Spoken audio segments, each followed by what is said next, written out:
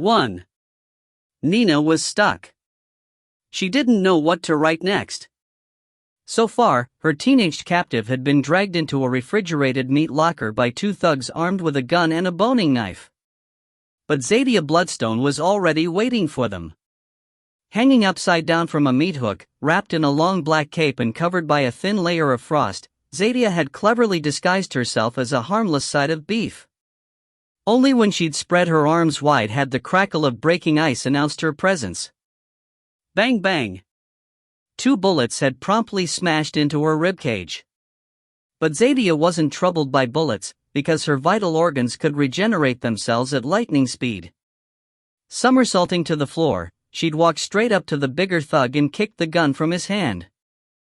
Then she'd whirled around to fight off his friend. Within seconds, the 2 baddies had been knocked out, leaving a very important question unanswered. What would the rescued boy do? Obviously, he would be grateful.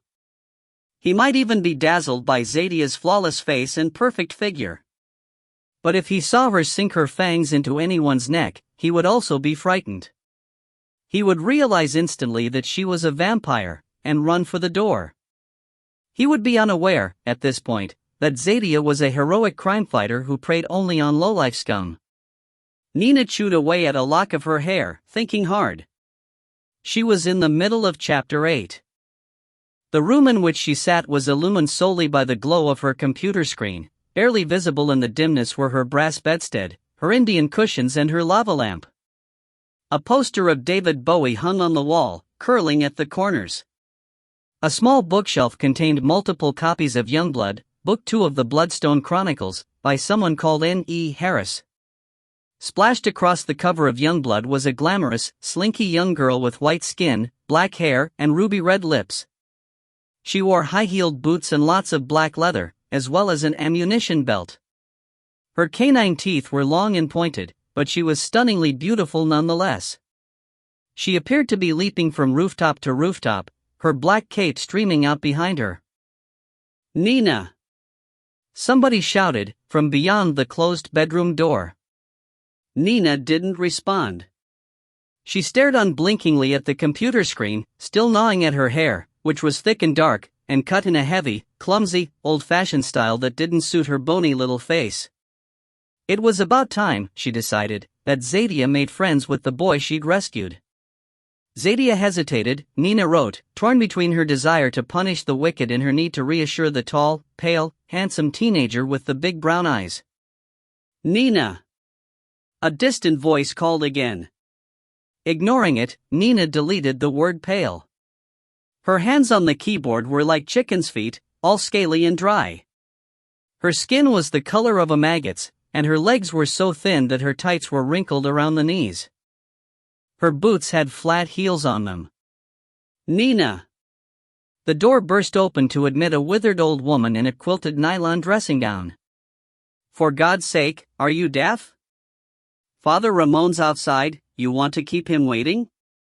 Nina sighed. She shut her laptop, moving sluggishly. All right, she murmured. I'm on my way. Aren't you feeling well? The old woman wanted to know. She had the hoarse rasp and yellowed fingertips of a chronic smoker, her hair looked like a frayed clump of steel wool, and her scarlet lipstick was bleeding into the cracks around her mouth. Because if you're sick, she said, you shouldn't be going. I'm not sick, Mum. I'm fine. That's what you always say, and you never are. Is your head giving you trouble? No. What about your stomach? Nina didn't reply. Instead she rose, reaching for her sunglasses, which shared the cluttered surface of her desk with a pet rock, a pile of vintage vampire comics, and a netball trophy awarded to the Junior Regional Interschool Champions of 1971. Pinned on a notice board hanging above the desk lamp were various faded photographs of laughing teenage girls. If any of these girls was Nina, it wasn't immediately apparent. They were so sleek and glossy and bright-eyed that they could have belonged to an entirely different species. Are you nauseous? Her mother nagged. You are, aren't you? There's nothing wrong, said Nina, on her way out of the room. It was a lie, of course. There was always something wrong. And her mother knew it. "If you get sick, I want you to come straight home," the old woman advised, as they descended a narrow wooden staircase together. "Dave won't mind bringing you back early, if you can't stay to the end. And don't leave it till the last minute, the way you did before. Dave won't want you throwing up all over his sheepskin seat covers again." Nina winced. It was true. She had ruined Dave's precious seat covers. Was it any wonder that he didn't exactly beat a path to her door? Was it any wonder that she spent so much of her time in imaginary meat lockers with the stylish and vigorous Zadia Bloodstone? At least there were no uncontrollable bouts of vomiting in Zadia's world. Nina pulled open the heavy front door of her mother's terrace house. Outside, the darkness was relieved only by the soft glow of a nearby street lamp. Stars were scattered like sequins across a coal-black sky. Yet Nina had already donned her sunglasses, which were big, heavy, wraparound things that made her pinched face look smaller than ever. "You know what? This isn't going to work. I can't write about myself the way I write about Zadia. It's too weird. It's confusing. Next thing I'll get mixed up, and start making me do things that I can't actually do. Like turn into a bat, for instance. Zadia can do that, but I can't. No one can. The plain fact is, I can't do anything much. That's part of the problem. Vampires are meant to be so glamorous and powerful, but I'm here to inform you that being a vampire is nothing like that. Not one bit. On the contrary, it's like being stuck indoors with the flu watching daytime television, forever and ever. If being a vampire were easy, there wouldn't have to be a reformed vampire support group. As a matter of fact, I was going to a group meeting that very night. Father Ramon had come to pick me up. It was a Tuesday, because all our meetings are held on Tuesdays, at 9:30 p.m., in St. Agatha's Church Hall. And in case you're wondering why I couldn't have driven myself to St. Agatha's, well, that's just one of my many problems. I still look 15, you see. I still am 15, when all's said and done, since I stopped aging back in 1973, when I was infected. So I'd attract far too much attention behind a steering wheel.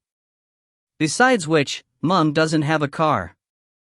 As for the public transport option, Sanford Plackett has ruled that out. He's always ruling things out. You'd think he was our Lord and Master, the way he carries on. He's forbidden any of us to travel around Sydney on buses or trains, for instance, in case we stumble across something that Father Ramon would probably describe as an occasion of sin. I suppose Sanford's worried that we might encounter a bleeding junkie rolling around on a station platform, and won't be able to stop ourselves from pouncing. "You think you'll never succumb," he once said to me, "because you can't come to terms with your true nature. You refuse to concede that you're really a vampire, with a vampire's weakness. But you are, Nina. We all are. That's why we have to be careful, . And being careful means not catching cabs. According to Sanford, it's too risky. Staring at the back of a cab driver's exposed neck would be quite stressful for most of us, especially if someone's been bleeding onto the seats beforehand. Sanford also insists that no one in our group should go wandering the streets all alone. He says that we wouldn't stand a chance against the drunks and addicts and muggers on the loose out there. He says that everyone should follow his advice, because he's been around for so long and has so much experience, and because, although Father Ramon might be our group facilitator, even a priest with counseling experience can't be its leader. Not if he isn't a vampire himself. That's Sanford's opinion, anyway. He's got a lot of opinions, let me tell you. And he's never shy about airing them, whether asked to or not. He was already in the car when I reached it, because he can't drive either. People who grew up before the First World War rarely can. Back then, even doctors like Sanford didn't own motor vehicles, and he certainly couldn't risk learning to drive now. None of us could. We'd be exposing ourselves to the kind of official scrutiny that you need to avoid at all costs when you're toting fake IDs. Most of the vampires I know have changed their identities at least once, and Sanford has done it twice, owing to the fact that he doesn't look his age, believe it or not. Despite his balding scalp and clipped mustache, despite his preference for three-piece suits and fob watches, you'd never guess that he was 140 years old. The very fact that he's not 6 feet underground is a dead giveaway. And he's no different from the rest of our group, which is full of people living precarious lives, under assumed names, with forged papers. It's a real drag, believe me. "Hello, Nina," he said, as I slid into the back seat of the waiting Nissan Pulsar. "Hello, Sanford. How are you, Nina?" Father Ramon inquired, pulling out from the curb. "Oh, you know. Nauseous. As usual." I didn't want to complain too much, because that's what vampires do. They complain too much. But I needn't have worried. Gladys did the complaining for me. "I bet you're not as nauseous as I was last night," she said, moving over to give me some space. "I was trying to sell a timeshare, and I spewed all over the phone. At least a cupful of blood. It no sooner went down than it came back up again. I lost the sale and everything, didn't I, Bridget?" "Oh, yes," said Bridget, who was knitting. Bridget's always knitting. She was 82 when she was infected, so she can't do much else. Even climbing stairs can be a problem for Bridget, because of her hip joints. There's only one thing worse than being a vampire, and that's being an elderly vampire with bad hips. "Have you been taking your enzymes, Gladys?" asked Sanford, from the front seat. He craned around to peer at her. "Every morning, before you go to bed?" "Of course I have, Dot. What about other treatments? Have you been drinking those herbal concoctions again?" "No," Gladys exclaimed, sounding defensive, though it was a perfectly reasonable question. Gladys smells like a hippie, because she's always treating her manifold health problems with miraculous new oils or exercises or meditation techniques. She even looks like a hippie, in her beads and her shawls and her long, flowing skirts. Having been infected back in 1908, she can't bear to expose her legs. Ladies didn't do that sort of thing in the old days, and Gladys likes to think of herself as a lady, even though she was actually a common streetwalker. She also likes to think of herself as a young lady, despite her old lady obsession with bowels and feet and joint pain, because she was only 24 when she first got infected. But I'm here to tell you, she's about as young as a fossilized dinosaur egg. "I haven't even been burning scented candles," she whined, "and I'm still getting that rash I told you about. The one on my stomach." "It might be a bad response to the supplements," Sanford mused. "I could adjust your levels a bit, I suppose." "Have you had any dizzy spells?" "Yes. This morning." "What about headaches?" "Not since last week. But the other night one of my toenails fell off in the bath." At this point I could restrain myself no longer. "Hey! Here's an idea," I growled, my voice dripping with sarcasm. "Let's all talk about our allergies, for a change. That'll be fun." There was a long pause. Father Ramon glanced into the rearview mirror, shooting me one of those reproachful yet sympathetic looks in which he seems to specialize. Sanford sniffed. Gladys scowled. "Well, what do you want to talk about, then?" she demanded. "What have you been doing lately that's so wonderful? Watching reruns of Buffy the Vampire Slayer?" "I've been writing my book," I said, knowing perfectly well what sort of reaction I'd get. And when Sanford removed his sunglasses briefly, to massage the bridge of his nose, I braced myself for the usual guff about how I was putting everyone at risk, even though I write under a pseudonym, and use a post office box for all my correspondence. Yeah, I know what you think of my books," I added, before Sanford could butt in. "Spare me the sermon, I've heard it all before." "They're not doing us any good, Nina," he replied. "People are scared enough already, you're only making things worse." "Zadie is not scary, Sanford. She gets fan mail. She's a heroine. She's a symbol of your flight from reality." This was one of Sanford's stock remarks. For at least 25 years he'd been telling me that I was stuck in the denial phase of the Kubler-Ross grief cycle, rather than the anger, bargaining, depression or acceptance phases, because I had refused to embrace my true identity as a vampire. You feel compelled to invest vampires with a battery of superhuman powers, he said, making reference to Zadia Bloodstone, just so you can tell yourself that you're not really a vampire. You're living in a dream world, Nina. No, you're living in a dream world. I was trying to be patient. You talk to me like I'm still a kid, even though I'm 51 years old. Do you know how boring that can get? He did, of course. Everyone did, because I'd mentioned it often enough. It had been a good 30 years since our group's first meeting, so we knew each other pretty well by this time. We'd also covered every subject known to man over and over and over again. It's something that tends to happen when you don't mix very much with other people. Sometimes I look around St. Agatha's vestry on a Tuesday night, and I think to myself, if I never see any of you ever again, I'll be a happy vampire. You might have lived for 51 years, Sanford chided, without even bothering to glance in my direction, but you're still a kid at heart. You're stuck in a teenage time warp. You still think like a teen. You still behave like a teen. What, you mean like this? I said, and flipped him the finger. Gladys giggled. Father Ramon changed gears abruptly, though his voice remained calm. Come on, now, he remonstrated. That's enough. If you want to argue, well, you should at least wait until the meeting. Sanford's mobile phone began to trill. While he fumbled inside his jacket, I turned my face to the window.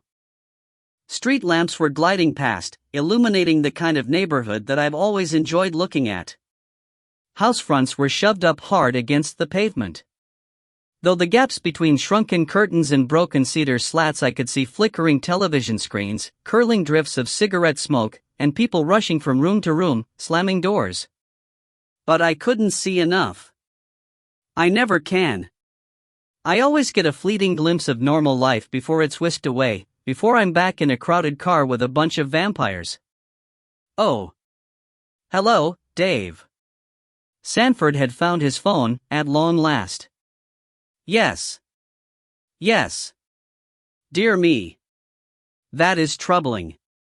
Yes, I'll tell him. Addressing the priest, Sanford delivered Dave's news with solemn emphasis. Dave says that Casimir won't answer his intercom, Sanford announced. They've been trying for about 10 minutes. Dave wants to know if you still have a spare key. Yes, I do, said Father Ramon. He sounded worried. Tell him I'll swing round. Did you hear that? Sanford addressed his mobile again. He said we'll swing round. Yes. Well, I hope so. All right. Yes, see you soon. He hung up. I don't think anyone quite knew what to say, initially. Sanford appeared to be thinking. Father Ramon was obviously reassessing his planned route. He suddenly pulled into someone's driveway, and executed a rather clumsy three-point turn. Bridget was looking puzzled. I couldn't even pretend to be anxious. In fact, I was downright disgusted. 10-1 Casimir's out on the prowl, I said at last, airing a very natural suspicion. I bet he's got his fangs into somebody as we speak. Boom! Instant uproar. If I had set fire to Gladys, I might have triggered a less impassioned response. Nina! Father Ramon seemed genuinely horrified. That's a dreadful thing to say. You shouldn't talk about people like that, Bridget protested. I couldn't see her eyes behind the dark glasses that she wore, but her face was even whiter than usual. It was almost as white as her hair. Sanford twisted around to admonish me. Casimir Kaczynski hasn't set a foot wrong since being released, he pointed out, in frigid accents. That was 5 years ago. Casimir's reformed now. Reformed? I folded my arms. He sleeps in a coffin, Sanford. He's doing his best, Nina. Casimir is a victim too, just like the rest of us. Sanford's tone became pompous. You know you're not the only one who was infected by Casimir. If the others have forgiven him, why can't you? Because he's a creep, I replied, without fear of contradiction.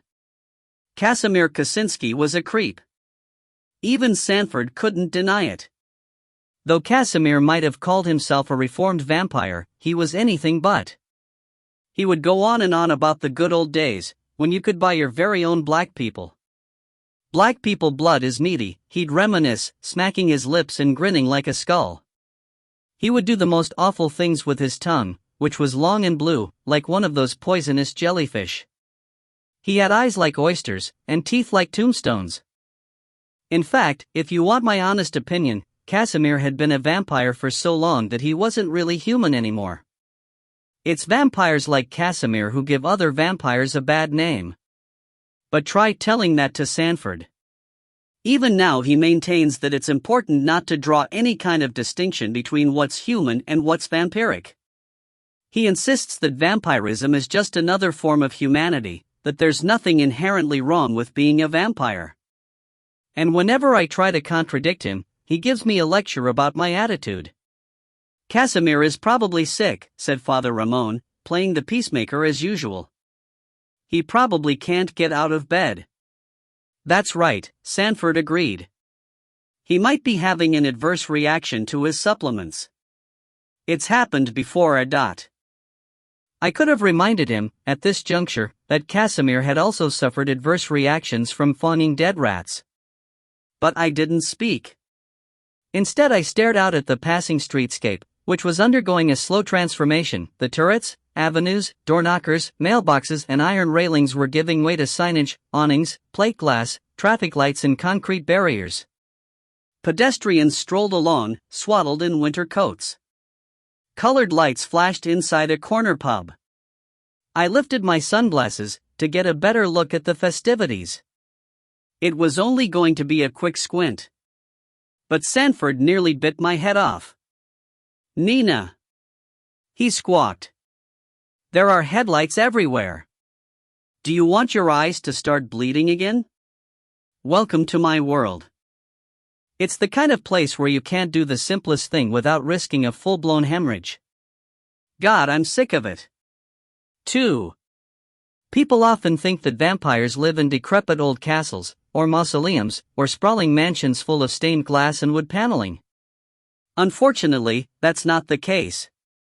Perhaps it would be, if all the vampires in this world were millionaires. But since the ones I know are just ordinary working stiffs, so to speak, their dwellings tend to be on the modest side. They can't afford towers or gargoyles or enormous iron gates. Some of them can't even afford a broadband connection. Nevertheless, there are certain features that distinguish a vampire's domicile. A vampire, for instance, doesn't like picture windows. In fact, a vampire doesn't like windows at all. So you're not going to find a vampire living in a modernistic glass box featuring lots of skylights and breezeways. For the same reason, a vampire's windows are always well covered. Shutters and curtains are favored over vertical or Venetian blinds. Rubbery draft excluders are attached to most of the doors, and there's never an exposed keyhole or an unsealed mail slot. What's more, a vampire likes to sleep somewhere special. Somewhere safe. So a vampire's abode usually contains the kind of bolt hole that you often don't find in normal homes. Sanford, for instance, lives in a former bank and sleeps in the vault. Gladys and Bridget live in an old butcher's shop and sleep in what was once a refrigerated meat locker. Even Dave has managed to find a skinny little duplex with a disused darkroom in it. As for me, I sleep in the basement of my mother's big Victorian terrace house. It's quite a nice space, really, even though Mum had to brick up the front window and block off the outside door. There are quite a few cockroaches, but they only come out at night when I'm upstairs. And we use a dehumidifier to keep the damp under control. But Casimir never had the funds to inhabit anything vampire-friendly. While the rest of us have managed to support ourselves one way or another, Casimir was always far too antisocial. He used to get by on a disability pension, augmented by the occasional gift from those of us with money to spare. As a result, he could only afford to occupy a one-bedroom flat. A down-market one-bedroom flat. The building itself was a dingy Art Deco structure, all blood-colored brick and pus-colored paint. It stood 3 stories high, on a narrow patch of mangy grass. There was a separate laundry block, as well as a 2-car garage. When we arrived there, we saw Dave's blue hatchback sitting out the front. "Don't park too close to Dave," I suggested, leaning forward to address Father Ramon. "It might look too busy. Like an emergency, or something. People might get interested." "She's right," Sanford agreed, to my utter astonishment. "Park around the corner a bit." So we parked around the corner a bit, some distance from the nearest street lamp. As we swept past the hatchback, I spotted Dave in its driver's seat, with Horace beside him. They had been smart enough to stay huddled in the car, instead of hanging around the front entrance. I should probably explain, at this point, that Dave Gerace is the only vampire in our group who can drive. When he was infected, back in '73, he'd already had his license for just over 2 years, having acquired it at the age of 17, and he's managed to renew it regularly ever since, by means of various cunning and questionable ploys. That's why he's spent the last 3 decades chauffeuring the rest of us from pillar to post. You have to admire him for it. Personally, in Dave's position, I'd have been tempted to run over Casimir, instead of faithfully picking him up every Tuesday night. But Dave's so tolerant and mature. And sensible. And safety conscious. Once I was listening to some music in his car, and when I asked him to pump up the volume a bit, he wouldn't. He said he was worried that my ears might start bleeding, the way my eyes and nose and gums often do. It's funny, to look at him, you'd think he was a teenager. But a lot of the time he acts just like my mom. During all the years I've known him, he has never, ever exceeded the speed limit. "You might want to come with me, Sanford," Father Ramon remarked, when his own vehicle had stopped moving. He jerked at the handbrake as he turned his key in the ignition. "Casimir might need some help." "Yes, of course," Sanford replied. Then he glanced into the back seat. "Someone had better stay with Bridget," he added. "She wouldn't even make it up the stairs." "I'll stay," Gladys offered, in a feeble voice. "Casimir smells, and I feel sick enough already." "Then I'll go too," I said. Because the sad fact is that Gladys happens to be a chronic winner, who rarely talks about anything except her own health problems. She claims that she suffers more severely from symptoms and side effects than the rest of us do, though I've noticed that she's never too sick to curl and color her hair. She's not a natural blonde, that's for sure. At any rate, I was in no mood to hear about her rotting toenails. "I want to see Casimir's flat, anyway," I said, pushing open the back door. "I've never been in there." "It isn't very exciting," the priest observed doubtfully. He seemed to have forgotten that any new venue is exciting when you don't get out much. Like the rest of our group, I have to put up with a very limited existence. I never meet any strangers, I conduct most of my business online, and I'm frequently so ill or exhausted that I spend entire nights slumped in front of the television. So I ignored Father Ramon and set off towards Dave's car. By this time it was empty. Dave and George and Horace had already climbed out, and were standing around with their hands in their pockets, waiting for us. Dave was dressed in his usual jeans and denim jacket, so he looked all right. George was wearing the kind of baggy, oversized, swamp-colored clothes that you see on most 16-year-olds these days, so he wasn't too conspicuous, despite the orange fuzz on his scalp. Horace, however, had arrayed himself in a gothic assortment of crushed velvet, black satin, and patent leather that shouldn't be allowed, in my view. He might as well have had "I am a vampire" embroidered across the front of his watered silk waistcoat. An outfit like that is going to get him staked one of these days. It's exactly what Boris Karloff would have worn if he joined the cast of the Rocky Horror Picture Show. "You shouldn't be out in that stuff," I muttered, as soon as I was close enough to be heard. "Why not go the whole hog, and put on a bloody bat costume?" "Get in the car, Horace," Sanford snarled. He was close on my heels, and took me by surprise. Even Dave looked startled. But Horace merely lifted one side of his mouth, exposing a yellowish fong. "Bite me, Sanford," was all that he said. "Is the intercom actually working?" Father Ramon quietly asked Dave, before any further comment could be made on the subject of Horace's ridiculous costume. "Did you press the other buttons?" "Only one," Dave replied. "A woman said hello." With a grunt, the priest pulled a bunch of keys from somewhere beneath his cassock. And Horace snorted. "I don't know why you're so worried about my clothes attracting attention," he remarked. "Father Ramon's wearing a dress, for God's sake." "Shut up, Horace," said Dave. He must have been quite rattled, because he rarely snaps at anyone. On the contrary, he tends to slouch glumly in the background, hiding behind his hair and his 5 o'clock shadow. Sanford always used to say that Dave was stuck in the depression phase of the Kubler-Ross grief cycle. But then again, Sanford was born in the 19th century. He thinks that any man who doesn't shave every morning is either clinically depressed or a prison inmate. He also likes to see women wearing hats, even in the middle of the night. "George, you should go and sit with Bridget and Gladys," he said, as Father Ramon strode down Casimir's front path. "If anything happens, they'll need somebody with them. They're not fit to take care of themselves." Then he followed Father Ramon, leaving the rest of us dumbstruck, because George Mumford isn't someone I'd like to have taking care of me.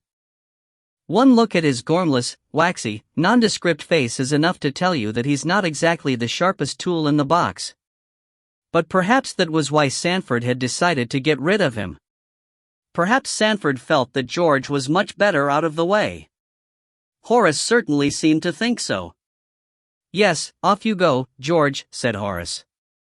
"No reason why we should all head up there. We wouldn't fit in, for a start." "How do you know?" I was taken aback.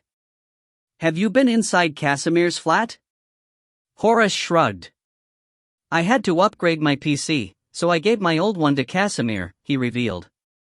"Someone had to get him connected. To the internet?" This was ominous news, which hadn't been debated at any of our meetings.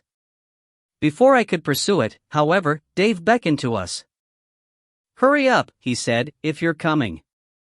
And we went. The main entrance to Casimir's building was protected by a security door with a missing pane of glass.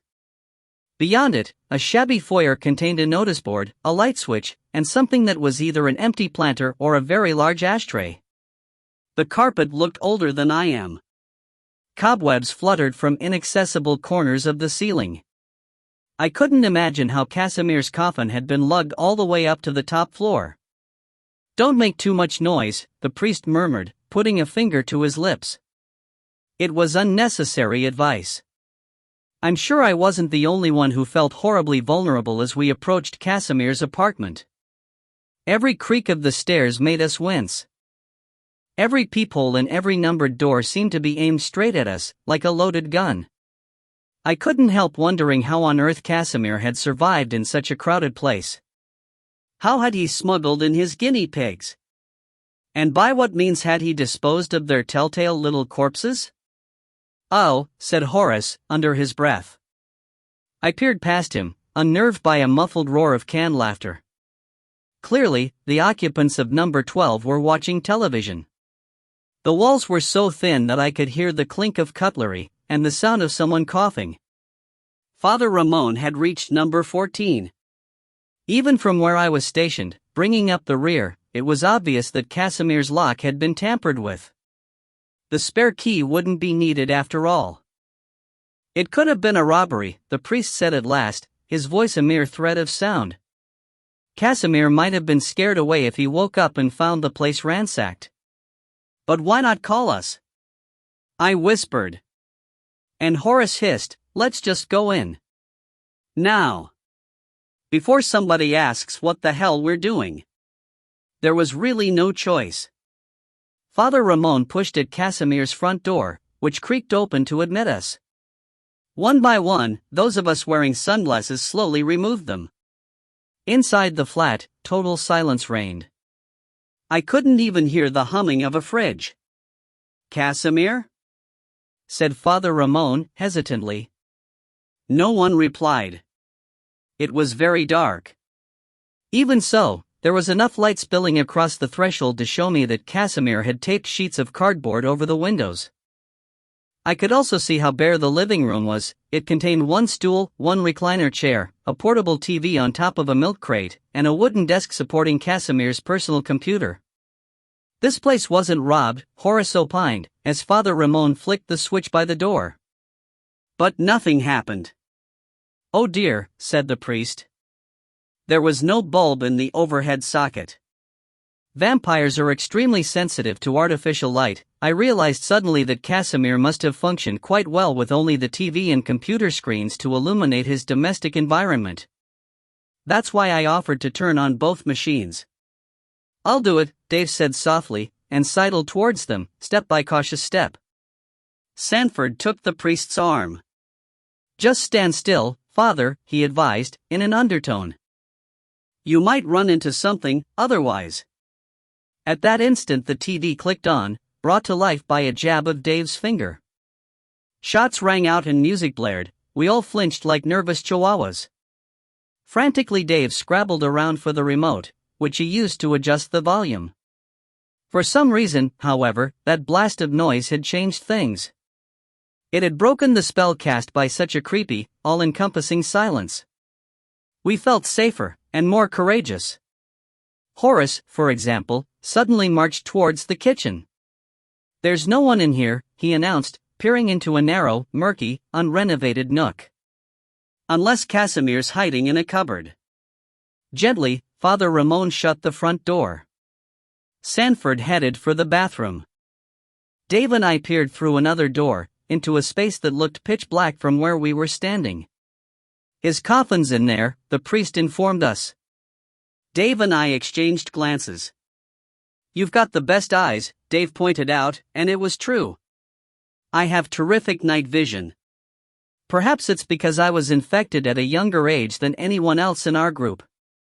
"I found a candle," said Horace, from inside the kitchen. "Matches, too." But by then I was already stepping into Casimir's bedroom, where I almost fell over his coffin. It had been placed directly onto the floor, you see, and lay much too close to the entrance.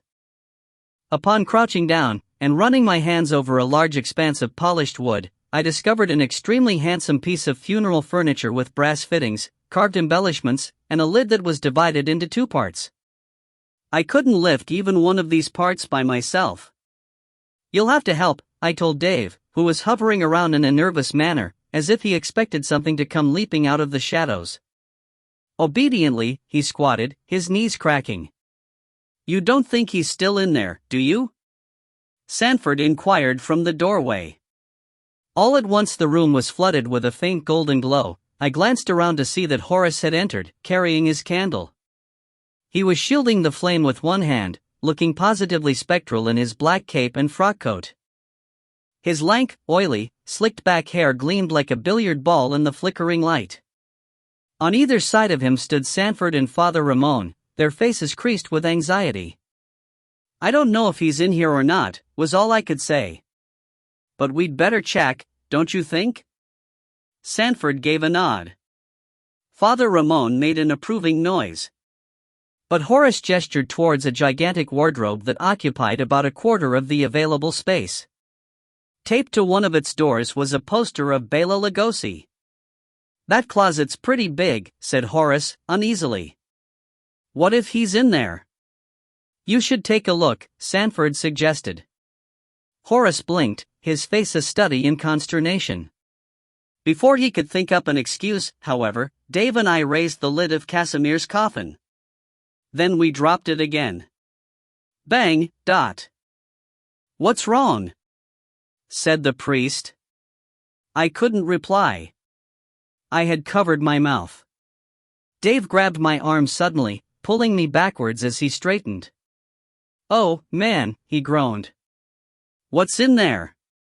Sanford darted forward. "Is it him?" "Oh, shit," Dave rasped. At which point Horace relinquished his candle, thrusting it at Father Ramon. As the priest staggered, and I flinched, it was Horace who helped Sanford to raise the lid of the coffin again, exposing the grisly contents of that satin-lined box. I'll never forget what we saw in there. Not ever. A dense pile of ash lay pillowed on several folded sheets. This ash had been slightly disturbed by a puff of displaced air. A sharpened stake had also scored a deep trench through its powdery heart. But despite all this interference, there was enough shape left in the mound to tell us everything we needed to know. The ash was so fine, so delicately molded, that I could see Casimir's nostrils, and his earlobes, and his grin of agony. There could be no doubt at all that he was dead. 3. When I saw Casimir's remains lying there, I was appalled. I was shocked. I was very, very frightened. So were Dave and Sanford and Horace. But we didn't feel bereft. That's something I have to make clear. We didn't grieve for Casimir because we didn't really like him. It was Casimir, you see, who first brought the vampire infection to this country. He left Europe at the end of 1907, alarmed by the growing number of people there who had been reading Dracula. After choosing one of the most isolated spots on Earth as his destination, he disguised himself as an Egyptian mummy, lying dormant and well-wrapped for the duration of his long sea voyage. In January 1908 he arrived in Sydney, where his sarcophagus was delivered to the Australian Museum. And on the night of January 23, he was released from his temporary entombment by Horace Whittaker. If you check out the vestry of St. Agatha's on a Tuesday evening, you'll find yourself looking at a collection of vampires who wouldn't even be there if it weren't for Casimir Kaczynski. Either directly or indirectly, he was responsible for infecting every single one of us. Take Horace, for instance. Horace was an aspiring young archaeologist when he prodded at Casimir's bandages, down in that dank museum basement 100 years ago. I've seen him in a sepia-tinted photograph, wearing a high collar and a silly hat. You almost wouldn't recognize his clear gaze, straight back and fresh face.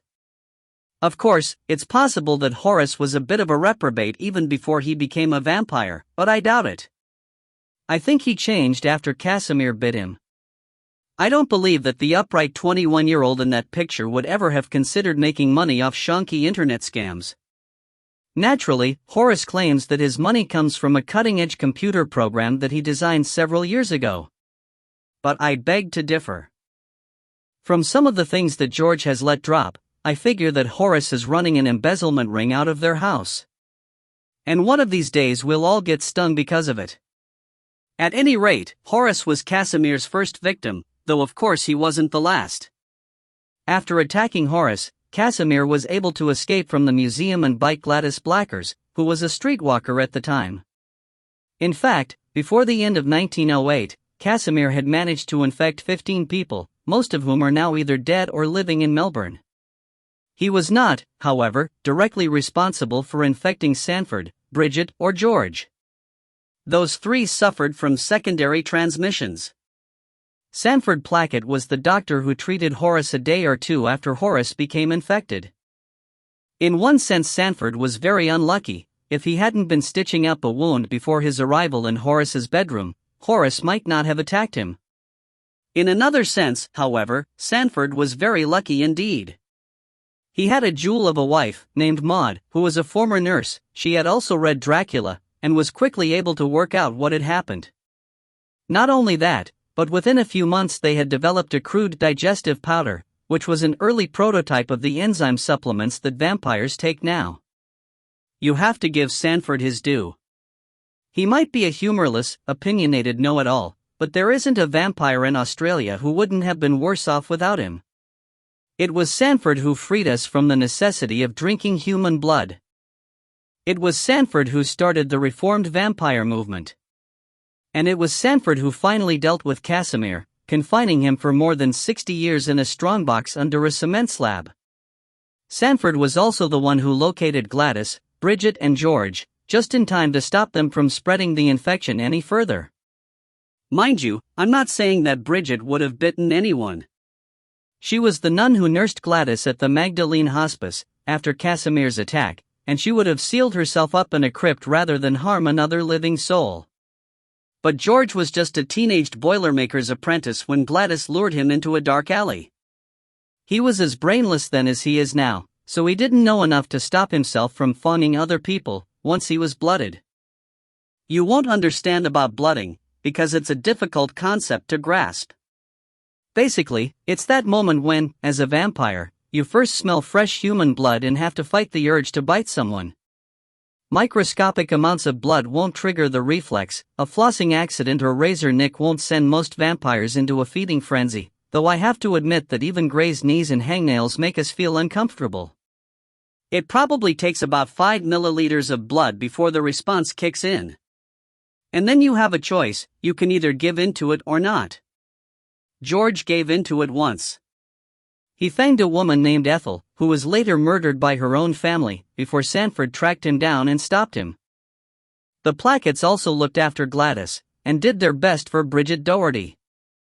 Thanks to Sanford and Maud, there wasn't another case of infection in the whole of Australia until 1973, when Casimir ran amok again. In my opinion, he should never have been released from that strongbox. I suppose you could almost say that it was Father Ramon's fault. After Maud died, Sanford was in a bad way. He was particularly upset that she had refused to become a vampire on her deathbed. So he turned to the priest for comfort. One thing led to another, until finally Sanford made his confession to Father Ramon. At which point the priest found out about the vampire buried under the cement slab. Now, Father Ramon is a decent man. It's written all over his face. With his solid build, shaggy gray head and big brown eyes, he looks like an elderly Labrador, seasoned and weary but not disillusioned. He spends a lot of time visiting sick people, organizing charity collections and counseling wayward teenagers.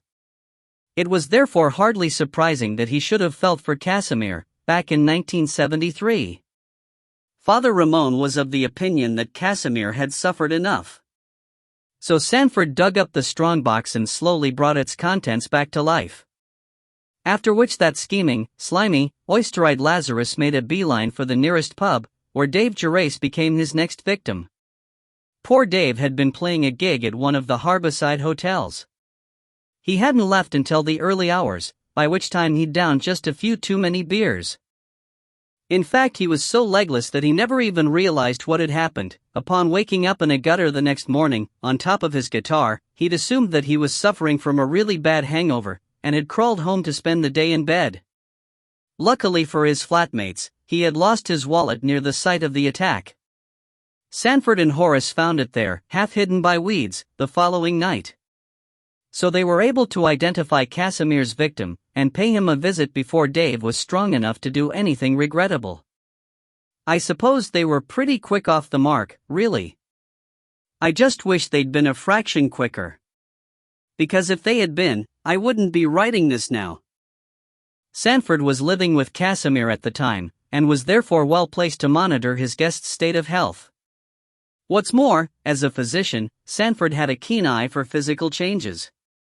It's normally impossible to disguise the symptoms of fresh human blood. A single mouthful can triple your strength, boosting your energy levels like a drug, or so I'm told. Dave's blood might have been adulterated by alcohol, but its effect on Casimir's metabolism was still noticeable.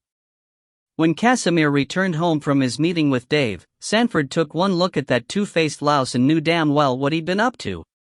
But there was nothing to be done, not with daylight fast approaching. Forced into bed, Sanford wasn't able to lift a finger until he woke up again, by which time Casimir was raring to go.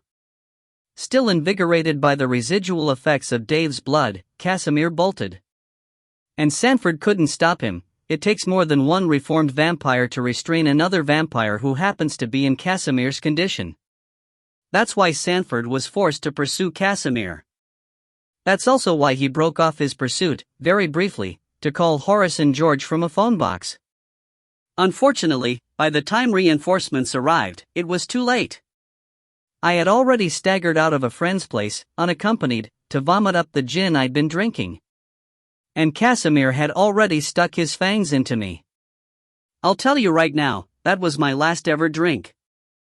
Though I was always a bit of a party animal in my early years, I'd been as sober as a judge since 1973. I haven't really had any choice. So that's my depressing story.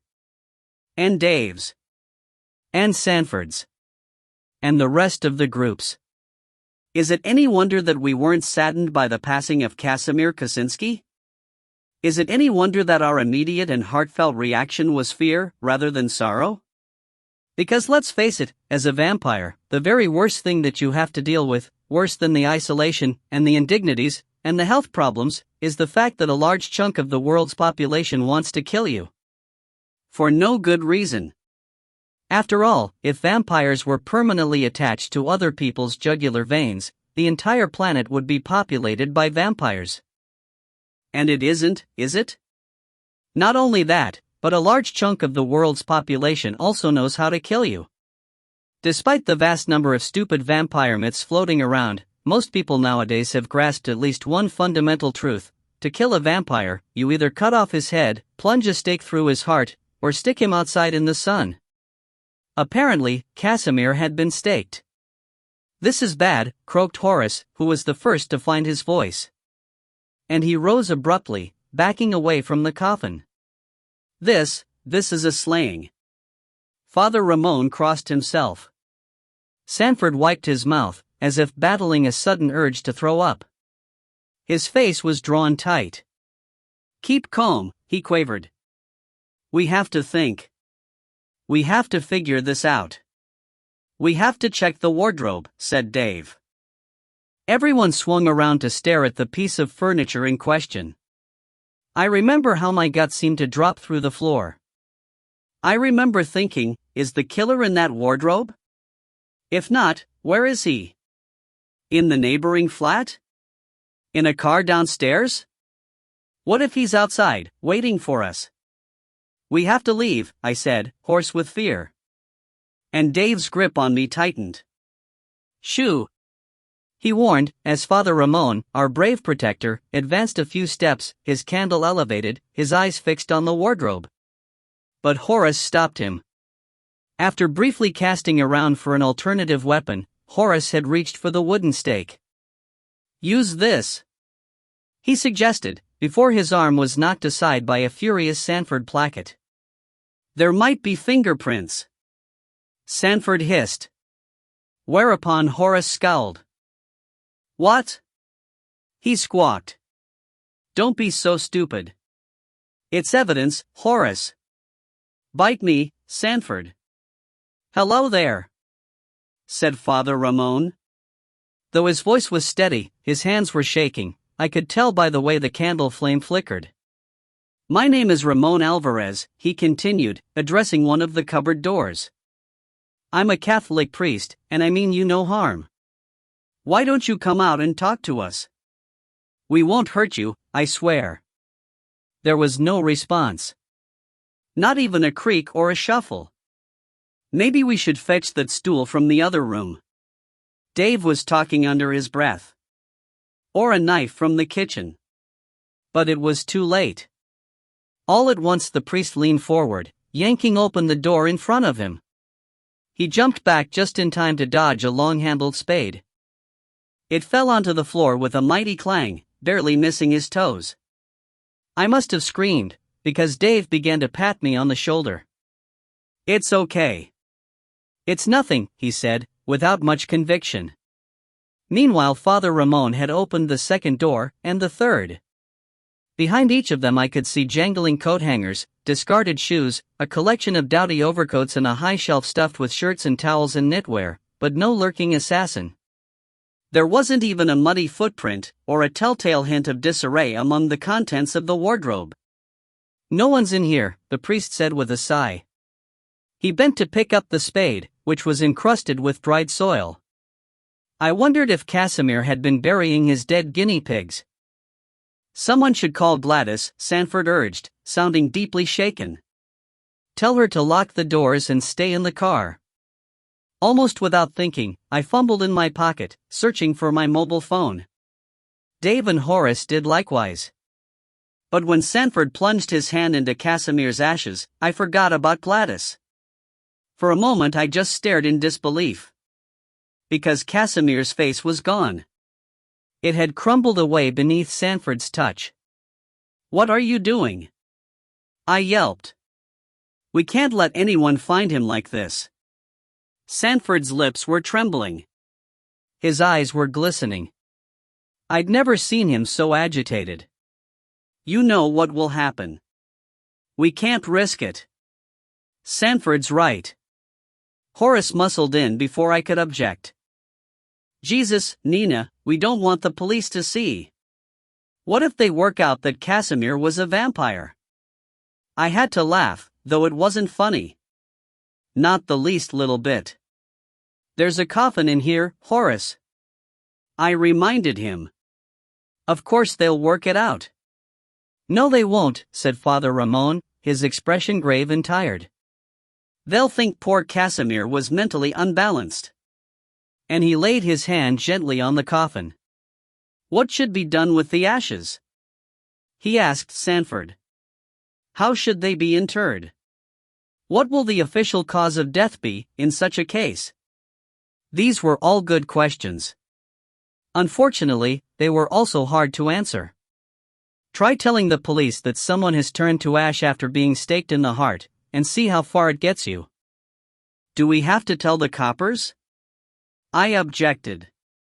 We don't want them poking around. Suppose they come looking for us? Suppose they find Casimir's address book? Suddenly I stopped, appalled by a terrible possibility. If the killer had found Casimir's address book, then he, or she, might already know our names, and where we lived. The same notion must have occurred to everyone else in that room at exactly the same instant. We stared at each other for 2 or 3 seconds, in absolute horror, before Dave croaked, "Did Casimir even have an address book?" Nobody knew. Not even Father Ramon. Horace began to claw at his hair. "This is bad," he shrilled. "This is bad. We have to go." Dave was getting antsy. Right now. If he hadn't started jerking me out of the room, I would have agreed.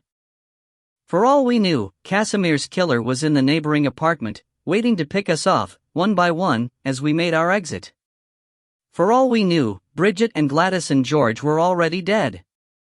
But I hate the way people assume that I'm brainless, just because I look like a kid. I hate the way they keep pushing me around. And where are we supposed to go, exactly? I demanded, shaking off Dave's hand. What if there is an address book? What if this slayer knows where to find us? The full import of our situation hit me, then. It was like copping a bucket of water full in the face. Christ!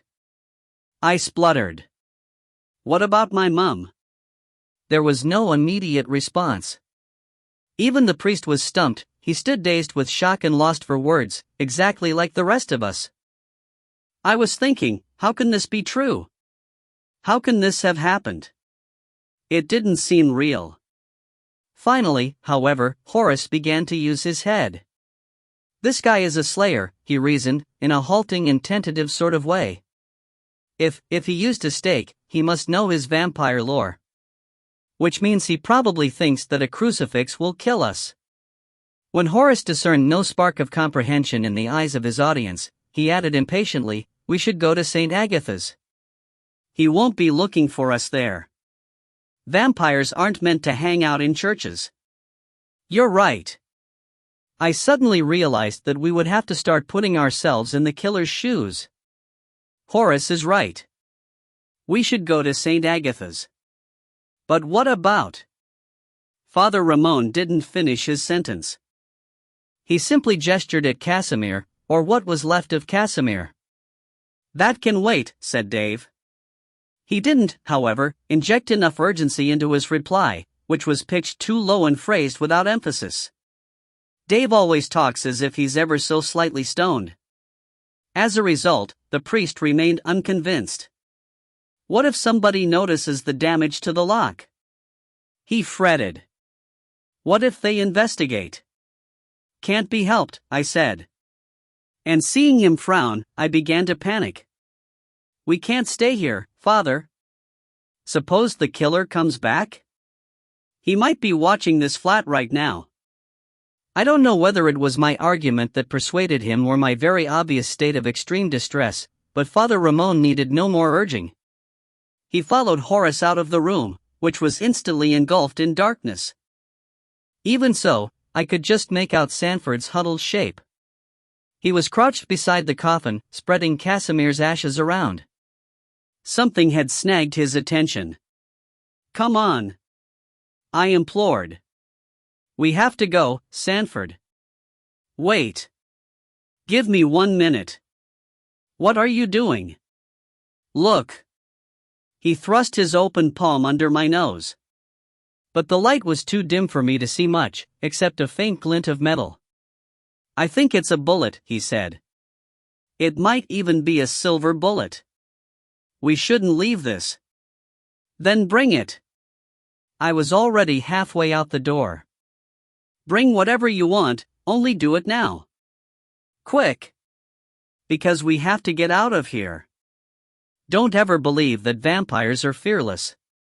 On the contrary. What happened to Casimir could happen to any vampire, at any time. When the whole world hates you, fear becomes your friend." 4. We weren't killed on our way to St. Agatha's. There were no sinister figures lurking near Casimir's apartment block, nor were we followed by any mysterious, dark-colored cars. During the entire trip, we didn't encounter so much as a red traffic light. And when we reached the vestry, we were able to examine Sanford's chilling discovery without fear of interruption. It was a silver bullet, all right. A 9mm solid silver bullet. "See? What did I tell you?" said Horace. "This slayer's misinformed. He thinks a silver bullet is going to do more damage than a lead one. Which means that he won't be looking for us in here. Not in a church. But I don't want to stay here." Gladys sniveled. "And Father Ramon said, you can't stay here. Not any of you. This is a place of worship. People will be in and out all day tomorrow. We can't have you cluttering up the vestry, you'll be seen." "There isn't a crypt we could use?" Sanford queried, without much hope. The priest shook his head. He was occupying his usual seat, near a pile of plastic tubs full of old Christmas decorations. In fact, we were all sitting where we normally did, and at first glance might have been holding our regular Tuesday night get-together, surrounded by a familiar assortment of locked cupboards, dusty lead-light windows and piles of folding chairs. On this occasion, however, there were no glazed eyes, slumped postures or smothered yawns. Nor was there any talk about owning your identity or setting positive goals. We hadn't gathered to discuss Dave's issues with his father, or Casimir's issues with the rest of the world, or my issues with having to attend group meetings in the first place. So the customary atmosphere of boredom, fatigue and resignation had evaporated, the air buzzed with tension, and I remember clearly how confused we were. I remember how, as the shock wore off, most of us couldn't keep still. Bridget wrung her hands.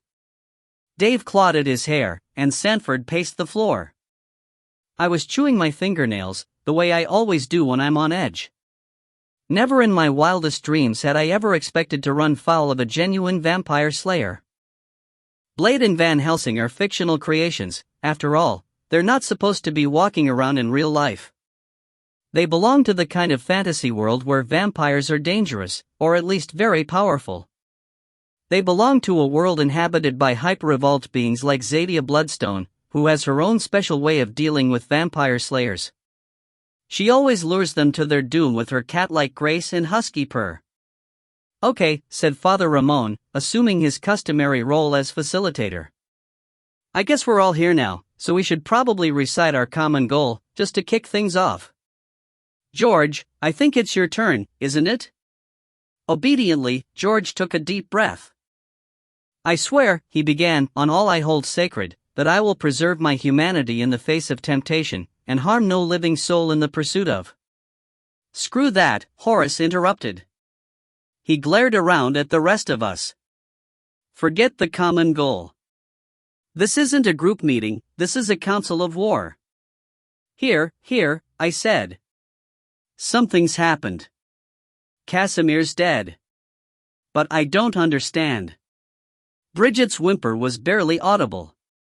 What kind of person would do such a terrible thing to poor Casimir? Someone who believes all the lies, Father Ramon sadly rejoined. Someone who's scared. Someone who's read Nina's books, Sanford snapped, and I turned on him. You think this is my fault? I was ready to explode. Is that what you're saying, you stinker? No. The priest laid a hand on my arm. No one's blaming you. No one's blaming anyone. He cut a reproachful look at Sanford. That wouldn't be useful. You're lucky I'm here at all, I spluttered, having suddenly experienced a flash of inspiration. Without me, you'd be stuffed. You'd have nowhere to go. Ha! Said George. And Sanford stopped pacing for a moment to look at me. Well, think about it. I gazed around the room.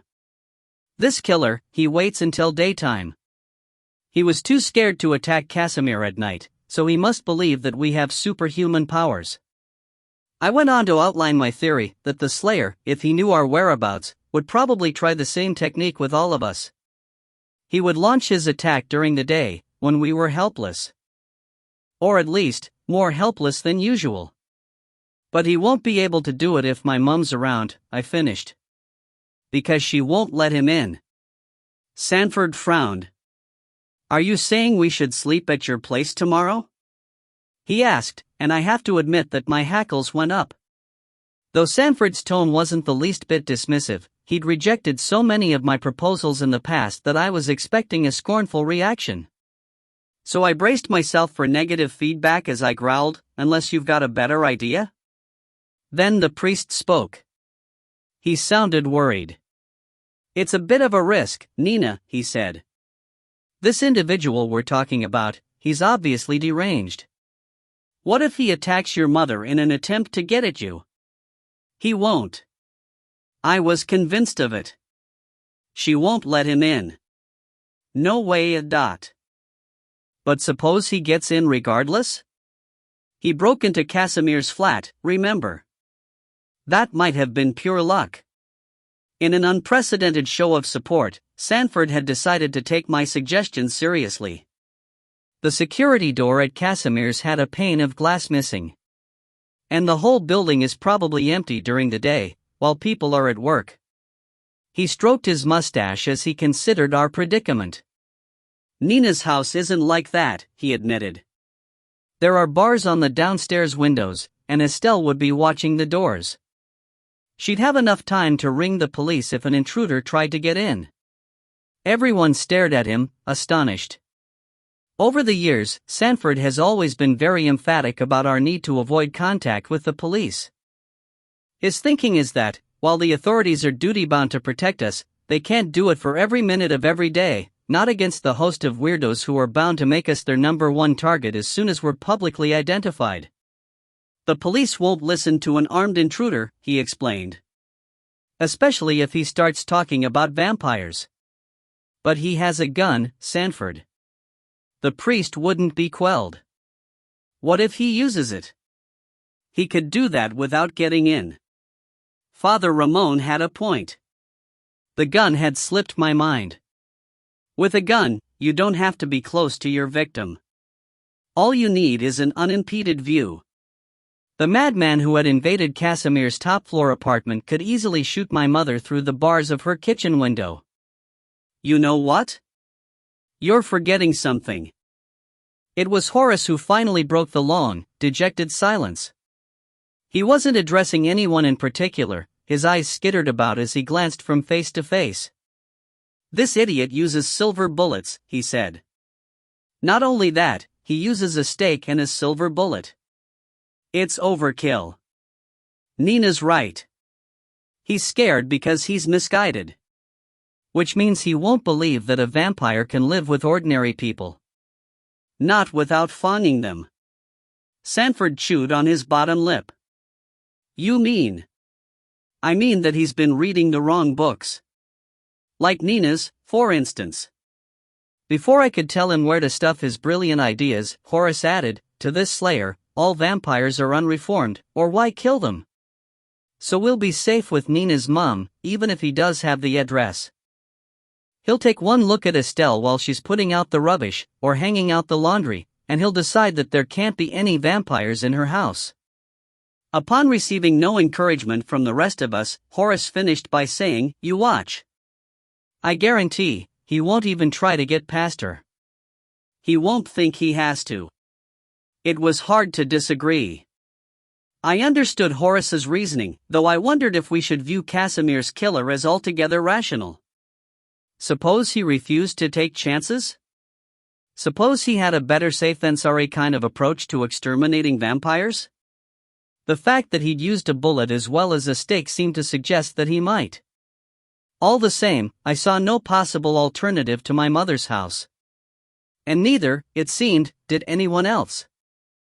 Even Father Ramon had subsided. He sat gloomily rubbing the back of his neck as Bridget peered at him, seeking reassurance. Horace had folded his arms defiantly. Sanford was ruminating. Gladys was massaging her temples, eyes closed. Dave was still inspecting the silver bullet. "There's a stamp on this," he suddenly observed. "Some kind of trademark." He raised his head. "We might be able to trace the manufacturers." "And then what?" I spat. "Tell them their product's a health hazard?" I shouldn't have been so snippy, but I was on the verge of hysteria. Dave must have realized this, because he didn't seem offended. Or if he was, he didn't show it. He rarely does, even though I snap at him a lot. Even though I snap at everybody a lot. I don't mean to, and I'm not as bad as I once was, but it's hard to keep your temper when the vampires around you are finding every possible excuse not to get off their butts and do something. Not that Dave's a shirker. In fact, he was being extremely proactive just then. "If it's a mail-order business, it might have a customer list," he remarked. "Sometimes you can buy customer lists off a dodgy company. I've done it myself." "Yeah?" I figured that, since Dave ran his own mail-order business, he probably knew what he was talking about. "You mean we can find out who bought this bullet?" "Maybe. We have to find out who bought it," Sanford declared. "If we don't, we'll be living like fugitives. We'll never know if this wretched maniac has tracked us down or not." "Or we could move, and change our names," I said. Though I myself had never been forced to switch identities, most of the others had. And though I understood that the procedures for doing so were both complex and dangerous, I wasn't prepared for the groans of dismay that greeted my proposition. "Oh, Christ no," said Horace, and Sanford grimaced. Gladys wailed, "I don't want to go through that again." "Do we have to go through that again?" "Not if we find this guy," said Dave. "If we find this guy, we can stop him." "How can we stop him if he's got a gun?" asked George, with unexpected perspicacity. In general, George doesn't say much. He can barely follow conversations, let alone contribute to them. It was Horace who answered. "Personally," he snarled, "I'd stop him by sticking his head in a toilet until he drowned." "Oh no!" Father Ramon was appalled. "There'll be no killing, Horace. Nothing like that. 2 wrongs don't make a right." Sanford quickly reminded us that we had faced such hostility before. Why, he himself had persuaded Horace's parents not to chop off their son's head. "Communication is the key," he insisted. "We have to show this person that we're not a threat, that the media hasn't been fair to us." "You think someone like that will even listen?" I scoffed. "What if he shoots first and asks questions later?" "Nina, there won't be any meaningful dialogue if either participant is armed." Sanford spoke with a kind of weary patience, like someone addressing a very small and stupid child. "That's why we have to discover this person's whereabouts, and make sure he's not in a defensive mindset when we approach him. In fact, it might be best if Father Ramon talks to him first." All eyes swiveled towards the priest, who shrugged inside. "I suppose so," he mumbled. At which point I cut in again. "This is all very well, but you haven't even considered the most important question," I said, scanning the room for input. "Did Casimir blow his cover, or did someone hunt him down? Has he mentioned any names? Or what he's been doing?" "Not to me," said the priest. George shook his head. By screwing up her face, Gladys conveyed quite clearly that she had never been tempted to seek out Casimir for any purpose whatsoever, let alone a friendly chat about his daily activities. Sanford appeared to be racking his brain.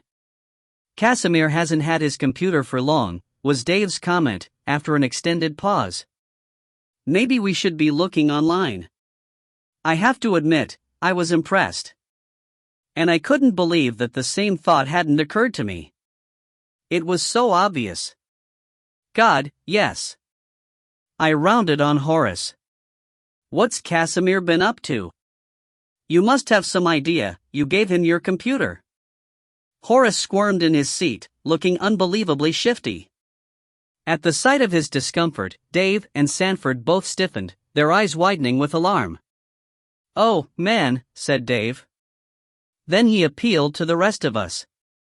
"You don't reckon Casimir's been logging onto that bloody website, do you?"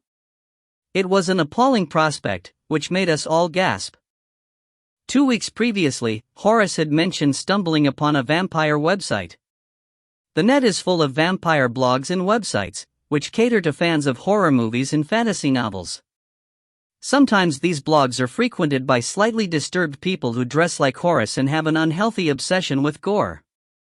Never once have I sensed the presence of a genuine vampire amongst all the diluted online chat about tissue regeneration and the covens of underworld. On the contrary, it's all the most outrageous nonsense, and though it can be useful for someone who writes vampire fiction, like me, it's also dreadfully misleading. I have to admit, I was always interested in Dracula movies. In fact, I used to think vampires were pretty glamorous, until I met my first one. But since then I've become more and more disillusioned, as I've discovered that glamorous vampires just don't exist, except in books like the Bloodstone Chronicles. That's why I hadn't been very interested in Horace's discovery. Not at first. Why look for fantasy online when you can produce it out of your own head? But after hearing about the anonymous user who wanted to become a vampire, I changed my mind. Apparently, at least one crazy person somewhere in the world was looking for a vampire to bite him or her. Nicknamed Fongseeker, this mentally unbalanced individual had provided an email address and an assurance of complete confidentiality. Horace had wanted to know if infecting Fongseeker could possibly be regarded as wrong, given the circumstances. He had seemed very disappointed when informed by Father Ramon that on no account should such a perverse desire be indulged. According to the priest, Fongseeker was clearly unhinged, and to take advantage of someone with a psychiatric illness would be inexcusable. There could be no question of reduced culpability, just because Fongseeker claimed to be a willing victim. I could remember being quite interested in the discussion that followed. I could also remember being disgusted by Horace Whittaker's ill-concealed regret. But I couldn't remember a thing about Casimir's reaction, perhaps because I had always tried to avoid even looking at Casimir, if I could possibly help it. "You didn't give him that web address, did you, Horace?" Father Ramon inquired anxiously. And when Horace gave a sulky nod, the priest covered his face with one hand. "Oh, boy," Dave moaned. Even Gladys was scandalized. "Horace! How could you be so stupid?" She screeched, with such venom that Horace bared his canines at her. "Are you calling me stupid?" He hissed. "That's a laugh." "It was probably a setup," I interposed, having refused to be distracted by this pointless bickering. "Someone's trying to lure vampires into exposing themselves." "Don't you think?" I turned to Dave for support. "We have to check Casimir's computer. We have to check his email. How can we do that if we don't have his password?" Horace sneered, then addressed the room at large. "Does anyone know Casimir's password?" No one did. No one even knew his date of birth or his nationality. He'd always been very vague about both. I suppose I could go and have a look around his flat, Father Ramon finally offered. I'd probably be safe if I went back there during the day. But I'm not sure, he hesitated, before turning to Sanford. What should we do about Casimir? The priest wanted to know. Should we report him missing? Should we pretend that he's moved? Do you want the police involved, or not? We can't let the cops get hold of Casimir's computer. Horace was firm. God knows what's on his hard drive.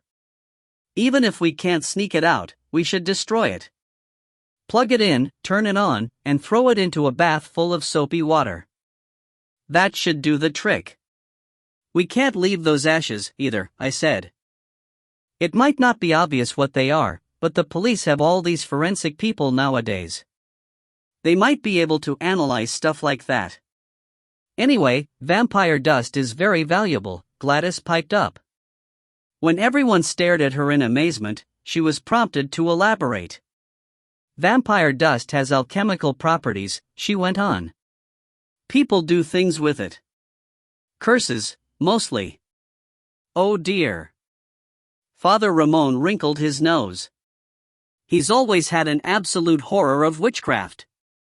In that case, we shouldn't let poor Casimir fall into the wrong hands. Finally, after much fretful dispute, our plans were laid. Father Ramon would first collect the generous supply of emergency sleeping bags that were stored in his presbytery. He would then deliver them to my house, before returning home for a well-earned sleep. Finally, in the morning, he would proceed to Casimir's apartment, where he would destroy the computer and dispose of Casimir's ashes. You'll either have to dump them out the window or flush them down the toilet, Horace recommended.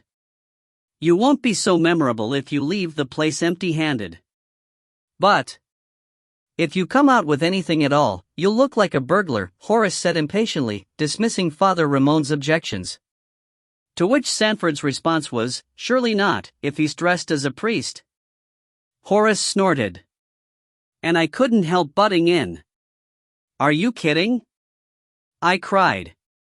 If he's dressed as a priest, someone's bound to remember him. I was so sure of this that I leaned over to grip the priest's arm. Don't wear your cassock, Father, I begged. Just put on something bland. Wearily he agreed. Then Sanford began to delegate the various other tasks that faced us.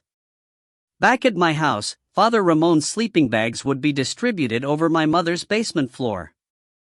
Meanwhile, Dave would use my computer to track down the manufacturer of the silver bullet. Horace would also use my computer to communicate with Fung Seeker, if possible.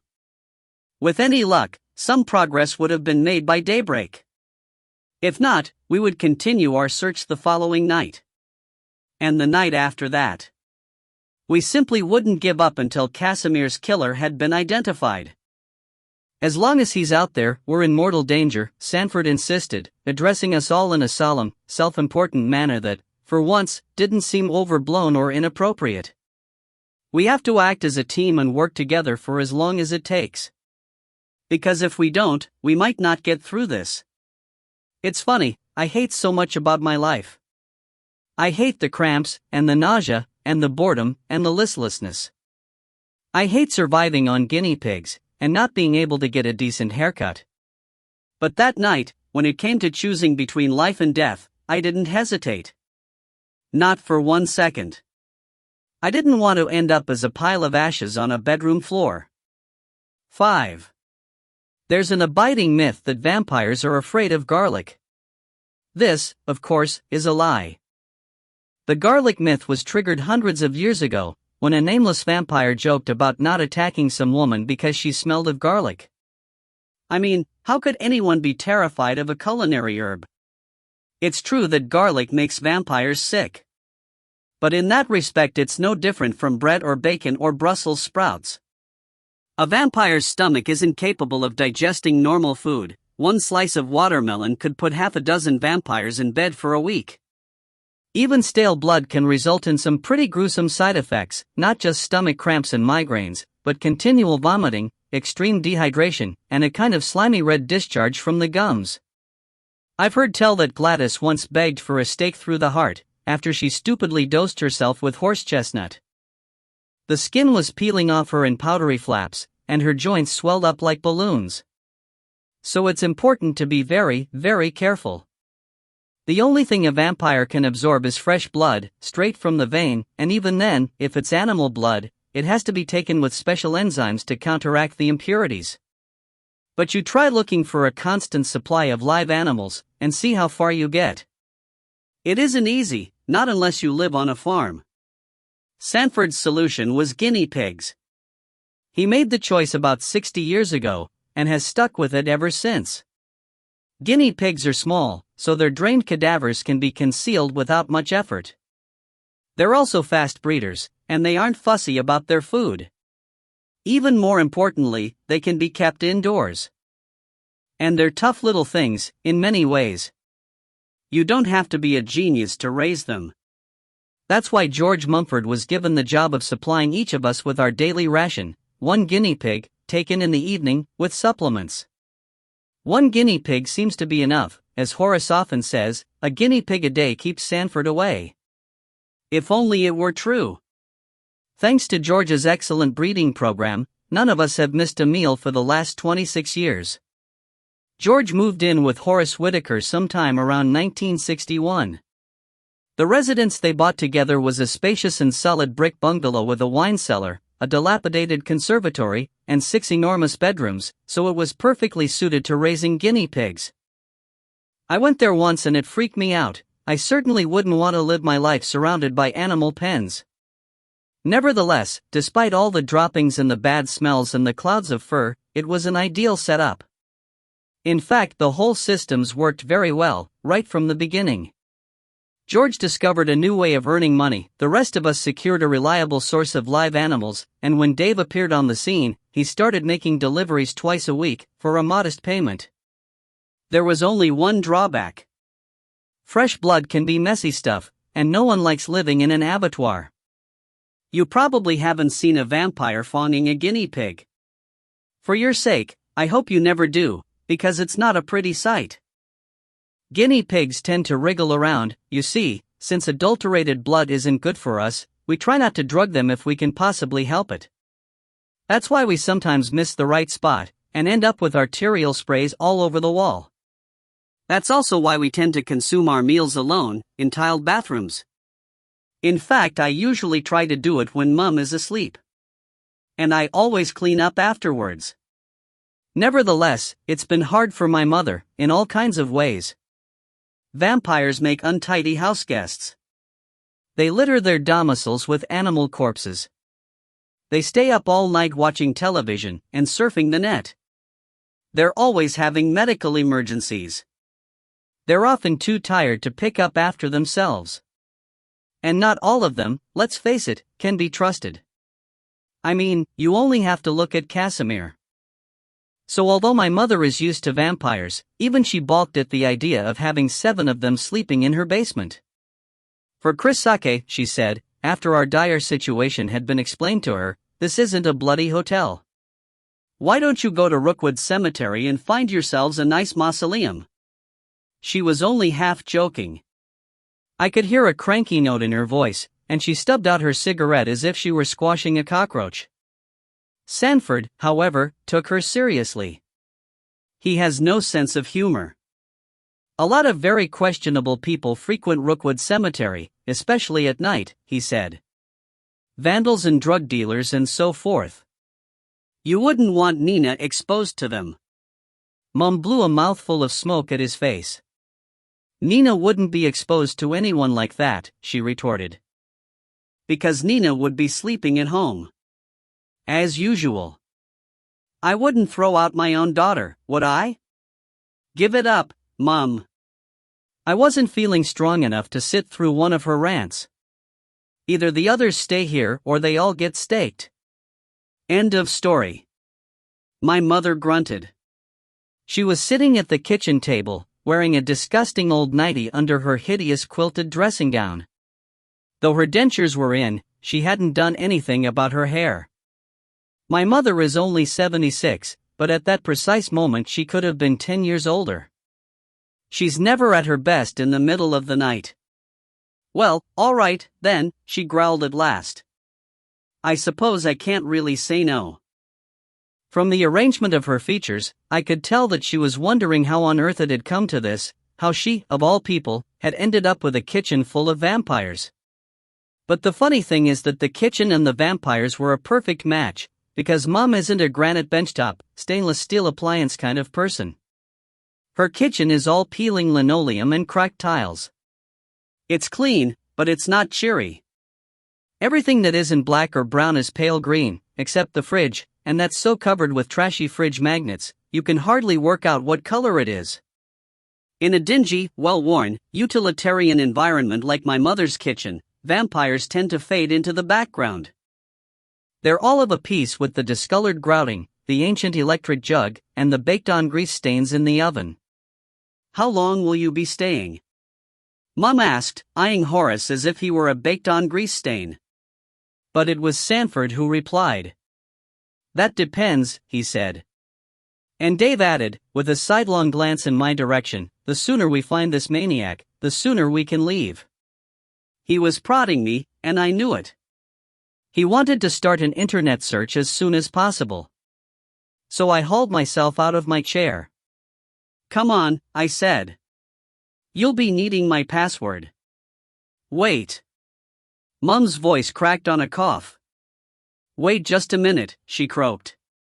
No one goes anywhere until I lay down the rules, that. She went on to declare that her bedroom was out of bounds, that no one would be permitted to touch the washing machine, and that all guinea pigs were to be confined to the basement. Fawning was to take place in the bathroom only.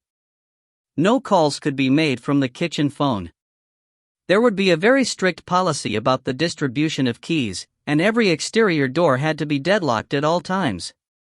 You can clean up your own bloodstains, she finished, and work out a shower schedule. 2 extra showers a night are the absolute limit. I'm not made of hot water. As for the lights, you can leave them off. Nina does, and I don't want the neighbors thinking I've opened a bloody backpackers hostel. But Nina has exceptional night vision, Sanford objected. I'd be worried that Bridget might fall downstairs if she has to walk around in the dark. Then she can stay in the basement. Mom rose abruptly, pocketing her lighter and her cigarettes. In fact, you can all stay in the basement, unless you absolutely have to be somewhere else. I don't want people banging around upstairs while I'm trying to sleep. Gladys pouted. Before she could start talking about her inalienable right to a daily scented bath, however, Dave was able to head her off. We'll try not to make too much noise, Mrs. Harrison, he promised, placating Mum with his husky voice and spaniel eyes. My mother has always had a soft spot for Dave, and you can't really blame her. To begin with, he's the sort of bloke mothers tend to like. He's neat, polite, and soft-spoken. What's more, he really admires my mum. His own mother abandoned him when he was 2 months old, so he's very respectful of mothers who stick by their kids. And to give Mum her due, she's always stuck by me. She might treat me as if I'm still 15, and bitch about everything I wear, and give me haircuts that make me look like Judith Durham from The Seekers, but at least she's stuck by me. I know I can trust you, love, she assured Dave. It's not you I'm worried about. And she fixed Sanford with a baleful glare, because she's never liked him much. In fact, from the very beginning she's regarded George as a moron, Bridget as a wimp, Gladys as a pain, and Horace as a nasty piece of work. Can't say I disagree with her there. Sanford lost her good opinion the minute he told her to stop smoking, and as for Casimir, well, I'd better not tell you how she used to describe Casimir. You might be shocked. My mother's an ex-barmaid, you see, so she's picked up a lot of bad language over the years. Incidentally, if you're wondering how an ex-barmaid managed to afford a big old terrace house in Surrey Hills, don't forget that Surrey Hills used to be a real dump 30 years ago. Besides which, until I was infected, my mother used to help pay the bills by taking in boarders. At one time we had 3 other people living with us, 2 country girls and a very shy Pakistani student. Ordinary boarders are one thing, though, vampires are another. Reformed or not, they're still vampires. I couldn't blame Mum for being cross. We wouldn't ask you if we weren't desperate, I pointed out, as she began to shuffle off towards the stairs. I mean, you do realize that it's a matter of life and death, don't you, Mum? You do realize how serious this is? Of course I do, I'm not senile. She snapped. I understand what's going on. I'm just not very happy about it, that's all. Neither are we, said Gladys, sounding resentful. Sanford, too, seemed put out. Casimir was killed today, Estelle, he reminded her. Surely that merits a little sympathy? It was a very great shock for all of us. Mom sniffed. Should have happened a long time ago, was her blunt rejoinder, which made Gladys gasp, Horace snicker, and Dave choke. It could just as easily have been Nina. Sanford protested. But my mother didn't agree. If you think I'd let anyone into this house with a stake and a silver bullet, then I don't know why you're here, she said contemptuously. Nina's perfectly safe as long as I'm around. I once held off 6 drunken bikers with a cricket bat and a bottle of Guinness, so don't talk to me about self-defense. I can't tell you how many times I've heard about the infamous cricket bat and bottle of Guinness affair. It's one of Mum's favorite stories.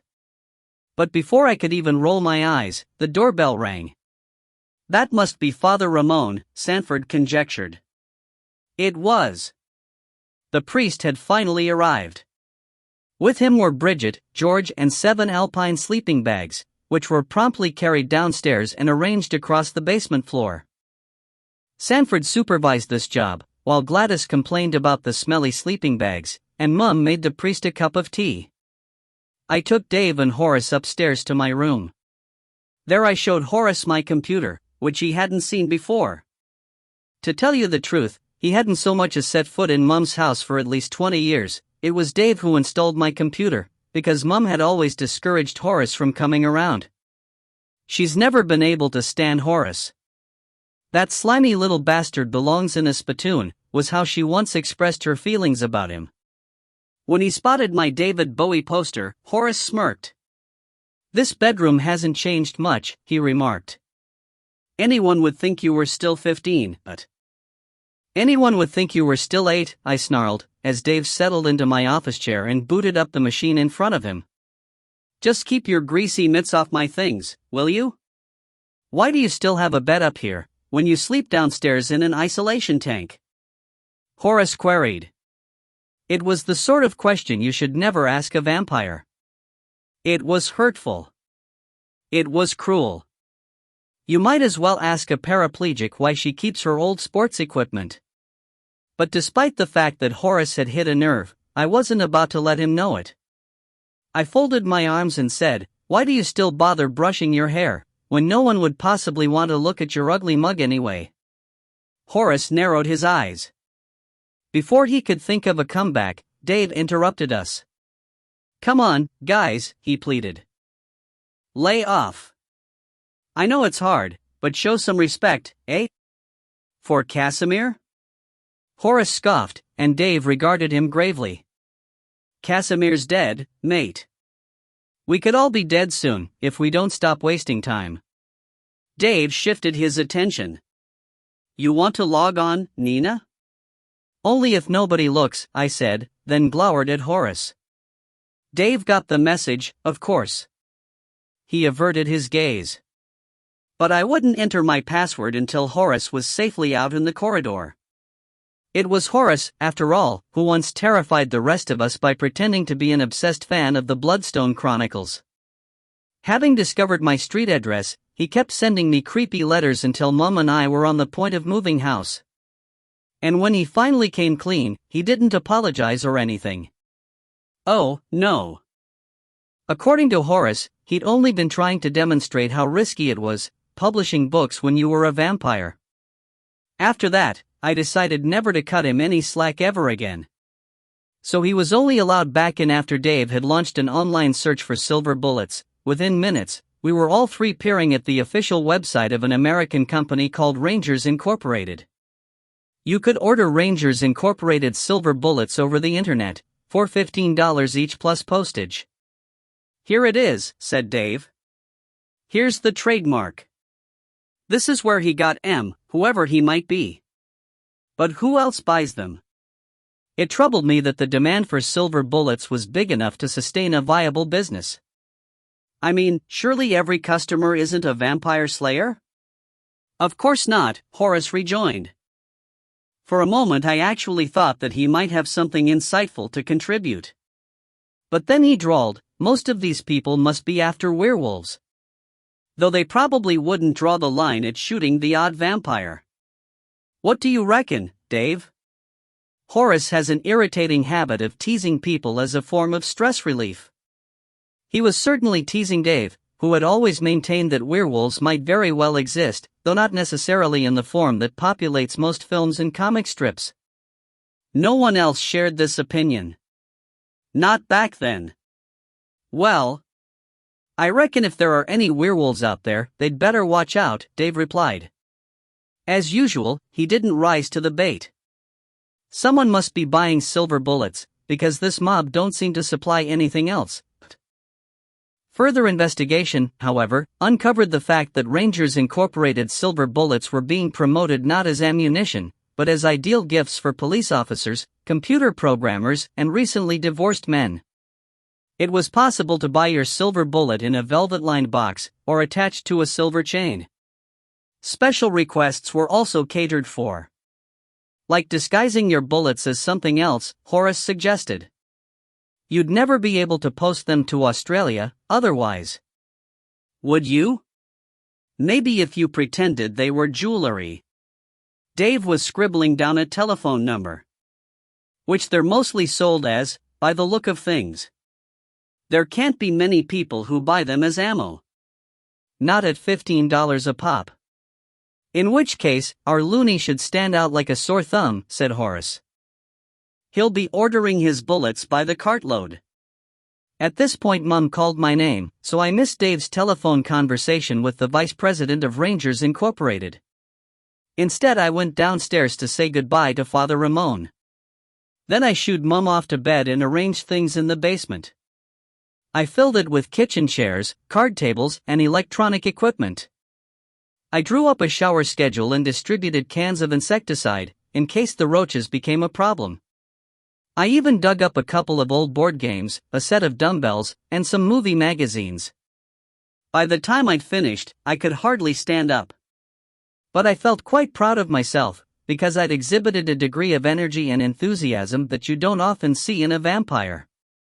But Dave had done even better. With just one phone call, he had managed to secure a printout of the Rangers Incorporated customer list, for $5,000 American dollars. 5,000? Horace cried, aghast. That's less than 1,000 for each of us, said Dave. I thought it was a pretty good deal. But is the list even helpful? I queried, and he looked slightly hurt, as if I'd been questioning his competence. See what you think, he mumbled. If you ask me, it's pay dirt. Upon examining the printout, I had to agree. Rangers Incorporated hadn't been doing much business in Australia during the past 2 years. Dave had underlined just 5 local orders. A Queenslander named Neffley Irving had purchased 12 silver bullets. Finian Pendergast, from Western Australia, had bought 6. 2 of the other customers had requested only 1 bullet each. And Barry McKinnon, of Woolgaroo Corner, via Cobar, New South Wales, had ordered 100. 100 bullets? Horace exclaimed, when Dave had drawn our attention to this fact. What's he using, a machine gun? That's got to be him, I said. Don't you think? Sanford? But Sanford was frowning and stroking his mustache. I don't know, he replied. Cobar? That's an awfully long way away. That's near the South Australian border. It's not just a day trip, not for anyone coming to Sydney. Then we've got a problem, said Dave. When the rest of us stared at him, he explained that Barry McKinnon's phone number wasn't listed. Either it's silent, or he doesn't have a landline, Dave reasoned. Which makes things pretty difficult. What about the other customers? Asked Gladys. Did you try them? Yeah.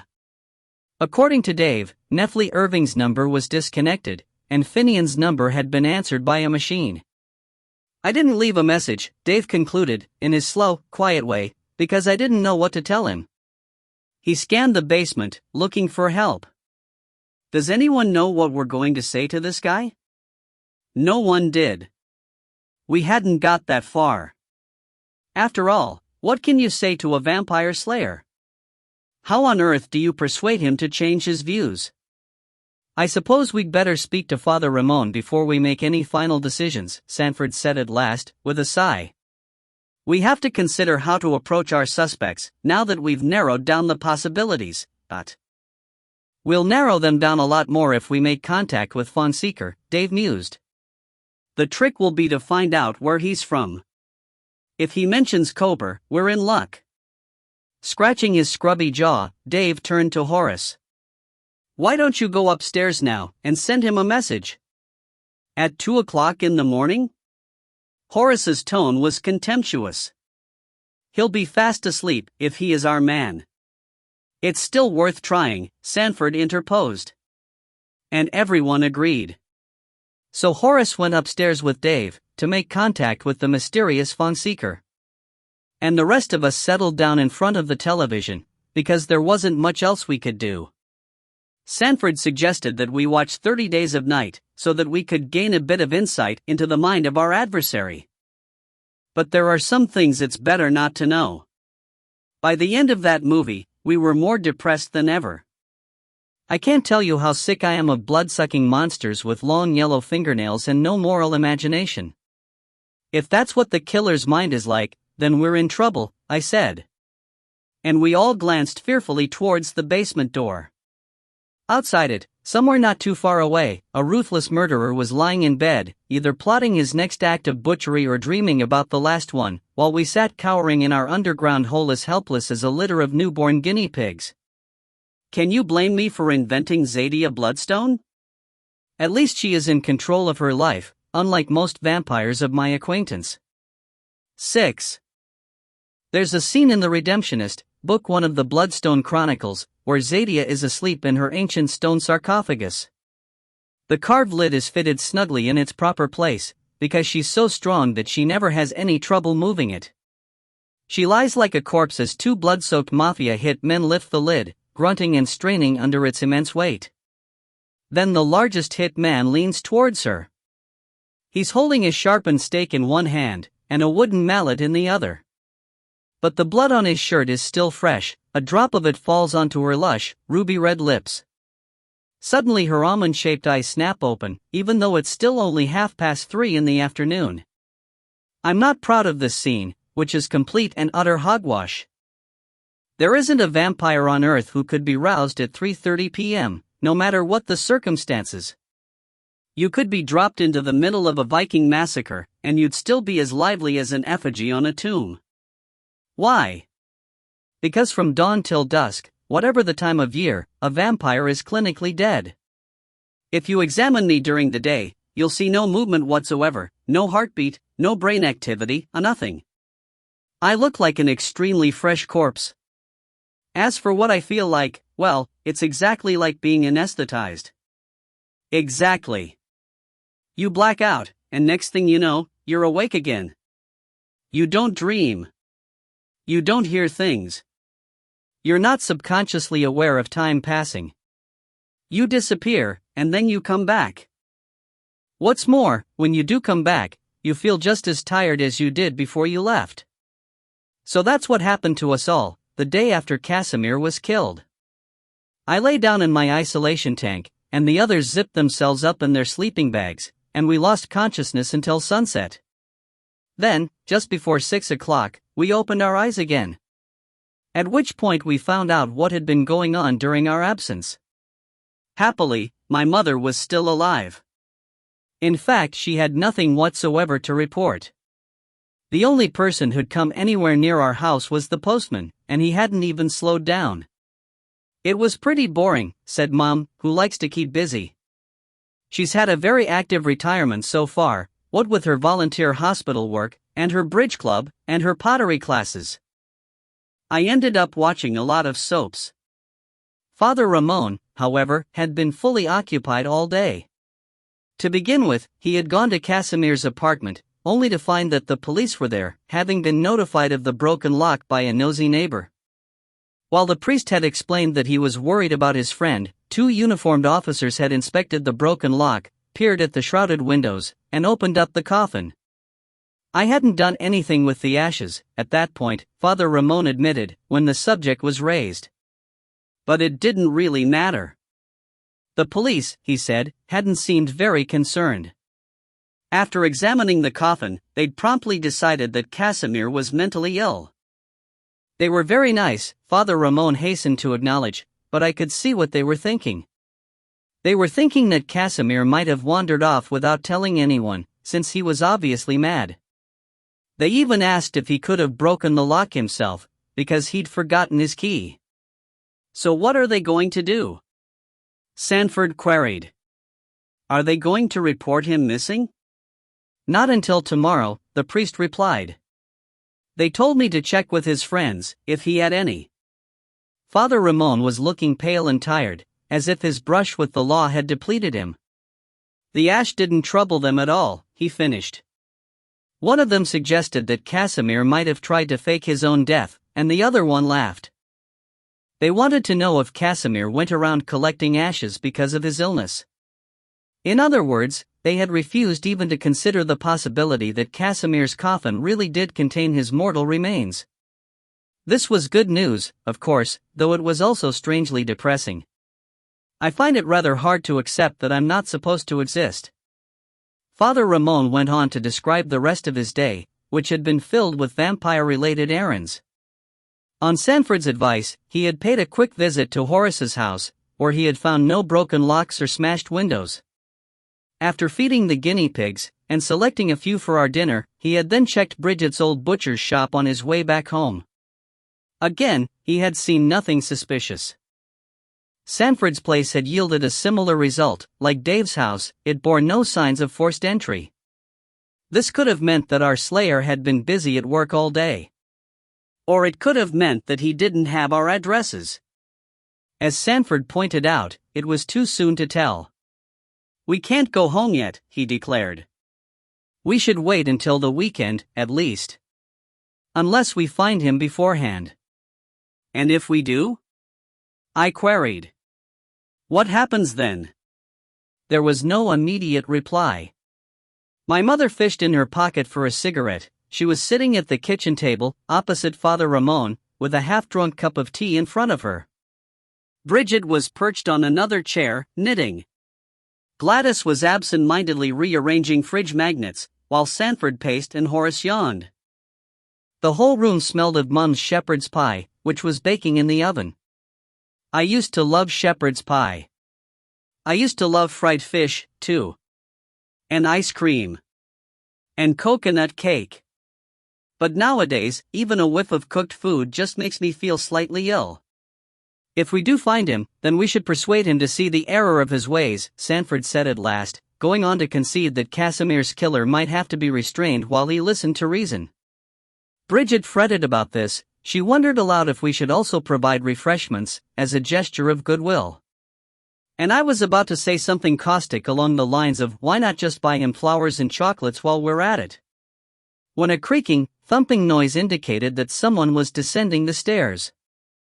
Soon Dave appeared at the kitchen doorway. He looked depressed, but that was nothing unusual. With his slouch, his pallor, and his mournful dark eyes, he always looked depressed.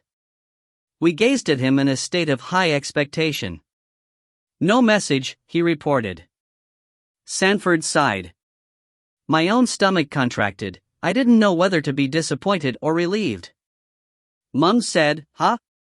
There's nothing from Fonseca. Dave propped himself against the door jamb. Horace didn't get a response. To what? Mum asked, and I told her about our attempt to lure the online vampire fan into revealing something about himself. As I was doing so, George sidled into the kitchen. He was carrying a plastic bag, his expression was sheepish. There were blood spots on his khaki sweatshirt. "Bathroom's free," he muttered, when I had finished speaking. We all exchanged glances. "Who's next?" asked Horace. Receiving no reply, he climbed down from his stool. "Then I'll go," he announced. "Unless anyone's feeling dizzy?" No one was. My mother reminded him that there was a roll of Ziploc bags in the vanity cupboard, where he would also find the sponges and disinfectant. At this point she was on the verge of lighting up, because she normally doesn't worry about smoking around vampires. It's not as if we'll die of lung cancer, after all. But then she remembered about Father Ramon, and put her cigarette away. Incidentally, Horace drawled, as he rearranged his black lace cravat, "In case you make any decisions while I'm not here, just remember, I won't be going to Kober. So you'll have to look elsewhere for a volunteer." Then he left the room, while the rest of us were still trying to work out what he meant. The penny dropped soon enough. After a moment's reflection, it dawned on me that Kober would have to be our next step. Since one of our chief suspects was living on the West Coast, and the other had vanished, Barry McKinnon of Kober was now our most accessible target. Kober. As I inspected the pinched, pathetic faces encircling Mum's kitchen table, I realized that there wasn't a vampire in sight who had traveled more than a handful of kilometers in the past 30 years. We all looked bleached, like sightless underground fish, our pupils reduced to mere pinpricks by the meager strength of a single overhead light bulb. There wasn't one straight spine or well-padded contour among us. Even my mother gave the impression of being healthier than the rest of us, despite her age spots and dowager's hump and slightly arthritic joints. I tried to picture any vampire of my acquaintance making a trip to the outback and failed. Vampires congregate in cities for good reason. It's not just because there's less direct sunlight in a built-up area, it's also because of the anonymity provided by an urban existence. After all, Sydney is full of junkies and alcoholics and creative people who don't sleep, rarely eat, and like wandering around at night. But in the dusty streets of a country town, where the shops all close at 5 and everyone knows everyone else's business, a vampire is going to stand out like a polar bear on Bondi Beach. Couldn't we just write a letter? I proposed, appealing to Sanford. I mean, I realize this Kober guy doesn't have a listed number, but surely we don't have to travel all the way to his house? Especially since he probably isn't even in Kober. He's probably still here in Sydney, searching for us. I wouldn't count on it.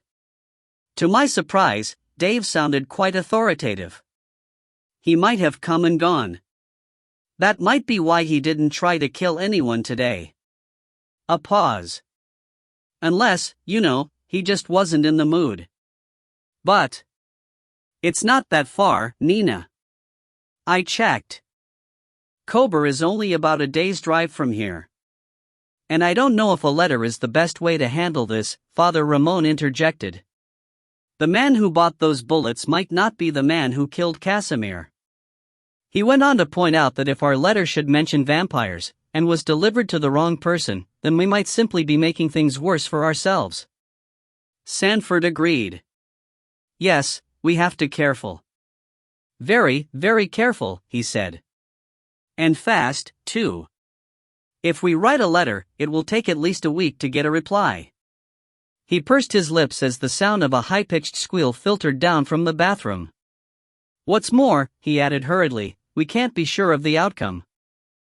We don't know if this fellow in Kober is still living at the same address, or if he gave away some of his bullets. We don't know anything, really. Sanford had been contemplating the polished tips of his sensible brown shoes. Now he raised his head and surveyed his dumbstruck audience. There's no alternative, he concluded. Someone will just have to travel out there and investigate. I wish I could tell you that I reacted to this proposal like Zadia Bloodstone. I'd like to report that I nodded curtly and said, count me in, adopting the kind of power stance that you can only pull off if you have a belt full of guns, grenades, and nunchakus. Unfortunately, I didn't do anything of the sort. Instead, I thought about getting stuck on a country road at sunrise. I started wondering how much light would filter into a locked car boot. And then I realized what was happening. I was thinking like a vampire. While the physical side of a vampire's transformation only takes about 36 hours, the mental change is always a much more gradual process. Slowly, you stop resisting. Slowly, you lose your edge. You cease to engage with the outside world as your feelers retract. Your interests become hopelessly circumscribed, your energy trickles away. In the end, you care only about the state of your stomach and the latest episode of some moronic television series. It occurred to me that, if I wasn't careful, I would turn into a vampire. I mean, really turn into a vampire. Not physically, but mentally. Psychologically.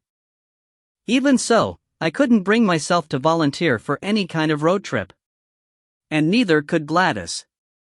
"That's crazy," she blurted out. Even my mom grimaced. "Bit of a tall order, isn't it?" she said.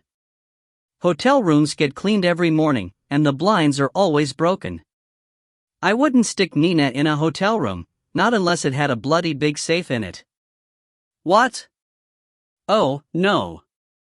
Sanford was adamant. "There's no question of that. No, we couldn't risk using a hotel." During the pause that followed, everyone glanced towards the priest. I remember thinking that he was the perfect spokesman, that one look at his sober cassock and creased, poachy, compassionate face would surely be enough to calm the fears of even the most rabid slayer. Besides which, he could drive a car. During the daytime, he was the obvious choice of emissary. Feeling all eyes upon him, Father Ramon ran a hand through his silvery thatch. "You want me to go? Is that it?" he said. There were nods all round. "You can't make him go by himself," Mum flatly objected. She stood up, then went to remove her shepherd's pie from the oven. "You don't know what he'd be up against. It wouldn't be right. It wouldn't be fair." "Of course not." Sanford's manner was stiff. "I wasn't suggesting anything of the kind. Naturally, someone else would have to go with him. Someone who can drive, for instance. Someone like Dave." "Me?" said Dave, in faltering tones. Catching his eye, I thought he looked scared. Like a kid. Like a vampire. Then all at once he squared his shoulders. "Okay," he rasped. "I'll go, Dot." The rest of us gaped at him in astonishment. Before anyone could comment, however, Horace reappeared with a Ziploc bag full of dead guinea pig. "Where do I put this?" he wanted to know. While Mom was explaining that all guinea pigs had to be placed in the freezer until rubbish collection night, I slipped from the room. It was an act of pure cowardice. Being small, I was an obvious candidate for the Outback road trip. Not only did I convey a distinctly harmless impression, I could also be folded into a car boot or suitcase during the day. It was a prospect that appalled me. So I muttered something about taking my turn, and went to fetch a guinea pig from under the stairs. I won't describe exactly what I did with that guinea pig, because after so many years I've mastered the art of detaching myself from the whole repugnant procedure. I'll listen to my iPod. Or I'll take the radio into the bathroom with me, and concentrate on a talkback show. Or I'll imagine something beautiful, like Zadia kissing a tall, handsome, teenage boy, for example, amid the crystalline formations of the cave in which she sleeps. That night, however, I couldn't distract myself from the misery of my situation as I stooped over the bath, a dead guinea pig in one hand and a plastic bag in the other. Bloody drool was dripping from my mouth. My hair was matted with blood and saliva. I was a mess. A joke. And not only that, I was useless. I ducked for cover while Dave had stepped up to the plate. For years I'd been accusing the others of being typical bloody vampires, and now that the chance had come to act, to be involved, I had piked. I'd done what most vampires would do, which is, of course, nothing. It flashed into my mind that maybe Casimir was better off dead. I thought, what's the point of living if you're a vampire? I felt so pitiable.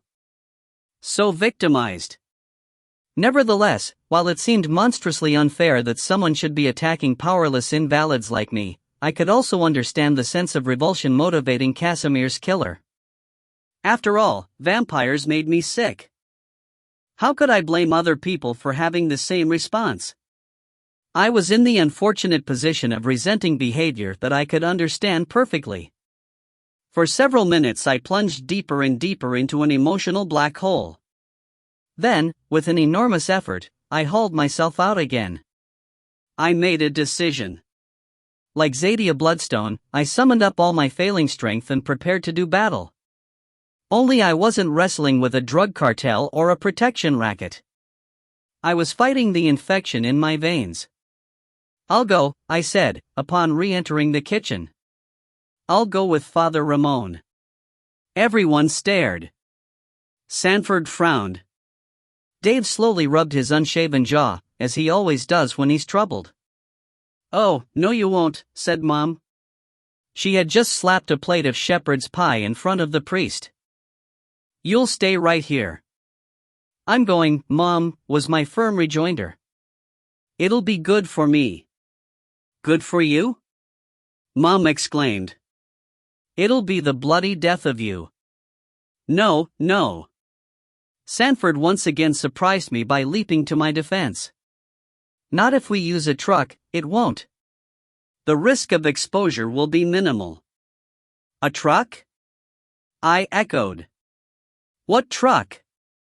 It was promptly explained to me that the priest would be hiring a truck for his journey, a truck with an enclosed storage compartment at the rear, in which vampires could safely be stowed throughout the sunlit hours of the day.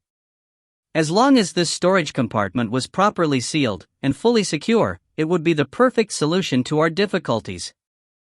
"We could even line the interior with black plastic," Sanford remarked, as my guts unclenched slightly. Thank God, I thought.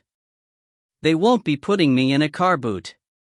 "It'll cost a bit, though," Horace protested. And there followed an argument about funding, because he didn't want to shell out any more cash. I'm afraid we have this kind of argument quite often. Gladys doesn't earn very much, you see, and neither does George. Bridget augments her pension by making knitted animals and quilted placemats for a local gift shop. Dave isn't exactly rolling in money either, though he tries to do his bit. And despite the fact that I managed to get by, it's not as if my books are runaway bestsellers. I mean, it's not as if I'm Stephanie Meyer or anything.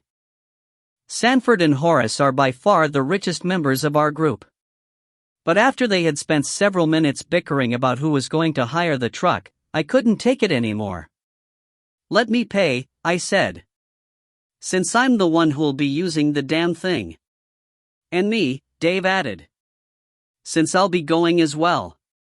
2 passengers, however, would be the absolute limit. According to Sanford, there would only be enough room for 3 people in the cabin of the truck. And even then, it would be a tight squeeze. "Which is another reason why Nina is such a good candidate," he said. "She's small, she's childish, and she's not intimidating. If it's a question of laying someone's fears to rest, she's a much better prospect than Horace or George." Talk about a backhanded compliment. "Gee, thanks," I growled. But no one paid any attention. I don't think my mother heard me at all. She was busy trying to convince Sanford that Bridget looked even more harmless than I did, what with her sparse white hair and rickety limbs and tranquil blue eyes. Who could ever view Bridget as a threat? But Sanford wouldn't hear of sending Bridget. "You know perfectly well what her hips are like," he said crossly. And no one else was on Mum's side either. Not even me. "I'll be all right, Mum," I insisted, though I still had grave doubts about the entire undertaking. "I'll have a sleeping bag, and it'll only be for a couple of days. I'll be fine." My mother doesn't take kindly to being contradicted. Her lips thinned, and her eyes narrowed. After swallowing a mouthful of shepherd's pie, she insisted that she herself should go. But I shook my head. You have to stay here, in case the killer shows up, I retorted. Besides, I don't want to sit on my arse while other people do all the work and take all the risks. I'm not a child. I'm a responsible adult, with something positive to contribute. In other words, I wasn't your typical vampire. You might believe that my head was full of Zadia bloodstone when I volunteered for the trip. I'm quite sure that everyone else did. Horace even muttered something about my strapping on the old skein dhu, referring to the Scottish dagger that Zadia customarily employs. But I wasn't thinking about Zadia at all. I was thinking about Casimir. Casimir had been a typical vampire, the quintessential vampire, in fact. And look what had happened to him. Whereas I was different. I was active and empathic and dependable and involved. I wasn't anything like Casimir. It's funny what lies you tell yourself when you're scared to death. 7. For my trip to the country I packed the following items: 1 toothbrush, 1 tube of toothpaste, 1 comb, 2 sets of underwear, 2 pairs of tights, 2 jumpers, 2 skirts and as many blouses as I could stuff into my old Globite suitcase. I also took my pink coat, my sunglasses, my woolly beret and all my various supplements. My guinea pigs, however, traveled in their own hutch. There had been a lot of discussion about whether the guinea pigs should go. On the one hand, guinea pigs are dirty and troublesome, and require constant feeding. On the other hand, they're a much safer option than farm animals. When Horace wondered if Dave and I should perhaps start fawning sheep, the suggestion was vetoed. Do you seriously think that Nina would have the strength to chase a sheep around a paddock? Sanford scoffed. I've seen her lose her breath after climbing 3 flights of stairs. So in the end Father Ramon loaded 4 guinea pigs into the back of his rented truck, together with a wooden hutch, some old newspapers, and a bag full of food pellets and lettuce leaves. Though we were all slightly worried about the storage compartment's inadequate ventilation, we had to concede that it would certainly help to muffle any telltale squeaks or squeals. I mean, it's not as if those animals are going to live very long, Horace pointed out. And if they suffocate before they're fanged, so what? No one's actually going to starve to death as a consequence. Sanford grunted. He doesn't approve of missed meals, not after seeing what 6 decades under a concrete slab can do to a vampire. When Casimir was finally released from his underground confinement, back in 1973, he looked just like a bog mummy. He couldn't even blink for a week. His tongue was kippered, his teeth were loose, and his eyeballs had shrunk to the size and consistency of dried peas. It was a month before he could string 3 words into a basic sentence. Whenever the rest of us lose our appetites at the prospect of finding yet another unfortunate guinea pig, Sanford always drags out his before and after photographs of Casimir. If the situation gets desperate, Sanford advised me, then a pig is your best alternative. Better than a sheep or a cow. But steer clear of rodents, they're nothing but trouble. I know that, Sanford. Don't worry. Standing by the front door, surrounded by apprehensive, whey-faced vampires, I was suddenly desperate to go. I'd had my fill of Sanford's ponderous counsel. Even a trip into the unknown seemed less arduous than sitting through yet another lecture about speed limits or bad mobile reception. Goodbye, Mom, I said, stepping forward to give her a hug. Don't you worry, either. I'll be back before you know it. My mother didn't reply. She didn't have to, her rickety frame was stiff with disapproval, even as she patted me on the back. When I let her go, she folded her arms and hunched her shoulders. It's all right, Mrs. Harrison. Dave must have been under the impression that a lump in my mother's throat had rendered her speechless. He can't have seen the angry glint in her eye. Nothing will happen to Nina. I'll take good care of her. I couldn't suppress a snort, and even George looked doubtful. It was hard to see Dave as a bodyguard. Despite his shaggy hair and impressive height, he's always been remarkably unassertive, not to mention squeamish. In fact, he's the only one among us who's ever risked public exposure by illegally purchasing human blood from a hospital orderly. And he did this, not because stale human blood is a better option than the fresh animal variety, it isn't, but because he's never been too happy about those nasty, messy sessions in the bathroom. I suppose, when you think about it, he's quite a sensitive person in many ways. In fact, it's probably no coincidence that he stopped playing his guitar after he was infected. Something about a vampire's life managed to block his creative flow, as Sanford once put it. As far as I'm concerned, you have to be pretty sensitive to have a creative flow at all, let alone a blocked one. Yes, you mustn't fret about us. Father Ramon tried to sound reassuring as he laid a hand on Mum's shoulder. Your job is to take care of yourself. Mind you don't open the door to anyone while we're gone. Not even if they're collecting for a charity. Oh, I won't, Mum assured him. We'll be back on Sunday, said the priest, who was determined not to disrupt the parish schedule any more than he had to. By that time, he added, I'll have worked out what to do with Casimir's ashes. Good, said Mum. She wasn't happy about the 2 bulging plastic bags that were now squirreled away in her laundry cupboard. Only Father Ramon could have persuaded her to take them, after he'd dragged them out of Casimir's apartment. That morning, if Sanford had tried to give them to her, she would have thrown them right back in his face. Because I don't want that creature lying around here, she continued. Not even in the rose beds. I wouldn't trust him as far as I could spit. Mum, he's dead, I assured her, for perhaps the 10th time. Casimir's dead now. But she still looked unconvinced. And I suppose it's understandable, really, since dead vampires are few and far between. Father Ramon tried to change the subject. You shouldn't run out of groceries before Monday, he remarked, falling back into his usual role of ministering angel.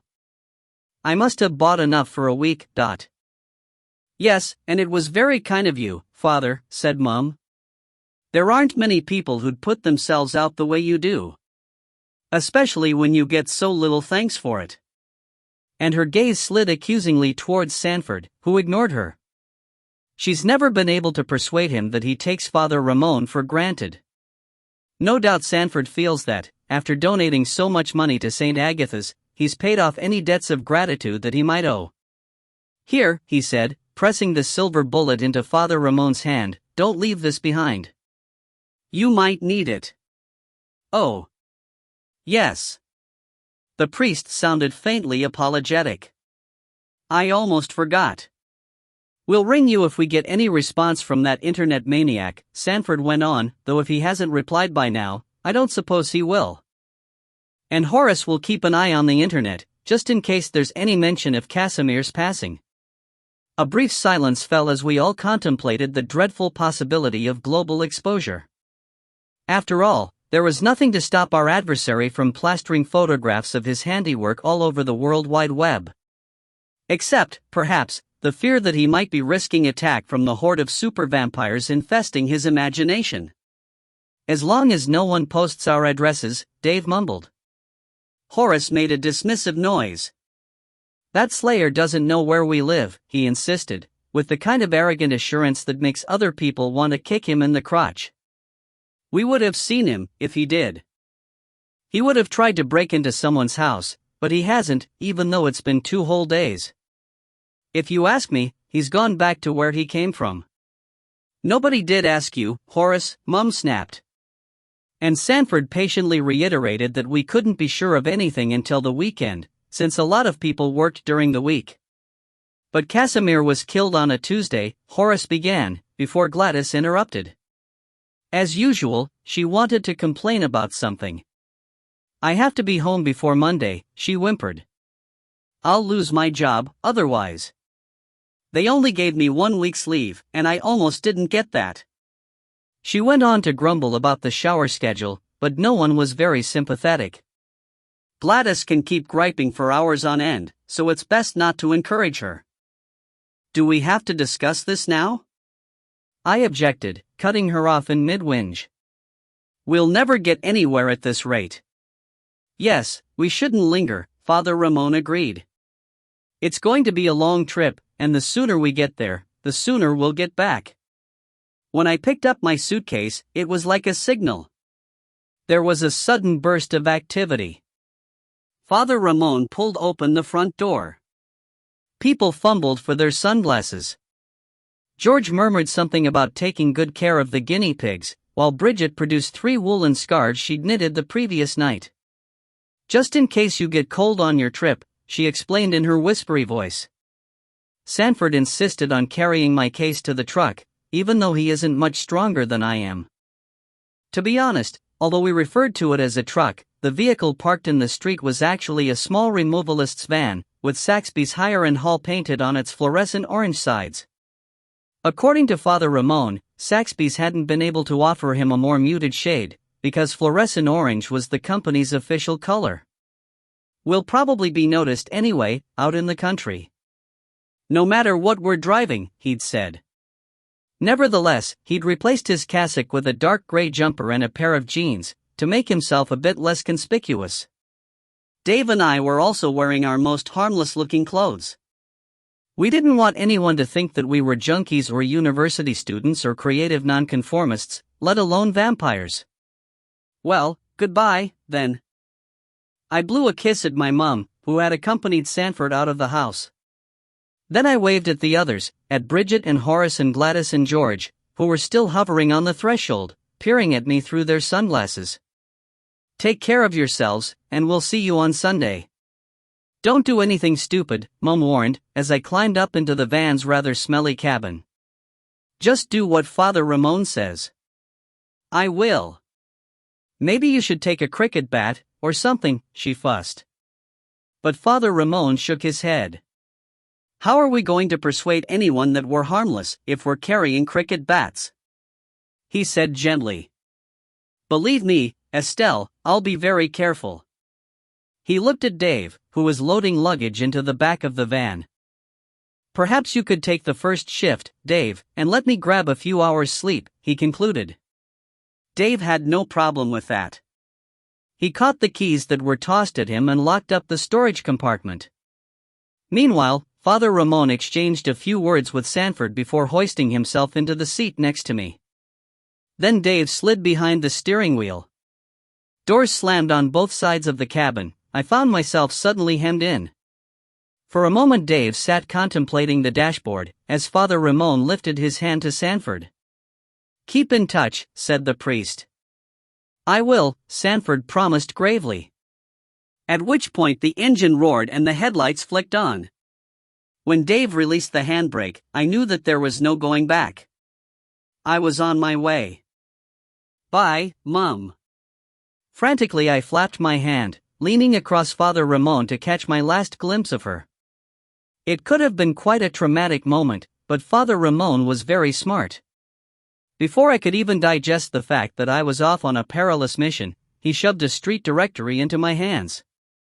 "I'm going to be asleep," he said, "so you'll have to navigate. You need to get us onto the motorway. Once we're across the mountains, you'll be needing this map." He began to unfold an enormous sheet of paper. "Can you see it properly?" "Oh, yes." Even the feeble glow emanating from the dashboard dials was enough for someone with my highly developed night vision. "Which road are we taking?" "This one here?" "That's right."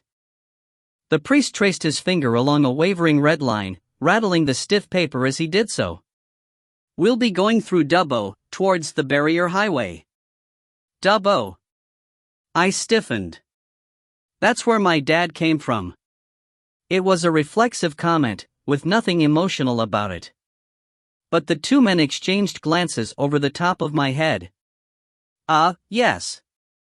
Father Ramon's delivery was hesitant. "Does that bother you, Nina?" "No. Of course not." I was surprised that he would even ask, because we had discussed my father often enough in our group meetings.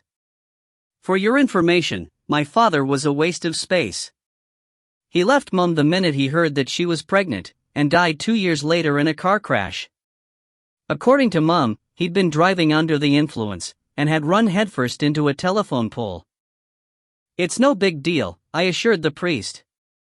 "My dad never meant anything to me, you know that." He was just some bastard who didn't have the guts to hang around after he got my mother knocked up. The words were barely out of my mouth before I realized that I'd dropped a huge clangor.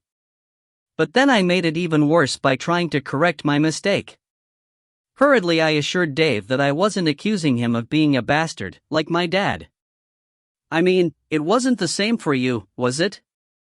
I said haltingly. You were much younger than Dad was, and, well, you were only 17, weren't you? Just a kid, really. Not old enough to be a father, even if that girl's parents had actually let you be one, which of course didn't happen. When Father Ramon nudged me in the ribs, I made a clumsy attempt to shift topics, inquiring if Dave had brought along any compact discs. Being a dealer in second-hand music, he tends to like a soundtrack when he's driving. I don't mind what you play, as long as it doesn't put you to sleep. Was the best that I could manage. Sometimes I wonder how other people put up with me. Dave produced a crooked half-smile. I don't think Father Ramon will get much sleep if we play any of my CDs, he observed, without taking his eyes off the road. It was a grisly moment. God, I felt bad.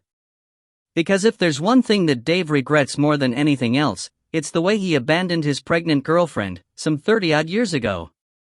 Not that it was entirely his fault. She was only 16, and her parents moved her away, out of Dave's reach, when they discovered that she was pregnant. Apparently she wrote to him once or twice, but by then he'd dropped out of school to play in a band. His life was all sex and drugs and rock and roll, at that stage, and he didn't write back. Maybe he would have, eventually. Maybe, if he'd been given a few more years, he would have matured enough to start behaving like a real dad. Maybe he would have tried to forge a connection with his son or daughter, who now, oddly enough, must look twice as old as Dave does. But then Casimir showed up near that Harbourside hotel. And by the time Dave started to feel remorse for what he'd done, it was too late. He was already a vampire. The rest of us have tried telling him that a lot of young blokes find it hard to shoulder parental responsibility. We've reminded him that he hasn't dumped a girlfriend for more than 3 decades, that he hasn't, in fact, even had a girlfriend since 1973.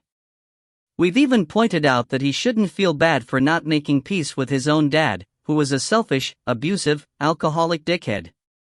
Poor old Dave, however, seems to have a permanently inflamed conscience about his past. Nothing will ever lessen the guilt he feels about deserting the mother of his unborn child. And what makes it even worse is the fact that he can't have any more kids, because vampires aren't capable of reproducing. Not in the normal way, at least. We can only pass on our infection. It's a pretty dismal state of affairs for every one of us. But Dave has always found it particularly depressing. Even certain pieces of music tend to set him off.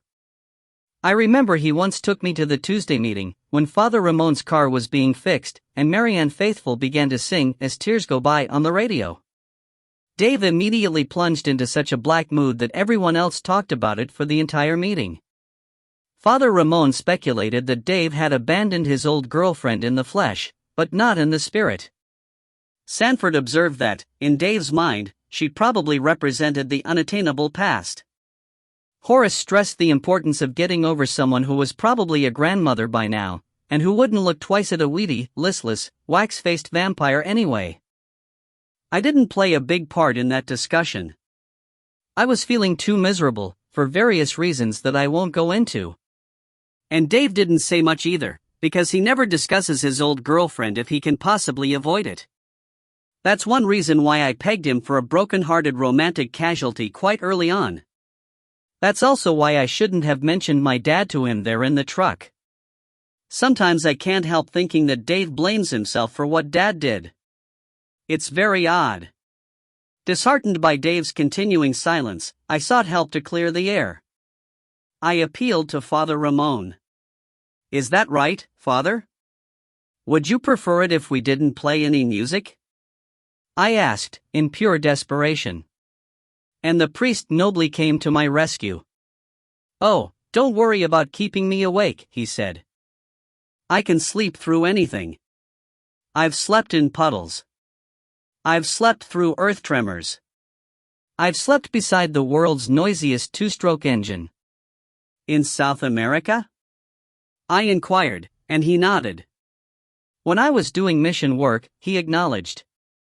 Occasionally he'll provide you with tidbits about his eventful youth, talking about gunfire during a funeral, or floods in a slum, or how he once had to perform an exorcism. But he clearly wasn't about to recount anything of interest that night. On the contrary, having decided that he'd done his level best to improve Dave's spirits, he yawned and arranged himself for a nap, placing Bridget's folded scarf under his head. "Wake me at 4, he said. "We need to make sure that you're all wrapped up before daybreak." Then he sniffed, wriggled, cleared his throat and closed his eyes. For a few minutes after that, Dave and I didn't speak. There didn't seem to be much point, since he was in one of his morose moods, and I had run out of distracting ideas. We gazed out at the unfolding vista of glowing shopfronts, deserted side streets, fast food outlets, bus shelters, traffic islands, nature strips, and taillights. Car yards began to proliferate, the road became wider. I could no longer see into people's living rooms, which were shielded by screens of foliage. Illuminated signs warned us about approaching exits, as the lanes in front of us multiplied. Then suddenly great walls of concrete reared up on either side of our route. And I realized something that prompted me to break the extended pause. "You know what?" I said softly. "This is all new. I've never seen this before, have you?" When Dave shook his head, I looked out again, a landscape that was undeniably and inescapably foreign, filled with wonder at the scale of what I'd missed. "I haven't been this way in 35 years, I breathed, as Dave nervously checked the rearview mirror. But there was no one behind us. 8. I'll never forget that trip to Kober. It was a revelation. Once we'd left the city behind, the space outside our truck became endless. A cloudless, starry, immeasurable expanse arched above us. Densely wooded hilltops stretched on forever. The road ahead seemed infinite as it unfurled like a black and white ribbon in the glow of our headlights. Barreling along, I was filled with a strange and unfamiliar sense of freedom. I suppose it's common enough to feel this way when you're on the move, but you have to remember that I normally don't get out much. Even the air that wafted through our open windows had a wildly invigorating freshness to it. After crossing the mountains, we reached the edge of the Great Western Plains. And I couldn't suppress a cry of wonder as I gazed down at a view that most people wouldn't have been able to see in the middle of the night. "Wow!" I exclaimed. "Just look at that." Yeah." Dave's tone was distracted, because he'd reached a very steep slope that was hard for him to navigate. "Do you think there's a lookout somewhere?" I asked. "Do you think we could stop?" "Maybe. I dunno. We ought to stop soon. It's important to take a break every 2 hours when you're driving." I glanced at him doubtfully. "Besides, you're not used to long hauls like this. You must be getting pretty tired." "I'm okay." "Are you sure?" "I'm sure." "When did you learn to drive one of these things, anyway? Did your band have its own bus, or what?" "We had a van," Dave revealed. "With graffiti all over it?" I always liked to hear about Dave's short-lived musical career. But for some reason, he preferred not to discuss that stage in his life. I always used to wonder if it reminded him too much of his former girlfriend.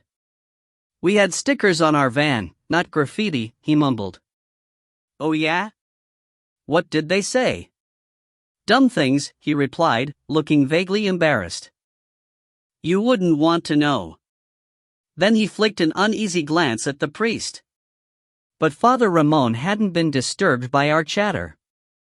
Clearly, he was able to sleep through anything. In fact, he didn't even wake up when we narrowly avoided hitting a fox on the road. Though Dave braked hard, and I yelped, and the engine stalled, Father Ramon slumbered on peacefully.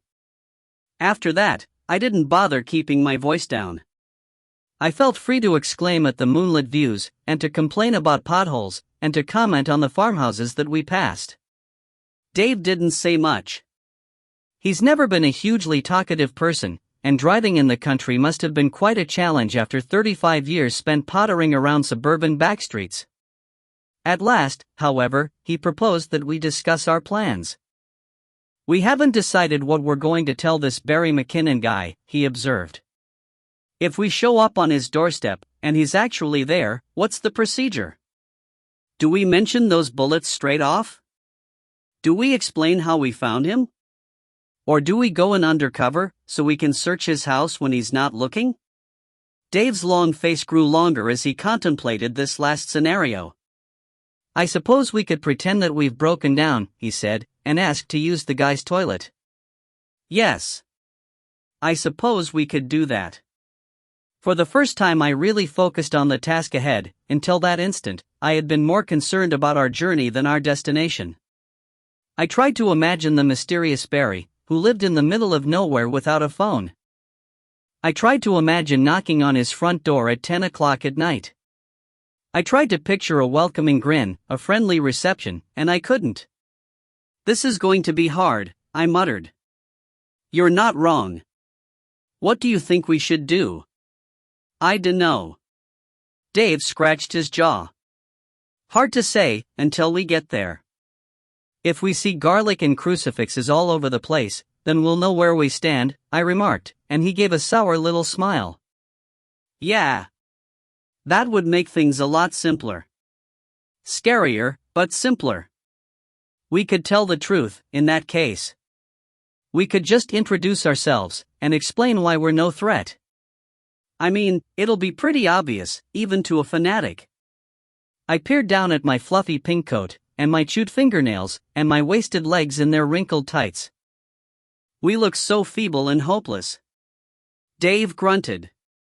Something about the timbre of that grunt made me turn my head to study his expression. "What?" I said. And he sighed. "Well, I was wondering if it might turn out to be a problem," he confessed. "The way we look so harmless, I mean." "Why?" "Because he might not believe that we're vampires." "But just think about it, Nina. We can't fly. We can't turn into bats. We aren't a bit like Zadia Bloodstone. How are we going to prove who we are? Unless we fong the guy." It was a good point. As I turned it over in my mind, I realized that someone brought up on a diet of Bram Stoker might have trouble accepting the dismal reality of our condition. Even if that person did believe in vampires. "What about these?" I said, tapping one of my canines. "These should do the trick, shouldn't they?" But Dave shook his head. "I dunno," he replied. "They're not especially big. Not like the ones in the movies." He gave a sniff. "You could open a can of fruit juice with those fangs in Underworld. So what do you suggest, then?" I snapped. "Are you saying that one of us should volunteer to lie out in the sun? Come on, Nina." His tone was patient. No matter how hard I prodded him, he would never get riled. I figured he simply didn't care enough to waste his energy on a sharp retort. "I'm not saying that," he murmured. "I just think we should be prepared. In case our killer doesn't believe Father Ramon?" I asked, jerking my chin at the priest. As Dave hesitated, I had a flash of inspiration. "Even if this guy doesn't think we're vampires, he'll think we're vampire supporters. And any vampires with friends like us must be harmless," I argued. When Dave didn't answer, I shrugged. "Maybe you don't agree," I said, turning away from him, "but whatever happens, you ought to shave. Without all that hair you won't look so suspicious." Dave's mouth twisted. "Gee, thanks," he said dryly. "It's true. Scrubby chins are for B-grade villains. You must have noticed." Then I spotted the fuel gauge dial. "We're getting a bit low on petrol, Dave." "I know. We'll have to stop at the next town." Luckily, the next town boasted an all-night service station, with a well-lit convenience store attached. As we pulled up beside a vacant pump, I stared in astonishment at the gigantic road train that was sitting nearby. Never before had I been so close to such a large vehicle. It felt as if we'd parked next to a cruise liner. "Have you done this before?"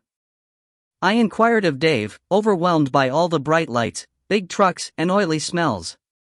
Dave must have understood that I wasn't thinking clearly, that I was confused by the unfamiliar surroundings. Because he said, very kindly, "I've got my own car, Nina." "Oh. Yeah. Of course. Do you think we should wake Father Ramon?" We both surveyed the priest, who was still snoring away. It seemed a shame to disturb him. He probably wouldn't thank us, was my conclusion, and Dave agreed.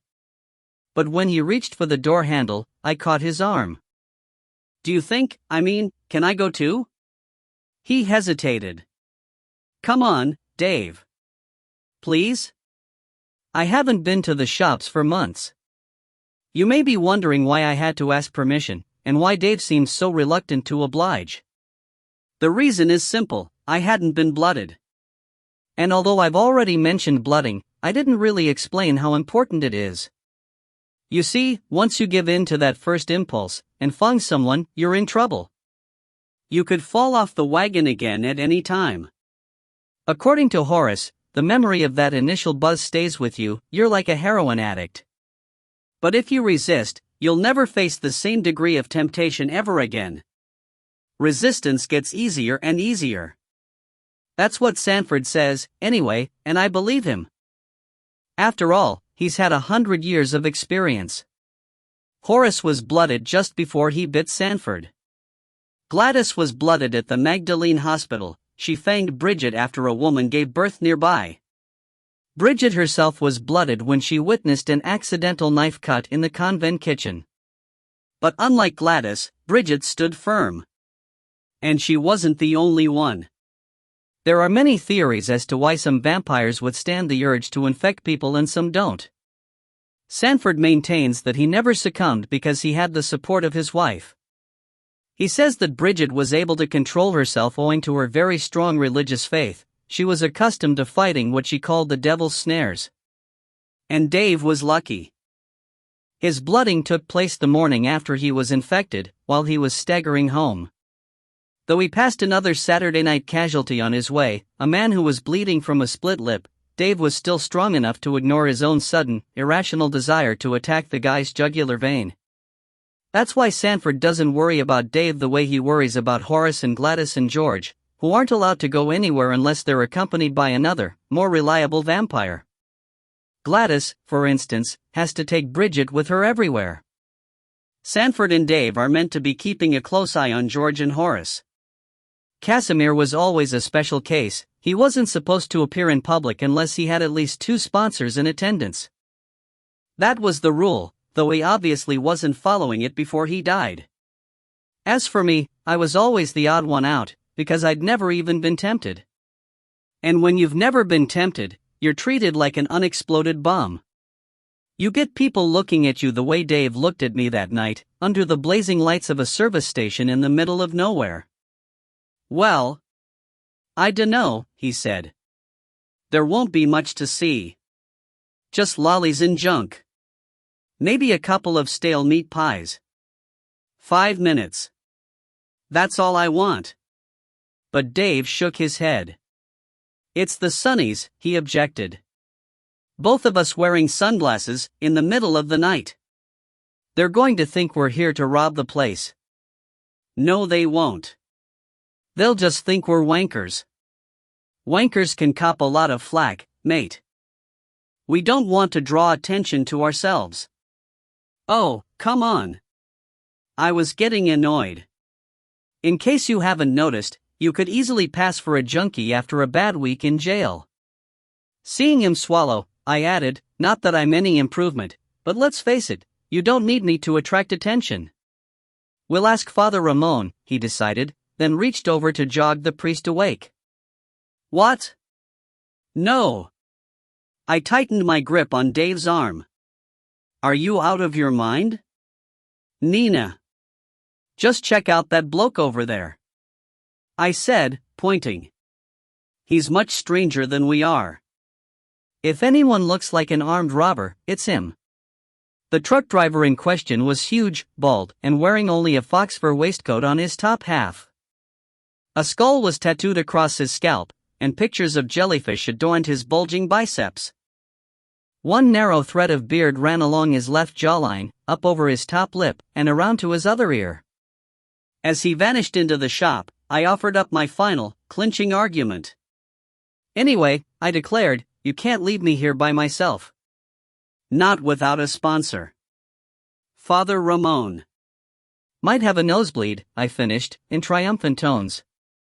It's against the rules, Dave. You know that.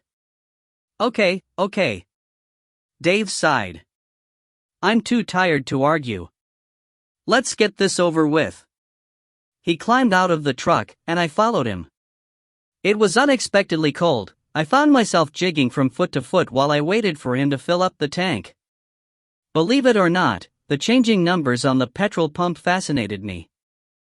So did the tire servicing equipment, and the window washing squeegee, and the cage full of gas cylinders. It doesn't take much to interest a person of my limited experience. When I finally entered the shop, I was drawn first to the magazine rack, then to the rather impressive muffin display. Until that moment, I hadn't realized that cranberry and walnut muffins even existed. It was also hard not to exclaim over the vast array of iced teas in the fridge, but I managed to restrain myself. I didn't utter a single word until Dave had finished paying the bleary-eyed man behind the counter. This man was obviously so exhausted that I doubt he would have raised an eyebrow if a T-Rex had walked in and purchased a bag of popcorn. Two pallid vampires wearing sunglasses didn't faze him in the least. Wait, I said, as Dave began to nudge me towards the door. Look. It's an inflatable neck pillow. Do you think Father Ramon might need a neck pillow? I think he might need a neck brace if we're not careful, Dave warned me, and I soon saw what he meant. The bald trucker, who had preceded us out of the shop, was now standing near our bright orange van. His arms were folded, and there was a frown on his face. With him was another huge truck driver with gray hair and a beer belly. The two men were engaged in a muttered conversation as they stared at the back of the van. Father Ramon was still asleep. Don't stop, Dave advised, under his breath. I had pulled up short at the sight of Baldy's glower, and Beer Belly's broken nose. Let me do the talking. No, I whispered, let me. They won't punch me. Shoo. Upon approaching our van, we quickly realized why it had attracted an audience. Now that the petrol pump beside it wasn't humming away, the shrill piping of distressed guinea pigs could be heard quite clearly. I have to admit, it did sound odd. Beer Belly seemed only mildly intrigued, but Baldy was scowling. They're guinea pigs, Dave explained, with a sickly grin. Beer Belly retreated hurriedly. I had a feeling that he was embarrassed. Baldy sniffed. They're fine, I assured him, before Dave could continue. It's a big cage. They just don't like traveling, that's all, they're very neurotic. Hoping to persuade this hulking, tattooed animal lover that the guinea pigs were cherished pets, rather than tomorrow's breakfast, I added, they're mine. Their names are Torquil, Huntington, Arabella, and, Sanford. Perhaps I came across as being a bit odd, what with my sunnies, my bleached complexion, and my list of romance writer names. The trucker peered at me as if I'd just told him that I had two hearts. Come on, said Dave, who'd pulled open the driver's side door. He didn't exactly shove me back into the cabin, but he certainly applied a lot of pressure to my elbow. The sooner we get going, the sooner we can let Em out, eh? I was astonished to see that Father Ramon hadn't moved. Sliding into the seat next to him, I was assailed by a sudden, terrible fear that he might be in a coma, or worse, and shook him furiously. He woke with a start, mumbling something about rosters. Then his eyes focused. Nina, he croaked. Are we there yet? No, I glanced into the rearview mirror just as Dave joined us, slamming the door behind him. Like me, he peered up at the mirror. We saw that Baldy was walking away. "Thank Christ," said Dave, and slumped against the steering wheel. In a matter of seconds, all the nervous energy seemed to drain from his limbs, his head drooped, his shoulders sagged, his lungs deflated as he heaved a great sigh of relief. That could have been a disaster. What could have been a disaster? The priest demanded, and I had to explain that someone had hurt our guinea pigs. "But it's okay now," I said.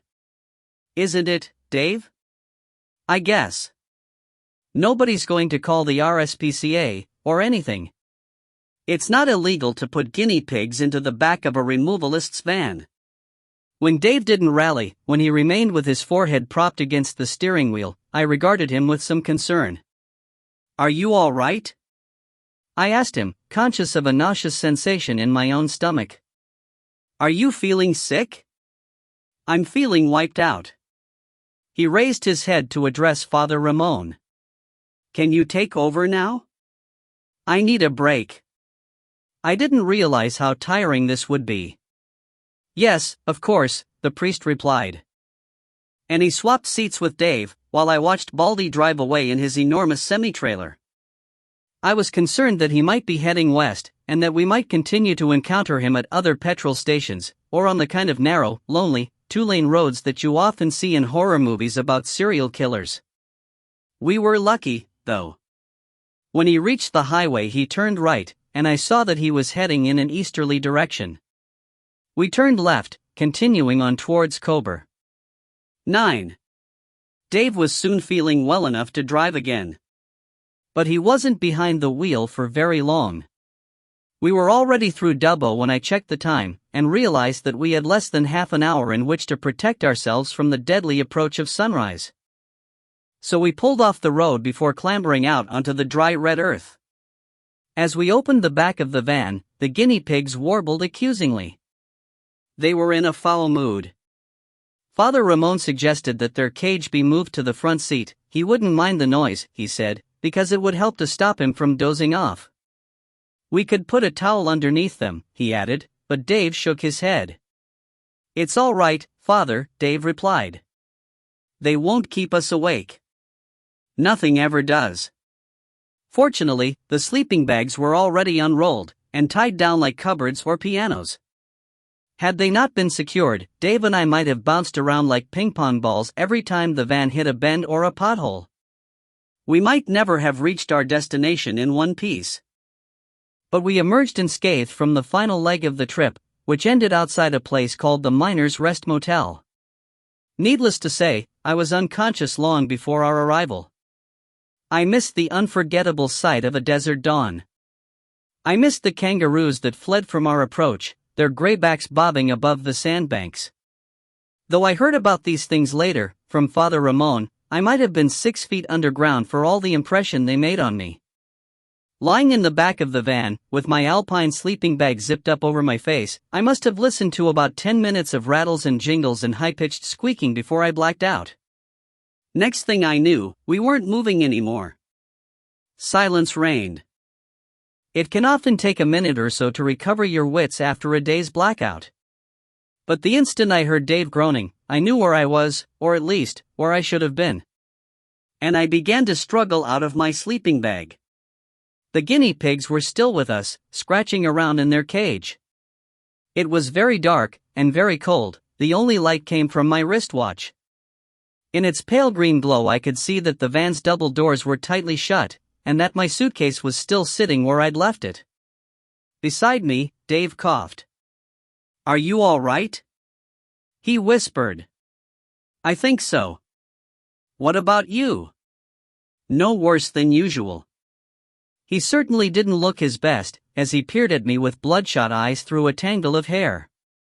"Should I ring Father Ramon? Or should we have breakfast first?" I was startled by this suggestion. Our original plan had been to use Father Ramon's motel bathroom for our meals. We had even brought our own cleaning equipment and a set of burgundy towels that wouldn't show bloodstains.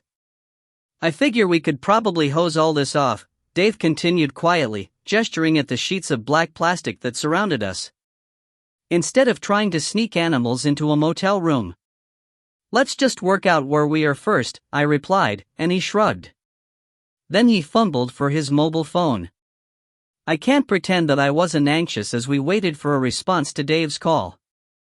There was no telling what might have happened during the past 12 hours. For all we knew, the van might have been impounded by the police, or parked outside a pub, or abandoned on an outback highway. We couldn't be sure of anything until we had spoken to Father Ramon. Luckily, he answered on the first ring. "Yeah, it's me," Dave rumbled. "Yeah, we're fine, no, yeah, okay. Good." He broke the connection, his face a mask of relief. "We're right next to the motel room, and there's no one else around," he reported. "We'll be out of here in a second."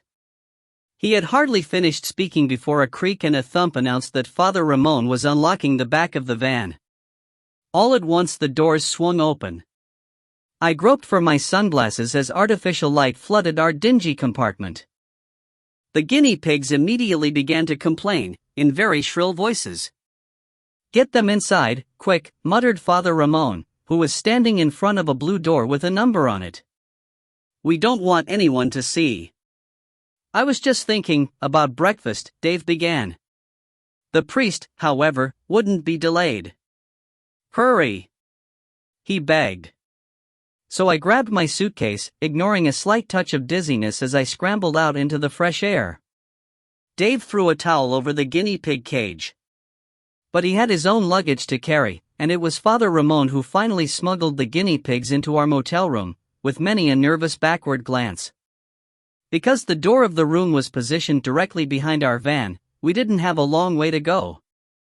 As far as I could see, from my fleeting glimpse of it, the Miners' Rest Motel was just a long line of rooms facing a car park, with an office at one end and a small, fenced-off pool at the other. But I wasn't given a chance to inspect the place very closely. Within seconds I had been hustled into a shabby sleeping area that boasted red brick walls, a brown carpet, and two queen-size beds sitting under a framed photograph of the Eiffel Tower. My heart sank as I gazed around at the wood veneer cupboards and the broken vertical blinds. This was the first motel room that I had ever experienced, and it was a grave disappointment.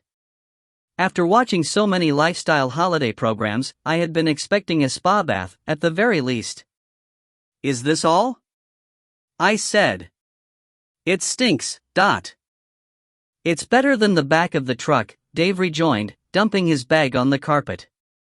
"Do you want to go first, Nina?" "Oh. Right. I guess." My gaze traveled from the quivering cage under the burgundy towel to the red brick wall behind it. "How soundproof are these rooms, do you think?" "I'll turn on the TV," Father Ramon offered. "Don't worry, Nina. There'll be time enough to talk once you and Dave have done what you have to do." And he settled down to watch a fuzzy news bulletin. I won't revolt you with a description of my breakfast, or of the mess that I had to clean up after I'd finished. I'll just say that, for once, I didn't feel too bad about what I'd done, because the bathroom already had moldy grouting, smelly drains, and a dust-clogged extraction fan. When I complained about the housekeeping to Father Ramon, however, he simply shrugged. "I've seen worse," he replied. He was sitting on one of the beds, which had obviously been slept in. I soon discovered that he'd spent the whole afternoon napping, after a morning devoted to reconnaissance. It seemed that Woolgaroo Corner was located about 45 minutes to the north of town, along an extremely rough dirt road. I went to the office and asked for directions, he explained, once Dave had finished in the bathroom. I said that I was a friend of Barry McKinnon, just passing through. "And you know what the receptionist did?" Father Ramon paused, but Dave and I just stared at him blankly. So the priest continued. "She gave me this," he said, displaying a crumpled sheet of paper. "It's a photocopy of a hand-drawn map, with Barry McKinnon's house marked in red pen." I was confused by his tone. "You mean the receptionist drew all over it?" I queried, wondering why he found this so surprising. No. Father Ramon spoke slowly and carefully, in the manner of someone transmitting vital information. "I mean that she had a whole pile of maps to the McKinnon house. They were sitting under the counter." "A whole pile of maps?" Dave echoed. That's right. And when I asked her if Barry McKinnon had a lot of visitors, she laughed. And winked. She winked? I was astonished. Why would she do that? I don't know. The phone rang then, and she had to answer it. Father Ramon dragged his fingers through his hair. I was so floored, I just left. It seemed so odd.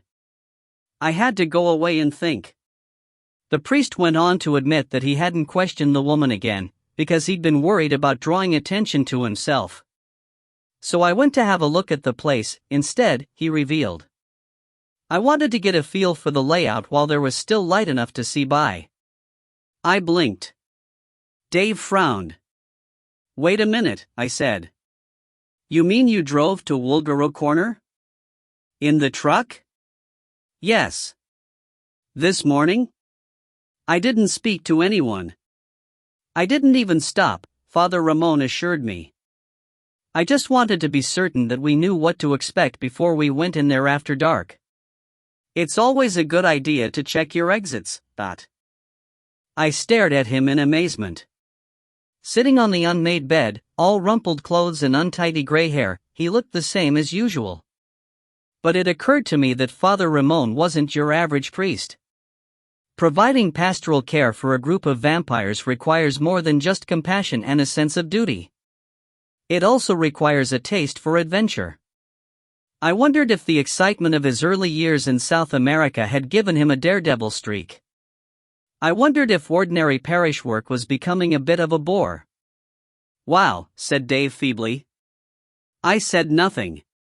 It bothered me that I would never, in a million years, have considered going anywhere near Woolgaro Corner, not on my own. I just didn't have the guts. It's a great big spread, Father Ramon related. You can only just see it from the road.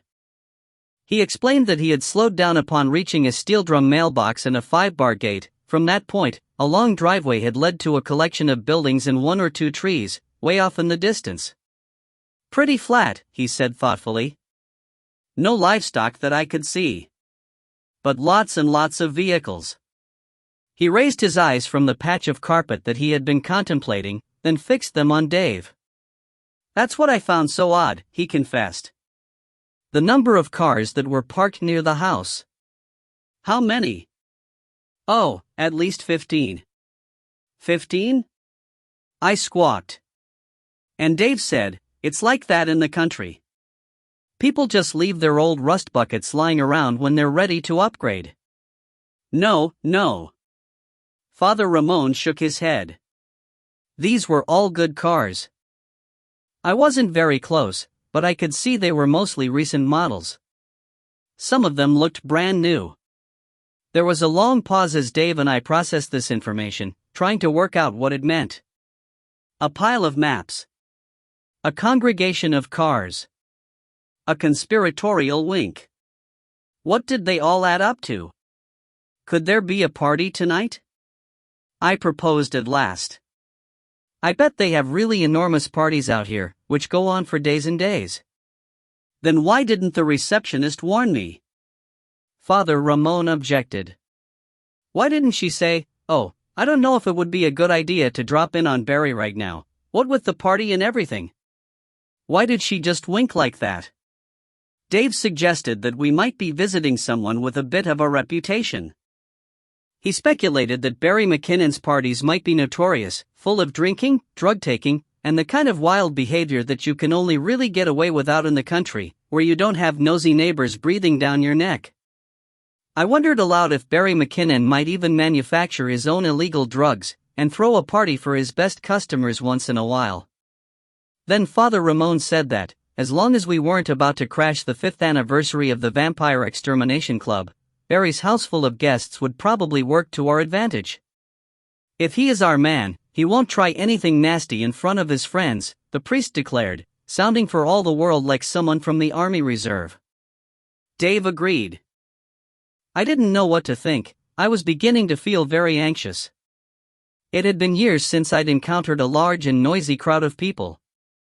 I had a sudden vision of drunk teenagers cutting themselves on smashed glass, In fact, I could clearly remember something of the sort happening at the last party I'd ever attended. It had been held in a big old house full of university students, none of whom I'd met before. But a friend of mine had known somebody who lived there, so I'd gone with her. I had a reckless streak in those days, though you wouldn't think so now. I'm pretty sure a boy stuck his fist through a window that night. I seem to recall seeing a blood-stained tea towel wrapped around his arm before I staggered outside to throw up. After that, of course, I never went to another party. Because Casimir caught up with me in a murky back lane. Maybe we ought to wait till tomorrow night, I said, troubled by my memory of the blood-stained tea towel. But Father Ramon didn't think much of this idea. He was keen to be back in Sydney for the Sunday morning service, if possible. And Dave was convinced that there would be safety in numbers. We might even be able to crash this thing without anyone knowing that we weren't invited, he said, speaking with the thoughtful air of someone accustomed to gatecrashing. Especially if we take some beer. In the end, though, we decided that our motives would look questionable if we slunk into the house like spies, and were later discovered. Barry might believe that we had come for the sole purpose of attacking him. Besides which, Father Ramon wanted to wear his clerical collar. Our whole aim is to appear completely honest, he said.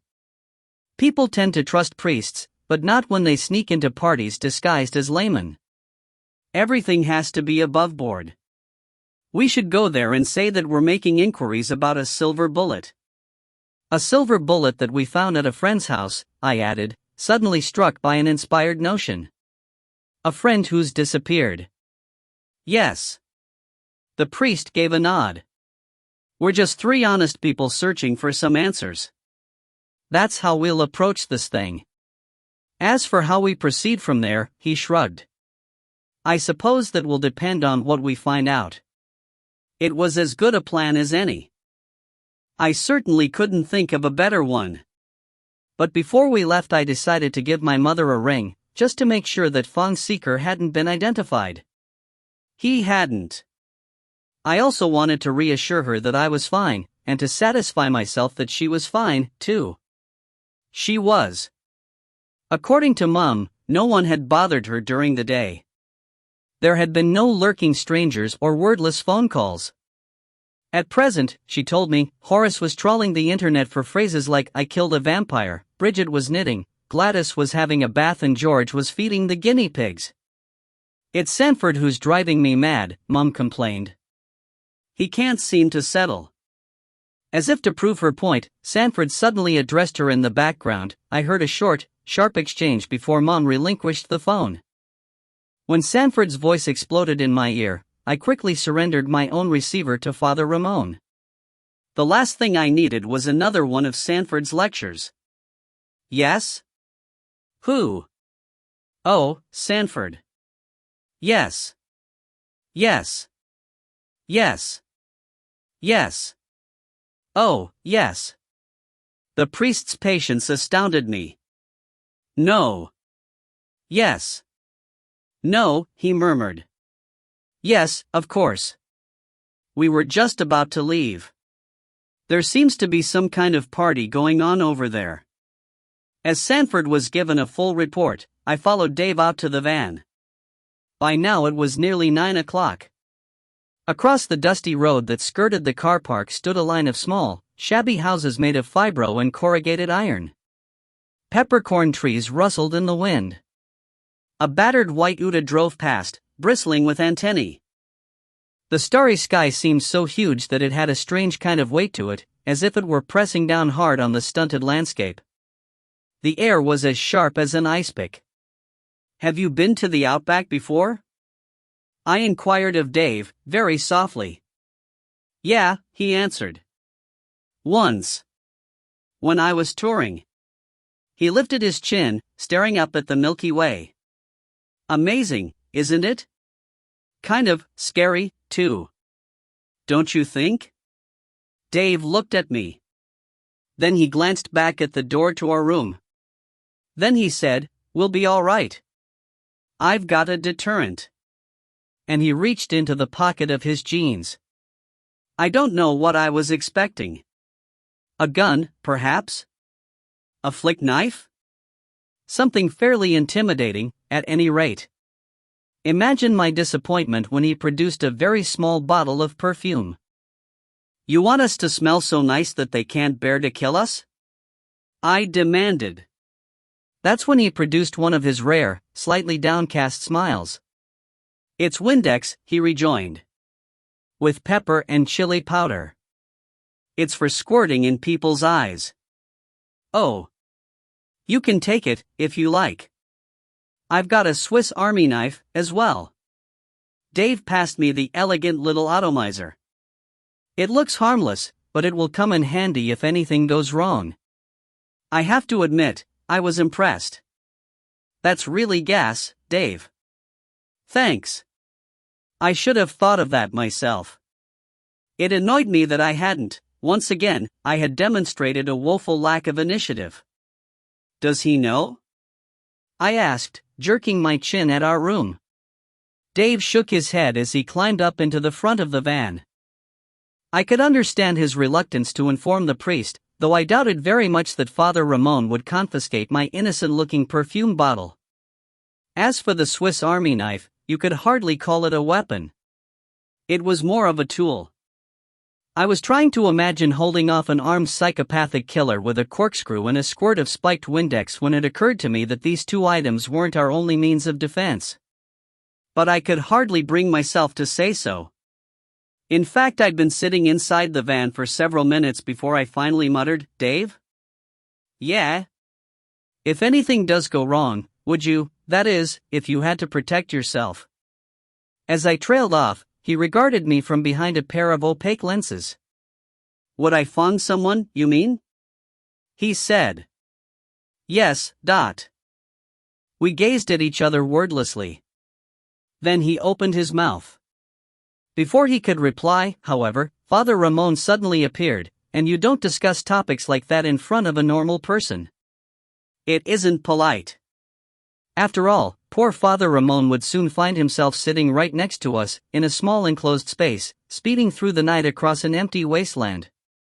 No one in this kind of situation wants to hear that the two vampires with him are prepared to use their fangs, if necessary. That's why I never did learn how Dave felt about defensive fonging.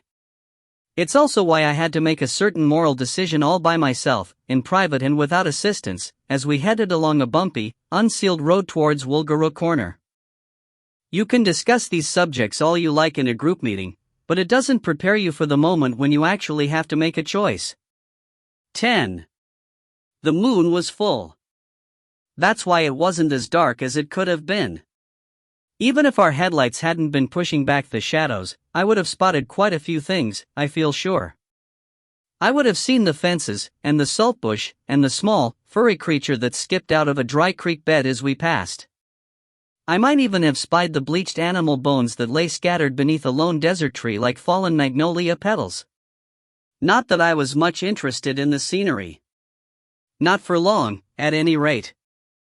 We had barely cleared the outskirts of town, leaving behind the last telephone pole and dusty, unoccupied shopfront, when we caught sight of two glowing red dots in front of us.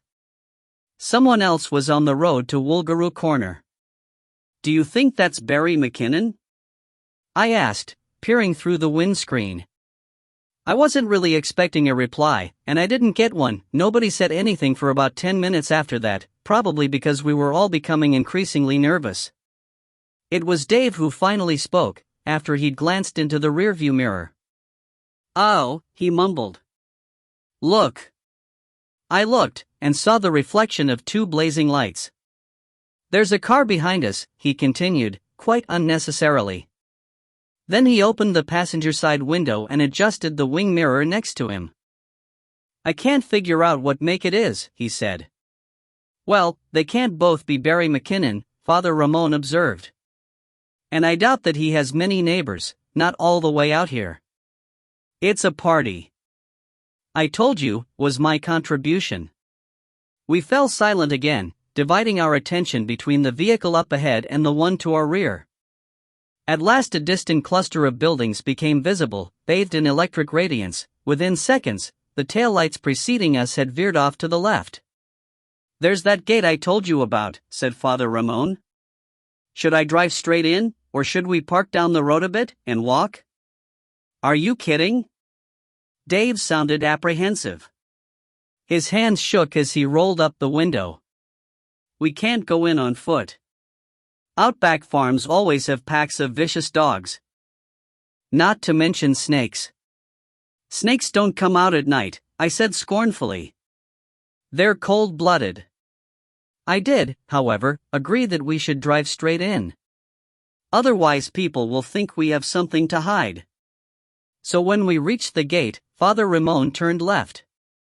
We immediately clanged over a cattle grid, which stretched between two whitewashed gateposts. Dust still hung in the air, thrown up by the tires of the car we were following. Somewhere a dog barked. See? What did I tell you? Dave commented, under his breath. I couldn't see any dogs, at first, just the glare of arc lights, an assemblage of concrete water tanks, and a long, low residence that seemed to be constructed almost entirely out of fly screens. The vehicles parked near this building ranged from filthy old Land Rovers to gleaming luxury rental cars. There were more than 15 of them, I noticed. Lots more. This is a really big bash, I said, in sheer amazement. But despite the number of guests, there wasn't a hint of decoration. No streamers or balloons fluttered from the eaves of the house. No fairy lights illumined the fences or outbuildings. All I could see were discarded tires, rusty petrol drums, chewed bones, even a gutted lounge chair. If it was a party, I decided, it was a very strange one. Because the people who were climbing out of their cars and hurrying towards a gate at the rear of the house didn't smile or greet each other. Nor were they carrying bottles of wine, or brightly wrapped presents. They all seemed to be men, and they were dressed in dull, dirty colors, with caps or hats pulled down low over their eyes. You know what? Dave said uneasily. I don't like the look of this. No, the priest had braked. It feels a bit illicit. You'd better move, I suggested. We're blocking the road here. Obediently, Father Ramon steered us towards a vacant patch of gravel that lay between a parked camper van and a tin shed. The camper van's driver had to step out of our way as we glided to a standstill. He kept his head low and his shoulders hunched. Watching his rapid retreat, I decided that my sunglasses might not be a problem after all. Everyone seems so shifty, I remarked, then glanced at Dave. You're going to blend right in, with that 2-day growth, . Yeah, but he isn't. Dave gestured at Father Ramon's clerical collar. I don't know if they're going to welcome a Catholic priest with open arms, do you? Unless someone keels over suddenly, and they need the last rites. I'll put on my jumper, said Father Ramon. The jumper certainly helped, though it couldn't conceal his patient, candid, kindly expression. Even without his cassock and dog collar, Father Ramon retained a priestly air. But there was nothing we could do about that. He wouldn't wear his sunglasses because it was too dark, and the only hat in his possession had a Latin motto embroidered on its crown, directly under a Sacred Heart of Jesus. You'll just have to stand behind Dave, I advised him, in a low voice. Then we jumped down from the van and joined a straggling queue, which had formed in front of a young but grim-faced man posted beside the back gate. He seemed to be collecting tickets, or tokens, and he was large and sunburned, with a vicious scar on his cheek. His oily blonde hair had been combed straight back. Something about him made my stomach churn. Do you think that's him? I breathed, plucking at Father Ramon's jumper. Do you think that's Barry McKinnon? The priest shrugged, just as Dave jabbed me with his elbow.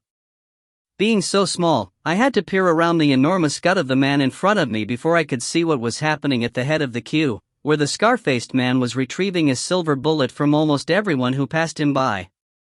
I gasped. Follow the track, just follow the track, Scarface droned, as the bullets dropped into his open palm, one by one. There was a contemptuous edge to his voice. Thanks, mate, yeah. Just follow the track. What are we going to do? I whispered. Are we going to speak up, or what? Shoo, said Dave. Now the fat man ahead of us was surrendering his silver bullet. "Hello, Dermot," he said, and Scarface gave a cool little nod. "Day, Russell. Where's your dad?" "Up at the pit?" "He's busy," Dermot replied. "You'll see him soon enough." "Good turnout, eh?" "Yeah." Dermot was getting impatient. His pale eyes flickered in my direction. "Not bad. Hope there's enough room for us all," Russell added. "I wouldn't want to miss anything." "You won't," Dermot said shortly. "Just follow the track." A sudden low growl alerted me to the wide-bodied, muscle-bound dog sitting beside him. I couldn't tell you what breed of dog it was, only that it had big teeth and a broad, ugly head. But one glimpse of those teeth was enough to get rid of Russell. He sauntered through the gate and waddled off down a narrow dirt track, towards another collection of arc lights in the distance. Dermot fixed his gaze on me again. I sensed that I was an unexpected, and possibly unwelcome, sight. But before he could say anything, Father Ramon spoke up. "Good evening," the priest declared. "My friends and I were hoping for a word with Mr. Barry McKinnon. About this." And he displayed our silver bullet, holding it between his thumb and forefinger. Dermot blinked. Confusion replaced the hostility in his eyes. He frowned as he glanced from the priest's face to mine, and back again. Something clearly didn't make sense to Dermot. Our silver bullet had thrown him. I braced myself, convinced that he was about to interrogate us. Luckily, however, I was wrong. Footsteps crunched on the gravel behind me, the line was lengthening, and time was running out. After a brief pause, Dermot shrugged. "Yeah. Right. Whatever," he growled, reaching for the bullet in Father Ramon's hand. "Dad'll be along any minute. He'll talk to you then. But you gotta gimme that. You can't just keep it." Dermot yanked the bullet from Father Ramon's slackening grip. "Just follow the track.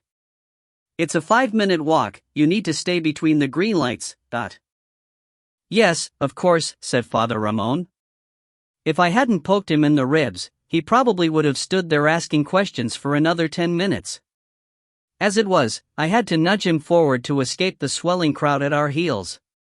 Something about my presence still baffled Dermot, who leered and winked when he caught my eye. "Enjoy yourself, love," he drawled, in mocking tones. "Just follow the track." So I did, as quickly as possible. You know what? I shouldn't be here. This was painfully obvious to me by now. We've crashed a stag party, I reckon. Maybe he thinks I'm the stripper. Shoo! Dave took my arm. Ahead of us lay 2 long strings of green lights, placed about a meter apart, like a pair of emerald necklaces. They marked the edges of our designated route. Beyond them, on slightly elevated ground, a brightly illuminated crowd of people had gathered around a wire fence.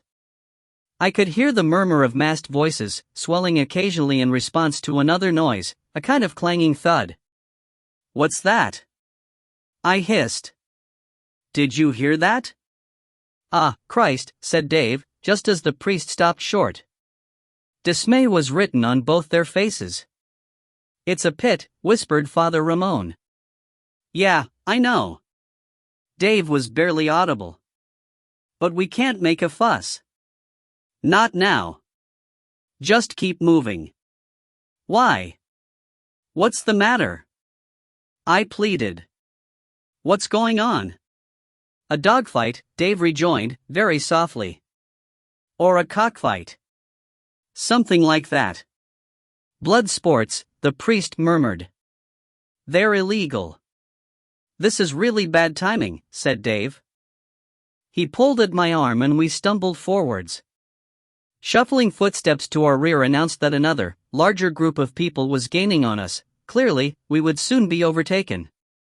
I tried to make sense of what I'd just been told. Dogfighting? It had been in the news lately.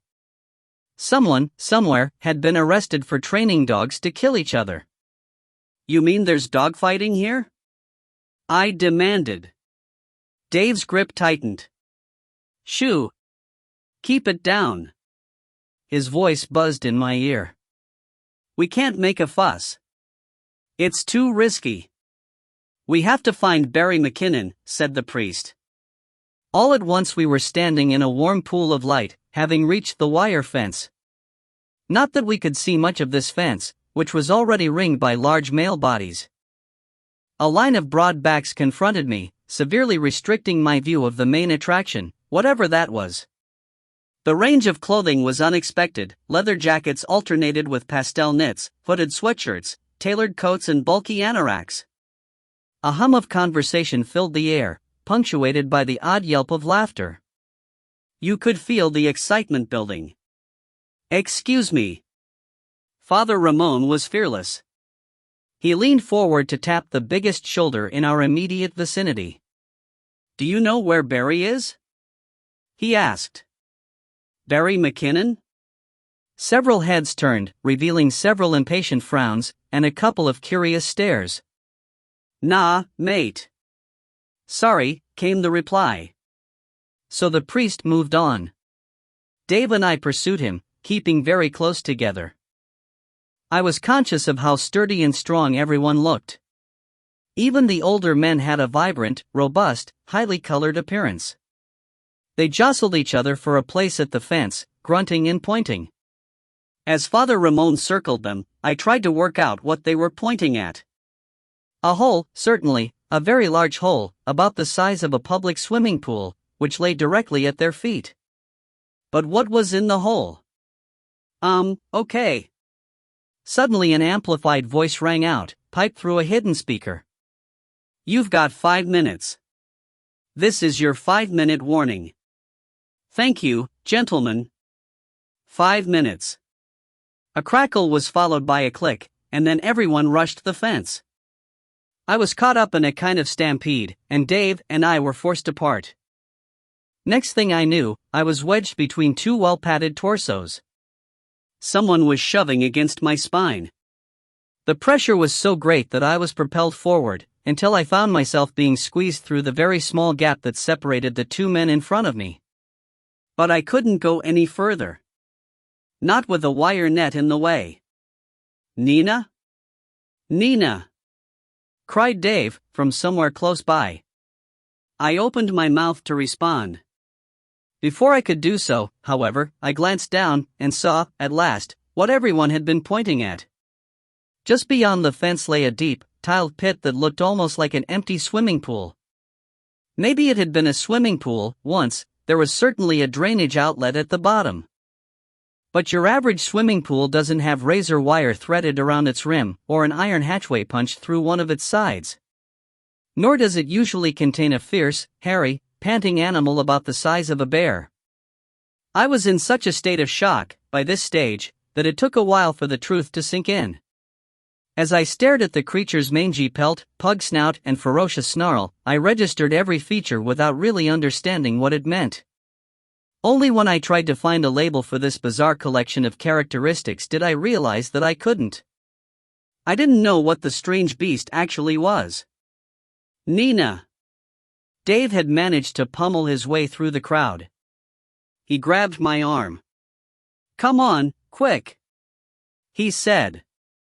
No, I clutched at the fence, winding my fingers through it. Wait. But. Look. Down there.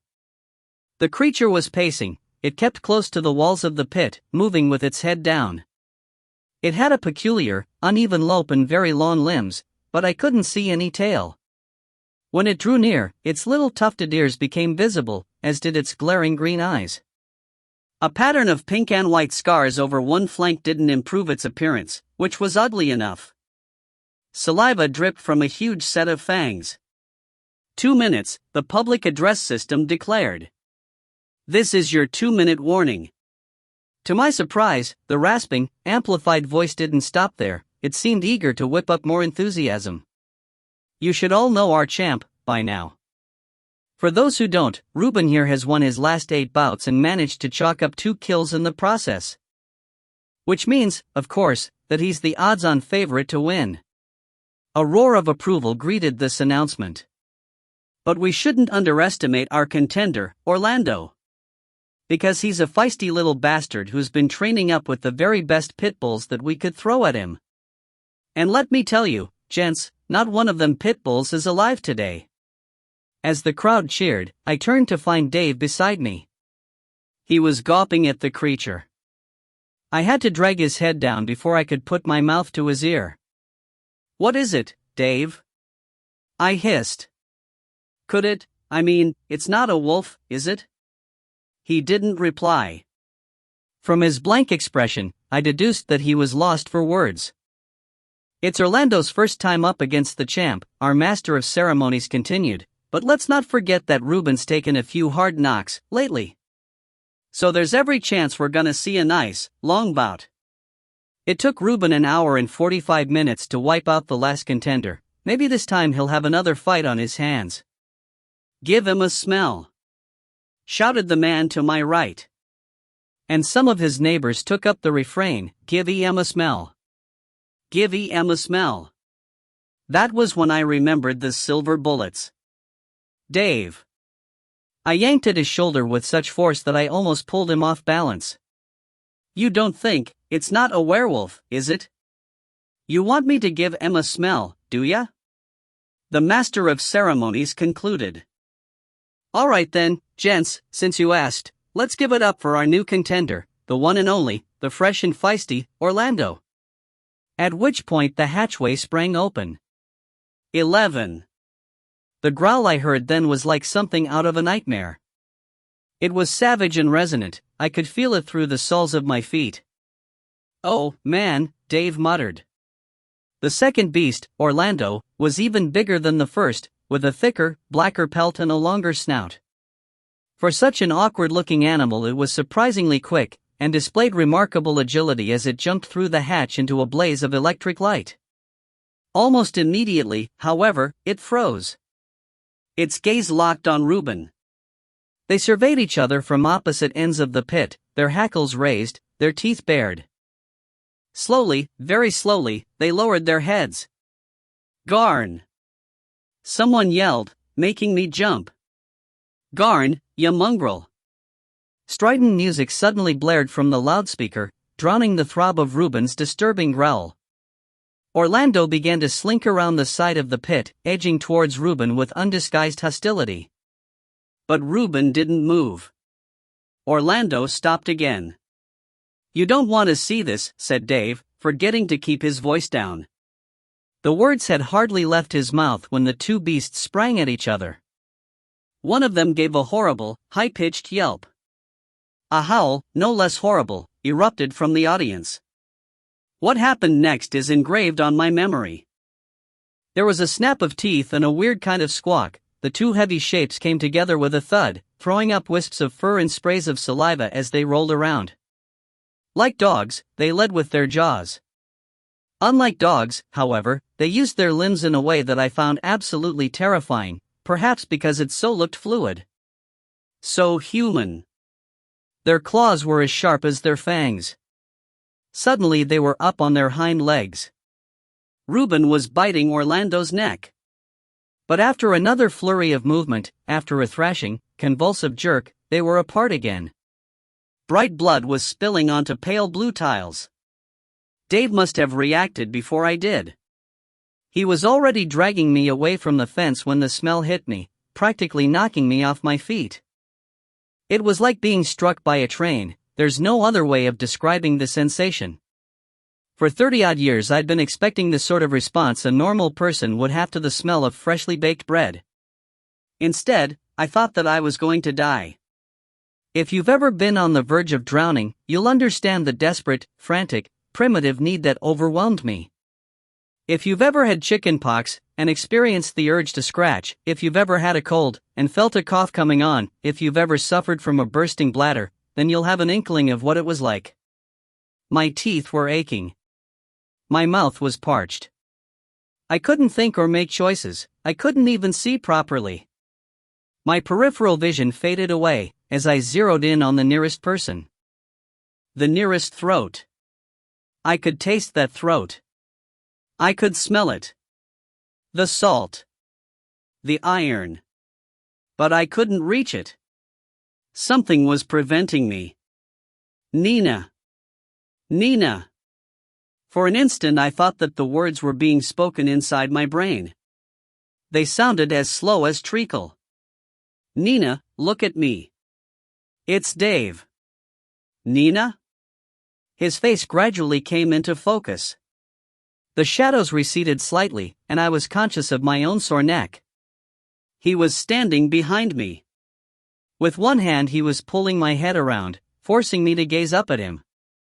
His free arm was wrapped around my waist. Ow, I croaked. Do you know who I am? Nina? Yeah. Don't fade out on me. You have to concentrate. Who am I?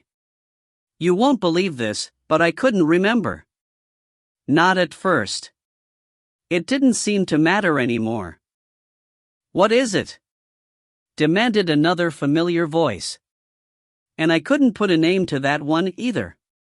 The response from above me was hard and sharp. Get back. Right back. But she's not herself. And then something clicked in my mind. Dave. You're Dave, I slurred. His fingers were digging into my jaw. Let go. I sensed the change in him instantly. His expression shifted. His grip relaxed. Nina? He said. Are you all right?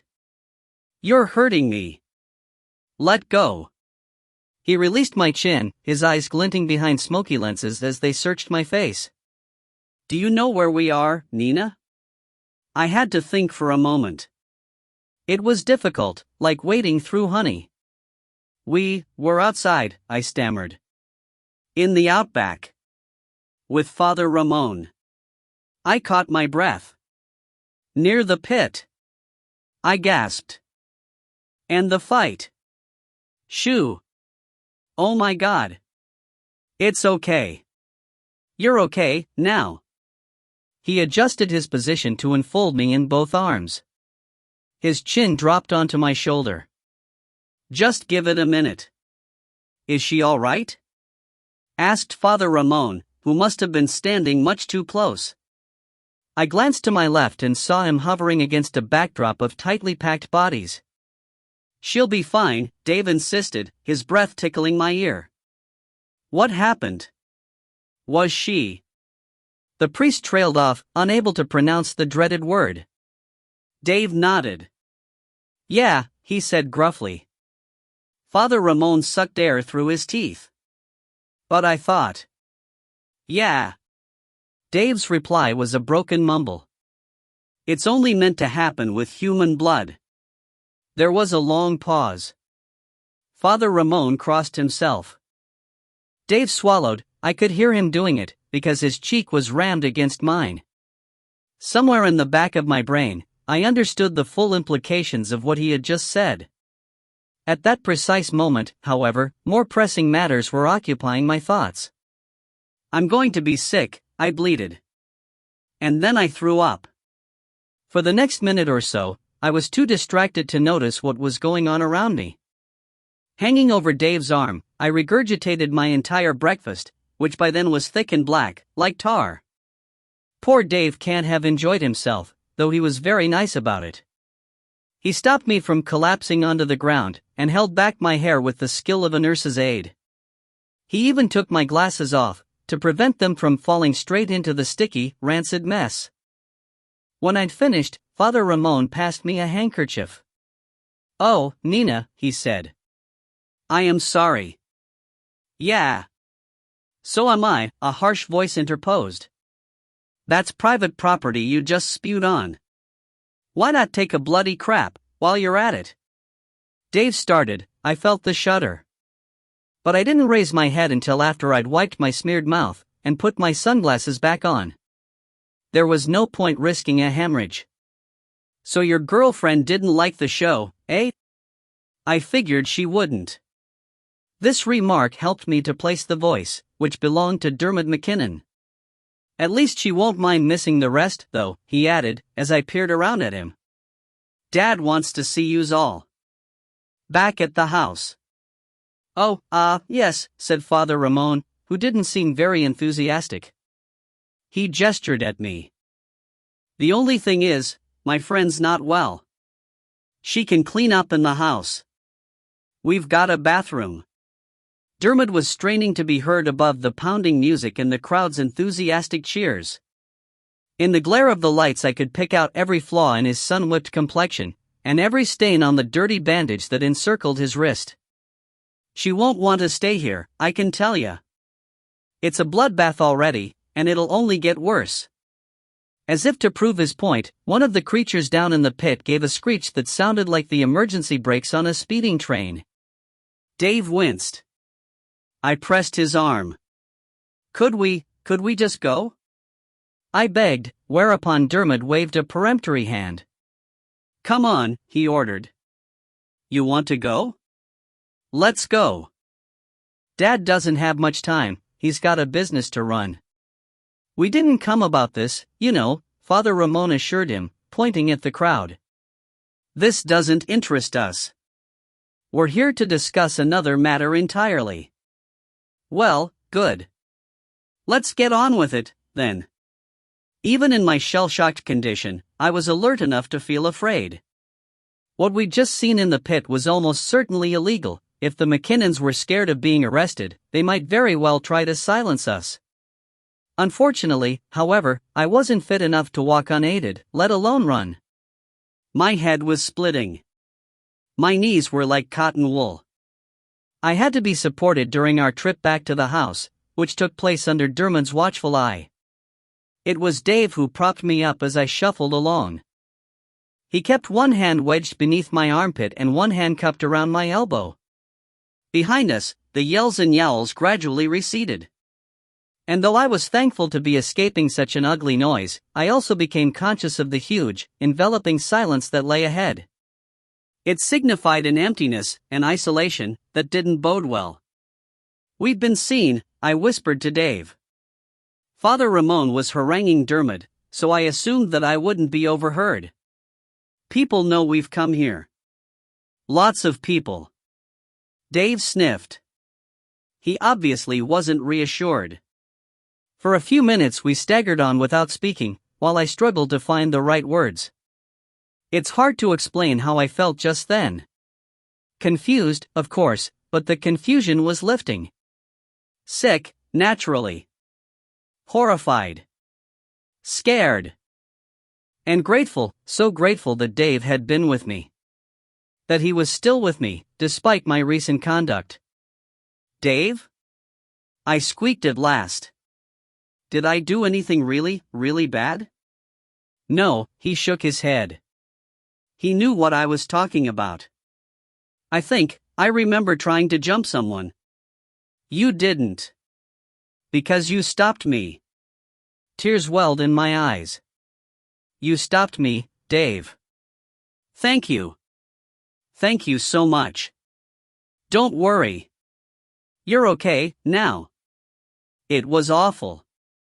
I know. He paused. It was. I can't believe it didn't affect you. All that blood. Oh, I felt it, he murmured. Believe me, I felt it. Just not the way you did. How did you stop yourself? I couldn't imagine having the strength. What happened? Did you hold your breath, or something? I saw your face. His tone was flat. He had to lick his lips before continuing. You weren't there anymore. When I saw that, I couldn't think about anything else.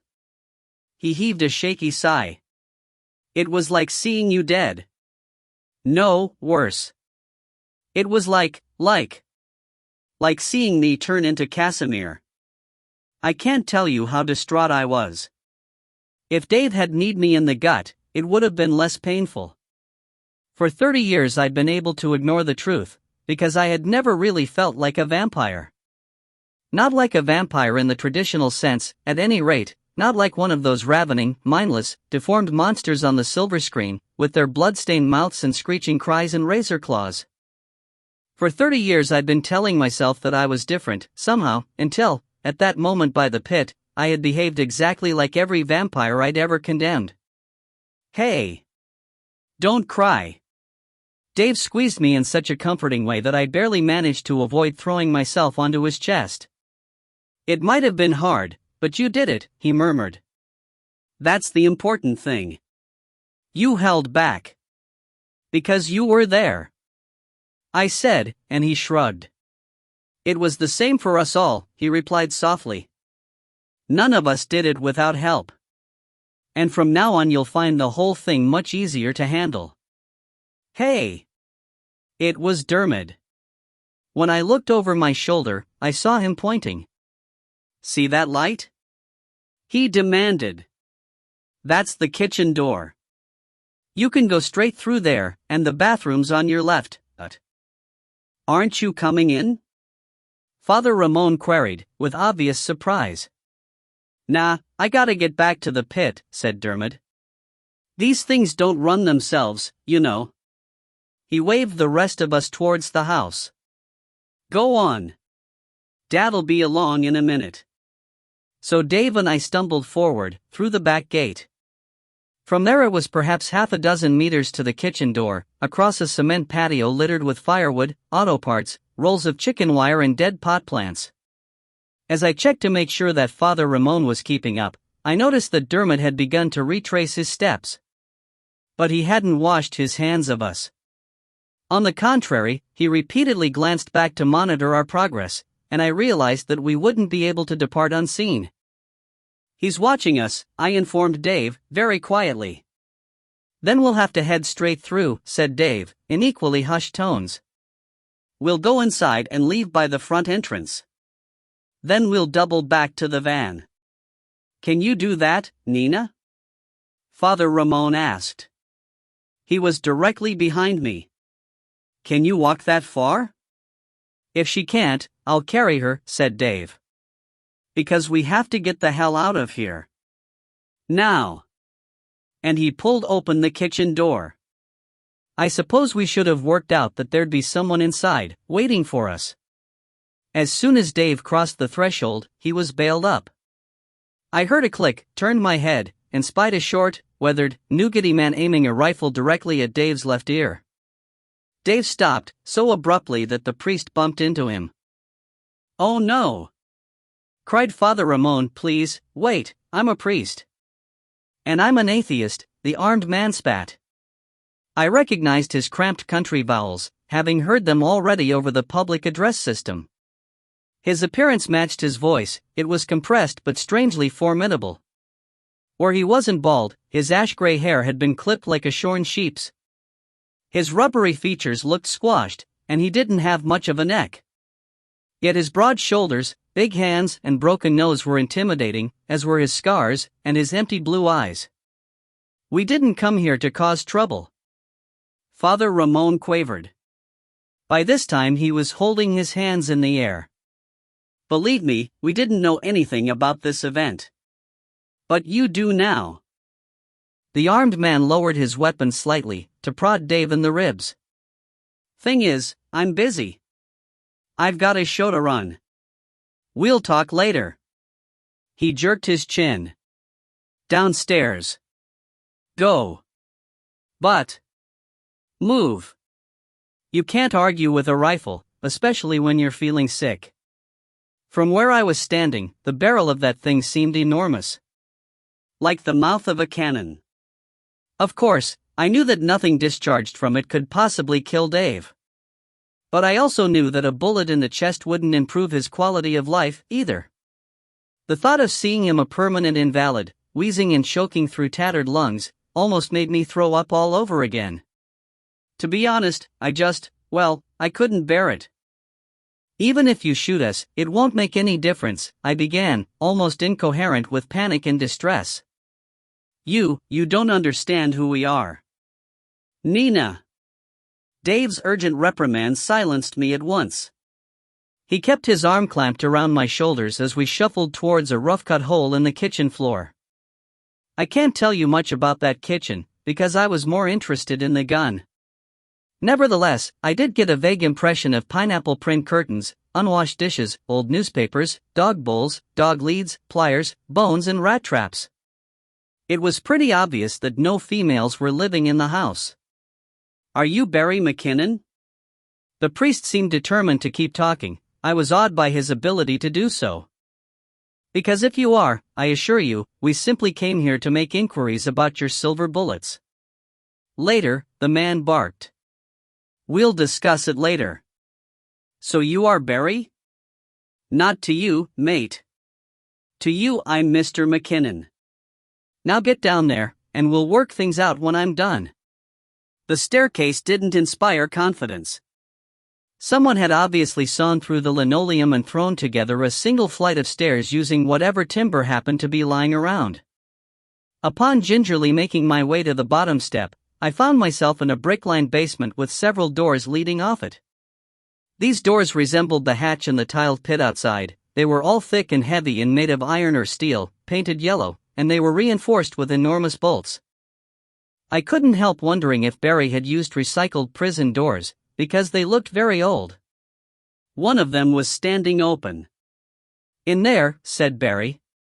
He was bringing up the rear, his gun resting between Father Ramon's shoulder blades. "Go on." "In there?" The priest sounded appalled, and I understood why. The whole setup was like something out of a horror movie. "But what on earth?" "Just do it," Barry growled. Even then, believe it or not, the little bottle of spiked Windex didn't so much as cross my mind. I'd completely forgotten about it. Perhaps I was still groggy from the blooding, or perhaps I'm not one of those people who react quickly and heroically to adverse circumstances. Not like Zadia Bloodstone. Anyway, the fact is that I allowed myself to be herded into Barry McKinnon's underground cell like a brainless farm animal, without uttering a single word of protest. The first thing I spotted was a stainless steel toilet without a seat. The second thing was an unmade bed. The third thing was a barred gate, clamped across an opening on the other side of the room. Beyond the solid iron framework of this gate stretched a long, dark corridor. And from the somewhere down one end of this corridor echoed the faint sound of distant cheering. Aghast, I stared at Dave. "Right," said Barry. "I'll be back in a couple of hours."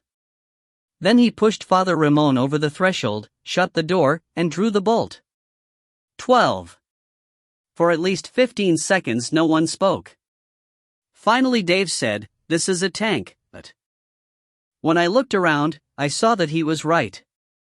We were standing in what appeared to be a huge concrete drum, the kind normally used to collect rainwater. I'd seen quite a few of them so far on my trip into the outback. They were generally sitting beside some farmhouse, half buried in the earth. "It must be connected to that pit," I remarked dully. "By an underground passage." Father Ramon gave a sudden start, then began to grope around in his pockets. When he produced his mobile phone, however, his shoulders drooped. "No signal," he lamented. I reached for my own mobile, just to check, and my fingers closed over the forgotten perfume bottle. "Oh, hell." I pulled it out. "Oh, damn. My spray. I'm so sorry." "We can still use it," was Dave's opinion. And the priest said, "Use what, dot?" "It's like mace," I explained. "For self-defense. I can squirt it in people's eyes." As a last resort, Dave added, seeing Father Ramon wince. "I know it would be dangerous, what with the gun and everything." All at once I felt dizzy. When I wobbled over to the bed, however, I discovered that it wasn't very comfortable.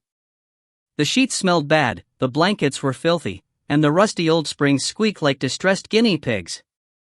Nevertheless, it was better than the cold, hard, concrete floor. "It's 11:30, the priest observed. "When did he say he'd be back?" "In a couple of hours?" "That'll be 1:30. We have to get out, said Dave. We have to think. Father Ramon put his hands to his temples. Just let me think. I couldn't think. My brain felt numb. I was still trying to process what had just happened, what I'd just seen. The pit. The creatures. The basement. The blood. My gaze traveled slowly around the oddly shaped room, from one item to the next. There was an overhead light and a wall-mounted heater. A power cable had been taped across the ceiling. It disappeared through a small, irregular hole in one wall. There was also a pile of old paperback books, and a plastic drink bottle. Various bits of torn clothing were scattered around. It all looked pretty innocuous at first glance. But then I spied the manacle and chain attached to a bolt in the floor. Someone lives here, I said. Dave grunted. A person. Not an animal. There's a toilet. I started to shake. Even my lips were shaking. You don't think it's like the Roman Empire, do you? What? Dave stared at me in confusion. You don't think they actually feed human beings to those things out there? Even as I spoke, the distant clamor of massed voices swelled to an appreciative roar. Our eyes swiveled fearfully towards the barred gate.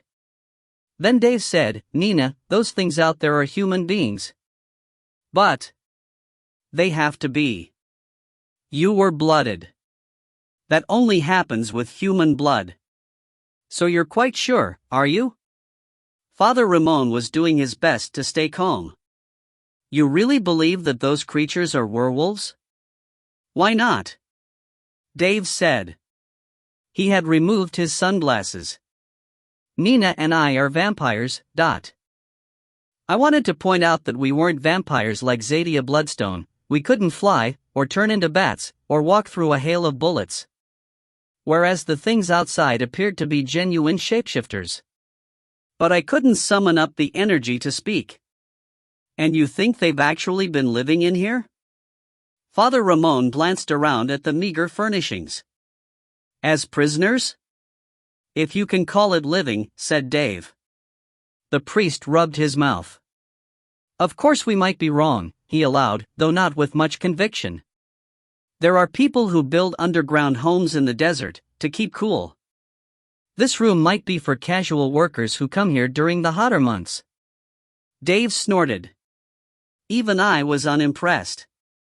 You don't chain your workers to the wall, Dave argued, and Father Ramon couldn't disagree. In the silence that followed, another bloodthirsty roar from beyond the barred gate made us all flinch.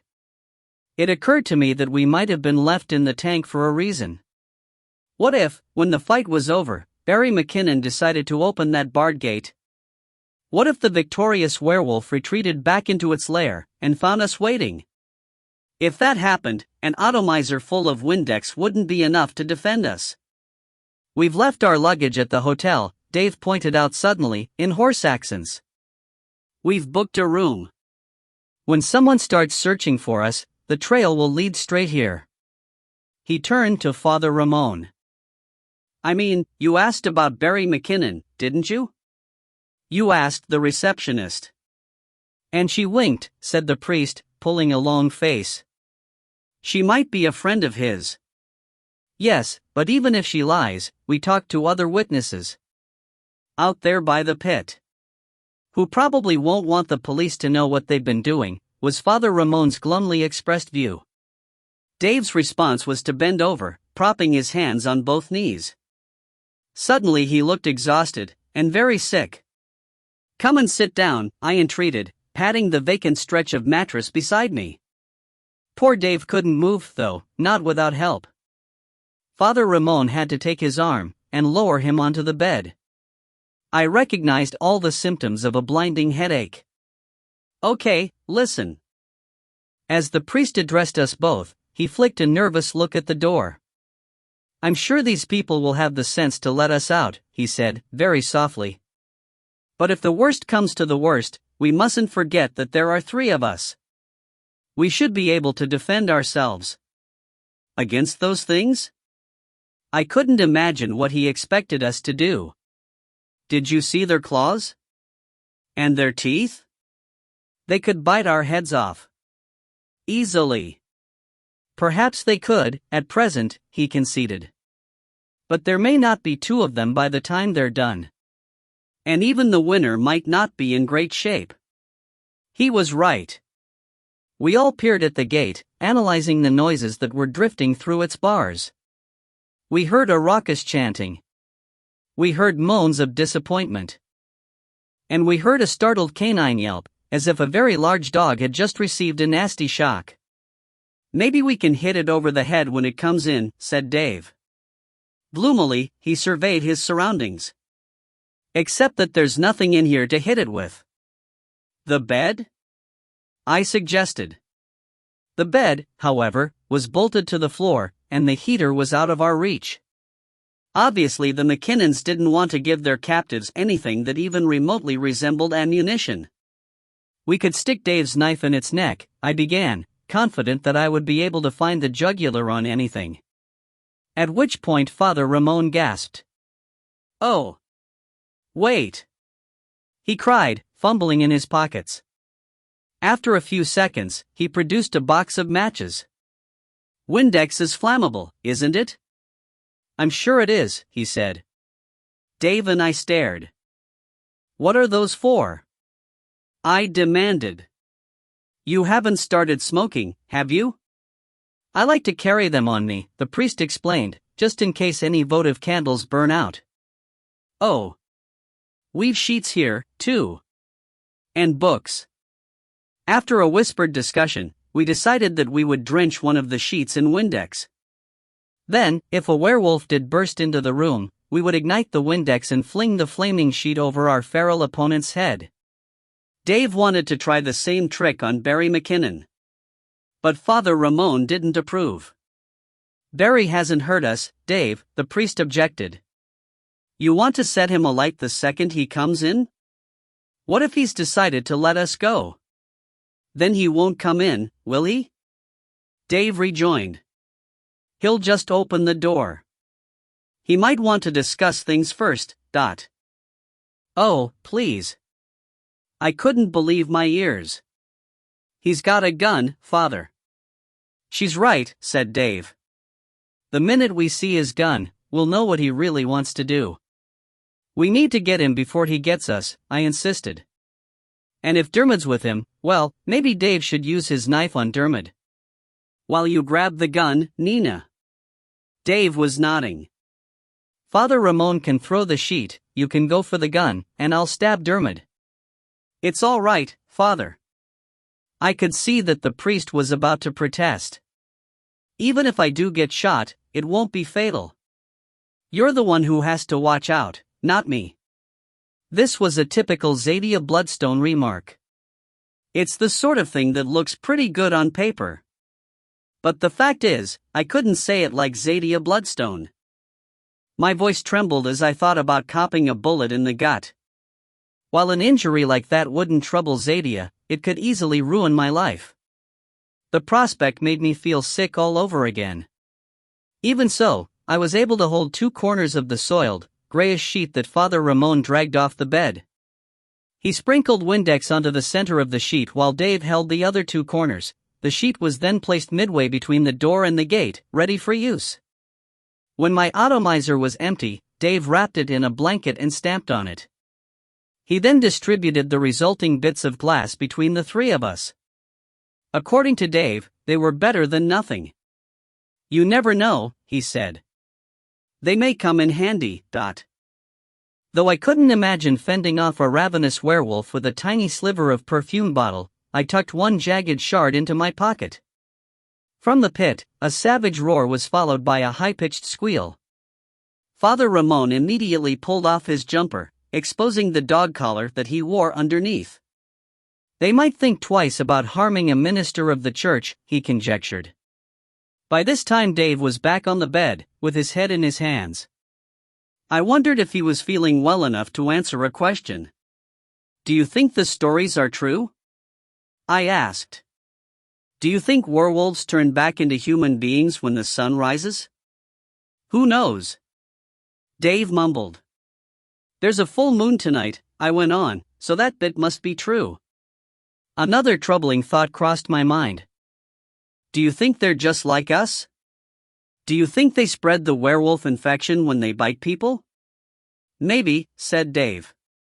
What happens to a vampire who gets bitten by a werewolf, anyway? In Underworld, as far as I could recall, such bites were supposed to be fatal, but Underworld wasn't real. And what happens if a vampire bites a werewolf? Would it have any effect? Don't ask me. Dave didn't seem particularly interested. You're the one who writes Dracula spin-offs. It might have some effect, I continued, thinking aloud. It might be worth a try. Nina, we won't be fawning anyone if we can help it. Dave lifted his head. You know what Sanford always tells us. If you give in to that urge, it'll harm you as much as it harms your victim, I finished, impatiently quoting Sanford. I realize that. But what if it's a choice between psychological damage and total dismemberment? What if those things try to eat us, Dave? My panic was mounting. Shouldn't we at least bite back? Before you do, you might want to cast an eye over this, said Father Ramon. He had picked up one of the books. Someone's been reading Harry Potter. And Philip Pullman. And Terry Pratchett. He cast a troubled glance in my direction. I'd be very surprised if any of these books belong to the McKinnons, he added. They look like teenage reading to me.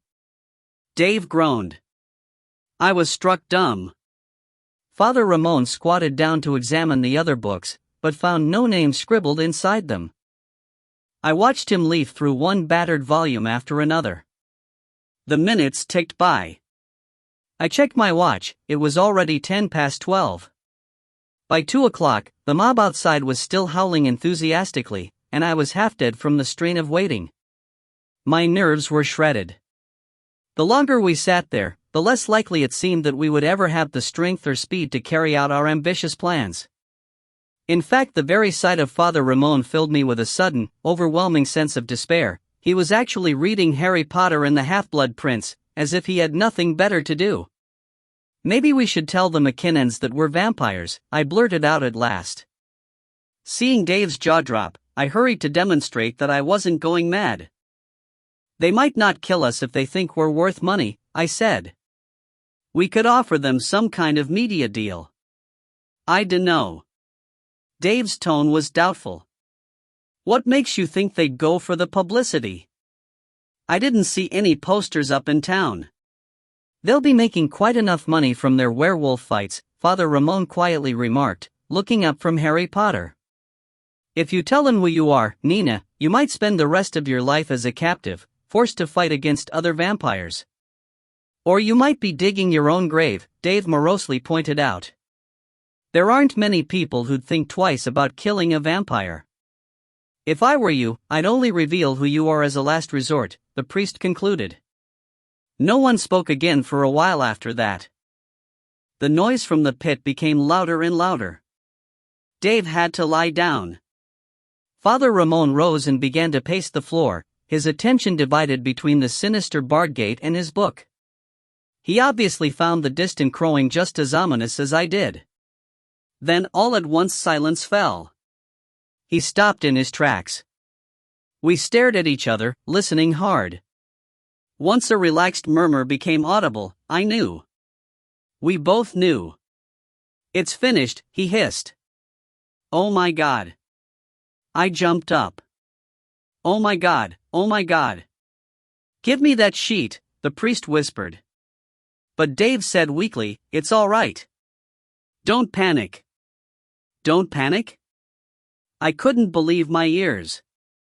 They might send those werewolves back in here, Dave. I don't think so. Dave had been lying with his arm draped across his bloodshot eyes.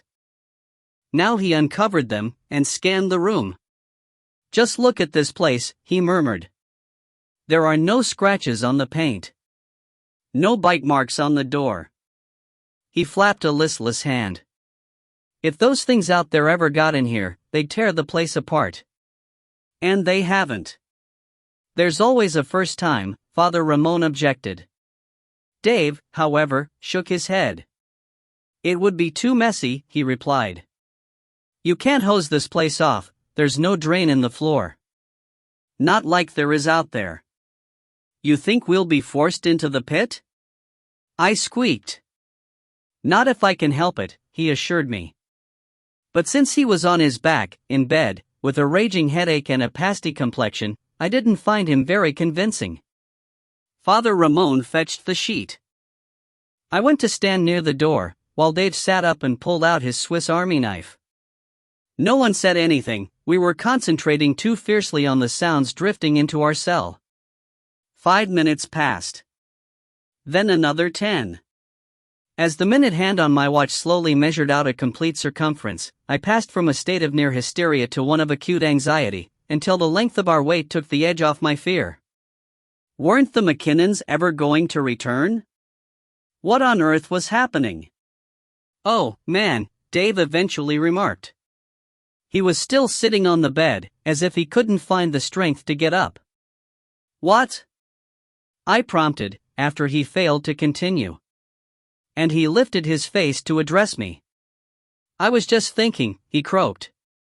Suppose no one comes down here until after sunrise? I gasped. Suppose the McKinnons get here and find the pair of us dead to the world? Dave continued. We won't be able to help Father Ramon. We won't be able to do a thing. Oh, but, I checked my watch, for perhaps the 100th time that night. We still have a good 2 hours, at least. Anyway, he said he'd be back soon. But what if he isn't? Dave closed his eyes for a moment. What if something's cropped up? He faltered. What are we going to do if the McKinnons walk in and decide that we're already dead? I had no idea. My mind was a blank. And Dave must have had the same problem, because he slumped forward mutely, massaging his eye sockets. It was Father Ramon who supplied an answer to Dave's question. I tell you what I'm going to do, the priest announced. I'm going to pretend that I killed you both. Dave snorted. I mean it. Father Ramon's tone was perfectly serious. I'll say that I smothered you to save myself. What are you talking about? Dave groaned, and I exclaimed, that's stupid. No, it's not. It's our best chance. Lowering his voice, the priest began to argue his case. We're only in danger because the McKinnons are worried that we'll tell the police what they've been doing here, he said. But if I have your deaths on my conscience, I won't be telling anyone about anything. Will I? He went on to explain that he would write a confession, which he would offer to Barry as insurance. Then he would drive away with our corpses, promising to remain silent about the McKinnons' activities as long as the McKinnons remained silent about the cold-blooded murders that he had committed to save his own skin. I'll demand that you be thoroughly wrapped up before we take you outside, he finished. I'll pretend that I'm worried about people seeing you. But it'll work, Nina. I'm sure it will. In fact, it's our only hope. He frowned. What else are we going to do? What else can I possibly say? Can you think of anything? I couldn't. Though I tried and tried, I was unable to come up with an alternative plan. I was still racking my brain when, at 6:57 a.m., I suddenly blacked out. 13. I woke up at 5:29 p.m. and didn't know where I was. That's always a terrible feeling. It hasn't happened to me often, thank God, but it's one of those nasty events more likely to befall a vampire than a normal person, unless, of course, you're a normal person who's a drunk or a drug addict. For a second or two I lay in total confusion. My face was covered, and it was very dark. Then something moved beside me. Who's that? I quavered. There was a brief silence. Nina? Came the muffled response.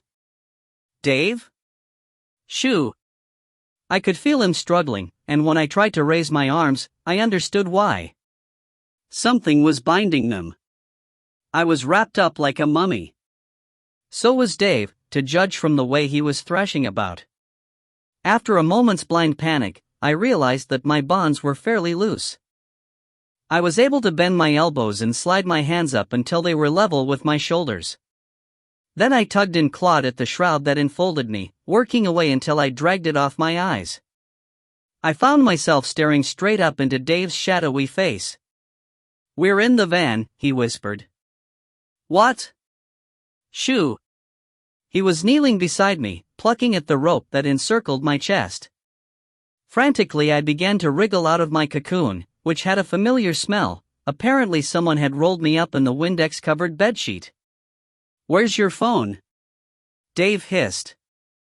"I don't know, let me see." I thrust aside a great swag of cotton, before searching the pockets of my coat with unsteady hands. "It's gone," I informed him, very quietly.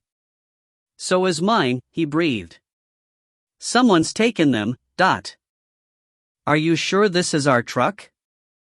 "I'm sure," said Dave, and when I looked around, I had to agree with him. Though my wristwatch didn't provide much illumination, I could still make out the double doors in front of me, and the sheets of black plastic that lined every other visible surface. "What do you think?" I asked, in hushed tones. "Do you think Father Ramon's trick worked?" I was referring to the priest's fake homicide scenario. Dave must have understood that, because he shrugged. "I dunno," he softly replied. "Maybe.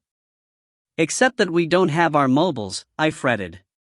"Why would he have taken them away?" Dave didn't answer. He was already crawling towards the only exit, leaving a dim tangle of rope and fabric behind him. As I groped around for my sunglasses, which seemed to have vanished, along with my phone, he gave one of the doors a tentative push. To my utter astonishment, it swung open. "Shit!" Dave jerked back, sucking air through his teeth. All at once he was silhouetted against a silver-gilt landscape of stones and saltbush. My heart sank when I saw the corner of a tin shed. Our van was still parked where we'd left it. "Shoo," Dave warned, placing a finger to his lips. He thrust his head outside, glancing around with great caution. At last he gave me a thumbs up. When I hesitated, he beckoned urgently. "Quick!" he muttered. "Before anyone sees us." "But where are you going?" I was confused.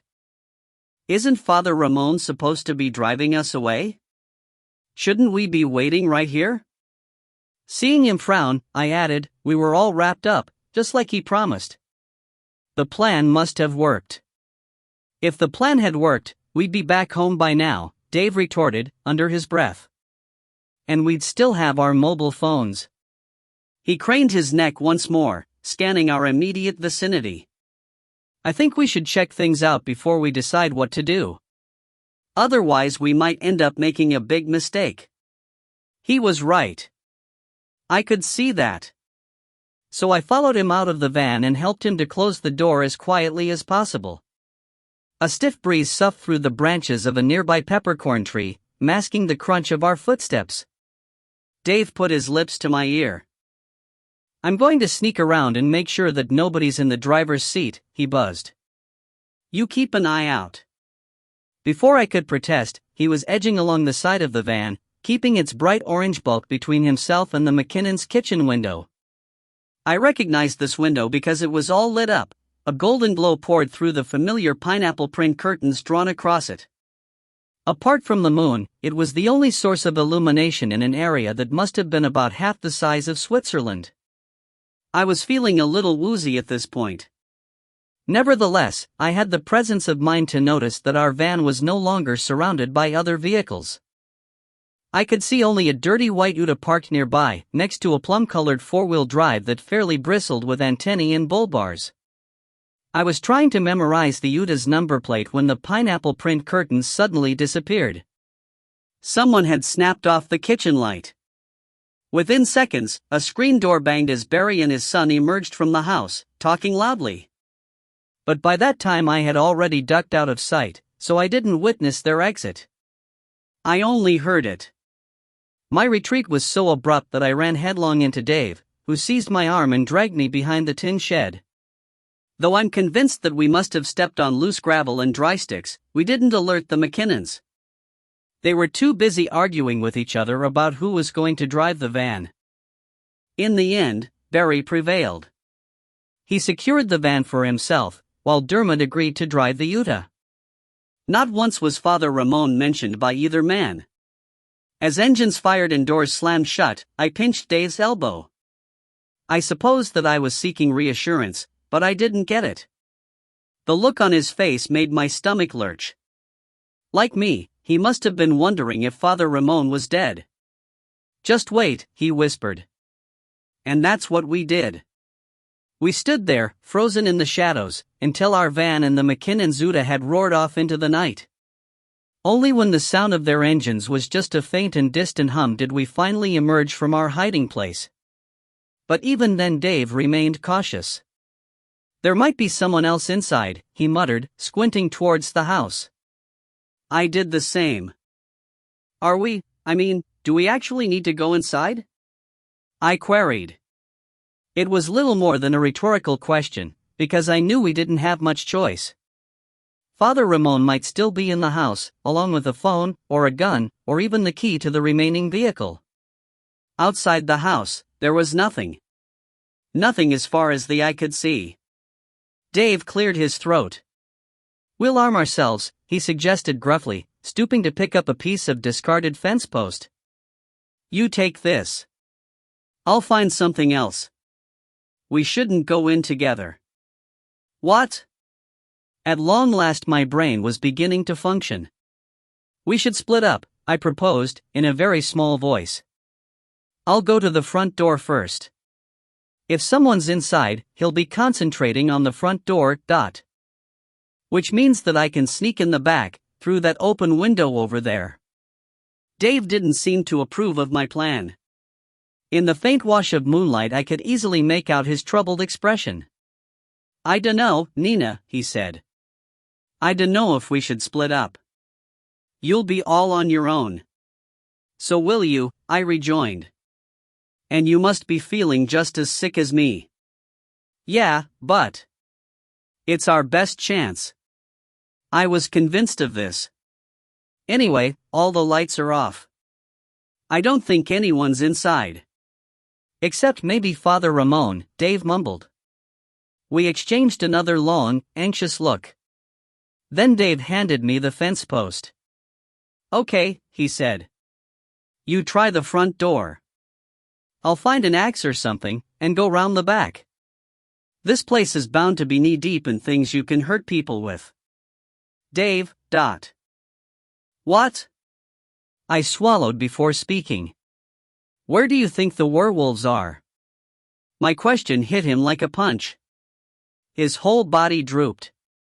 It was apparent that the werewolves had momentarily slipped his mind. I felt bad about jogging his memory. "They must have changed into people by now," I said, making a feeble effort to comfort him. "And if they haven't, they'll be locked up somewhere. Even Barry McKinnon wouldn't let them roam around loose." "Oh Christ, Nina." Dave put out a hand, propping himself against the corrugated wall of the shed. His voice was ragged. I dunno what we're going to find in there. Maybe we should just start walking." "No, that was out of the question. We can't. It's too risky. The sun might rise before we get anywhere." I took a deep breath and squared my shoulders. "Let's just get this over with," I exhorted, with a courage born of pure desperation. "Before Barry comes back. I can't pretend that I waltzed up to the McKinnons' front door with steely eyes and a kick-ass attitude, like Zadia Bloodstone. In fact, to be perfectly honest, I nearly didn't make it at all. At one point I froze in my tracks, too scared to take another step. But the thought that Father Ramon might be bleeding to death somewhere underground finally propelled me forward. After a brief, internal struggle, I somehow made myself cross that creaky veranda and turn that tarnished doorknob. When the latch clicked, I couldn't have been more surprised. It had never occurred to me that the McKinnons would drive away without locking up their house. Perhaps people in the country are more honest than people in the city. Or perhaps securing your property is the kind of thing that you forget to do when you're about to get rid of 2 human corpses. I gave the door a gentle shove, wincing as its hinges squealed. Nina? If I had died of shock right then, it would have been Dave's fault. As it was, I almost fainted. He had armed himself with a shovel, and his big, shaggy, ill-defined figure would have terrified even Zadia Bloodstone. I suppose he must have been on the point of letting me in. For God's sake! I hissed. You practically gave me a heart attack. Sorry. The back door was unlocked. Is anyone here? Not that I can see. Have you checked downstairs? Nope. What about the bedrooms? I had a quick look. They're empty. Are there any lights on? Dave shook his head.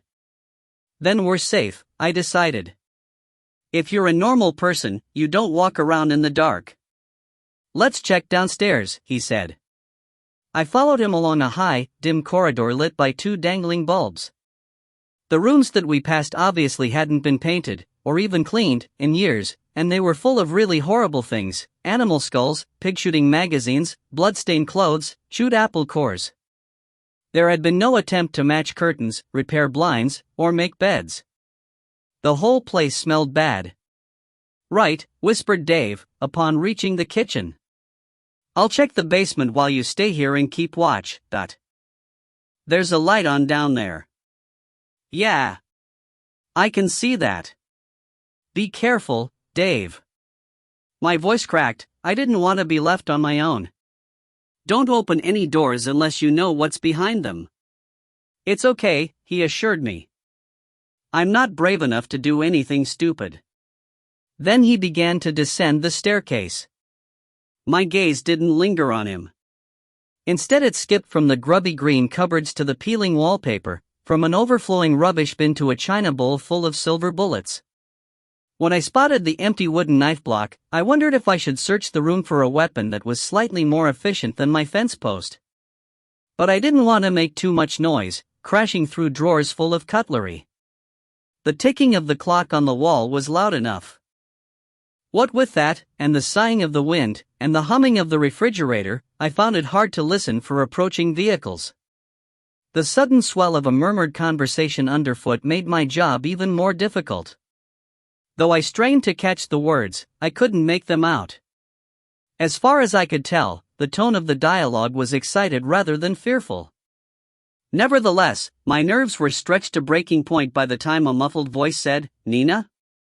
Are you still up there?" "Dave!" I cried. "Are you okay?" "I sure am," Dave answered. "And so is Father Ramon." I couldn't even respond to that. My throat closed up as tears sprang to my eyes. It's funny how things hit you, sometimes, things that knock you sideways because they're such revelations. The fact that you're really a vampire, say. Or the fact that you care about someone a great deal, and you didn't even know it. The relief that flooded me was so overwhelming that I nearly dropped my fence post and had to lean against the kitchen table. "Nina? What's wrong?" Dave's head had appeared, popping out of the hole in the floor. "Are you feeling sick?" "No. I'm fine." Though I wasn't, of course. "What are we going to do now? Look for a key?" "We don't have to.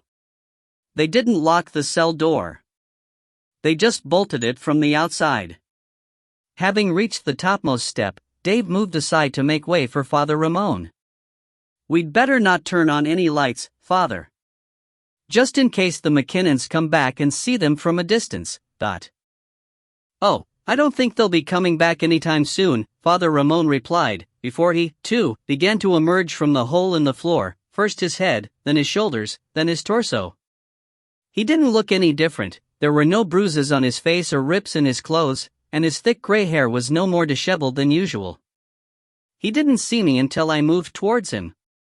Nina, he said with a smile.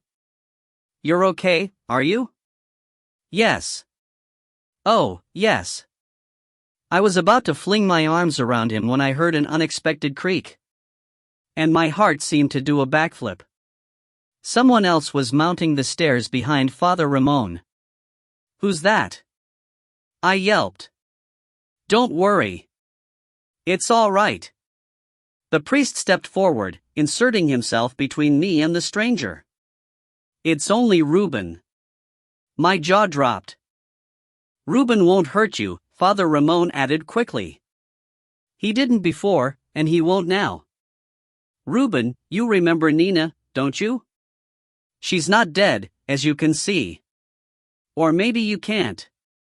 He gave an embarrassed chuckle. I'm afraid it's a bit dark in here. You might be wondering what I did, upon being formally introduced to my very first werewolf. I'm afraid that I didn't do anything much. I just stared and stared, with my mouth hanging open. Because Reuben was gorgeous. It's a mystery to me how that mangy, skulking, ill-formed beast from the pit could have turned into such a beautiful boy. Not that he looked particularly well-groomed, or anything, far from it. His clothes were soiled and torn. His fingernails were dirty. Dried blood was smeared across his neck and chest, and was soaking through the bandage that had been wrapped around his left forearm. I doubt that his hair had been cut in years, it was a mane of snarled brown curls that hung down to his shoulders. If he hadn't been so young, he probably would have been sporting a beard down to his navel, instead of the scrubby growth that covered his chin like moss. But despite being unkempt, unshaven, and thoroughly uncared for, Reuben was still the most stunning guy I'd ever seen. Though he wasn't very tall, his proportions were perfect. So were his teeth, and his nose, and his high, sculptured cheekbones. He had enormous green eyes ringed by jet black lashes, and a lean, wiry, muscular build. Though adorned with many scabs and scars, his hands were as finely modeled as his face, with long fingers and strong wrists. What I most admired about him, however, was his vibrancy. You could tell at a glance that he wasn't a vampire, because no vampire ever had such a warm olive complexion, or such luminous eyes. No vampire ever moved in such an energetic way, as if he could barely restrain his enthusiasm or his impatience. Even when he was standing still, Reuben seemed restless. You could almost feel the nerves twitching under his skin. When he scrutinized me, his whole head lunged forward, and I have to admit that I fell back a few steps. I suppose that I still nursed a lingering, irrational fear that he was going to pounce like a panther. You look better standing up, he remarked, squinting through the shadows. I glanced at Father Ramon, in mute appeal. Reuben wasn't making any sense. That was Reuben's cell, downstairs, the priest explained. He came back in there after you fell asleep. When he was himself again. Only Father Ramon could have put it so delicately. Dave was a little more blunt. What about the other werewolf? He asked. Shouldn't we be letting him out, as well? The priest hesitated, as Reuben swung around to confront Dave. His name was Orlando, Reuben said harshly. And I killed him. Oh. Dave cringed, though I don't suppose anyone saw him do it except me. Not in that light. I killed him and then I ate him, Reuben continued. There was so much raw anger and self-disgust in his voice that I could hardly bear to listen. I don't remember doing it, but I saw what was left of him afterwards. When I woke up. Don't think about that now, Father Ramon advised. We'll talk about it later. Right now we have to go. Yes. Let's get out of here, I whimpered. But Reuben scowled. I'm not going anywhere, he spat, with more venom than I would have thought possible. I'm staying right here. And when those bastards come back, I'll kill them. No, no. The priest laid a hand on Reuben's arm. You mustn't do that. It might seem like the right solution, but it isn't. If I don't kill them, they'll come after us, Reuben, Father Ramon's tone was the same one that he always uses at our group meetings, when he's trying to reason somebody out of a black mood. "I'm sorry to be so frank," he gently admonished, "but haven't you killed enough people already?" Believe it or not, this was exactly the right thing to say. Reuben seemed to crumple. His shoulders sagged. A sob burst out of him. "It's not your fault," the priest continued. "I understand that. I can't. You're not to blame for what's happened in the past," Father Ramon assured him. "But if you kill the McKinnons, the sin will be on your head. Not on theirs." "We have to go," said Dave. "Really? We have to go now." Tentatively he addressed Reuben. "Listen, mate, about that four-wheel drive parked outside. Do you happen to know where the keys are? 'Cause if you don't, we're going to have to start walking." Reuben sniffed. He wiped his damp cheeks, spreading some of the dirt around. Finally he looked up at Dave. "I don't need keys," he replied hoarsely. "Not when it comes to car engines." Then he pushed past us, bounding towards the kitchen door. 14. It's hardly surprising that Reuben Schneider knew how to hotwire a car. Until the age of 14, he'd led a very disorderly life. His mother should never have had children. Of the 7 sons she bore, to 3 different men, one is now dead, one's in jail, one's a drug dealer, and one has mental health problems. The eldest son, Dane, is 20 years older than Reuben. When the boy's mother died of an alcohol-related disease, Dane and his wife invited 8-year-old Reuben and his 12-year-old brother Jesse into their home. But Reuben and Jesse were pretty wild. They drank and smoked and sniffed the odd can of petrol. They stole cars and went for joyrides. Sometimes they vandalized the empty shops that were becoming more and more common in the main street of their small country town, which was slowly wilting at the edges, like a week-old lettuce in the fridge. So no one was much surprised when Reuben was found lying naked in a paddock one morning, with no memory of how he'd arrived there. He'd been drinking quite heavily the evening before, because his older brother Callum had come to town, and Callum was always happy to buy beer for teenagers. Since Reuben and Callum and Jesse and their friends had all got drunk too, it was generally thought that they must have played a practical joke on Reuben. No one connected Reuben's lost night with the 6 dead sheep that were discovered on nearby farms the next day, with their throats torn out and their entrails gone. Everyone blamed wild dogs for the slaughter. Everyone, that is, except Barry McKinnon. Because Barry knew a lot about werewolves. He knew things that most people don't know. He knew, for example, that werewolves are born, not made. Unlike vampires, werewolves don't spread their infection. That's why werewolves are so rare. They come from a particular gene pool that originated in Spain or Portugal, and they're always 7 sons. In fact, one of the South American countries used to provide a cash payment for every 7th son born, just to prevent these babies from being killed by their parents. I can't remember which country it was, Argentina, perhaps, but if you want to know more, you can look it up on the internet. Of course, 7th sons aren't as common as they used to be. Not in Australia, at any rate. That's why you'll find more werewolves in countries like the Philippines and Brazil. Nevertheless, it sometimes happens that an Australian boy, upon entering puberty, suffers an adverse reaction to a certain stage in every lunar cycle. If he's lucky, he won't end up dead by morning. Apparently unrestrained werewolves are often killed by foxbaits or pig shooters or hypothermia, because lying naked in a frosty paddock can be fatal. If he's extremely lucky, his parents soon work out what's going on, and take steps to protect him. They might lock him up or pump him full of tranquilizers when they're expecting a full moon. They might shield him from the public gaze. But if he's very unlucky indeed, someone like Barry McKinnon will get to him first. And that's quite likely, because the Barry McKinnons of this world know exactly what to look for. First of all, Barry used to make a point of listening to regional news broadcasts from across the country. Whenever he heard a story about stock losses blamed on dingoes or feral dogs, he would head straight for the scene of the attack. Then, upon reaching his destination, he would start to make inquiries. He'd hang out in pubs and check the local papers, trying to find out if any teenage residents had been playing up.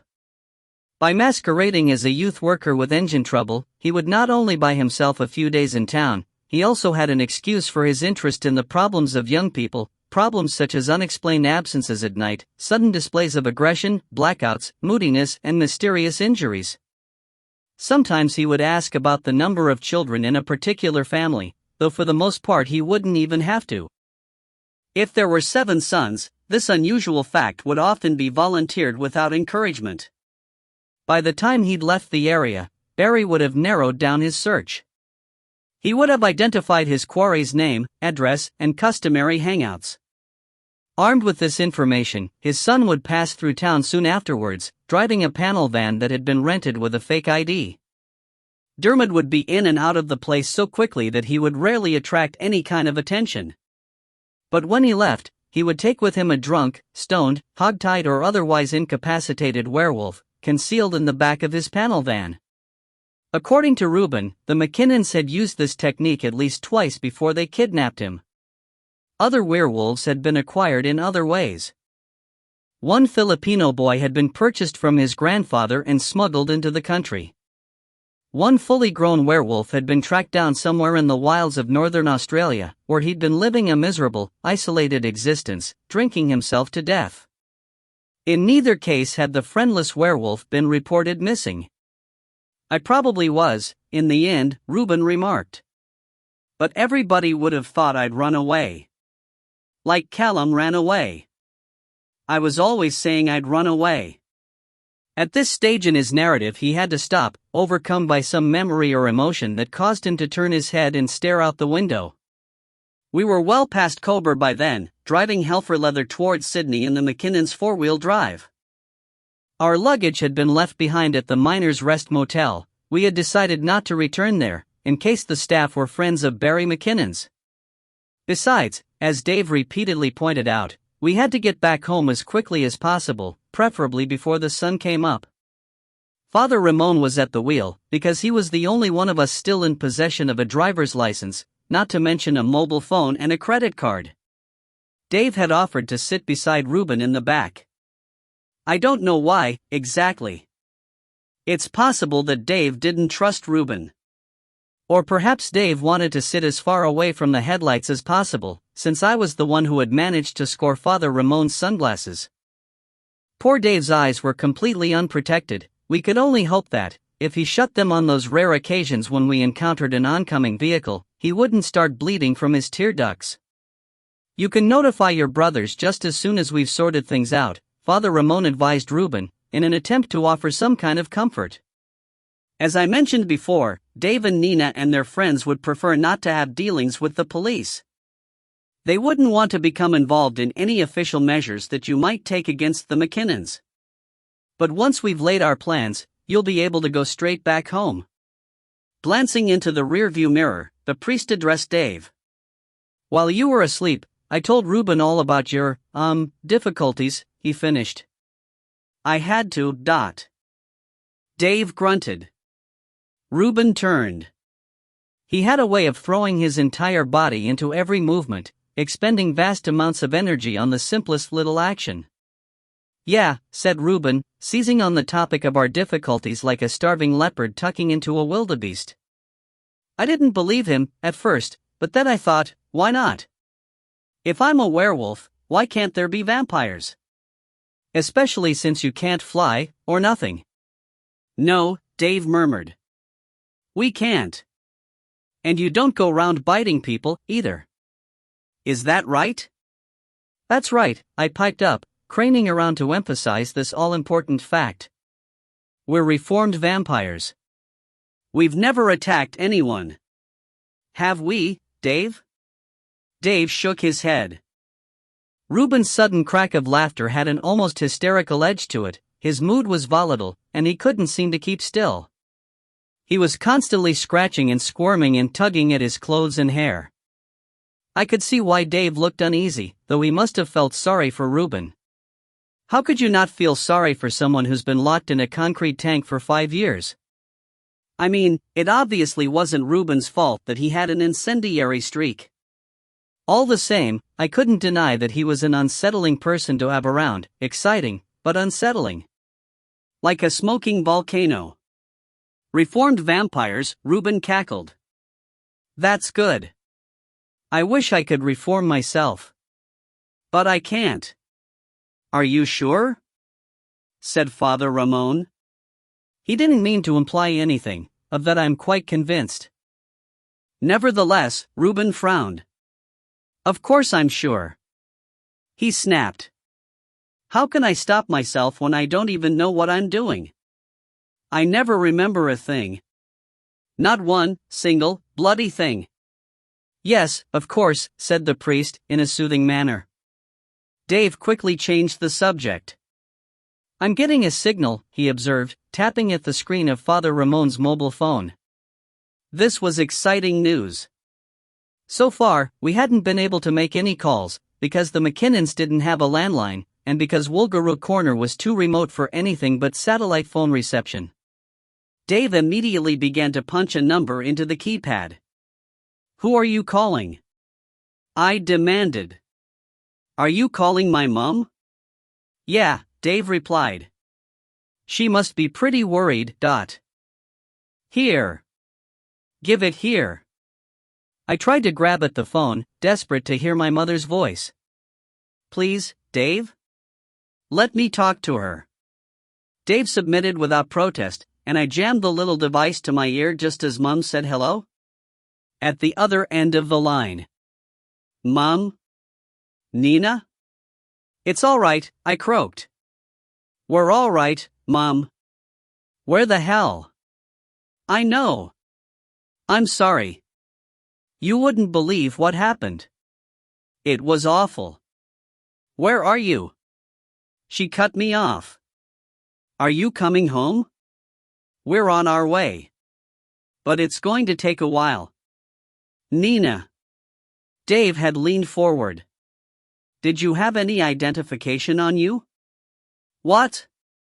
I couldn't believe that he would even think of interrupting me at such a time. Dave, I'm talking to my mother. Were you carrying any identification? He spoke so sharply that I stared at him in amazement. It's important, he insisted. Was there anything in your pockets that had your address on it? No, I answered, as realization dawned. If the McKinnons knew where to find us, we were in big trouble. Hang on, Mom. Dave just asked me something. They never looked in my wallet, Father Ramon suddenly volunteered, referring to the McKinnons. They don't know my address. But they know mine, Dave growled, then plucked the phone from my hand. Mrs. Harrison? I need you to go to my house right now and pick up my laptop. My laptop and my address book. They're both on my desk. He fell silent for a few moments, listening to Mum's objections. Yeah, I realize that, he finally continued, but it's not the Slayer I'm worried about. It's someone else, someone who does know where I live. And I don't want him tracking down the rest of us.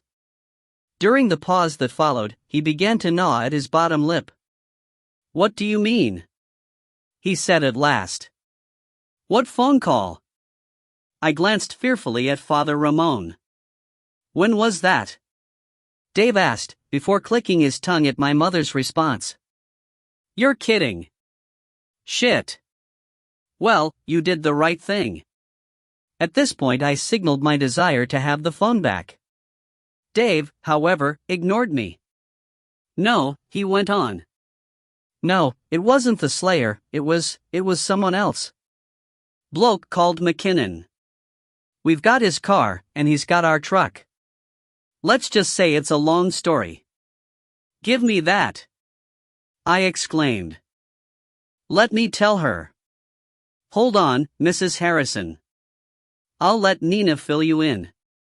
Dave passed me the phone, having recognized the futility of any further resistance.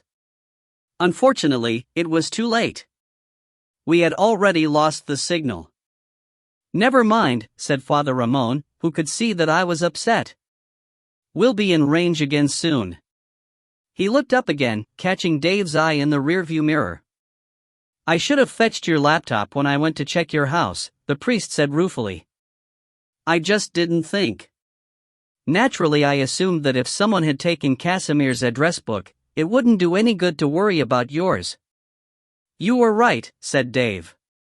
It wouldn't. If this loony has one address, he'll have the lot. If who has one address?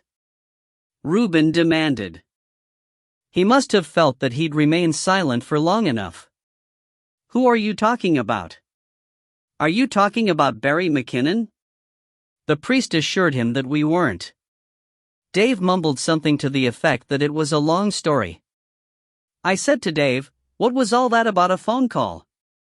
And he hesitated. He's never liked delivering bad news. Your mom got a call about 15 minutes ago, he revealed at last. Some guy told her that he'd found your phone and wanted to send it back. He asked for the address. I gasped. Reuben hissed. She didn't give it to him, Dave added quickly. She thought it might be the Slayer. She thought it might be the what? Reuben yelped. But no one replied. I was too busy fighting the urge to panic, while Dave and the priest were turning things over in their heads. It sounds as if Barry might be looking for Nina, was Father Ramon's verdict. The question is, has he got back to the house already? I dunno, said Dave. It's been at least an hour since we left, so, he shrugged. It depends where he was planning to go with that van. Do you reckon he might come after us? I quavered. And Reuben gave a snort. Of course he'll come after us. I'm worth money to the McKinnons. Seeing my confused look, Reuben began to splutter with impatience. You just don't understand. He complained, then began to lecture Father Ramon. They'd never have let you go. If I hadn't killed Orlando, you'd be dead by now. I know how they think. He tapped his forehead. I bet you anything you like they wanted to put you in the pit with me, next full moon, so the punters would have a show to watch. That's if they couldn't get another werewolf in time. Oh, no, said the priest. Oh, yes, said the werewolf. They're animals. They call me an animal, but they're the real animals. He went on to declare that if the McKinnons had been planning to release Father Ramon, they never would have used our orange van as a hearse. Clearly they had decided to dump the two corpses they'd been saddled with, then dispose of the van and return to the house in their Uta. But they had waited for nightfall to ensure that their activities wouldn't be noticed. 10 to 1 they reached their dump site, opened the van doors, and found you both gone, said Reuben, his gaze skipping from my face to Dave's. So now they probably reckon that someone else must have taken you. Because they won't be thinking that you walked off by yourselves. They won't believe that you're still alive. Another explosive honk of laughter burst out of him. I saw you myself, and you looked dead to me, he informed Dave. Really dead. No pulse or nothing. But who could possibly have taken us? I queried, causing Reuben to roll his eyes. A friend of yours. Who else? Someone who was hiding near the house when they left.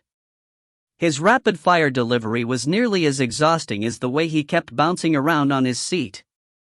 Those bastards will be shit-scared, he announced. They'll figure that whoever broke into the van must have broken into the house as well. To save this bloke. He jerked his chin at Father Ramon. That's why they'll be trying to work out where you all live. They'll be wanting to track us down, you and me, Father. And this mystery guy they think let us out. But I've confessed to murder, Father Ramon protested. It's obvious that I won't be reporting them. Wouldn't they just prefer to let sleeping dogs lie? Ah, cripes. Don't you listen? Reuben was almost beside himself with frustration at our failure to grasp the essentials. I told you, I'm worth money. Big money. Last week they told me that some Yank promoter had offered them $100,000 for me. And they turned him down. Because they can make more money off the punters. He revealed that each of the men we'd seen converging on Woolgaroo Corner the night before had paid at least $1,500 apiece to receive a silver bullet in the mail. That's basically $1,500 a ticket, Reuben announced. Not to mention the bets that come in from people who can't make it on the night. So this is a big business? Asked Dave. Oh, yeah. Especially in America. When Reuben fixed his attention on me, the effect was rather like being caught in a force field. It was hard to look away, he was so dazzling. Can you see why they're going to come after us? No matter what. There was a long, pensive silence, which Father Ramon eventually broke. Maybe we should go the police, he murmured, without taking his eyes off the road ahead. I mean, this is outrageous. Something like this shouldn't be allowed to happen. And if the McKinnons are as dangerous as Reuben says they are. We can't go to the police, I interrupted. You know what will happen. We'll be lynched, Dave agreed. There'll be 1 million slayers, instead of just one. They'll start clubs. They'll form vigilante groups. We can't go to the police. Reuben's support was completely unexpected. When the rest of us stared at him, he grimaced. If the police find out about me, they'll lock me in a bloody zoo. He exclaimed fiercely. Oh, I don't think so, the priest began. But Reuben had his own ideas about the rest of the world, and he wasn't about to discard them. It's true. He cried. The police will think that I'm some kind of wild animal. Everyone always does. His voice cracked. Orlando's own grandfather used to keep him chained to a tree. He used to feed him scraps and pig swill. Reuben. Dave cleared his throat. Listen, mate. No one's ever going to shut me up again. Not ever. Not in a zoo or a loony bin or anywhere else. Do you hear me? I'm going to kill anyone who even tries. By this time Reuben was shouting and slamming his fists down onto his knees. I suppose that I should have been scared, but I wasn't. After 30-odd years of group therapy, I knew enough to hear the pain behind the anger. I could detect the fear that Reuben was trying to conceal. And I felt deeply sorry for him. You mustn't worry about us, I said, before he could launch into another round of threats and accusations. We understand how it is for someone like you. We're vampires, remember? Everyone hates vampires. It was tough, having to say this aloud, especially to a stunner like Reuben, but I couldn't fool myself any longer. I was a vampire, through and through. The good thing is that there's a lot of us, I continued, and we're in the same boat as you are. So we can help each other. We can figure out some way of defending ourselves without going to the police. As he peered at me through the dimness, I couldn't help being struck by the amount of heat that was coming off him. Vampires don't exude much heat. We're chilly and cold-blooded, with dull cheeks and purple fingers. Reuben, believe me, we're no danger to anyone, I finished. Just look at us. We're sick. We're feeble. We're comatose during the day. We couldn't lock you up if we tried, you'd make mincemeat out of us. No, I wouldn't. He sounded sullen. You think I'm an animal, but I'm not. As a matter of fact, I'm a vegetarian. That's not what I meant, was my hasty assurance. I only meant, well, there's no way we can make you do anything that you don't want to do. Not us. We don't have what it takes. For some reason, this particular argument struck a chord. Reuben's scowl yielded first to a pensive expression, then to a slow and sweet, though slightly crazed, little smile. I dunno about that, he said. If you wanted me to take you dancing, I reckon I would. And I hate dancing. I have to admit that I was gobsmacked by this remark. It was completely unexpected. Vampires don't normally attract even the most backhanded compliments, especially not from a hot guy like Reuben. Of course, he hadn't seen anything even remotely female for a very long time, after 5 years of total deprivation, even a colorless, anorexic vampire with a lousy haircut must have looked good to him. I didn't know how to respond, and was still racking my brain for a suitable answer when Dave spoke for me. "We don't go out in public if we can help it," he flatly declared. "Especially not where there are lots of people." Disregarding my gasp of outrage, he concluded with a Sanford-like put-down. "You wouldn't want to tire her," he said. "Physically she's not very strong." "Oh." Reuben pulled a funny sort of face that I couldn't interpret. His smile slipped sideways. "Right. Gotcha." He would have dropped the subject, then, if it hadn't been for me. But I wasn't about to let anyone belittle me as if I were a 6-year-old child, not to a brand new acquaintance. Especially not to Reuben, who had enough energy for 2 people. "Vampires aren't allowed to have any fun, you see," I snapped, glaring at Dave. "Not according to some experts in the field." "I didn't say that." Dave was trying to be patient. He kept his voice very quiet and even.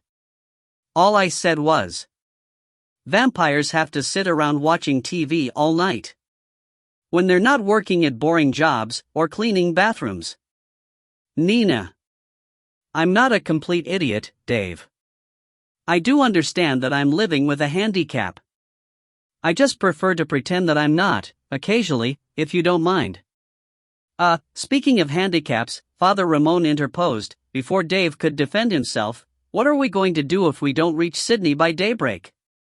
Because we won't be able to hire another van in the middle of the night, and this car is all windows." As I surveyed the vast expanse of tinted glass that surrounded us, the priest reviewed our options. "Perhaps our best bet is to start searching for a hotel with very dark rooms. Or a 24-hour service station that sells extremely big eskies," he said. "But whatever we decide, we'd better be quick. Since this might take quite a bit of planning." He was right, of course. We needed a couple of bolt holes, as soon as possible. Otherwise Dave and I wouldn't last all the way to Sydney. 15. It was Reuben who came to our rescue. As an aspiring motor mechanic, he had noticed that our vehicle's spare tire was mounted over its rear bumper. He had therefore concluded that there might be some extra storage room under the cargo floor. He was right. There was. And this dark, stuffy little compartment was just big enough to accommodate Dave, as long as he remained in a fetal position. What's more, when we checked the load space behind the back seat, we discovered an enormous steel toolbox sitting on top of the cargo floor. This toolbox was promptly put at my disposal. Once emptied of all its clattering contents, it wasn't a bad place to sleep, cramped and grimy, perhaps, but absolutely light-proof. All the same, I kept hoping that I wouldn't have to use it. Every time Father Ramon stopped for a toilet break, or slowed down to pass through a slumbering country town, I would tap my feet and gnaw at my thumbnail. Buying petrol became an ordeal, not just because we didn't have an ignition key, but because I begrudged every moment that we spent distracting dozy service station attendants while Reuben got our engine running again. It wasn't until we reached the mountains that I finally admitted defeat. We weren't going to reach Sydney before daybreak. So I took off my coat and crawled into the stinking toolbox, while Reuben shook his head in wonderment. "You couldn't pay me to do that," he said. "How can you do that?" "I don't have much choice," was my sour retort, which didn't seem to faze him in the slightest. With his customary vigor he swung around to address Father Ramon. "Won't she suffocate? How's she going to breathe?" "I don't breathe. Not during the day." It did occur to me, however, that the few minutes of consciousness preceding my blackout might be a bit uncomfortable, once I was sealed inside my small and airless resting place. We therefore decided that Reuben should sit near me, in the back of the vehicle, until my breathing stopped. Then he would quickly shut the toolbox lid. "What happens if you do get caught in sunlight?" was one of the questions that he asked me, as I lay waiting for the inevitable. "Do you get burned, or what?" "Kind of." "Are you sure? I mean, how do you know what'll happen if you've never even tried to go out in the sun?" It happened to a friend of a friend, I replied. In fact, it had happened to the vampire I mentioned earlier, the one named Ethel, who was infected by George Mumford. After her own family exposed her to the sun, Sanford had been forced to clean up the mess. And ever since, he's been firmly opposed to publicity of any description. It's a kind of cellular breakdown. All your peptide bonds dissolve. Oh. Reuben didn't ask what peptide bonds were. Maybe he was scared of looking stupid. I have to confess that I didn't really know what they were myself. I was just passing on what Sanford had told me. So you haven't seen daylight since, when? He inquired. Since 1973. Man, Reuben sounded awestruck. And I thought 5 years was bad. You mean they never let you out? Except at night? I couldn't see his face from down in my box, so I don't know why he fell silent at this point. Perhaps he was speechless with fury. He might have been fighting back tears, or distracted by something on the road. Whatever the reason, he didn't immediately respond. And by the time he did, I'd already blacked out. When I woke up, it was the worst awakening of my life. I felt stifled, as if I'd barely had the room to inflate my lungs. There were cramps in every limb. My head was pounding. But Reuben had kept his promise to leave the toolbox latch unfastened. With a single shove, I managed to free myself. The lid fell back, the air rushed in, and I sat up like a jack-in-the-box, coughing and moaning. It was several seconds before I realized that I wasn't in a car any longer. Dave? I rasped, looking around. My toolbox had been dumped on the concrete floor of a garage, between the McKinnon's four-wheel drive and a gray sedan that I recognized as belonging to Father Ramon. The garage itself was full of cobwebs. Junk was piled high against the walls. In the dimness I could just make out a rusty tricycle, a wooden stepladder, a roll of carpet, a lampshade, a wardrobe, a fireguard, and a stack of vinyl records. Suddenly I heard a thump from inside the McKinnon's vehicle, and it occurred to me that Dave must still be in there, tucked beneath the cargo floor. Oh. Wait. Hang on. I cried, surging to my feet. Almost at once, however, I fell down. After being folded beneath my chin for so long, my legs weren't being very cooperative. I'm on my way. Don't panic. I'll be with you in a jiffy. But by the time I was more or less upright, Dave had already crawled out of the car. He too was having trouble with his legs. He hung off the tailgate as he waited for his knees to stop trembling. How are you? He asked. Okay. I guess. Considering what I'd been through. I need breakfast, though. How about you? I'm all right, he said hoarsely, glancing around. This is Father Ramon's garage. Are you sure? Yeah. I recognize those. He indicated the pile of dog-eared album covers. I brought them here for a charity sale. He obviously hasn't sold them yet. I'm not surprised. Old Air Supply records? Who on earth would buy those? Lots of people, he rejoined, sounding slightly miffed. They're collectibles. I gave a snort. Well, it's good to know that there are sadder things in life than being a vampire, I said. You could be someone who collects old Air Supply records. Now, if there's one thing Dave hates, it's musical intolerance. Although he's generally a quiet sort of person, you can always get him talking by claiming that one band or song is intrinsically better than another band or song. His mail-order business caters to a wide range of tastes, you see, so he doesn't believe in what he calls stylistic elitism. It's a real crusade, with him. He insists that there's a place for every kind of music in this world. But before we could get involved in yet another endless argument about the merits of easy-listening radio stations, I moved unsteadily towards the only exit, a pair of large, dilapidated wooden doors. Though tightly shut, they had been left unlocked, and I was pulling one of them open when Dave warned me, in a hushed voice, to be careful.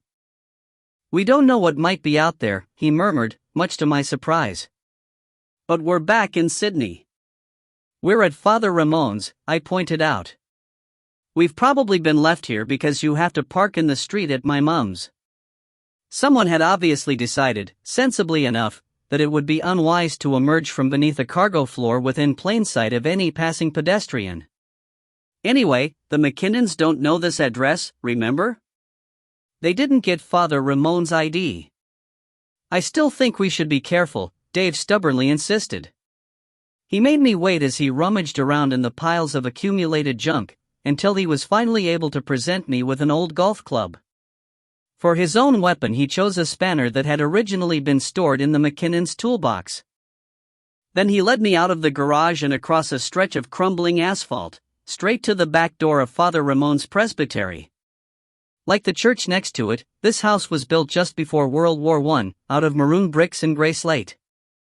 It's a depressing sort of structure, with dark rooms and damp problems.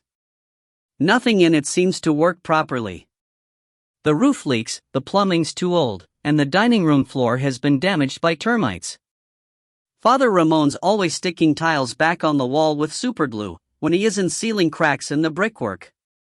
I loathe the place, even though it's exactly the sort of gloomy, old-fashioned house that most people would expect a vampire to inhabit.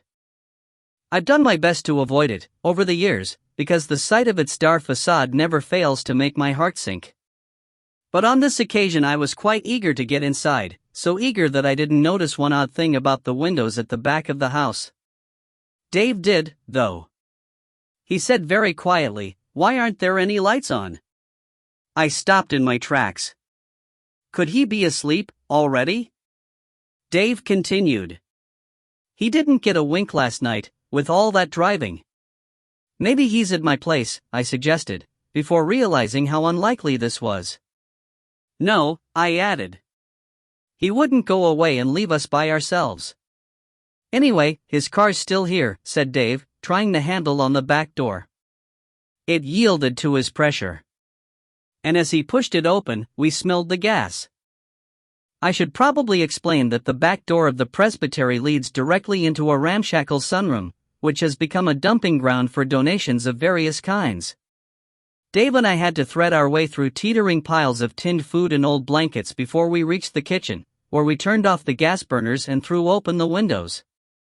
We had to hold our breaths, of course. If we'd been normal people we probably would have passed out. Fortunately, however, vampires don't need much oxygen to survive. I only started to cough when I called Dave into the dining room. Look at this! I cried, too shocked to remember that I shouldn't be inhaling. Someone had left a heater running on high, positioning it under a heap of crumpled nylon that was probably a tablecloth. You didn't have to be a genius to work out what was going on. Clearly, I was staring at a makeshift slow fuse, designed to ignite the gas in the air just as soon as the nylon began to burn. It was a trick that wouldn't have worked if Father Ramon had been able to afford new appliances.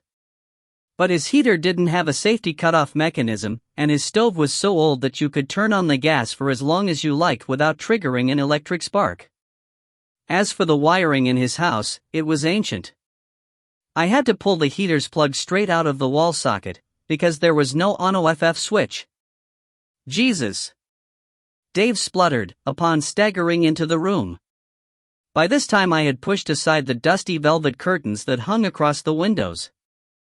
And while I battled with sticky casement hinges, Dave whisked the tablecloth out of harm's way. Soon we were both draped over the windowsill, sucking in great lungfuls of fresh night air. Okay, Dave finally gasped.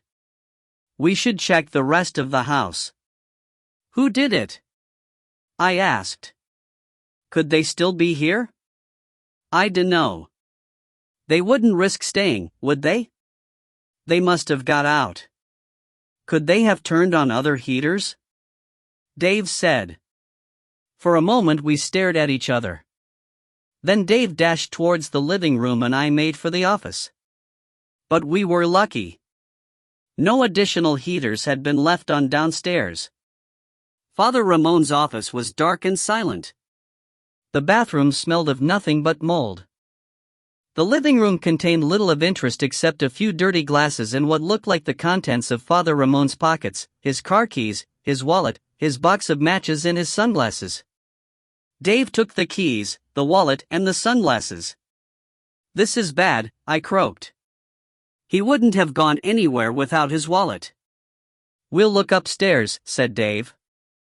As I followed him to the first floor landing, I held my breath, not because the gas was bothering me, it wasn't, but because I was listening hard for any creaks or cracks or murmurs that might suggest we weren't alone. All I could detect, however, was a deathly hush, together with a very faint whiff of natural gas. "Do you know where Father Ramon sleeps?" I whispered, peering at the array of dark brown doors that opened off the landing. Dave shook his head. So we tried each of the 6 doors in turn, beginning with the one to our far left and working in a clockwise direction. The first door led to a linen closet stuffed with towels and mothballs. Behind the second was a room containing 2 camp beds, an empty clothes rack, and nothing else. It wasn't until we reached the third door that we stumbled upon another human being. He was lying on a double bed beneath a flowered quilt, and he wasn't Father Ramon. Though he didn't move when we peeled the quilt off his face, he was still breathing. "Hello?" said Dave, shaking the recumbent body. "Hello? Who is this?" I demanded. "Do you know him?" "No." The sleeping man was short and plump. He had very big ears, and mouse-colored hair that was thinning on top. Because his mouth was open, I could see all his fillings. He wore a striped shirt under a beige V-neck jumper that didn't match his pants. "What's wrong?" I asked, when no amount of poking and prodding served to waken him. "Is he drunk? Or drugged? Or sick? Or knocked out?" said Dave. "This is weird." "Yeah." "There's nothing in his pockets," I said, causing Dave to rub his jaw. "I don't like the look of this," was his muttered verdict. "We should call Sanford." "Sanford's a doctor." "But who can it be? Is it one of those homeless guys?" Father Ramon, I knew, often provided beds for people in crisis, evicted families, abused children, sick vagrants. "Maybe there's something wrong with him. Maybe that's why he's here." "Maybe," said Dave, before heading off to search the next bedroom. I hesitated, frantically wondering if there was some kind of first aid that I should be employing. What were you supposed to do with an unconscious person, anyway? Roll him onto his side? Slap his face? Try to feed him coffee? "Nina!" Dave called, from the very next room, and I reluctantly abandoned the sleeping stranger. When I reached Dave's side, he was standing beside Father Ramon's bed, staring down at the priest's motionless form. "He's breathing," Dave announced, before I could even ask.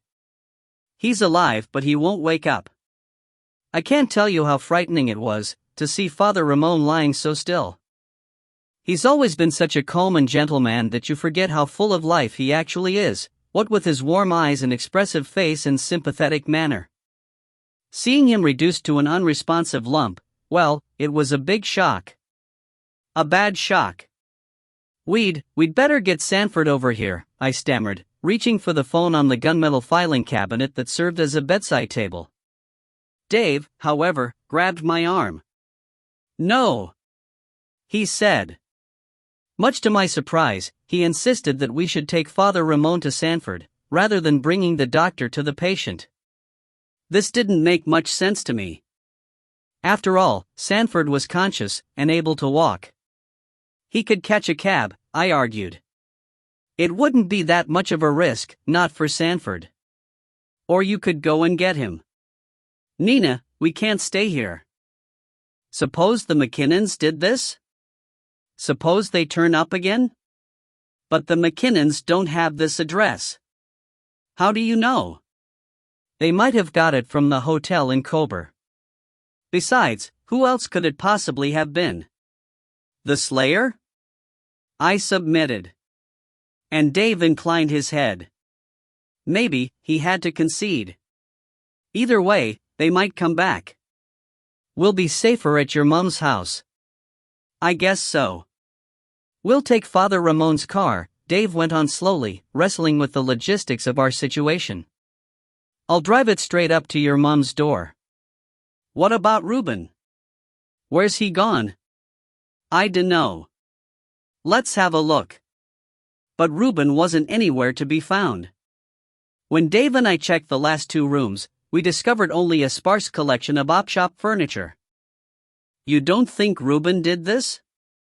I said, once Dave and I were back on the landing. We rescued him, for God's sake. Dave shrugged. It just doesn't make sense.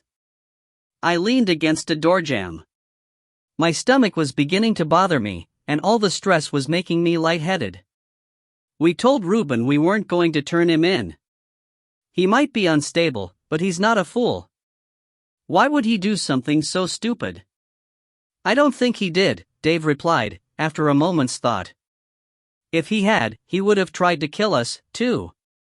Because he knew where we were. You're right. I couldn't help being impressed by Dave's deductive powers.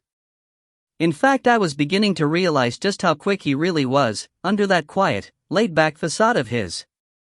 It can't have been Ruben, then. He's either run off or he's been kidnapped. By the McKinnons?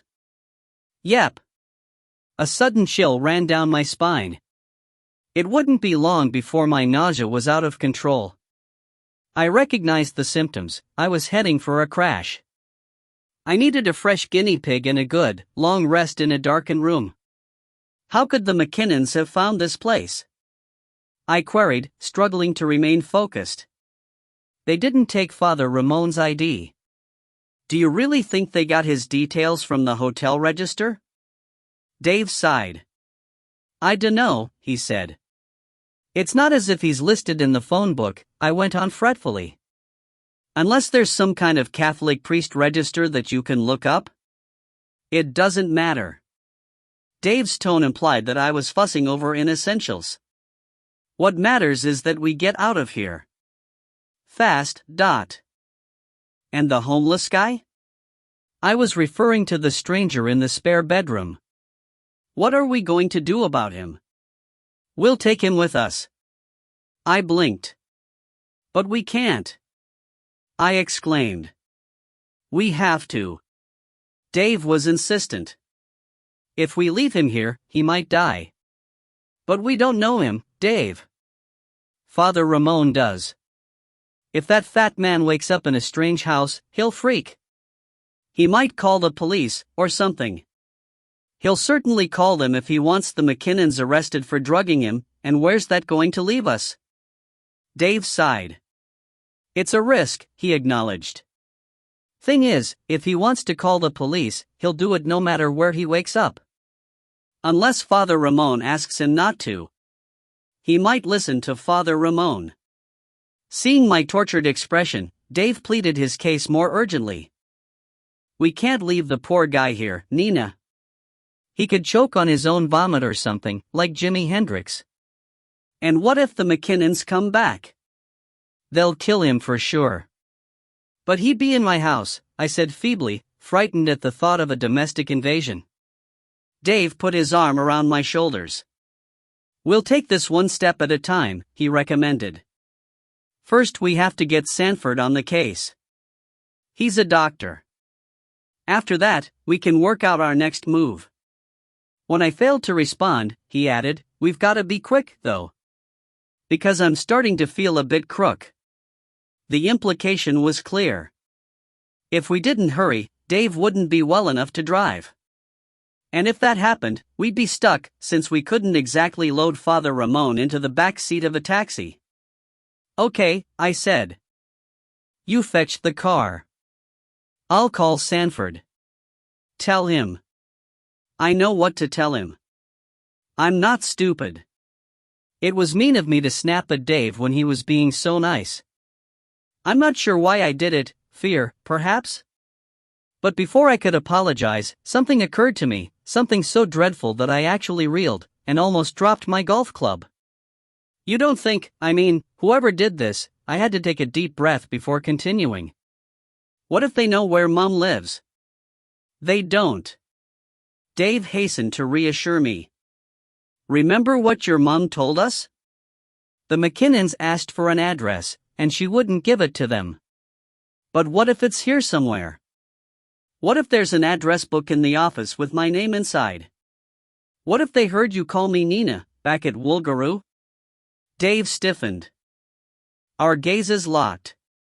Then we turned, simultaneously, and bolted for the nearest phone. 16. I'm going to cheat a bit now. I'm going to tell you something that wasn't known to me until long after it actually happened. You see, while Dave and I were out cold in Father Ramon's garage, Nefli Irving was climbing through Dave's kitchen window. Let me introduce you to Nefli first. At the time of which I speak, he was a postal worker. Don't imagine that he serves behind a counter, exchanging gossip and counting out change. His job was in mail sorting, so he didn't have to interact with many people at all. And this was just as well, because he'd never been very sociable. In public he was shy and timid, hovering on the fringes of every conversation, unless that conversation dealt with horror movies, psychics, or paranormal phenomena. Nefli always had a lot to say on those topics, so much, in fact, that he could become very boring to listen to. The world of the paranormal was his obsession. He spent most of his free time reading books about ley lines and alchemy and demonic possession, watching films about shapeshifters and witchcraft, and researching occult subjects on his computer. Needless to say, he wasn't married. Nor did he have a girlfriend. In fact, he didn't have any friends at all, except the ones he'd made over the internet. To some of these internet friends he'd expounded his theory about the role of evil on Earth, how evil was a kind of spiritual waste product that had to be collected in certain vessels, so that it wouldn't spill out and contaminate everything. Some of these vessels were inanimate, rocks and weapons and houses. Some of them, however, were human beings. There were also hemihams, who were supposed to be half human, half animal. According to Nefli, they were the most dangerous vessels of all, because they contained a concentrated mixture of conscious and unconscious evil. Vampires, he told his internet friends, were hemihams. And they were a danger to the entire human race. At this point you must be thinking that Nefli was out of his mind. But he wasn't. There are lots of perfectly sane people who create their own weird philosophies, and Nefli was no different. Nor was he particularly violent or cruel. On the contrary, he wanted to be a hero. He wanted to be a warrior fighting for good against evil. His problem was that he didn't have anyone sensible to talk to. When he posed as Fun Seeker on the net, Nefli was still living in a kind of fantasy world. But Casimir's response changed all that. For the first time Nefli realized that he was in actual, physical danger, and it scared him. He wondered what would happen if he refused to meet with Casimir after all. Suppose the vampire became angry and tried to track him down regardless? Suppose Casimir was a computer expert? Faced with this awful possibility, Nefli devised a honey trap. This he did after consulting one of his geeky internet contacts, who probably took it for granted that they were both engaged in an online role-playing scenario. Upon discussing Casimir's unexpected approach, they agreed that Nefli should arrange to meet the vampire at an all-night coffee shop in the middle of town. But Nefli wasn't to make contact with Casimir. He was to monitor Casimir from a distance until the vampire grew impatient and went back home. Then Nefli would pursue him, in the hope of discovering Casimir's lair. So when Casimir did show up, at the designated place and time, Nefli was waiting in his car. And when, after 30 minutes, Casimir finally left the coffee shop, Nefli followed him home. As luck would have it, Casimir even checked his mailbox before disappearing inside, thus revealing his exact address. The broken pane of glass in the building's front door sealed Casimir's fate. Once Nefli had spotted it, he realized that a break-in would be easy to carry out. He could offer no valid excuses for shirking his duty to protect the world from evil, especially since Casimir was such a small, hunched, withered, pasty, shuffling creature. Faced with a strapping great vampire in tip-top condition, Nefli might have had second thoughts about attacking him. Even Nefli, however, didn't find Casimir intimidating. On the contrary, Casimir conveyed the impression of being verminous, like a cockroach. And it isn't hard to squash a cockroach. At the time, Nefli worked on Saturdays. But he received every Tuesday off in lieu. So he broke into Casimir's flat on a Tuesday, knowing that fewer neighbors would be around during the week. He took with him a pair of gloves, a stake, a crucifix, several cloves of garlic, a can of lighter fluid, a box of matches, and a pistol loaded with silver bullets. As it turned out, Casimir's corpse-like appearance made killing him far easier than Nefli had anticipated. It was like spearing a wax dummy. There wasn't even any mess to deal with. After his mission had been accomplished, Nefli simply closed the coffin and departed. But he picked up Casimir's address book on his way out, and spent the rest of the week poring over it, whenever he had a minute to spare. He knew that he would have to determine whether Casimir's friends were vampires or not. By Sunday he was ready to act. That afternoon, he approached Sanford's house and knocked at the door. When no one answered, he checked around the back. And when every window proved to be heavily fortified, because it was, after all, a former bank, he proceeded to the next house on his list, which happened to be Dave's. I've already mentioned that Dave lives in a skinny little duplex with a basement darkroom. This house is stuck into the side of a hill. You reach the front door by climbing a steep flight of stone stairs, and you reach the back door by turning into an alley that runs behind the house, then pushing through a rusty gate. Because Dave's garden is massively overgrown with choking vines and unpruned bushes, Nefli was invisible to any neighbors who might have glanced outside at approximately 2 o'clock that Sunday afternoon. In other words, no one raised the alarm. Nefli soon located an unlocked window, which gave him access to Dave's kitchen. From there he penetrated the rest of the house, including the basement darkroom. But the darkroom was empty. No one lay in Dave's modified sunbed, which is tucked between great piles of second-hand records in cardboard boxes. Nefli poked around for a while without any luck. He was making his way back upstairs when the doorbell rang. It was a terrific shock. For perhaps 5 minutes he stood frozen on the 3rd step from the bottom, holding his breath. Then he heard the sound of a window being pushed open. I'm not sure if he realized that someone was climbing through the same window that he'd used. All I know is that he bolted for the front entrance, trying to avoid whatever threat was looming out the back. He wasn't aware that there were 2 intruders, and that one of them, Barry McKinnon, had remained by the doorbell. Nefli suddenly found himself face to face with a man who appeared to be a legitimate visitor. So Nefli lied to protect himself. I'm a friend of Dave's," he stammered, in an attempt to account for his presence. "Is it Dave you're looking for?" "Yeah," said Barry, before shoving him inside. As soon as Barry closed the front door behind them, it occurred to Nefli that if Dave were a vampire, he wouldn't be receiving visitors in the middle of the day. At almost the same instant, Barry asked if Dave was about. "No," Nefli replied, in his squeaky voice. By this time he understood that he was in trouble. Barry's tone was menacing, and his hard, pale eyes were empty of emotion. What's more, he had Dermot backing him up. When Nefli looked around, he glimpsed Dermot's hulking silhouette, framed in the kitchen doorway. He wouldn't be with that priest, would he? Barry continued, as Dermot stood blocking the light. "Big bloke. Gray hair. Ramon something." "Ramon Alvarez?" said Nefli, who was familiar with the name. He had found it in Casimir's address book. Barry and Dermot exchanged a quick glance. "That's him," the older McKinnon confirmed. "Where does he live, do you know?" Nefli promptly recited Father Ramon's address, hoping to ingratiate himself with the 2 McKinnons, and perhaps secure a safe passage out of the house. But they weren't finished with him. Not by a long shot. "And Reuben?" Barry asked. "Where's Reuben?" Nefli wasn't acquainted with anyone called Reuben. He said as much to Barry, who didn't believe it for one moment.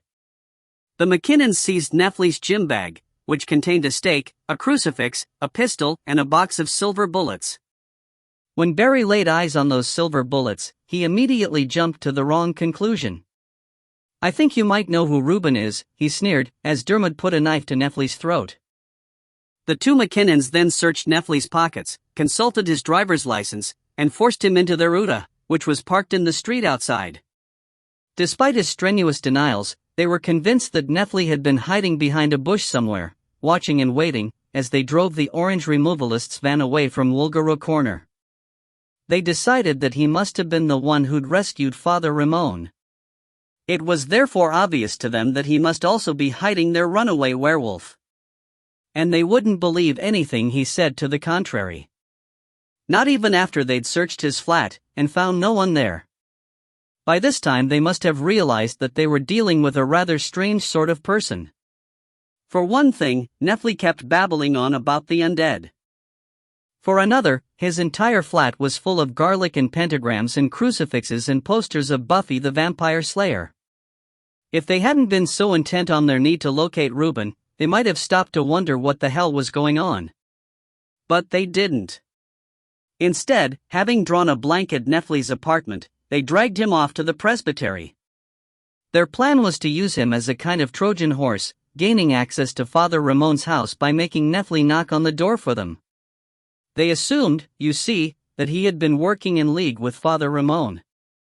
They wouldn't believe that Nefli and the priest had never met. The McKinnons' ruse only worked because Father Ramon is accustomed to having lost souls turn up on his threshold at all hours. If he had checked through his peephole and spotted the McKinnons, he would never have let them in. But he didn't know the man who was hovering on his front veranda. And he saw enough of Nefli's shaking hands, damp brow, and tortured expression to conclude that he was looking at a desperate case, an addict seeking counsel, perhaps, or a sinner wishing to unburden himself of some terrible secret. So Father Ramon opened his door, just as he's opened his door to 100 other forlorn supplicants. At which point the McKinnons, who had been waiting out of sight, hurled themselves at him like a couple of attack dogs. I should tell you, at this point, that they had come to Sydney fully prepared for a showdown. Their Uta was stocked with a .22 rifle, several sets of handcuffs, a syringe full of anesthetic, a bottle of tranquilizers, and lots of nylon rope, enough to sedate and secure at least 10 people. What's more, they had also taken Nefli's handgun and his stack of silver bullets. So poor Father Ramon didn't stand a chance. The McKinnons had him hogtied on the floor before he could say boo. And then, of course, they went looking for Reuben. It was unfortunate that Reuben happened to be asleep upstairs at the time. If he'd been awake and alert, they might not have been able to subdue him. Knowing Reuben, the very sight of Barry and Dermot would have enraged him to the point of apoplexy. He would have tried to tear them apart. But when the McKinnons finally tracked him down, Reuben was snoring in one of the spare bedrooms. They had the barrel of the .22 shoved into his ear before he'd even opened his eyes. He woke up to find himself already handcuffed, with Dermot sitting on his legs and Barry measuring out a stiff dose of anesthetic. "You know the drill, mate," said Barry, before plunging a loaded syringe into Reuben's left buttock. The McKinnons spent about 15 minutes upstairs with Reuben. Meanwhile Nefli and Father Ramon lay in the living room, gagged, handcuffed, and forcibly drugged. Nefli blacked out quickly. Despite his generous gut and double chin, he isn't a big man, and he'd been given a generous dose of knockout drops. The priest, however, succumbed more gradually. He was still conscious when Barry wandered past, growling into his mobile phone. It just so happened that Barry was talking to an American millionaire named Forrest Darwell, the same man who had offered to buy Reuben for $100,000. Darwell ran his own illegal werewolf fights in Colorado. He had been visiting various countries in the southern hemisphere, looking for more stock, and had been most impressed with Reuben's fighting ability. But Barry had refused to sell Reuben for less than $500,000. And since Darwell wasn't willing to pay that much, he'd flown to the Philippines in search of cheaper options. Now he was Barry's last hope. The McKinnons were on the run. A hostile group had discovered their nasty little secret, and news of the discovery might very well have leaked out. As far as Barry was concerned, Woolgaroo Corner was no longer safe. He wanted to start afresh somewhere. To do that, however, he needed money. And Reuben Schneider was not only the McKinnons' most valuable asset, he was also a walking time bomb. Testimony from the abused werewolf would be enough to put Barry in jail for life. That was why Reuben had to be prevented from approaching the police with his story. It was also why the McKinnons were fully prepared to kill Father Ramon. Even if he didn't go to the police, having apparently committed a double homicide, the priest was still a potential witness. There was nothing to prevent him from getting drunk one night and spilling his guts to a loose-lipped friend. He had to be silenced somehow, or the McKinnons would never rest easy. As for Nephly Irving, well, Nephly had got in the way. He'd been in the wrong place at the wrong time. The McKinnons had sent at least 3 people to their deaths in the pit at Woolgaroo. They weren't particularly worried about one extra corpse, especially since their plan was to make everything look like an accident. They'd been intending to kill Father Ramon with an overdose of tranquilizers, until Barry saw what passed for a stove in the presbytery kitchen. Then it became obvious to him that the entire house could be blown up.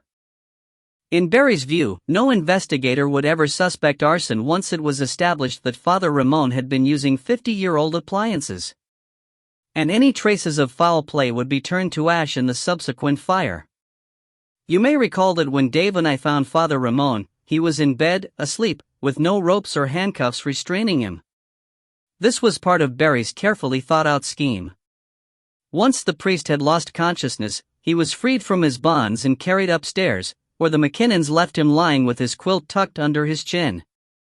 It was all meant to look perfectly innocent. Even if Father Ramon wasn't burnt to a crisp, the smoke or the gas would certainly kill him. And the pill bottle left by his bed would convince any suspicious detectives that he had dosed himself with barbiturates, or so Barry was hoping. As far as Barry was concerned, every base had been covered. But he was wrong, of course.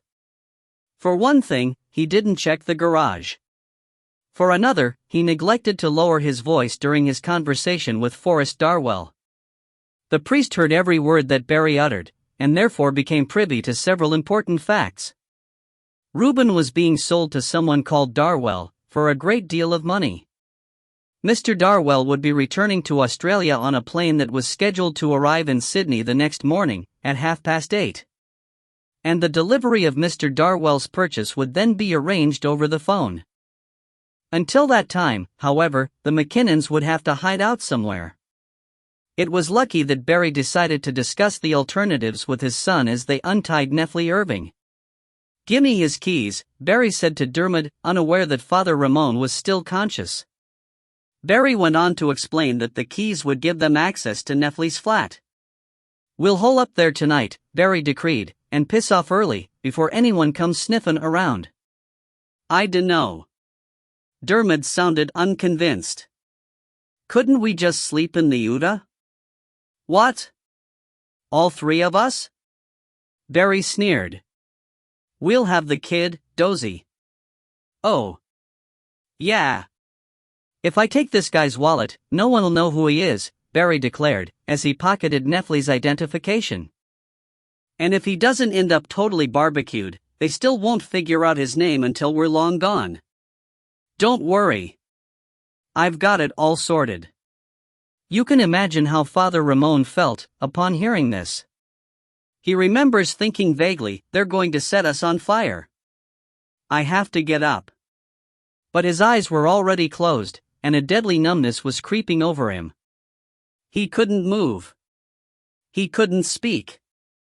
The last thing he heard, before he went under, was Dermot's loudly voiced complaint about Nephly's flat.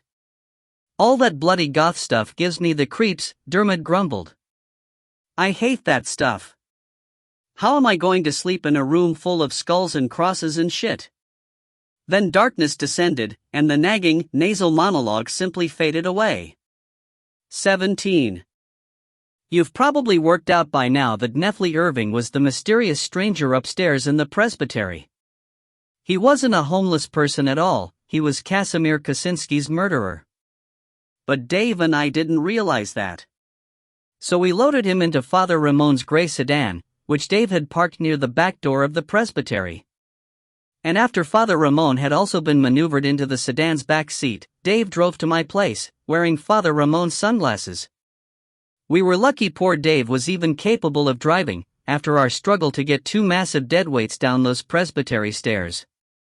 I sat in the front passenger seat, shielding my eyes from the glare of passing headlights, while our two unconscious passengers made snuffling noises behind us.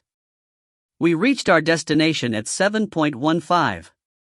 Dave had barely pulled up to the curb when a flock of people started to spill out of Mum's house, Mum and Sanford, Horace, Gladys, George.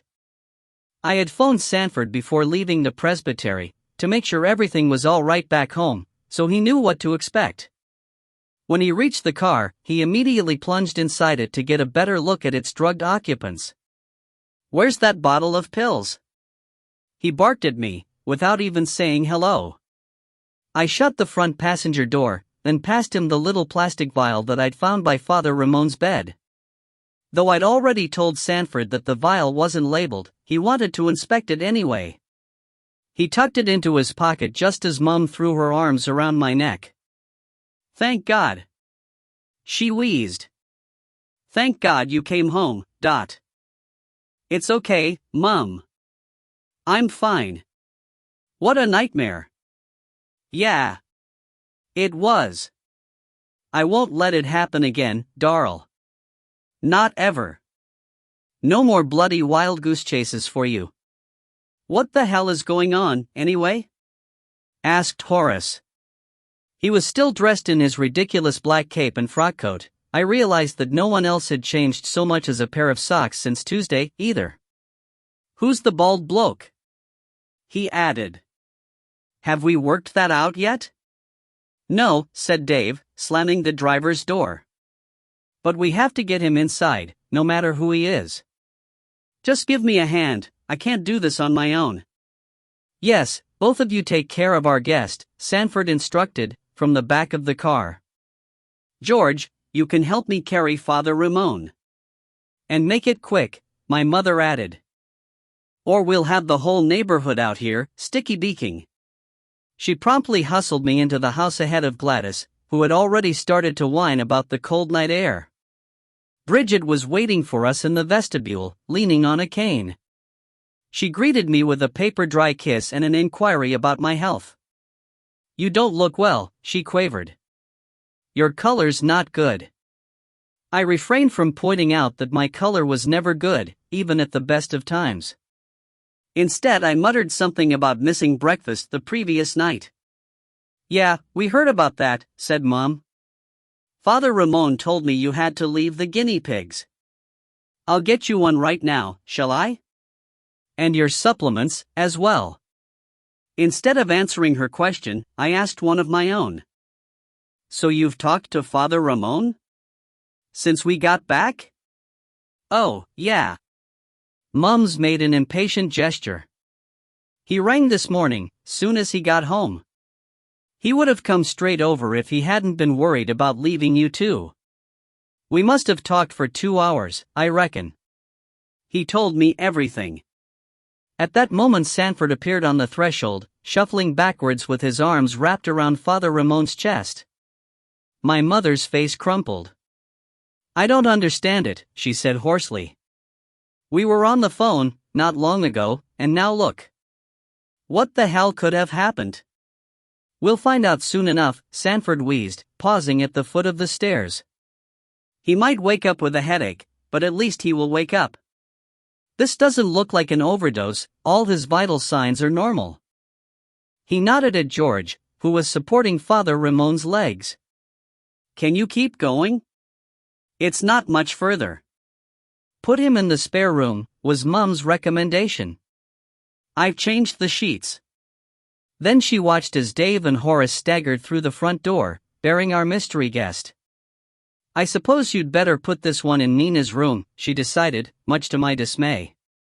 "But Mum," I cried, "that's my bed." "You don't use it, though, do you?" said Horace, in a deliberate attempt to bait me. When I rounded on him, he smirked. "As a matter of fact, I do use it. I just don't sleep in it." Having put him in his place, I turned back to my mother. How am I going to write if there's a strange man in my room? I wailed. It was Sanford who tried to reassure me. Though he was halfway up the first flight of stairs, he stopped to peer over the banister rail. Don't worry, he said. These two will be up and about soon. If I were you, Nina, I'd have a shower and a meal. They might be awake by the time you're done. You think so? I cast a doubtful glance at the limp body that Dave and Horace were carrying. They looked pretty out of it.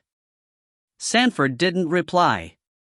He was probably too breathless to utter a word. It can't have been easy, dragging Father Ramon up all those stairs, and Sanford wasn't in the best of health. As for poor Dave, he barely made it to the first-floor landing. Driving home had been bad enough, that final ascent nearly finished him off.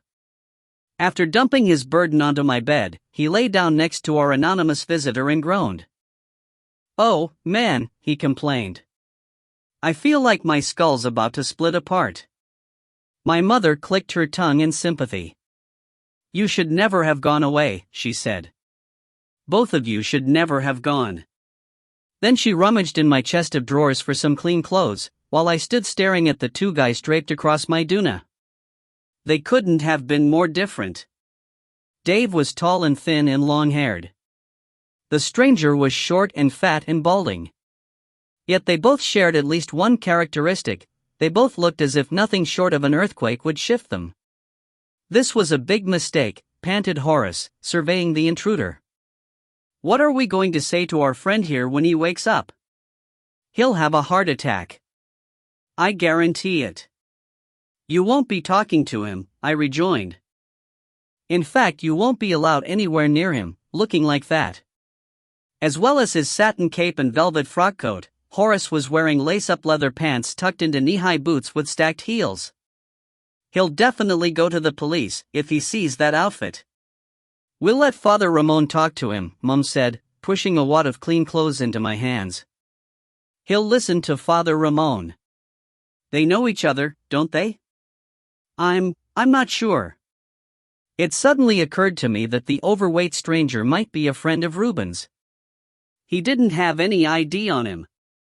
But he's definitely not the werewolf? Asked Horace. No. Are you sure? Anticipating a scornful reply, Horace raised his hand defensively. I realize he doesn't look like the werewolf, but if your friend can turn into a wolf, he might be able to turn into other things, as well. He might have several identities. Have you thought of that? I hadn't. And I realized that Horace could be right. After all, what did we really know about werewolves? If I was running away from a pair of thugs, Horace continued, then the first thing I'd do is disguise myself. He nodded at the unconscious man in the beige jumper. Maybe this is a disguise. If it is, then the McKinnons would have seen it before, said Dave. Though he appeared to be half dead, he had obviously been listening. Unless Reuben can change into a different shape every time, and what are the chances of that, Dut? What are the chances of finding a werewolf in the first place? Horace retorted, at which point my mother took charge. We can discuss this later, she said. Right now Dave needs a rest, Nina needs a bath, and Sanford needs to suss things out. Everyone else can clear off downstairs until we're ready to have a proper meeting. She gave Horace a prod with one bony finger. Go on. Gat. You're not needed. But what about these McKinnons that everyone's so worried about? Horace demanded, still breathing heavily from his recent exertions. Are they going to show up here, or not? Does the werewolf know where to find us? What are we supposed to do if he does? We'll discuss it later. Mom snapped. And we did, though not for an hour or two. In the meantime I filled my stomach, cleaned a few tiles, and had a long, hot soak in rose-scented water, while Sanford examined his new patients and Dave nursed his throbbing head. Then Sanford decreed that Dave ought to get some blood into him, quick smart. I had to vacate the bathroom in a hurry, so that Dave could fong a couple of guinea pigs. Poor Dave, even after a substantial meal, he still felt too sick to clean up the mess he'd left behind. Gladys took care of that, though not willingly. She bitched and moaned about the injustice of it all until I was ready to stick her head in the toilet. We didn't sit down to confer until about 9 o'clock, by which time I was feeling rather peaky. Nevertheless, I was determined to participate in our group discussion, which took place in the living room. We were all there except for Bridget. She had been asked to watch over our mystery guest, just in case he woke up. As Sanford had so rightly pointed out, even the most confused and hysterical person was bound to be calmed by the sight of Bridget placidly knitting away in a bedside rocking chair. It was Sanford who opened the meeting, with a call to order. But I was the one who kicked things off. "We have to do something about Reuben," I said. George frowned. "You mean the fat man upstairs?" he asked. "She means the werewolf," Gladys mumbled. And Horace said, "Who might be the fat man upstairs?" "I don't think so." Dave had been cradling his head in his hands. Now he glanced up, uncovering his bloodshot eyes. "I don't think the McKinnons would try to kill Reuben. He's worth too much money. He told us that." "And what makes you think he told you the truth?" Horace drawled. "In fact, what makes you think he didn't leave the gas on?" No, Dave was adamant. "If he'd tried to kill Father Ramon, he would have tried to kill us too." "But he didn't. Even though he knew where we were." "Are you sure he would have known how to kill you?" Horace countered. Dave sighed. "Everyone knows how to kill us, don't they? Isn't that part of our problem?" He turned to address Sanford. "I'm sure that Reuben was kidnapped tonight. The McKinnons somehow got hold of Father Ramon's address. But they couldn't afford to leave any witnesses, which is why they tried to burn the place down. And now they'll stop bothering us," said Horace. When everyone stared at him, he languidly waved his hand. "They got their werewolf back, didn't they? They killed all the witnesses, or so they think. If you ask me, they'll go home now. Unless we start bothering them." He pulled one of his wily faces. "I mean, I'm sure your werewolf is a really lovely fellow, Nina, but we've got our own problems. There's still a vampire slayer out there, in case it slipped your mind." "Yes, and we can't even go home." Gladys chipped in. "I can't even do my job anymore. Who cares about some werewolf? It's us we should be worrying about." During the brief pause that followed, I scanned the room. Mum and Sanford were looking thoughtful. George was biting his bottom lip. Gladys sat with her Indian shawl wrapped tightly around her hunched shoulders, brooding, while Horace watched me from beneath lowered eyelids. I realized that Reuben meant nothing to them, either as a person or as a cause. Even Mum was thinking like a vampire, after so much time spent in vampire company. I could understand it, too. When you're ill and scared and tired, and when every little thing is a big effort, you don't want to worry about other people, with other problems. But I'd met Reuben. I'd talked to him. I'd even tried to put myself in his shoes, because that's what a writer does. On the long drive back to Sydney, I'd been turning things over in my head. And it seemed to me that Reuben might very well free us from the trap in which we were caught. "As a matter of fact, I am worrying about us," I told Gladys. "What happened to Reuben could easily happen to me or to you. He's been treated like an animal because some people don't think he's a human being. Does that sound familiar?" I turned to Dave for help, but it wasn't forthcoming. He sat with his eyes closed, massaging his scalp, the very picture of misery. So I plowed on unassisted. "Reuben's in the same boat as we are," I said. "Exactly the same boat. Except that he can live a normal life for most of the year," snarled Horace. "Yes. He can. Which is great," I cried. "Imagine how useful it would be to have him around. He could go out in the sunlight. He could shop and drive and deal with plumbers." Seeing Dave's head jerk up in surprise, I backed off a little. "Which isn't to say he'll do that, necessarily," I had to admit. "But it's something to consider. Maybe if we help him, then he'll help us. And he can help us. In all kinds of ways. By being ornamental, for instance, Horace slyly remarked. I hear he's a bit of a looker. Is he? For the first time, Gladys perked up. Who told you that? I did, said Mum. Her tone was defiant. I asked Father Ramon if this bloke had, well, you know, hair coming out of his ears, and so forth. But Father Ramon said he's a very nice-looking lad. Very handsome, ... Except when he's got fangs and fur, Dave muttered. At which point Sanford calmly observed that, however handsome and helpful Reuben might be, the fact remained that he wasn't the sort of person you'd want to have in your house during a full moon. From what you told me earlier, Nina, I get the impression that your friend basically turns into a wild animal. Isn't that true? He said. Well, yes, but... And these McKinnon people are even worse, he went on. They're dangerous.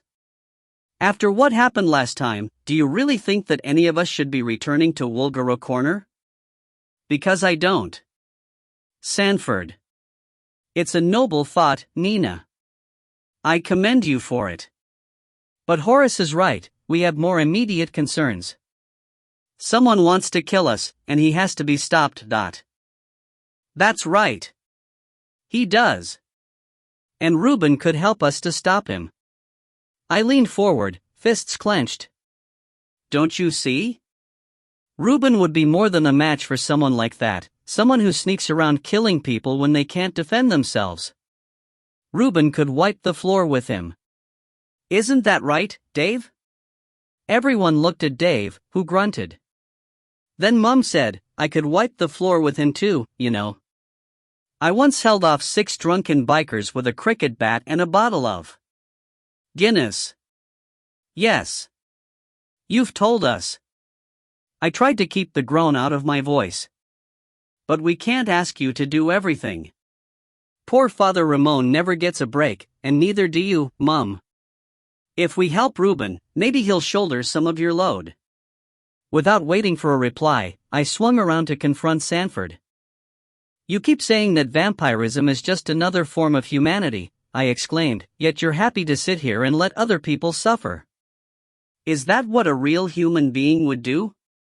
How can we ask normal people to care about us, and respect us, and treat us properly, when we don't even try to stop a pair of criminals from hurting people who aren't vampires?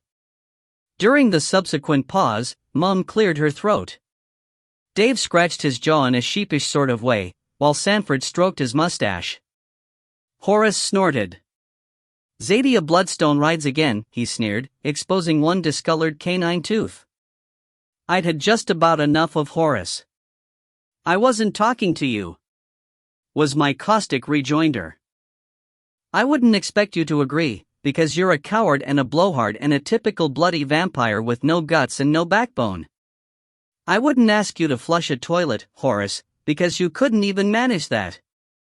You're useless. You're a waste of space. And the only reason you go around wearing those stupid clothes is because without them you'd be invisible. As he opened his mouth to protest, I let him have one final barrage. But if you want to get staked, go ahead. Wear your stupid clothes. Do us all a favor. At least we won't have to put up with you anymore. There followed a deathly hush. George gaped at me. Sanford slowly shook his head. Gladys blinked, then cast a surreptitious glance at Horace to check his reaction. Dave retreated behind his hair, dropping his chin and covering his eyes. Only Mum seemed unmoved. Pensively she stubbed out her cigarette. I could tell that she agreed with every single word I'd uttered. The problem was, I didn't. Not really. I'd simply told Horace whatever I knew would hurt, because for one thing, there's nothing invisible about Horace. He could be wearing a white sheet and you'd be able to tell who it was, just from the arrogant tilt of his head. At last Sanford spoke. I'm not surprised that you're feeling angry, Nina, he said carefully. You've been through a lot over the past few days, and it must have been traumatic. But you're dumping a very toxic load of unprocessed fear on the nearest available target, and it isn't fair. It isn't fair on Horace. He's not responsible for the way you feel right now. Sick to the stomach, you mean? I snapped, and would have said more if Bridget hadn't suddenly called down the stairs to us. Sanford! She cried feebly. Estelle! Can you come up here, please? Sanford gave a start. As he hurried towards the doorway, Mum slipped off her piano stool with a grimace. Her knee was bothering her, I could tell. What is it? Sanford boomed. Bridget? What's wrong? Nothing. Nothing's wrong, she assured him. By this time I had joined Sanford in the vestibule, and could just make out Bridget's spectral face, hanging over the banisters above us. I think Father Ramon's friend is waking up, she announced, straining to project her cracked little voice. He's very restless. Has he opened his eyes? Sanford wanted to know. Not yet. But he's mumbling and thrashing about. Drawing on more than a century of sickbed experience, Bridget gave Sanford her sobering but tranquil assessment of the situation. I think you'd better come now, because he's already a bit unsettled, she said. We might need to calm him down when he finds out what's happened.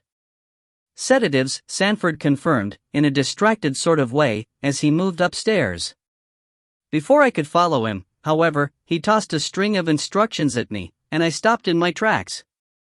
Go and make some tea, were his orders. Bring it on a tray. Just you, no one else. We don't want to scare him. Seeing my mother hobble into view, he added, you can check on Father Ramon, Estelle. He might be stirring too, and we'll need him if his friend starts to panic. What about the rest of us? Asked Horace, who had appeared in the living room doorway, alongside my mother. What are we supposed to do? Keep watch. Help Dave. Stay quiet. Sanford was about to recommence his climb when something made him hesitate. He opened his mouth, shut it again, then stiffened his resolve and spoke his mind. But if you really want to be useful, Horace, you can do something about those clothes, he urged. Cover them up with a raincoat or something. Nina's right, you're simply making trouble for us in that outfit, because, well, to be perfectly frank, it's irresponsible. And while I can understand your need for attention, I don't approve of the way you're putting our lives in danger. I don't know who was more astonished by this outburst, Horace or yours truly.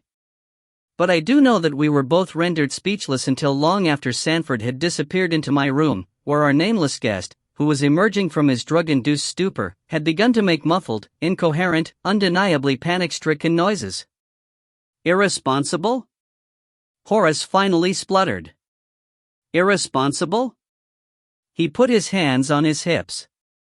I tell you what's irresponsible, he yelled after Sanford, and that's bringing a complete stranger into this house. Then he stamped off into the kitchen before I could think of anything to say. 18. I've been trying to put myself in Neffly Irving's shoes. I've been trying to picture what he saw when he woke up in my bed. First he would have seen those stupid rainbow stickers on the ceiling. Then he would have spotted my David Bowie poster or my lava lamp. Then he would have found himself staring up into Bridget's face, which is blanched and puckered but not particularly terrifying, not unless you have a phobia about old people. In fact, I can't understand why Neffly should have been so scared. Even Sanford isn't that repellent. I mean, his mustache might be a little off-putting, and his three-piece suits can make him look like an undertaker, but he certainly doesn't give the impression of being someone who would happily break your arm. So why was Neffly sweating bullets when I walked in with my tea tray? I can only assume that he'd been traumatized by his experience with the McKinnons, or perhaps that his shy and awkward disposition made him sweat whenever he encountered anyone new. Because it wasn't as if we'd given him our names at that point. In fact, Sanford hadn't done much more than check Neffly's pulse and murmur reassurances. It's all right, I heard Sanford say, as I entered the room. Calm down. You've been drugged. But there's nothing to worry about, No one's going to hurt you. They tried. I've gotta, why is, Nefli couldn't seem to string 3 consecutive words together. Shoo. You're safe now, said Bridget, patting his hand. How are you feeling? How's your head, Dot? Would you like a cup of tea? Sanford inquired, having registered my appearance. Thanks, Nina, he continued. You can put those over there. I set down the tea tray without comment, then glanced up to see that our visitor had turned green. He really had. It wasn't just a figure of speech after all. I could definitely make out a green tint around his mouth and under his eyes. Are you feeling sick? Asked Sanford, who must have noticed Nefli's color change as well. Do you want to go to the bathroom? Nefli nodded frantically, his lips welded together. He threw off the bedclothes, swung his feet to the floor and made a lunge for the nearest exit, reeling against the doorjamb as he did so. Being no stranger to nausea myself, I didn't think this behavior especially odd. But I couldn't work out why he recoiled from my touch as I tried to lead him towards the bathroom. And I certainly didn't expect him to bolt the bathroom door after he'd ducked inside. That's weird, I said, just as Sanford emerged from my room. What's weird? Was his automatic response. He's locked himself in, I replied. What if he needs help? How are we supposed to reach him? Sanford frowned. Then he tapped on the bathroom door with one knuckle. Hello? He said, raising his voice. Are you all right in there? But he received no answer. Maybe he thinks we're in league with the McKinnons, I speculated. Maybe he's scared. I put my ear to one of the door panels, listening for any telltale sounds of retching or gasping. Instead, I heard the scrape of a window being opened. What is it? Sanford was alerted by my sudden frown. What's he up to? I don't know. When I tried to peer through the keyhole, a draft like a cold needle made my left eye water. I couldn't see a thing. He might need some air, I suppose. Let me look, Sanford instructed. At that instant, Father Ramon spoke from the threshold of the guest room. Where's Reuben? He croaked. Sanford and I both jumped like startled rabbits. We whirled around to find that Father Ramon had struggled out of bed. Though his face looked as if it needed ironing, and he was using the doorknob to support himself, there could be no doubt that he was on his way to a full recovery. Bridget gave a little crow of delight. She had been following Sanford, and had only just shuffled into view. Father? She said. Are you all right? Where's Reuben? The priest slurred, ignoring Bridget as he addressed me. Did they take him? Did who take him? I was confused. The McKinnons, you mean? Where is he? Asked Father Ramon, then staggered slightly, as if the force of his own question had knocked him off balance. We don't know. Sanford answered before I could. He might be the one in the bathroom. We're not sure. The priest blinked. What? He mumbled, and I could sympathize with his perplexity. I don't think it's him, was my contribution. Horace thinks that Reuben might have become someone else, but I don't think so. There's an overweight man in the bathroom, Sanford informed Father Ramon.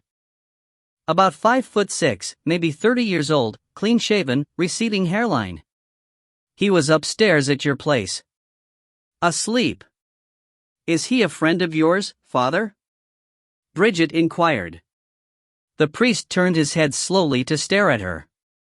He looked stunned. That's not Reuben, he said at last.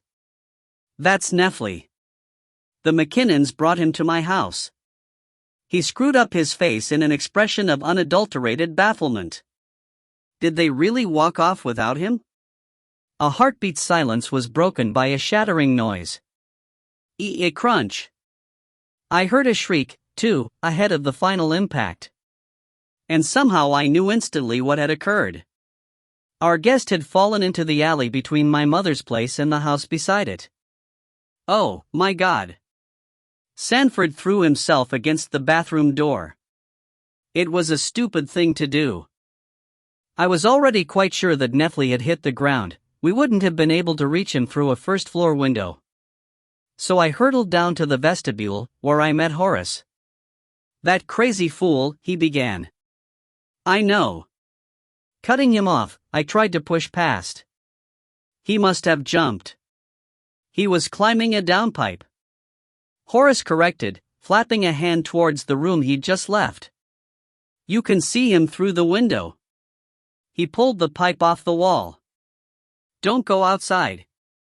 Sanford snapped at us both, from the top of the staircase. Then he, too, made a rapid descent, clutching his medical bag. "Don't anyone go outside unless I say so," he instructed, before raising his voice. "Estelle. Are you there?" "I'm here." Mum appeared on the living room threshold, with Dave at her heels. "He's still alive. You can hear him groaning." "Come with me," Sanford barked. He glanced over his shoulder to where Father Ramon was progressing unsteadily downstairs, step by careful step. "Can you manage, Father?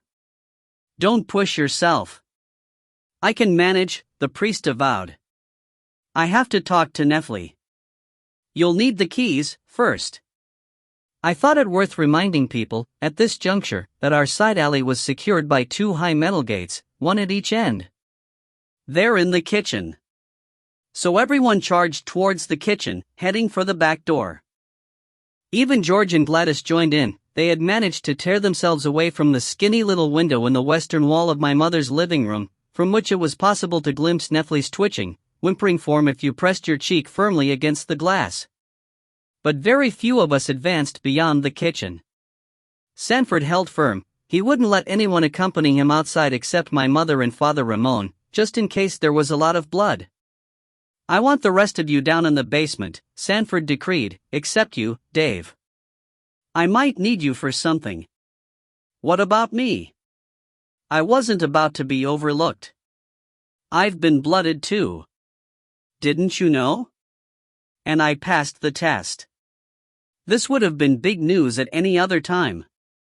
It would have been the subject of exhaustive discussion during at least 6 consecutive meetings of our support group. Even now, it was received with a discernible gasp. Had Bridget not been thumping her way slowly down the stairs, she would have given me a congratulatory hug, I feel sure. "It's true," said Dave, as people looked to him for confirmation. "I was there. She did it. Why didn't you tell us before?" Gladys demanded. "I don't know. It was a good question, which I couldn't answer. There was too much else happening, I guess." "Well, now, that's excellent."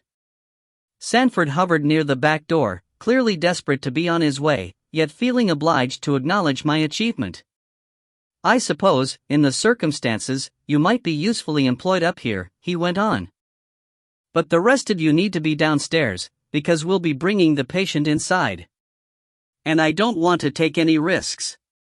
It was a reasonable sort of request, in the circumstances. Horace, however, wasn't pleased. "What the hell did you do to that poor bloke, anyway?" he snapped. "Did you push him out the window?" Before Sanford could reply, Father Ramon spoke for him. "No one pushed anyone," the priest quietly insisted. "Nefli tried to escape because he knows you're vampires. And he's very, very scared." During the stunned silence that greeted this announcement, Father Ramon turned on his heel. Then he vanished outside, leaving the rest of us goggle-eyed and slack-jawed. Even Sanford couldn't move for a few seconds. It was my mother who finally broke the spell by jangling her keys. "Wait. Father!" she cried. "I have to unlock that gate." She limped after him, hampered by an arthritic knee, as Sanford brought up the rear. I'd been wanting to ask Father Ramon if he had actually told Nefli about us, but Sanford slammed the door in my face. Though I attempted to pursue them, Dave stopped me. Don't, he said. Sanford's right. The smell might be a problem. But this doesn't make sense. I was flummoxed. How could a complete stranger know that we're vampires? Did Father Ramon tell him? Maybe no one told him. Seeing my blank stare, Dave spelled things out for me. He's called Nephi, Nina. Think about it. How many people in the world are called Nephi? You can probably blame a deep-seated fatigue for my slow reaction time. The impact of recent events must have left me a little duller than usual. I was still pondering when Horace suddenly gasped. He was on that customer list. Horace exclaimed. Nephi Irving was. He bought those silver bullets, remember? He was next on the list after Barry McKinnon. And he recognized my name. At last I saw what Dave was getting at. He knew it, Dave. Nina. He heard it and he turned green. By now, evidently, Gladys was feeling ill-used. What are you talking about? She whined. Will someone please explain what's going on? He's the Slayer. Horace rounded on her. That fat guy out there on the ground. He killed Casimir, and he stole Casimir's address book. Gladys caught her breath. George clapped a hand over his mouth. But before I could remind Horace that all we had so far was circumstantial evidence, a sudden screech sounded from the alley. The shock of it galvanized Dave. Quick, he said. You three get downstairs. But. Go on, Horace. You know the rules. As everyone gawked at him, astonished to hear him throw his weight around, Dave raised his voice to address Bridget, who had only just reached the vestibule. Bridget's going down there, aren't you, Bridget? You'll be happy in the basement, won't you? Yes, of course, said Bridget, who always finds any kind of descent very difficult. Perhaps Horace had this in mind when he abruptly, and unexpectedly, agreed to help her downstairs. Perhaps he was hoping that her slow progress would give him time enough to hear everything he wanted to hear. Well, I suppose I'd better make myself scarce, since I'm obviously such an impediment to everything, Gladys remarked, fretfully rearranging her shawl. Unlike Nina, of course, who's welcome everywhere now that she's carrying on like Zadia Bloodstone. It's a wonder I'm allowed out of my smelly old sleeping bag at all, really, when you consider what a nuisance I am. Oh, shut up, Gladys. My nerves were shot, or I wouldn't have lashed out like that. Stop moaning, for God's sake. It's not my fault you fanged Bridget. I have to admit, this was out of order. You should never chide people for failing the big test. Even Horace winced, and Gladys turned an unhealthy, yellowish shade. I only fanged Bridget because I didn't have Dave with me. She squawked. I was all on my own, Nina, not like you. I bet Dave held you down, didn't he? Didn't he? I couldn't deny it. And I didn't get a chance to. Because Dave stepped in, taking advantage of everyone's discomposure. Okay, come on, he said. Move it. Now. Thrown off balance, the others meekly shuffled towards the stairs, while Dave seized my arm. Come here, he ordered, then dragged me over to the living room window. Sorry. I was feeling ashamed of myself. She gets to me sometimes. Not fair, Nina. I know. You shouldn't rub people's noses in it. I know. We had reached our destination, so I peered through the iron security bars in search of something that would distract him. Sure enough, the scene in the alley was as full of incident as I'd hoped it would be. Father Ramon was crouched over Nephi's head, trying to offer comfort. Sanford was preparing a syringe. Mom was speaking to our uninvited guest quite roughly. I could hear her through the window glass. For Chris Sake, you moron, will you calm down? I'm not a bloody vampire, look. And she flipped her dentures out of her mouth. She said. No teeth. Let alone fangs. Nephi, however, continued to emit feeble protests, which doubled in strength when Sanford stuck a needle in his thigh. It occurred to me that if the neighboring house hadn't been a business address, if it had contained a sleeping family, instead of a collection of empty offices, we would have been in trouble. "It's all right," Sanford attested, his voice muffled and unclear. "You've broken your arm, there doesn't seem to be any spinal damage, though I can't be sure just yet." He looked up. "Dave? Can you hear me?" "Yeah," Dave replied, nodding energetically and moving his lips in an exaggerated way, as if he were talking to a deaf person. "I can hear you." "We need some kind of stretcher," Sanford told him. "Get a sleeping bag and stick an ironing board inside it. Can you do that?" "Sure," said Dave. He immediately went to retrieve a sleeping bag from the basement, while I fetched Mum's ironing board. But he wouldn't let me go with him when he delivered these items to Sanford. "There are too many people in the alley as it is," Dave said, before loping outside. I had to wait by the fridge, nursing a headache, until the whole rescue team came staggering into the kitchen. Nephi was in their midst, strapped to a makeshift stretcher. He smelled of fresh blood. I have to admit, I found that smell very difficult to endure. It made me slightly dizzy. I had to lean against the fridge and clap a tea towel over my nose. But I didn't lose control. I didn't forget who I was, or what I was supposed to be doing. Dave had been 100% right. The second time was much easier than the first, especially with Dave there, and Sanford, and Father Ramon. Just looking at them helped me. Dave did appear to be slightly affected, though his livid cheeks and faltering step might have been the natural result of overexertion, rather than a response to the smell of blood. As for Sanford, he was taking it all in his stride. His voice was firm and his manner brisk as he explained to me that he had fashioned a temporary splint out of a large screwdriver from Mum's garden shed. "But I'm going to have to set the bone, once the swelling's gone down," he declared. "And I can't do that without my plaster kit. I have everything I need except my plaster kit." He glanced from Dave to Father Ramon. "Someone will have to get it from my house." "Not if we call an ambulance," said Mum. When everyone stared at her, she became slightly flustered, and reached into the pocket of her housecoat for a cigarette. "I know what that would mean," she acknowledged. "I know the coppers would get involved. But don't you think this has gone far enough? I mean, bloody hell, we're dealing with some serious crimes here. How can the cops be any worse?" From the look on Father Ramon's face, I suspected that he was about to agree.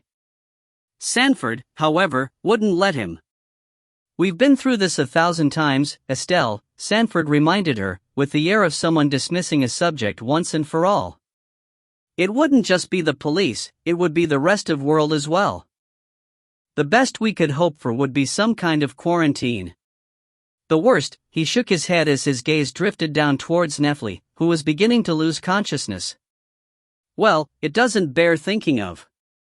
"I understand what you're saying," Father Ramon interposed. "But don't you think, all things considered?" "No," Sanford was adamant. "I've seen what can happen, Father. You weren't there in the old days. You don't know what people will do." He was referring to the episode of sun exposure that I've already mentioned. It was an experience from which he's never fully recovered. "If we can keep this under wraps, it'll be better for everyone," he declared. "Now who's going to bring me my plaster?" Mum raised her hand. She would catch a cab, she said, and fetch whatever was needed. But Father Ramon refused to allow it. He insisted on going himself. "This is your house. It's where you belong," he told her. Then he turned to Dave. "How did you get here, Dave? Did you use my car?" Dave nodded. "In that case, if you give me the keys, I'll drive to Sanford's myself," the priest continued, before fixing his attention on Nephi Irving. "Hello? Nephi? Are you awake?" he inquired. "NGH," said Nephi, struggling to focus. "Nephi?" Father Ramon poked him in the gut. "Where do you live? Can you tell me that?" What's your address? Nefli. When the priest began to slap Nefli's cheeks, I think everyone else was just as surprised as I was. Sanford, in particular, reacted sharply. He's sedated, was Sanford's outraged protest, which Father Ramon ignored. And just as well, too, because the next slap elicited an answer from Nefli. He mumbled a Parramatta address, and something about a spare key under a peg basket, before shutting his eyes again. Father Ramon immediately cast around for paper to scribble on. Sable Avenue, he repeated, snatching up the notebook that Mum keeps beside the telephone. Sable Avenue. What's so important about Sable Avenue? Asked Dave. And Sanford said, he can't be moved. Not yet. He can't be taken home until he's in a stable condition. I'm not going to take him home. Father Ramon wrote down Nefli's address, tore the sheet of paper out of Mum's notebook, and tucked the folded slip into his pocket. Then he swung around to confront the rest of us. I'm going to find a public phone box, he said, and I'm going to make an anonymous call to the police, informing them that 2 men currently residing at that address are holding a teenaged boy against his will. Everybody stared. I have to do it, he went on. I have to do something. Because if I don't, I won't be able to live with myself. He surveyed the ring of thunderstruck faces surrounding him. Unless anyone has any objections? 19. When Father Ramon left Mum's house, about 10 minutes later, he took with him a list of required medical equipment and the key to Sanford's front door. But he didn't have permission to call the police. Not, at least, until his plan had been thoroughly discussed by a full meeting of the Reformed Vampire Support Group. The second you make that call, we'll have to resign ourselves to possible exposure, Sanford had told the priest. Because if the McKinnons are arrested, they'll talk. And next thing you know, the police will be on our doorstep, and we'll be answering questions about Nefli and Casimir and our forged identity papers. That's why every one of us has to be in total agreement as to whether this is our best option. Which it isn't, had been my view. Not for Reuben, it isn't. He doesn't want the police to know anything about him. But my proposal that we liberate Reuben ourselves had been shot down in flames. Even Father Ramon had warned me that a rescue attempt would be far too risky, because the McKinnons were armed. As for Sanford, he'd rejected the whole idea. We're not in one of your books, Nina, he'd said, before turning to Father Ramon. How long, Sanford had inquired, were the McKinnons intending to remain at Nefli's apartment? 2 hours? 3? Until about 7 or 8 o'clock tomorrow morning, the priest had advised him. In that case, we'll have plenty of time to think things through. Sanford's gaze had dropped to Nefli's motionless bulk. For instance, we can't even consider calling the police until we decide what we're going to do with this fellow. There are occasions when Sanford simply won't budge, no matter how hard you push him. Father Ramon must have realized that he would be fighting a losing battle, because he decided not to argue. Instead, he promised to wait. Then he quaffed a very strong cup of coffee and drove off in his battered gray car, having refused to swallow even one of Sanford's pep pills. I'll be all right to drive, he declared, dismissing Sanford's worries about residual sedation and slow reflexes. Anyway, it isn't very far. I'll be back before you know it. We had to satisfy ourselves with this assurance, because we had other things to fret about. There was Nefli, for example, he had to be carried up to the guest room. There was the problem of the bathroom door, which had been bolted from the inside. And there was the looming question of what we were going to do when Father Ramon returned. Would we, or would we not, try to save Reuben? I won't bore you with an account of how Dave and George and Horace and Sanford finally managed to maneuver Nefli back upstairs. Let's just say it was a job and a half. Getting the bathroom door open was no cinch either. It had to be kicked repeatedly until the screws on the bolt gave way, taking large splinters of the doorjamb with them. For Chris Sake, Mum groaned, when she saw the damage, why didn't you just knock a couple of holes through the wall, instead? At least I would have got a 3-way bathroom. But the greatest problem of all was deciding what to do about Reuben. Nephli, we knew, wouldn't be nearly as much of a challenge. Everyone agreed that he might be persuaded to stop hating vampires if he saw how nice Bridget was. By feeding Nephli, and fixing his arm, and explaining how we'd saved his life, we could probably convert him to a different viewpoint. Unfortunately, however, this approach wouldn't work with the McKinnons. A loaded gun, I insisted, was about the only thing that they would understand. Which is why we have to rescue Reuben, I begged. Which is why we can't just walk away. Because if we do, it will mean we're just as cruel as Barry is. Needless to say, this observation didn't go down very well. Horace rolled his eyes. Gladys said, "Speak for yourself, Nina." Even Dave didn't look too convinced. "I dunno if it's cruel to be scared of getting your head blown off," he remarked, in cautious tones. "Cowardly, perhaps, but not cruel." We were sitting in the basement, on an assortment of kitchen chairs. Not all of us were present. Mom was with Sanford, tending to her uninvited guest, while George was in the bathroom, vomiting. But Horace had come down, as had Dave, and Gladys, and Bridget. It was Bridget who reacted most strongly to my graphic description of Reuben's miserable life.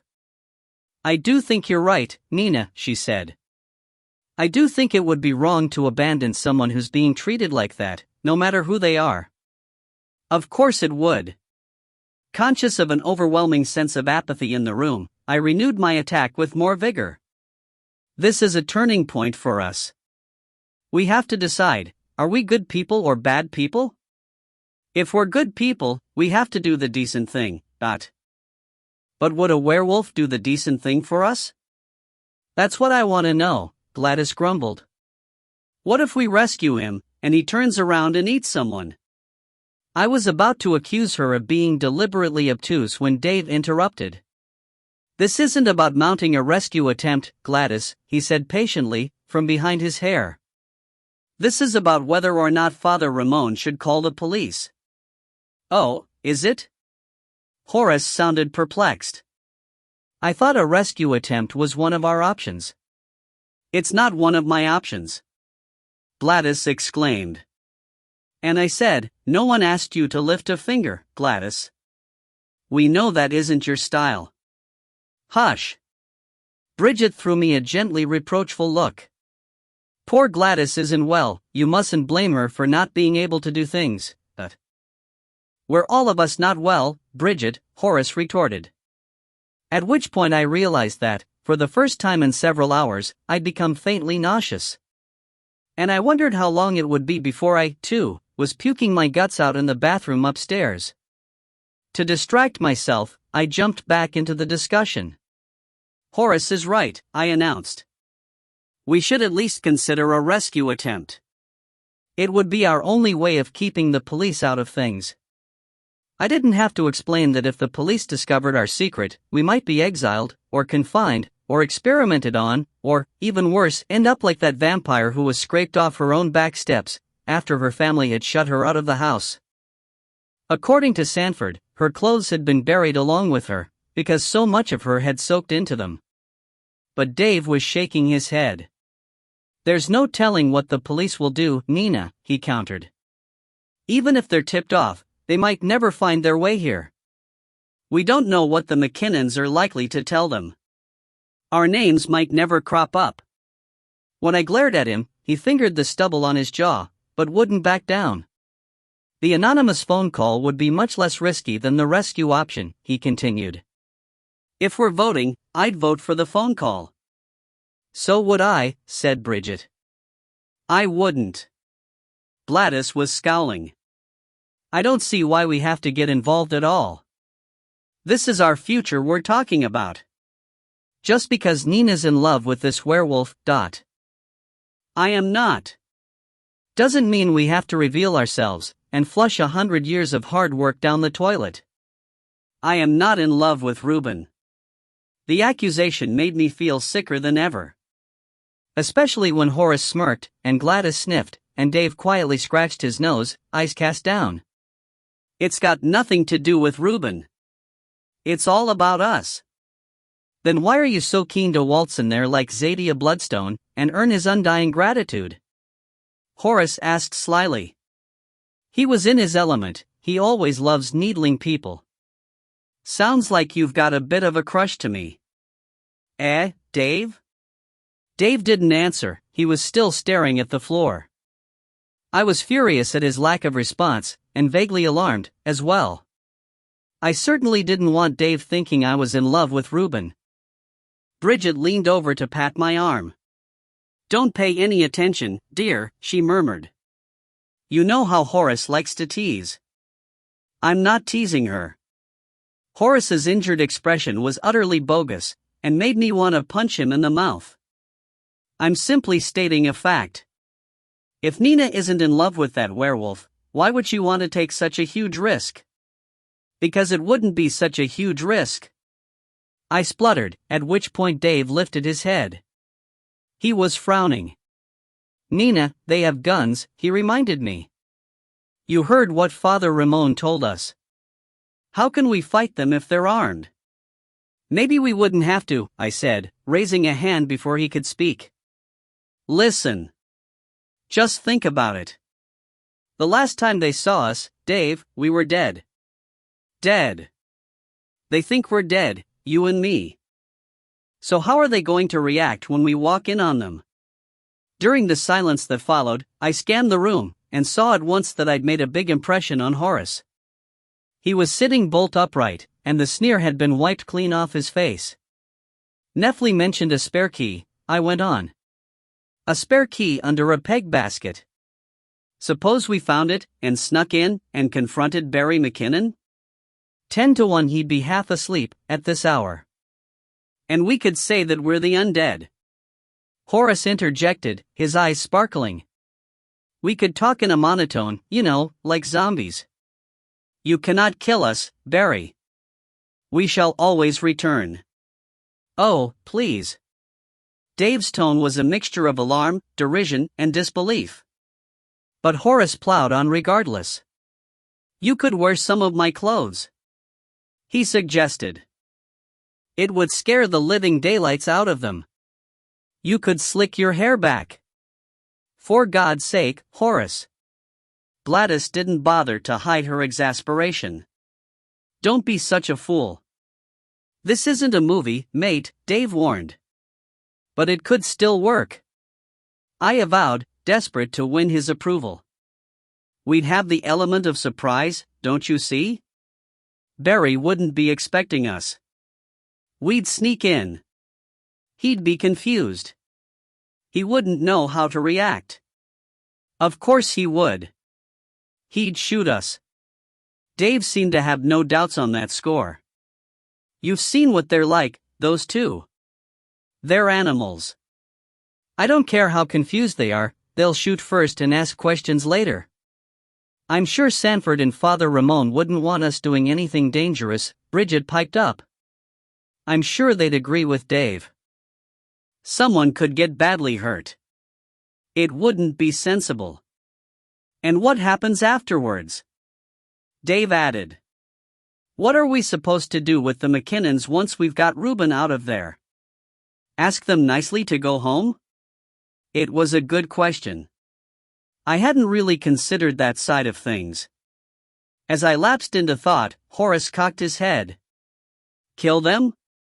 He proposed, with obvious relish. No. I rounded on him. Of course not. We're not murderers. In that case, they'll come after us. They won't just walk away. Dave leaned towards me. They've got my wallet, Nina. They know my address. But they don't know mine. You can't be certain of that. Yes, I can. Father Ramon didn't tell them. He said so, . But what about Nefli Irving? Slowly and clearly, with a kind of laborious determination, Dave kept blowing my arguments out of the water.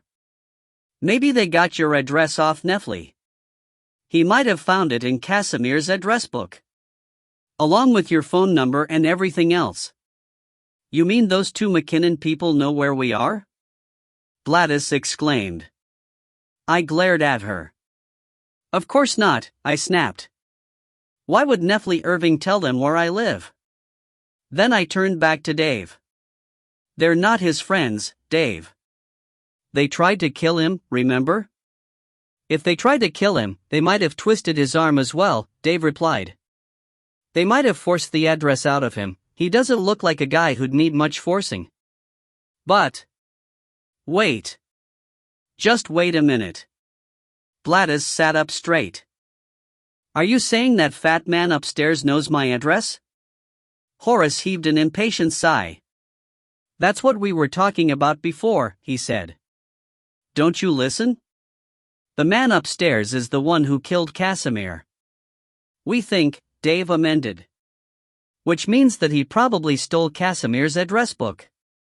Horace ignored Dave, fixing his attention on Gladys. So, yes, he probably does know where you live. And where I live, as well. Which means that those other men might know, too? The men with the guns? Gladys demanded. Horace shrugged. Dave said, maybe. Gladys surged to her feet. Then we have to call the police. Right now. She cried. Before those gunmen show up here. Dave and Horace exchanged glances. I doubt they'll do that, was Dave's opinion. Why should they? Horace agreed. They've got their werewolf. They don't need to come looking for us. But they might. Wailed Gladys. She was getting worked up, the way she always does when her physical comfort is threatened. Bridget immediately took her hand. Shoo, Bridget entreated. Don't worry, dear. It'll be fine. We have to call the police. I'm sure we will. Blinking, Bridget looked to Dave for confirmation. I'm sure that's what we're going to do. Isn't it? Dave hesitated. His eyes swiveled in my direction. Then his brow creased. What's the matter? He said. I didn't reply. I wasn't able to. If I had, I would have vomited all over the basement rug. It was one of those occasions when you can't make polite excuses, or withdraw discreetly. Instead I jumped up, clapped my hand over my mouth and ran upstairs. I reached the bathroom just as George was emerging from it, and nearly knocked him over on my way to the toilet bowl. What happened next isn't something you want to hear about. All I can say is that I've experienced much worse. When you spent nearly 3 hours straight with your head in the toilet, a 10-minute session doesn't seem so bad. Mom heard me, of course. She always does. She came in, held back my hair, wiped my face, then led me off to my bedroom when I was done. Just have a lie down, she recommended. You'll be fine in a moment. I feel so awful. I know you do. It isn't fair. You're right. It isn't. Mom knew the drill. Having tucked me into bed, she draped a damp washcloth over my forehead and turned off all the lights. At the door she encountered Sanford. Just leave her alone, Mom warned him. She's been overdoing it. She's not in any pain? She'll be fine. How's your tummy, Nina? Go away, I moaned, because I hate having people hover over me when I'm sick. Mom gave it up long ago. She understands that if I'm left to myself, and don't have to fight off suggestions about hot water bottles or extra pillows, I'll be up and about soon enough. That's probably why she ushered Sanford away from the threshold of my room, and why she closed the door with such authoritative, out-of-bounds firmness. Unfortunately, I was too depressed to be grateful. I kept remembering Reuben's lopsided smile, and his bewildered anger, and his irrepressible vitality. To most of the others, Reuben was just an abstract concept. They didn't see him as a flesh-and-blood human being. They didn't realize that turning our backs on Reuben would be like tying up a dog, then leaving it to starve. That's how I felt, anyway. I wondered if Dave was experiencing a similar sense of obligation. I wondered if he would vote in favor of an anonymous tip-off. Bridget would. The priest would. Gladys probably would, unless Sanford frightened her into submission with gory tales of sun exposure. As for Horace, well, it was impossible to tell what he would do. Except twit me about Reuben, of course, just to get up my nose. That was another thing that really depressed me, the fact that people might think I was in love with Reuben. The fact that Dave might think I was in love with Reuben, just because Horace had been shooting his stupid mouth off. Nina. It was Horace. He'd pushed open the door and stuck his head into my room. When I turned to squint at him, the rest of his body quickly followed his head. "Are you awake?" he whispered, leaning against the door so that it softly clicked shut behind him. "Can you talk, or are you sick?" "What is it?" I mumbled. "What do you want?" "It's not what I want." "It's what you want," he rejoined. And I stared at him in sheer perplexity. What? Nina, stealthily he approached the bed, his black cape swishing around his ankles. Before I could order him to keep his distance, he knelt down on my woolly bedside mat, thrust his face into mine, and hissed, "We've got to go and rescue Reuben." 20. What? I said vaguely. What do you mean? We have to get Reuben back ourselves, Horace insisted. We have to. Why? Because, he hesitated, glancing at the door. Because I can't afford to get involved with the police, Nina. None of us can, I pointed out. But he shook his head. No, I really can't.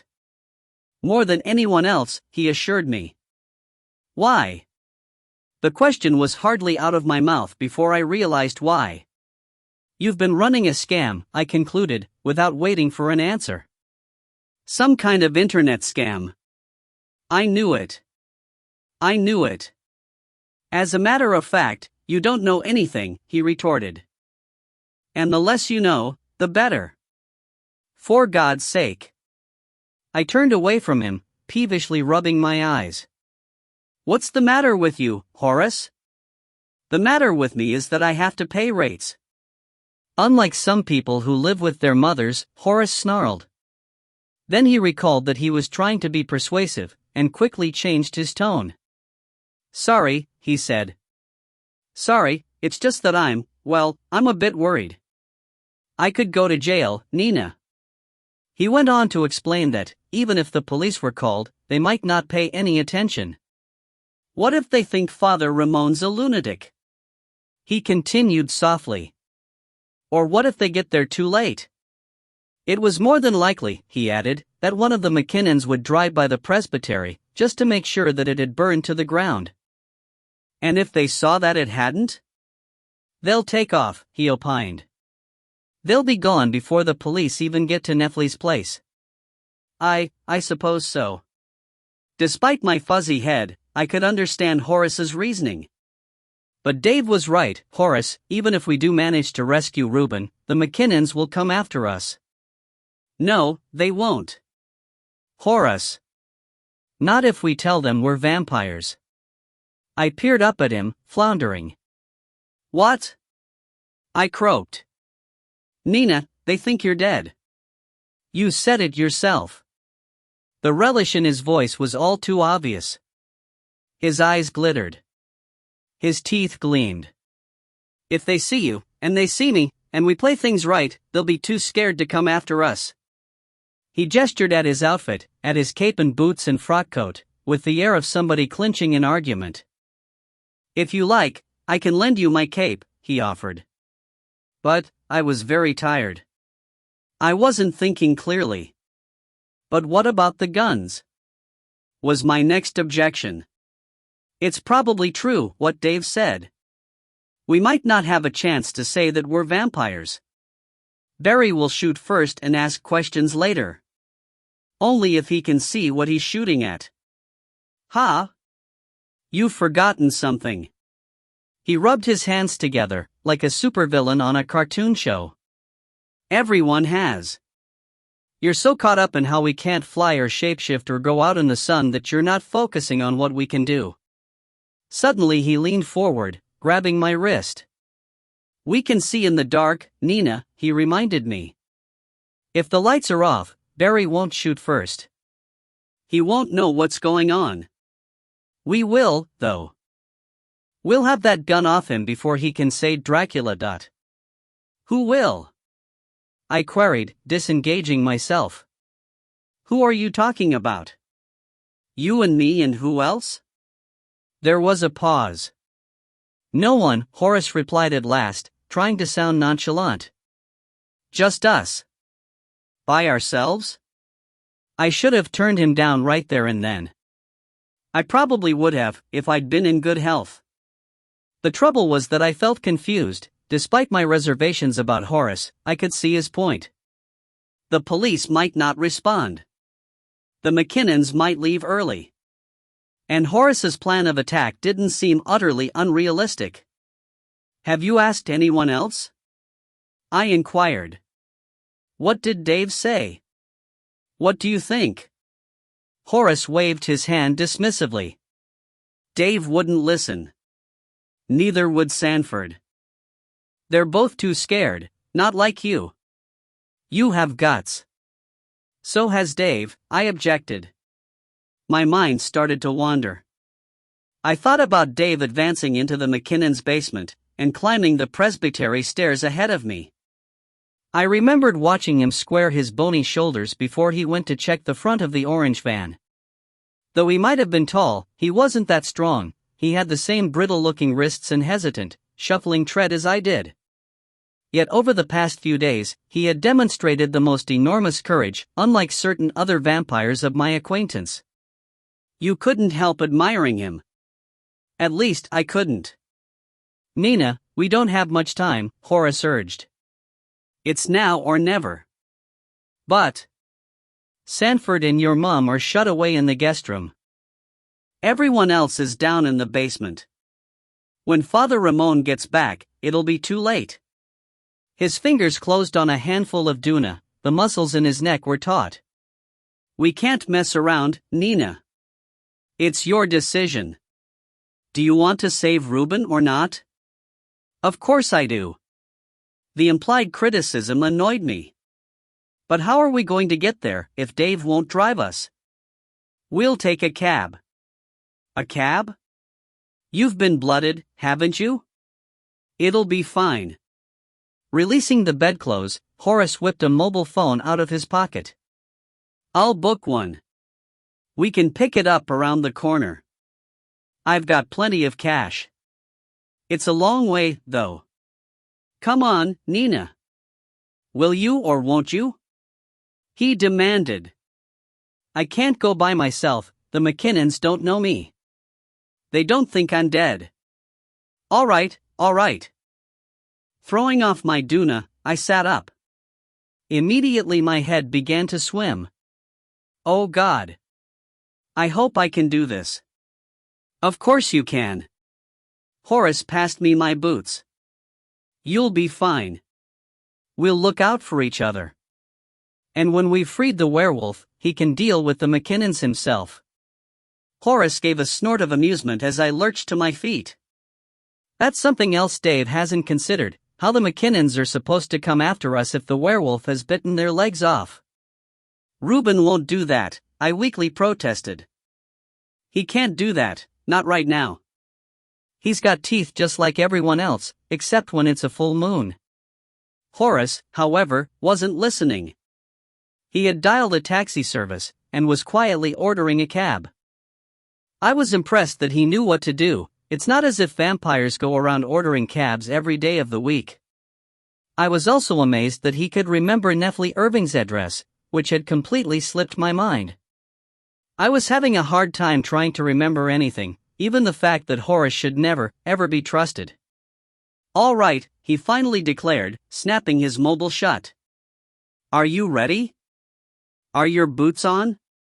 Yes. Where are your sunglasses? I don't know. I had to think for a moment. The McKinnons took them. Don't you have a spare set? No. What about your mum? She must have a pair. After a brief wait, during which I struggled to recall anything, about my mother's sunglasses, Horace said, would they be in her handbag? Probably a dot. Then we'll pick them up on our way out. Her handbag is on the hall table. He took my hand. Just follow me.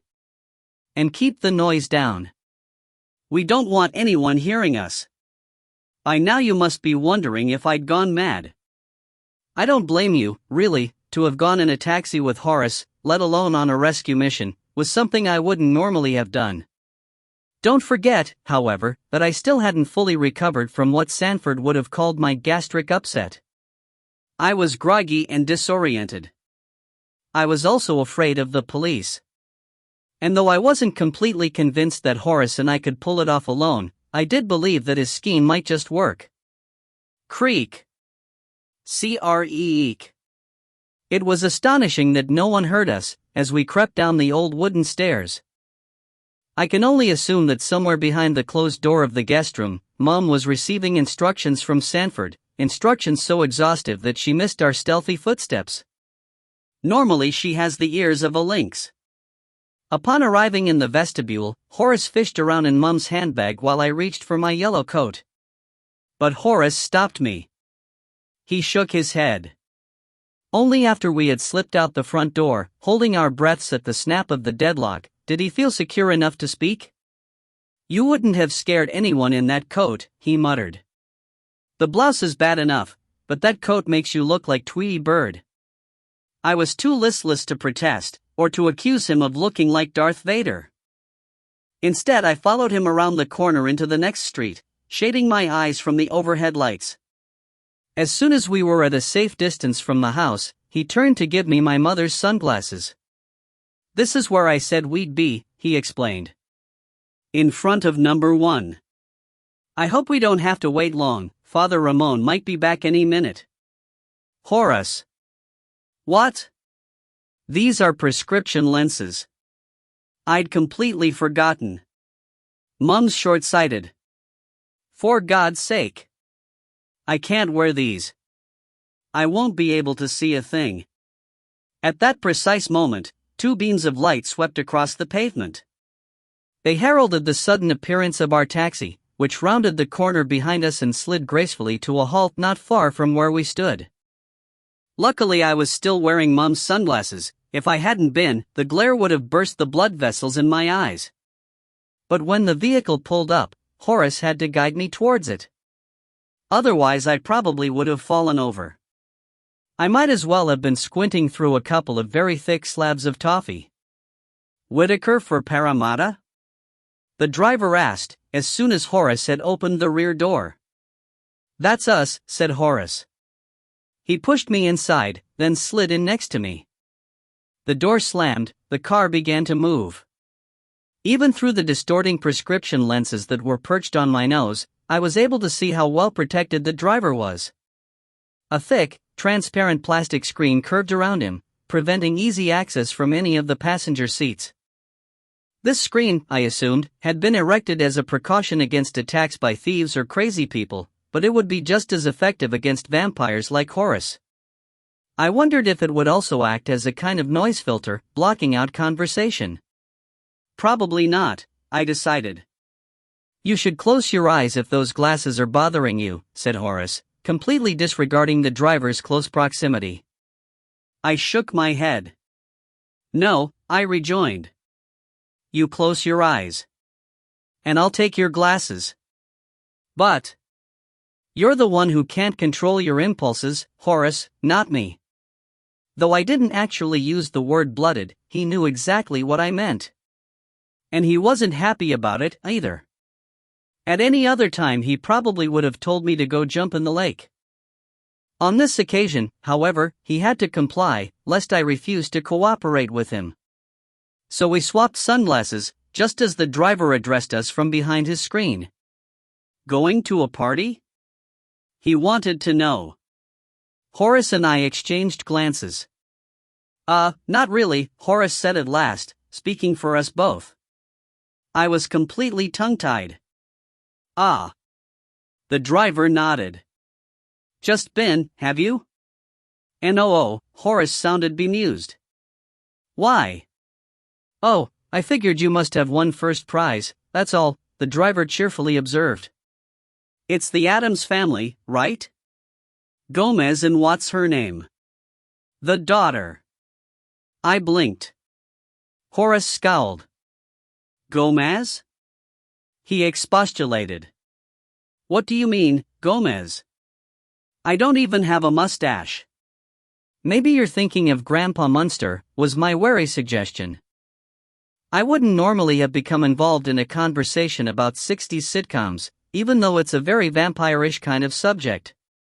Dave and Gladys and Horace are always arguing about who played what character in my favorite Martian and The Twilight Zone.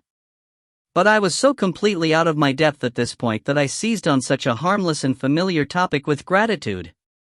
It stopped me from thinking about the dangers that lay ahead. Grandpa Munster. Horace was outraged. I don't look that old. Hang on, who was Grandpa Munster? The driver interposed. Was he that Frankenstein guy with the green face? No, yelped Horace. Grandpa was a vampire. I'm supposed to be a vampire. Can't you see that? Oh, yeah. Yeah. Stands out a mile. The driver might have been humoring us. Or perhaps he really did believe that Horace looked like a vampire. At any rate, he seemed anxious to change the subject. I tell you what, though, don't ever go anywhere as a mummy, he advised. I went to a costume party last month as a mummy, and I nearly brained myself when one of my bandages got caught on a door handle. He went on to recount some of his more farcical party-related exploits, while Horace sulked and I tried to concentrate. I have to admit, it was difficult to muster my thoughts. The driver's stories were very distracting, though they also had an oddly calming effect. When someone's rattling on about blocked toilets, collapsing marquees, and penis-shaped birthday cakes, it's hard to convince yourself that you're in a life-or-death situation. Perhaps that's why, instead of focusing on more important issues, I found myself wondering why Horace had plenty of cash. As far as I was aware, he didn't deal in cash, he ordered his groceries, paid his bills, and transferred his money online. In fact, he'd often remarked that electronic banking was a godsend to every vampire who didn't keep banker's hours. When the driver eventually finished his narrative, I turned to Horace and said quietly, "Where did you get the cash?" "What? Where did you get the cash?" I repeated. "You didn't send Mum out for it, did you?" No. Something about his slippery, sidelong glance made me suspicious. I was struck by a sudden misgiving. "It's not Mum's, is it?" I squeaked. "You didn't steal it from her, did you?" "Of course not." Horace's denial left me unconvinced. "Sure enough, after a brief pause, he added, "It's a loan, I'll pay it back." "Horace." "I'll pay it back. I've got plenty of money." At that instant his mobile tootled, and we both fell silent.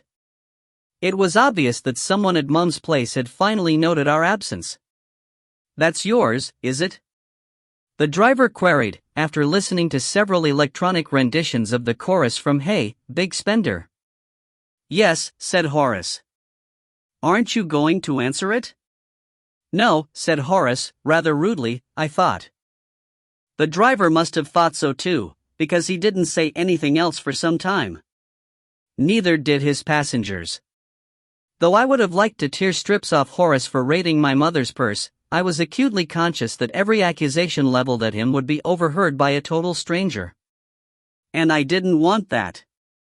In fact, I didn't want to be in the taxi at all. That unanswered phone call had shocked me out of my daze. I'd begun to have serious doubts about Horace's strategy. But I couldn't discuss my misgivings in front of the driver. And if I told him to return home, there would be hell to pay. Horace would kick up such a stink that we'd probably be thrown out of the car. So I decided to put my foot down just as soon as we reached Nefli's flat. That's when I would refuse to help Horace after all. Instead, I would make him order another cab, and we would sneak away before the McKinnons spotted us. Unless, of course, we were lucky. I was willing to mount a rescue attempt if the McKinnons weren't around. Or if they were too drunk to move. Or if they had mislaid their guns. But I wasn't about to risk my neck otherwise. "Here we are," said the driver. With a start, I realized that he was slowing down. "What number is it?" "Oh, just stop here," Horace replied. As the cab pulled over, he fumbled in his pocket. "How much do we owe you?" I didn't catch the driver's response. I was too busy peering out at a street lined with nasty red brick apartment blocks, most of which appeared to have been built in the 1960s, and wondering which of them contained Nephi Irving's residence. Only when Horace raised his voice did I notice what was happening inside the car. "Is this a joke?" Horace was saying. "You can't be serious." "That's the fare, mate." "But it's extortionate. It's highway robbery." "For God's sake, Horace." I was appalled. The last thing we needed was a full-blown public confrontation. I had a vision of people spilling out of nearby doors and hanging out of nearby windows. "Just pay him the fare." "I can't." "What?" "I don't have enough money." As my jaw dropped, he wailed, "How was I to know it would cost so much? I don't catch cabs, dot." "It's all right," the driver calmly informed us. "You can put it on your credit card." "No, I can't," said Horace. "I didn't bring my credit card." He turned to me. "Do you have a credit card?" "Of course not." I couldn't believe what I was hearing. "I didn't bring anything, Horace. Not even my coat." "Then you're in trouble," said the driver, less calmly, this time. "Because either I drive you to where you can get some money, or I'm calling the police right now." "No!" I exclaimed. "Don't do that." "Wait," stammered Horace. I've got an idea." "Hang on." He began to punch a series of digits into his mobile keypad. My own inclination was to turn around and go home. There would be credit cards at home, even if there was no cash. And if the worst came to the worst, other people could help pay for our trip. Besides, I was becoming less and less enthusiastic about Horace's proposed rescue scheme. "What are you doing?" I demanded of him. "Who are you calling?" "Dave," he replied. "Dave? I'll ask him to bring us some money." The sheer nerve of this maneuver left me speechless. I wouldn't have dared ask Dave to drive all the way to Parramatta, just to bail me out of a tight spot. And I soon found out that Horace shared my reluctance, because when the ringtone sounded, he presented me with his mobile. "You talk to him," Horace suggested. "He'd do anything for you." The audacity! I gasped. I choked. I couldn't find the right words. What do you say to someone like Horace? But before I could tell him where he should stick his bloody phone, headlights flashed in the rearview mirror. I glanced around to see Dave's car heading straight for us. 21. Dave's hatchback cruised past, then pulled over to the curb a few meters ahead of us. I immediately jabbed Horace in the ribs. "It's Dave." I squeaked. "I know," Horace rejoined. "Go and get some money. Quick," was my advice, which Horace rejected. "No, you go," he said. Clearly, he didn't relish the prospect of asking Dave for anything. "I'll stay here." "All by yourself?" What I meant, of course, was, all by yourself with an exposed neck in front of you? "I don't think so, Horace." He gestured at the plastic screen that separated him from the driver, as if to say it'll be fine. But I shook my head. "Not an option," I firmly decreed. "You go, and I'll wait." "We can both go." "No, you can't," the driver interrupted. He turned to look at us. "I'm not having you both take off in your friend's car. Here." I divested myself of Horace's sunglasses. Take these, and give me back Mums. Or you'll break your neck before you get there. Horace sighed. Then he swapped sunglasses and climbed out of the cab. I tried to watch as he shuffled towards Dave's hatchback, but Mum's prescription lenses wouldn't let me. They blurred and distorted everything I focused on. So I shut my eyes and waited. At last I heard footsteps approaching. They were obviously Dave's, because as soon as they stopped, he began to speak.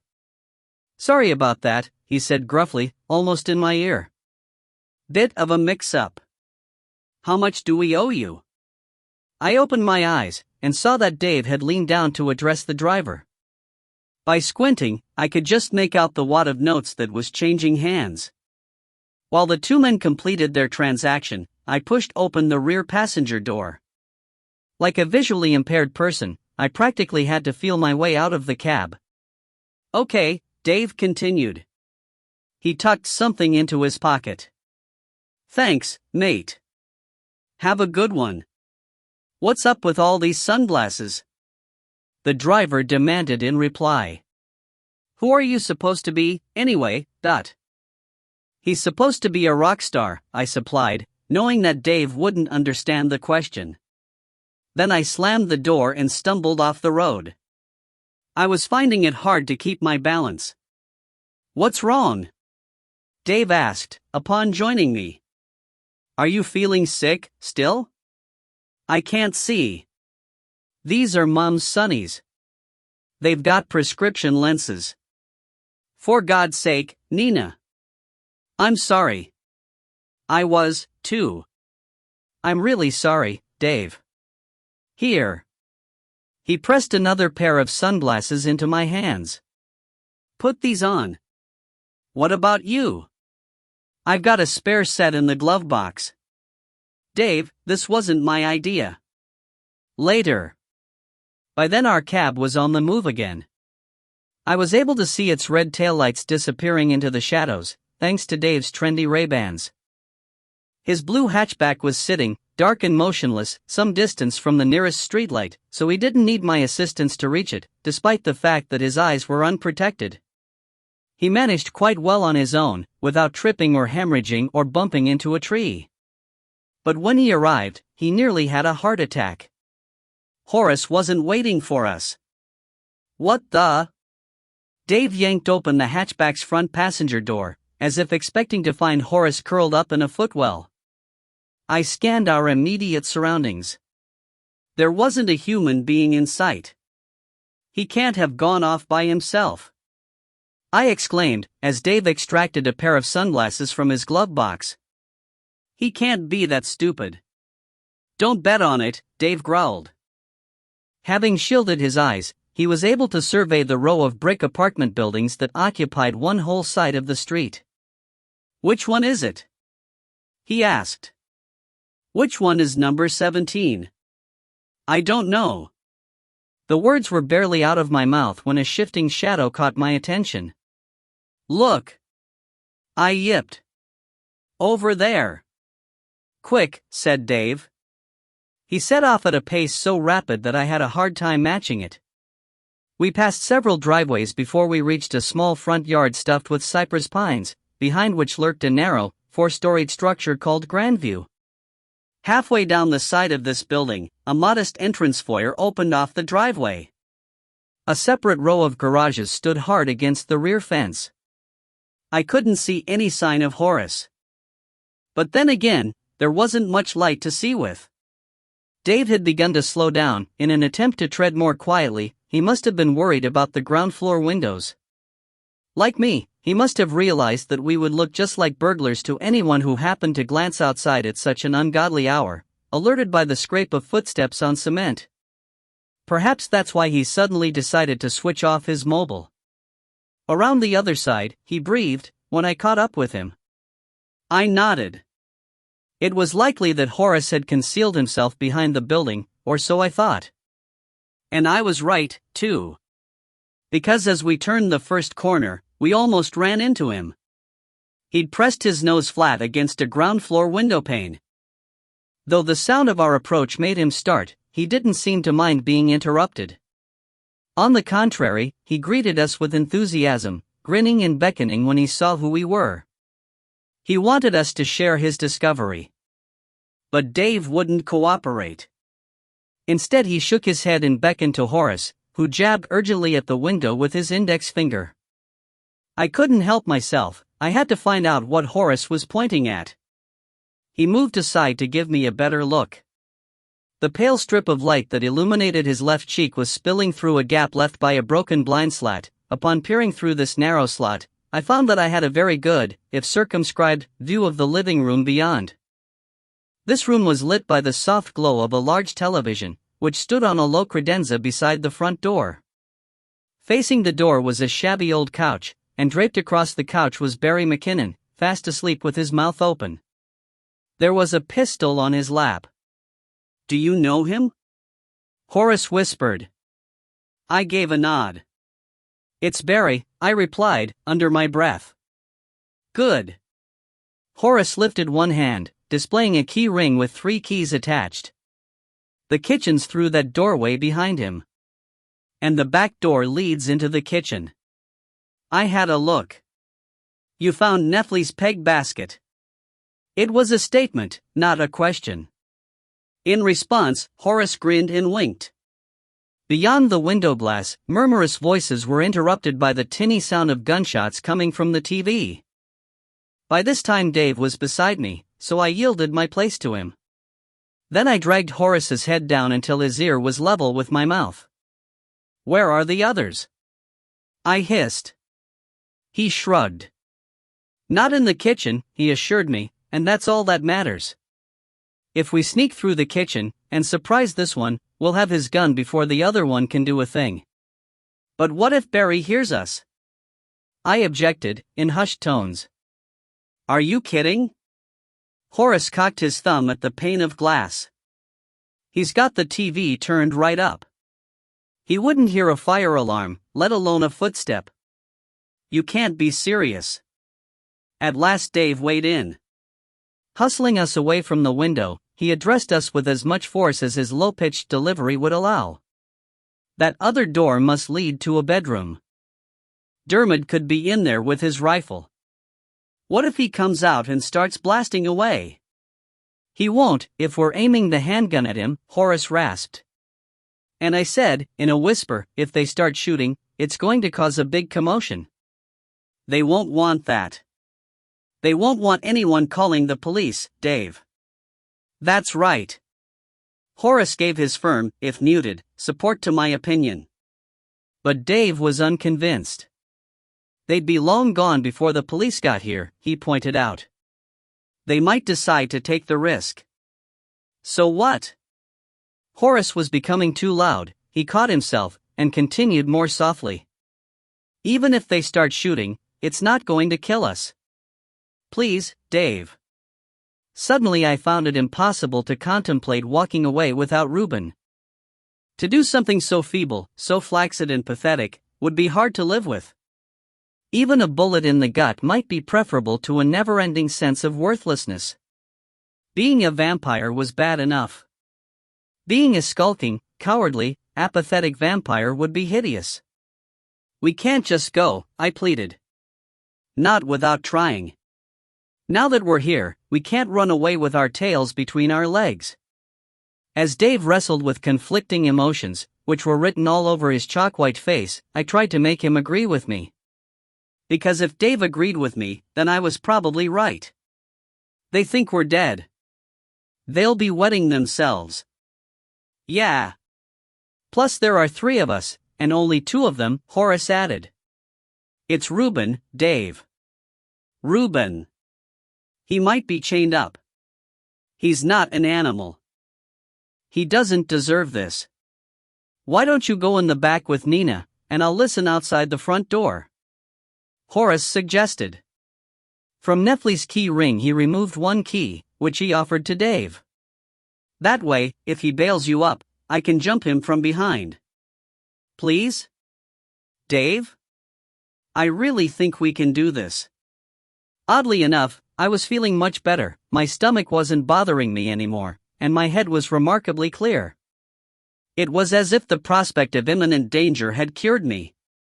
"I don't want the police finding out about us," was my final argument, which seemed to have an impact. Dave sighed. He dragged his fingers through his hair.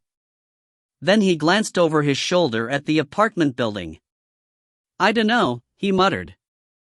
"We'll go in without you," warned Horace. "Nina through the back, and me through the front. Nina's not going anywhere." On this point Dave was adamant, though careful not to raise his voice, which had a slightly desperate edge to it. "I'll go in first, and Nina, you can stay here." "I'm not staying here." "Yes, you are," he insisted. "If something goes wrong, you can call for help. I'll give you my phone.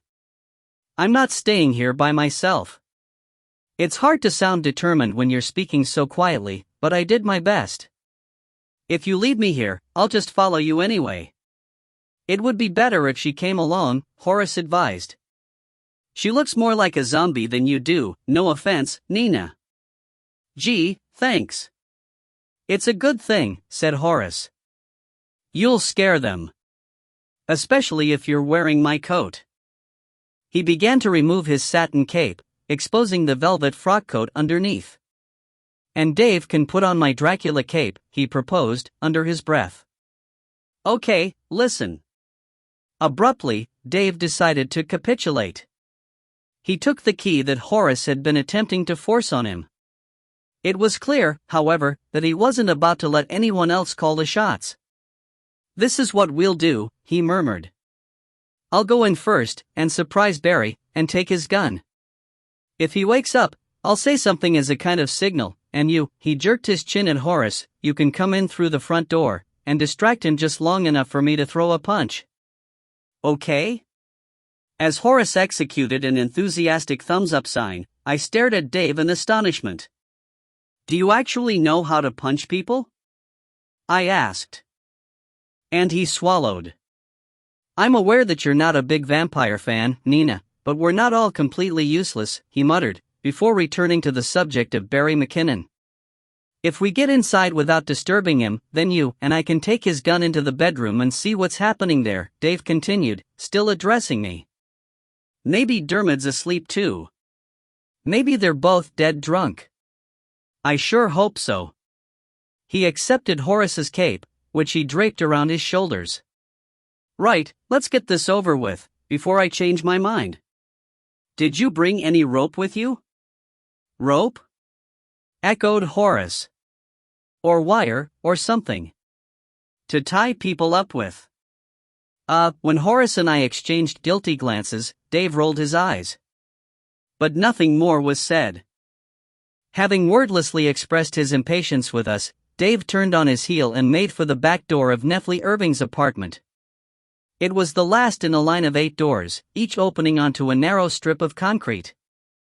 These doors were overshadowed by the first and second floor balconies, and were positioned directly opposite 8 matching rotary clotheslines, which had been planted in a row beside a dilapidated paling fence. I wondered if the poor light was to blame for Grandview's grubby and dispirited appearance. Or did everything look just as bad in the daytime? Neffley's peg basket was sitting under his kitchen window, between the back steps and the garbage bin. "Ist!" As I caught up with Dave, I grabbed his arm. My voice was a mere thread of sound. "Do you know how to use a gun?" I asked him. "Not if I can help it," was his cryptic, and almost inaudible, response.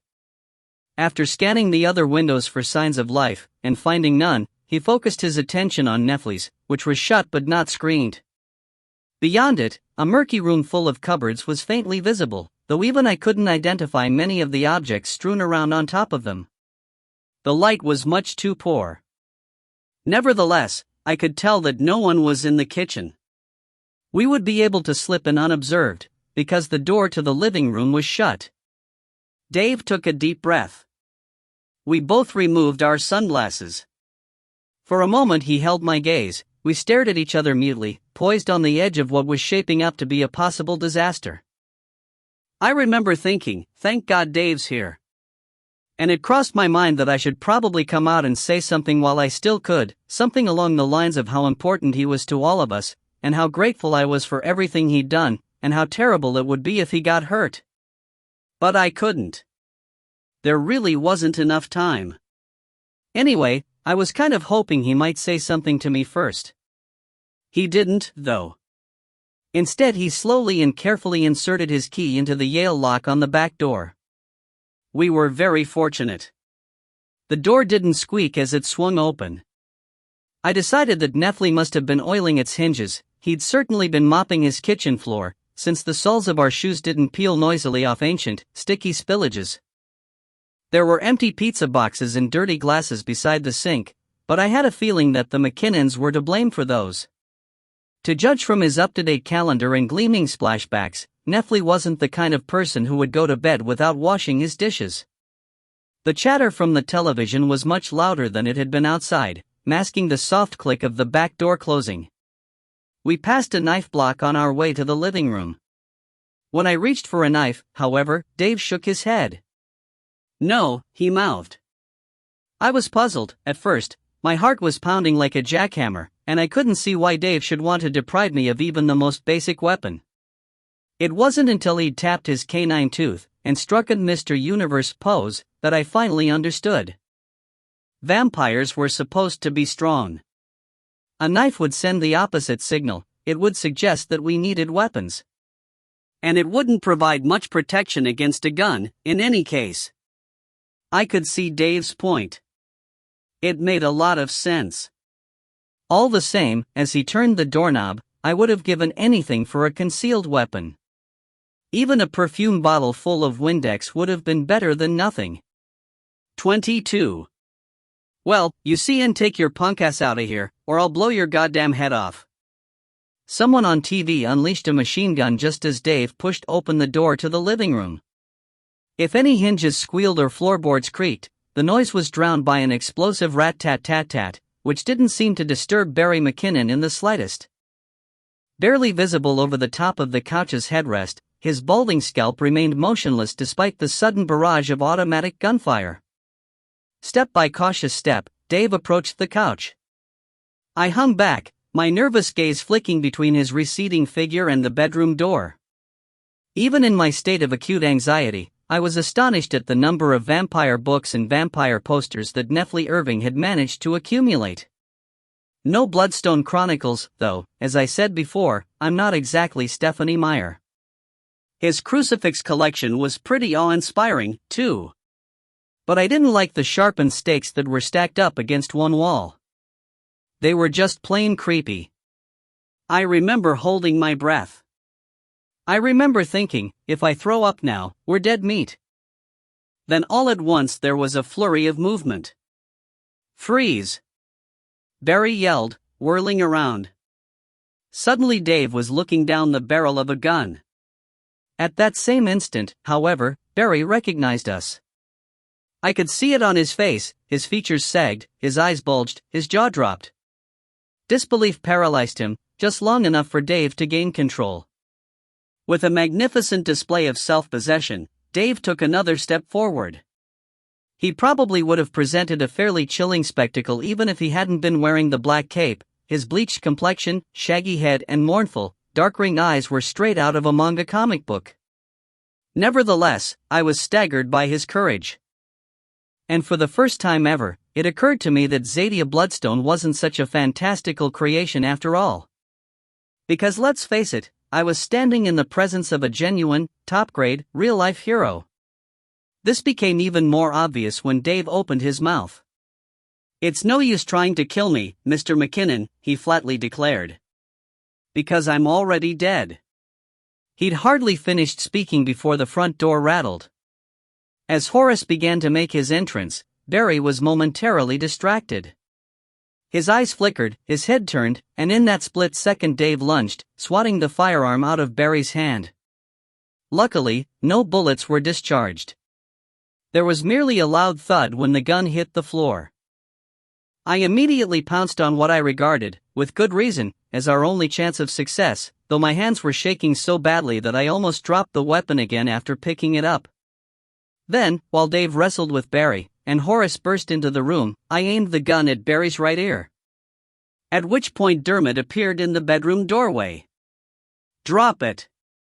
he cried, training his rifle on me. Everyone froze. It was like one of those standoffs that you see in the movies. There was such a cinematic air about it all that I could hardly believe what was happening. Since then, I've often wondered if people behave the way they do in the movies because it's what actually occurs, or if they resort to cliché in real life because it's what they've seen in the movies. A bit of both, perhaps. "You can't kill us," Dave said hoarsely. "You could unload 100 bullets into us and it wouldn't make any difference. Not even if they were made of silver. Because we're already dead," I wanted to say. But I couldn't. Though the words formed on my lips, I couldn't force any air through my larynx. I could hardly breathe, let alone speak. Then Barry growled, "She hasn't cocked the gun." He was lying, of course. He'd cocked it himself, before pointing it at Dave. And it was still cocked, as I discovered soon afterwards. At the time, however, I couldn't even tell if it was loaded. I was a complete novice when it came to guns. Barry must have seen this. He must have been relying on it. His comment threw me, and my hesitation could have been fatal. It would have been fatal if Reuben hadn't come to my rescue. I've no doubt whatsoever that Dermot was about to shoot me when Reuben barreled into him from behind. Though Reuben's ankles were bound together, and his wrists were tied behind his back, he had managed to roll across the bedroom floor and launch himself at Dermot's knees. I found out later that Reuben had been feigning unconsciousness up until then. That's why the McKinnons hadn't chained him to any fixtures or fittings. That's also why, upon hearing Dave's voice, Dermot had jumped to his feet, grabbed his rifle and run out of the room without a backward glance. I was lucky that Dermot didn't fire his gun. We all were. It slammed onto the floor just before he did. In fact, he landed on it, and probably would have picked it up pretty quickly if Reuben hadn't bitten him on the calf. That bite made Dermot scream. And as he kicked out, maddened by pain, Dave darted forward. His fingers closed around the rifle. Barry couldn't do anything to help. Not with a pistol pressed against his skull. When he made no attempt to stop Dave, I realized that I'd been lied to, that the firearm in my clammy grip was both cocked and loaded. So I remained in position, my gaze riveted to Barry's damp red face. The fact that he was sweating reassured me. It meant that he was frightened, or at least very anxious. I didn't see Dave grab the rifle. I did, however, hear him ask Horace to free Reuben. Whereupon Barry spluttered, "What the hell is going on?" "It's quite simple," Horace rejoined, having disappeared somewhere off to my right. I couldn't follow his progress, my attention was fixed on Barry. "If you're interested in preserving your immortal soul, you'll walk away and you won't look back. Or we'll drain every drop of blood from your veins." "Eh?" Barry looked confused rather than scared. It wasn't a promising reaction. "We're vampires," I intoned. "You're messing with the undead." In hindsight, I know that I must have sounded like a complete lunatic. Barry certainly thought so. He scowled angrily. "For God's sake!" he snarled. "They must be friends of that geek," Dermot gasped, from somewhere down on the floor. "More Dracula weirdos." "We're not," insisted Horace. "We're vampires. Real vampires." Jesus. Barry's contempt was scathing, his disbelief almost palpable. I was suddenly enraged. "You saw us," I reminded him. "We were dead, remember?" "No, you weren't." "Because here you are," said Barry. Then Reuben spoke. "There's more wire in the bedroom," he panted. "I'll get it, if you like, and we can do the other one as well." This sounded so much like a death threat that I couldn't help glancing around in dismay. But Dermot hadn't been garrote. Instead he was lying face down beneath Horace Whittaker, while Horace bound his hands with the same length of cord that had once restrained Reuben. I'd barely registered this fact when Dave cried, "Freeze!" Turning my head, I saw that Barry had been about to take advantage of my momentary lapse in concentration. But with Dermot all trussed up, Dave was now free to point his rifle at Barry, who immediately raised his hands.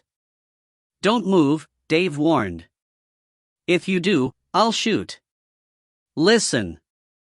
Barry adopted a wheedling tone that I, for one, found wholly unpersuasive. "You're obviously not tree-hugger welfare types," he acknowledged, as if bestowing a huge compliment on us. "So what are you looking for? A piece of the deal?" "No," I snapped. "We want justice for the persecuted." Barry ignored me. Having decided that Dave was in charge, he addressed himself exclusively to Dave. "If it's a cut of the fee you're looking for, mate, you won't get it without us. Our source doesn't know you. He won't trust you.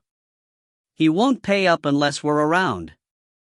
We don't want your blood money," I shrilled, without eliciting so much as a blink out of Barry. He was still watching Dave, who once again had Dermot in his sights. Dave swallowed, then said, "All we want is for Reuben to walk out of here a free man. Unmolested. If you can promise that, then we'll be satisfied."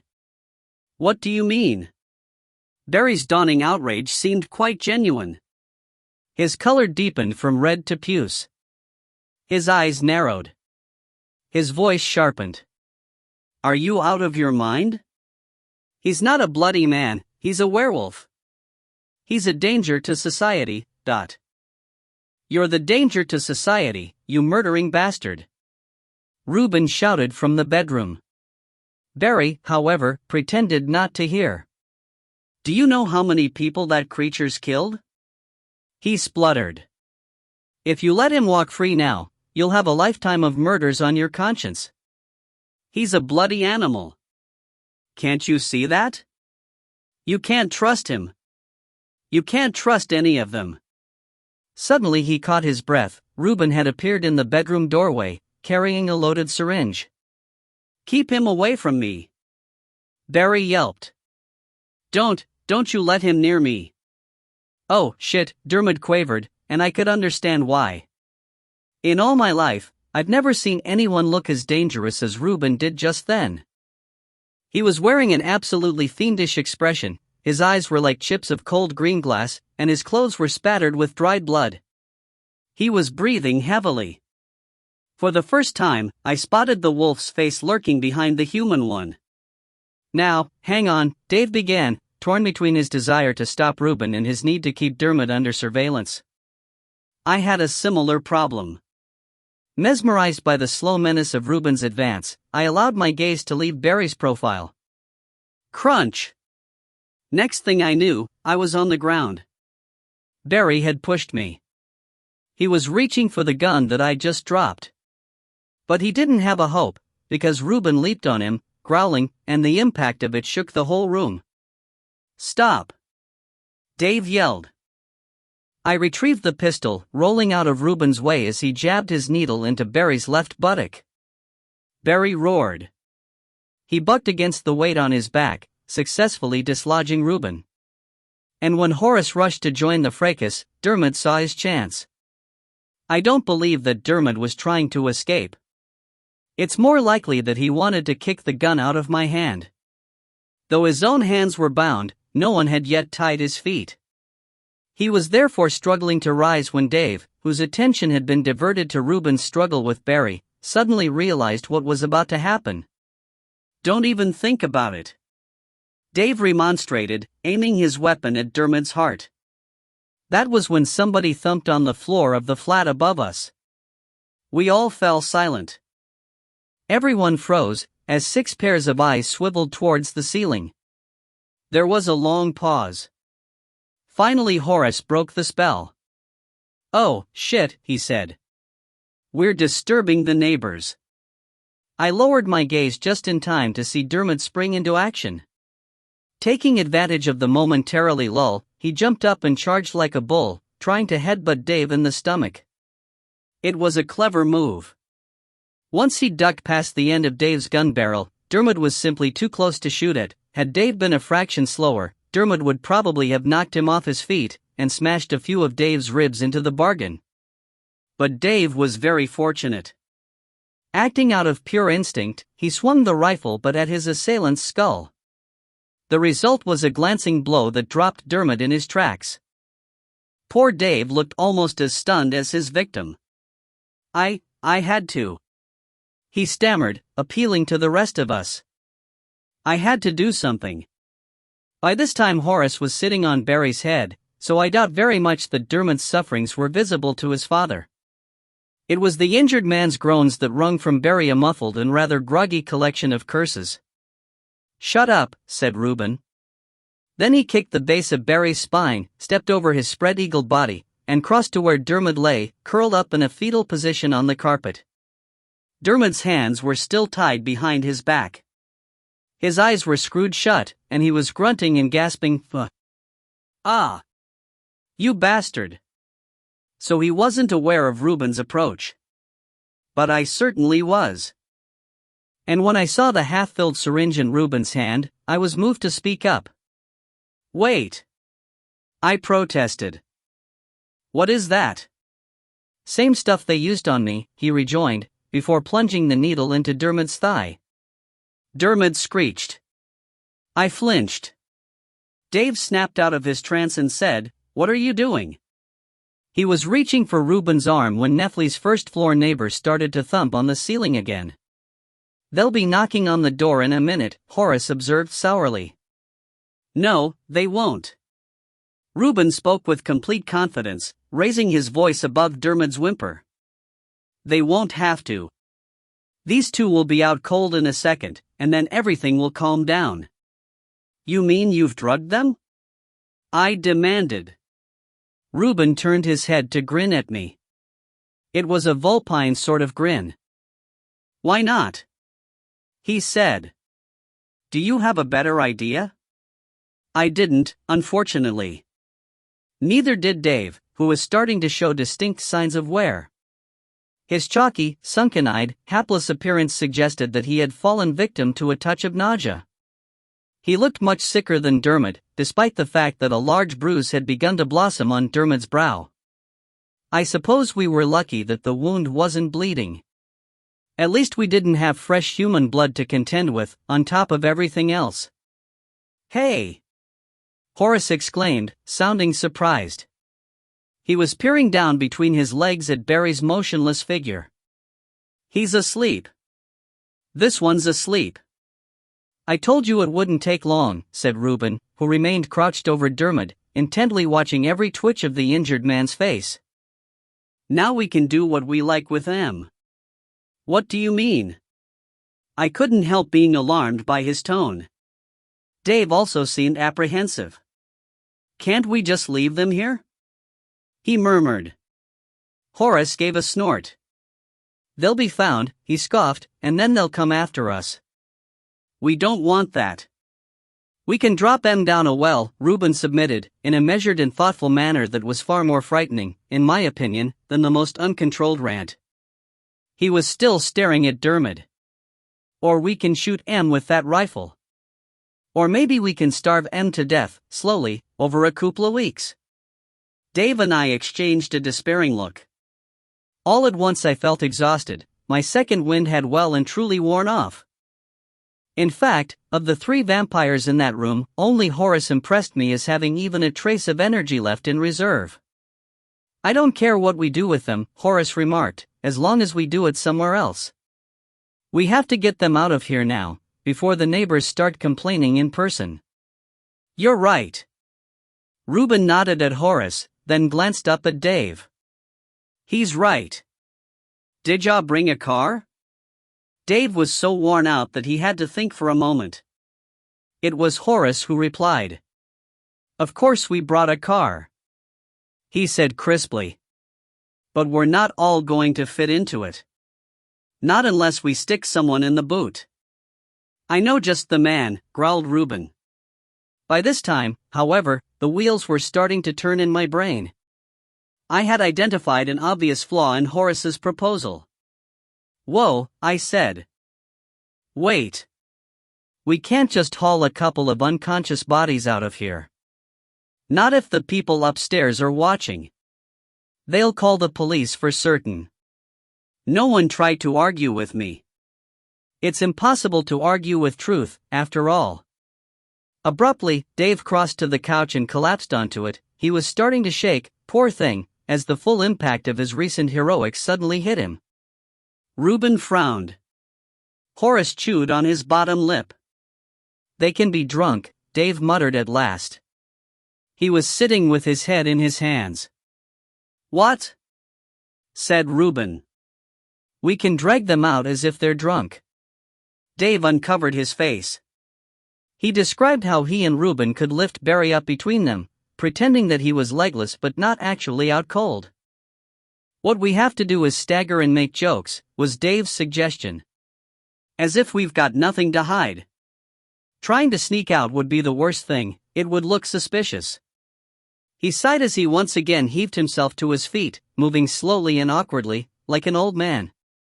I'll leave Barry and Reuben in the car, and then come back to help Horace with the other one. For some reason, he was reluctant to pronounce Dermot's name. I don't know why. Perhaps, when you hit a man with a rifle butt, the guilt is easier to bear if you depersonalize him afterwards by referring to him as the other one. Can't we just follow you? Horace asked. He had also risen, having satisfied himself that there was no need to sit on Barry anymore. I mean, Nina could help me with Dermot, couldn't you, Nina? No, Dave shook his head. Nina will bring the rifle. But she can hide it under this cape, Dave concluded, before passing the cape and the rifle to me. I suddenly found myself with 2 loaded firearms, though not for very long. Horace quickly relieved me of the pistol as Dave and Reuben wrestled with Barry's unwieldy limbs. Then Dave told Horace to turn on the lights. If anyone comes knocking while I'm not here, advised Dave, reeling slightly under the weight he'd just shouldered, you should say that Nefli's been having a party. And he wouldn't be having a party with the lights off. Depends what sort of party it is, Horace observed, under his breath. But the rest of us ignored him. We had other things on our minds. What if they actually want to talk to Nefli? I asked Dave. What should I tell them? Tell them. I dunno. Dave had run out of answers. It was Reuben who came to his rescue. Tell him that Nefli's too drunk to talk, Reuben suggested cheerfully. Despite his somewhat battered appearance, he exuded an aura so vibrant and vigorous that it made every vampire in the vicinity look wan, as if he'd sucked all the vitality right out of us. Who is this Nefli guy, anyhow? Is he a friend of yours? No, Dave replied shortly. Dismissing the subject, he then turned to Horace. Don't make trouble for Nina, he instructed. She's the one who should be talking to the neighbors. In fact, I don't want anyone laying eyes on you. Understand, Dot? Horace pulled a face. But he also nodded, and that nod was enough to satisfy Dave, who moved towards the front door, trying to match his pace with Reuben's. The two of them were just about to make their exit together, on either side of Barry's limp form, when Horace asked, "Where are we going, by the way?" Dave stopped. "Where do you think?" he said, before yanking the door open. He was referring to my mother's house, and my heart sank as I contemplated her reaction to yet another bunch of unwelcome guests. But I didn't say anything. I didn't even wish him good luck. Instead, I shut the front door behind his retreating back, flicked on the overhead light, and wordlessly occupied myself with various minor chores, picking up the empty syringe, for example, and donning the satin cape. Horace didn't make any kind of effort to help me. Instead, he stood peering down at Dermot, who was beginning to snore. "What are we going to do with this pair when we get them to your house?" Horace finally asked. "I dunno. Does Dave really believe that Sanford can counsel them into submission?" "I don't know, Horace." His sarcastic tone was getting on my nerves. "Maybe you should have figured that out yourself, before you decided to come here." I might have continued in the same vein if a sharp rapping sound hadn't interrupted me. Catching my breath, I stared at Horace. Then we both glanced towards the kitchen. Someone was knocking on the back door. Oh, no, I breathed, because I knew full well that Dave hadn't returned. For one thing, it was too soon, and for another, he had a key. Quick! Horace gave me a push. Quick, go and answer it. Before they call the police. My cape. That's okay. It's meant to be a party. He began to roll Dermot towards the bedroom. Just don't let them in, whatever happens. I did as I was told, too panicked to think straight. I rushed into the kitchen. I answered the knock. On Nefli's back steps I encountered a short, heavy, middle-aged woman in a dressing gown, whose angry expression dissolved into one of surprise when she saw me. Who are you? She queried. I'm a friend of Nefli's. Is he here? Yes, but. Then tell him, be quiet. All of you be quiet. Her English was heavily accented. It's too late. 3 o'clock. Not fair. I know. I'm sorry. Too much banging. Too much shouting. You tell him that. I will. The woman sniffed. I suspect that she had more to say, and would have said it if she'd been able to express herself with greater fluency. But her English wasn't good enough. So she swung around and marched off, heading for one of the other flats. And it was at this point, suddenly, that my mind went click. I realized that I had left Horace Whittaker alone with a non-vampire. 23. When Horace heard me enter the living room, he raised his head. His mouth was full of blood. Blood trickled down his chin and dripped onto his cravat. Smears of blood were visible under his nose, around his jaw, on his fingers. His pupils looked enormous, like railway tunnels. As I stared at him, paralyzed with shock, he wiped his bloody lips on his sleeve. It's the only solution, he said, thickly and hoarsely. If they're vampires, they won't come after us. They won't be able to. Problem solved. My gaze drifted down to where Dermot lay, on his side. The thong marks weren't visible from where I stood, all I could see was the big, purpling bruise on his forehead. Then the smell reached me, that unmistakable smell of fresh human blood, straight from the jugular, and I had to get out. Fast. I stepped back into the kitchen and slammed the door. My legs were starting to shake. A tingling in my teeth prompted me to move my right hand, firmly and deliberately, away from the doorknob. Placing both palms flat against the painted surface of the door, I leaned against it, propping myself up. For several seconds I didn't move. I just stood there, braced against the pounding of my own pulse, licking my lips over and over and over again. My mouth was so dry that I could almost feel the gums receding. I didn't even turn around when Dave unlocked the door behind me. What's wrong?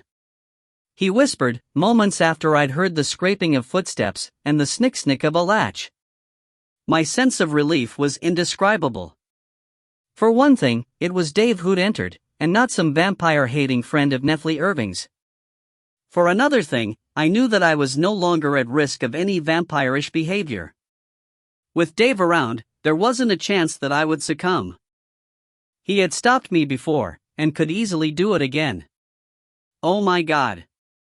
He caught his breath. Is that? I'm sorry. I'm so sorry. My voice cracked on a sob. Looking over my shoulder, I saw that Dave was aware of the smell. Though faint, it was still discernible, at least to a vampire. No doubt it had drifted through the keyhole, or under the door. Someone came around the back, I quavered. A neighbor. I had to talk to her in here. I forgot about Horace. I'm so sorry. Jesus. Dave's hands were pressed to his brow. Despair and horror were written all over his face. It was so quick, I said. 2 minutes at the most. I shouldn't have left you. What are we going to do? Get out of here, he croaked. All of us. Now. But. You have to help me. We have to help each other. There was more than a hint of panic in his tone. Please? Nina? I can't do this by myself. You won't have to. All at once I regained control over my own impulses. My vision cleared. My hands stopped trembling. There was something about his lost expression that stiffened my spine and drove away every ominous sign of impending delirium. The trouble is, I left those guns with Horace, I reminded him. If he decides that he doesn't want to come, and I trailed off, remembering what Sanford had always said about the effect of fresh human blood on a vampire's energy levels. Dave swallowed. The sooner we tackle him, the better our chances will be, was his strained response. Couldn't you call Sanford? Too late for that. Then it occurred to me, what if Horace had already left through the front door? What if he was heading for Dave's car? If Horace had decided to search for another target, Reuben would be the obvious choice. Dave, I said, what about Reuben? We stared at each other in sheer dismay. Then, as Dave lunged for the door, I yanked it open, and we burst into the living room, shoulder to shoulder. Dermot was still lying motionless on the floor. But Horace was nowhere to be seen. Oh God, I croaked. Stay here. Don't move. Dave didn't waste time on superfluous instructions. He charged into the foyer, shutting the front door behind him, and I was left feeling slightly winded. For a moment I just stood there, gathering my scattered wits. Then it occurred to me that Dermot might need my help. You may recall that I had never, until that time, witnessed what Sanford likes to call a transformation. The last one I'd experienced had been my own, and I didn't remember much about that. So I approached Dermot anxiously, not really knowing what to expect. I was afraid that he might be having a fit of some kind. Happily, he wasn't. When I squatted beside him, Dermot didn't so much as flutter an eyelid. He wasn't even twitching, let alone foaming, and every muscle in his body seemed completely relaxed. But he was a terrible color. I noticed that straight away. His complexion was livid, and his fingernails were a nasty greenish shade. As for the fang marks on his throat, they were already turning black. I remembered that, all right, how my own bite mark had become the most frightful, festering wound, full of pus and dead flesh and strange, reddish powder. The recollection made me feel ill. Nevertheless, I ignored my heaving stomach and started to examine Dermot's injured head. Since the TV was still tuned to a noisy cop show, I didn't hear any retching sounds. And if I had, I probably would have assumed that the on-screen action had shifted to a pub, or maybe a rehab clinic. When I went to fetch a damp towel for Dermot's neck, I was completely unprepared to find Horace in the bathroom. Horace? I halted on the threshold, staring down at his hunched form. He was drooling into the toilet bowl. What's wrong? He didn't reply. I don't think he was capable of speech at that point, and I couldn't understand why. Fresh human blood is supposed to make you feel better, not worse. Did you stick your finger down your throat or something? I demanded. He lifted his head, gazing up at me with bleary, bloodshot eyes. Drug, he gasped. What?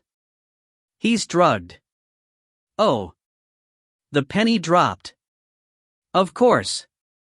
Dermot's bloodstream was full of anesthetic. You mean the drug's making you sick? GRRGGH. I can't pretend that I was sympathetic. On the contrary, I was relieved. Good, I said. I'm glad it's making you sick. I hope it makes you even sicker.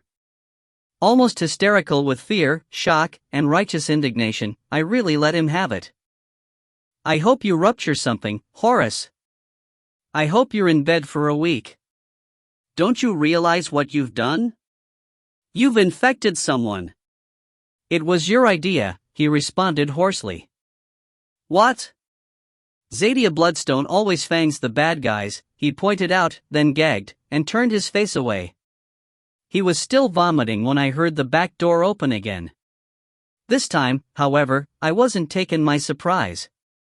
In fact, I hurried out of the bathroom, keen to reassure Dave that Horace wasn't rampaging through Sydney in search of more victims to chew on. Imagine my astonishment when Father Ramon walked into the living room. Father? I squeaked, but he didn't seem to notice. Instead, he crossed himself, his attention riveted to the body on the floor. Dave was hovering just behind him. You'll have to take this guy too, he said to the priest. And the rest of them. I'll start driving round the neighborhood to see if I can spot Horace. Dave, I began, but was roundly ignored. He can't have got far, Dave continued, still addressing Father Ramon. Even if he is firing on all cylinders. Dave. I raised my voice. Horace is still here. The two men goggled at me. He's in the bathroom. Throwing up, I revealed. He's had a bad reaction to the tranquilizer. Dave's whole body slumped. Father Ramon closed his eyes, heaving a sigh so deep that it made him stagger. Thank God, said Dave. Thank God. Did you just get here? I asked the priest, who promptly informed me that he'd arrived back at Mum's place only to be sent straight to Nefli's. Sanford would have come too, if he hadn't been setting Nefli's broken arm. As for Mum, she had actually been tricked into staying. We asked her to fetch a hammer from the shed, Father Ramon admitted, in regretful tones, and I left while she was still out the back. Sanford didn't want her involved. Not at her age. No, I could understand that. She'll be mad, though. She'll be furious, Father Ramon agreed, and for an instant we both gloomily contemplated the sort of welcome we could expect when we returned to confront my mother. Meanwhile, Dave disappeared into the bathroom. He emerged again before I could pursue him, supporting a very sluggish and submissive Horace, whose blood-stained teeth caused the priest to blanch and cover his own mouth. For someone who had just slaked an ancient, instinctual thirst, Horace looked surprisingly ill.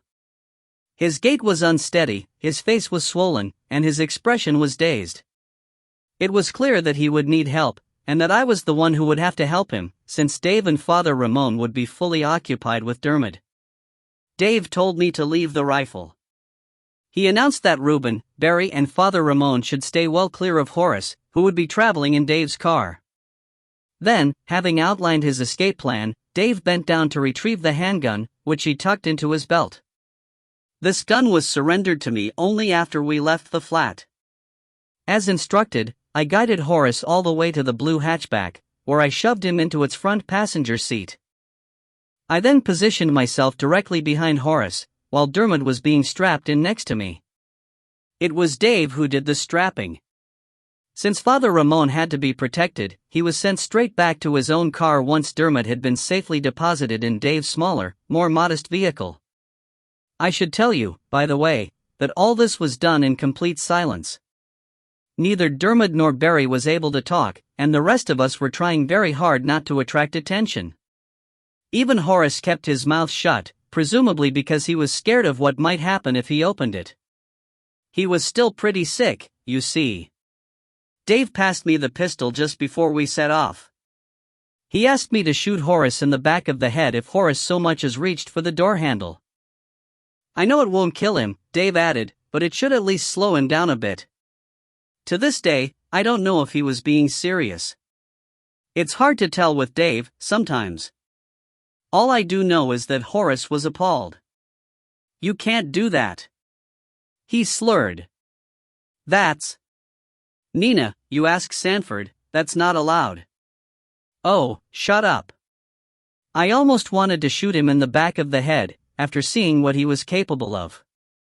And Dave seemed to share my feelings. We're not interested in what you think, he informed Horace, his voice creaking with the effort of restraint. What you've done is bad enough. I did the right thing, Horace insisted, fumbling his vowels. Just give it a rest, mate. I did, bleated Horace. If you found the bad guys, they're not a problem anymore. What do you mean, they're not a problem? I couldn't believe my ears. Don't you know what this means, Horace? It means that we're going to have to put up with Dermot McKinnon in our support group. I paused for a moment, to let this dreadful prospect sink in. It's bad enough being stuck with you, I finished, let alone Dermot McKinnon. At first I thought that Horace had been struck dumb by this reminder, until I saw his head loll forward. Then I realized that he'd dozed off, and that my argument hadn't silenced him after all. It was Dave who reacted. Oh, man, he groaned. You're right. We'd have to let Dermot join, it would be against the rules not to. Unless we change the rules. What a nightmare. I'm sorry, Dave. This needed to be emphasized, in my opinion. Dave had to understand how sorry I really was. I should have known not to trust Horace. He probably planned this whole stupid escapade just so he could find someone. Maybe. I was sick. I wasn't thinking. I'd never have done it, otherwise, not even for Ruben's sake. Yeah, well. You believe me, don't you? It was desperately important that he did. I couldn't bear the thought of Dave looking at me the way he'd looked at Horace. The minute my head cleared, I decided not to do it. I was about to go straight back home, only, I paused. Only I arrived, and you persuaded me to take a chance, Dave finished. His tone was level. If I hadn't agreed, none of this would have happened. It was my fault as much as anyone's. No. It wasn't. I was showing off, he lamented. I'm always showing off. It's crazy. I must be out of my mind. He flipped on his indicator, then pulled away from the curb. I have to stop caring, or I'll end up shot full of holes. Needless to say, I was mystified. There's maybe one person in the entire universe who's more self-effacing than Dave, and that's Bridget. I couldn't imagine why he had suddenly accused himself of showing off. But before I could air my objections, he told me to ring Sanford. I forgot to turn on my mobile, he confessed, clumsily passing me his phone with one hand as he steered with the other. There'll be a million messages on here, and they'll all be from Sanford. You've got to call him back. Tell him what's happened. Me? I'm driving. Couldn't Father Ramon? He's driving too. Dave glanced up into the rearview mirror, his eyes shielded by his sunglasses. Would you rather do it over the phone, or face-to-face? He said grimly. Your choice, Nina. Naturally, I chose the first option. I knew that, while breaking the bad news to Sanford would be hard enough over the phone, it would infinitely more difficult face-to-face. Though Sanford didn't often lose his temper, it was most unpleasant when he did. I fully expected a thunderous dressing down if I arrived back home without giving him time to work off his initial outrage. By calling him up, I was hoping to avoid everything but the tail end of the storm. He answered immediately. Hello? Who's that? Sanford? I mumbled. It's Nina. Nina? What's happened? Where are you? We're heading home. Look. Who's with you? Is Father Ramon with you? Yes, and so is Ruben. And Horace. But. What about Dave? Is he all right? Listen. There's some bad news. I took a deep breath, conscious that Dave was listening intently to my side of the conversation. Horace fanged Dermot. I finally forced it out. Dermot McKinnon. We're bringing him in, and his dad, as well. They've both been tranquilized. Hearing nothing at the other end of the line, I waited for a few seconds. At last I said, hello? The pause dragged out for a while longer, until Sanford eventually stammered, You can't be serious. I am. I'm sorry. In an attempt to sugar the pill, I hastily continued. The good news is that Dermot's blood was full of anesthetic, so Horace isn't hard to control. I mean, he's actually asleep at the moment. He's not out fawning people or anything. Sanford's stunned silence convinced me that he wasn't reassured. But I guess we'll have to be careful when the drug wears off, I had to concede, in a lame and halting fashion. With Dermot, too. Oh my God. I'm really sorry, Sanford. I was feeling so sick, I wasn't thinking straight. And then Barry turned out to be asleep, and we thought we had a good chance. Ignoring Dave's wince, which was reflected in the rearview mirror, I added, it would have worked out really well, except for Horace. He completely screwed things up. For God's sake. Sanford sounded more astonished than angry. What's wrong with you? Are you mad? You know what Horace is like. Yes, but how could you do this? Where's Dave? Is he there? He's driving, I replied, as Dave hunched his shoulders. He can't talk right now. This is a disaster. A complete disaster. Do you understand what's going on? You've spread the infection. You've created another vampire. I know. I'm sorry. You're sorry? Is that all you have to say? I didn't mean to. You didn't mean to what? Disobey your mother? Ignore all the rules?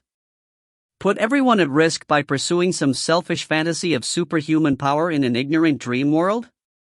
The initial shock had clearly subsided. Sanford was beginning to fire off his first volleys. You've never had to attend a transformation, you've no idea what it entails, thought. Sanford? You're breaking up. Because of your adolescent infatuation with this werewolf. Can't hear you. Be there in a minute. Bye. I broke the connection. Not good? Said Dave, as I returned his mobile. Not good. I delivered myself of a full-body sigh. He was just gearing up, by the sound of things. Then he should be over the worst of it before we get there. Maybe. I hope so. But I wasn't about to bet money on it. Dave? What? Did Horace ever ask you to come to Nefli's place with us? Though Dave lifted an eyebrow, his expression was hard to read behind the inscrutable expanse of his wraparound sunglasses. What do you think? He replied. No. Of course not. Bloody Horace, I thought. What a liar he is. 24. The drive back home might have been grim, but at least I wasn't in Father Ramon's car. He later informed me that Reuben spent the entire journey vilifying Barry and Dermot. In fact, Reuben's threats became so vicious that when we all arrived at Mum's place, he was told not to go anywhere near the McKinnons. Instead, he was forced to stand apart with his hands in his pockets, while both cars were being unloaded. Are you sure you don't want me to help? He queried, as Dave and I wrestled with Dermot's limp form. I'm convinced that Reuben wasn't intending to kick anyone in the head. I dare say he genuinely wanted to be useful. But Dave turned him down flat. You can keep well clear, Dave said shortly. This guy isn't safe for you to touch, Dot. He's not reformed, I added, by way of explanation. Whereupon Reuben cleared his throat. The priest told me this was your idea, he announced, his eyes glittering in the darkness. This whole rescue deal. He told me I've got you to thank, Nina. I glanced at Dave, but he was halfway inside the car by then, and his face was hidden. Actually, I wasn't the only one. It took a lot of guts, Reuben continued, as if he hadn't heard me. His expression was grave, his manner uncharacteristically calm. Nevertheless, I could feel the bank-down heat radiating from his tense, wiry figure. What you did, you risked getting yourself killed. Just to save my life. Not really.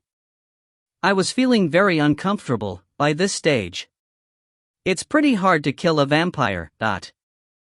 I still owe you. Big time. Because you're the one who didn't give up. Well, okay. Thanks. But don't tell Sanford that, I begged. He's mad enough as it is. And I glanced over to where Sanford was busy with Horace, who was so heavily drugged that he couldn't make his own way into the house. Neither could Barry, of course. Father Ramon was having to drag him up the front steps.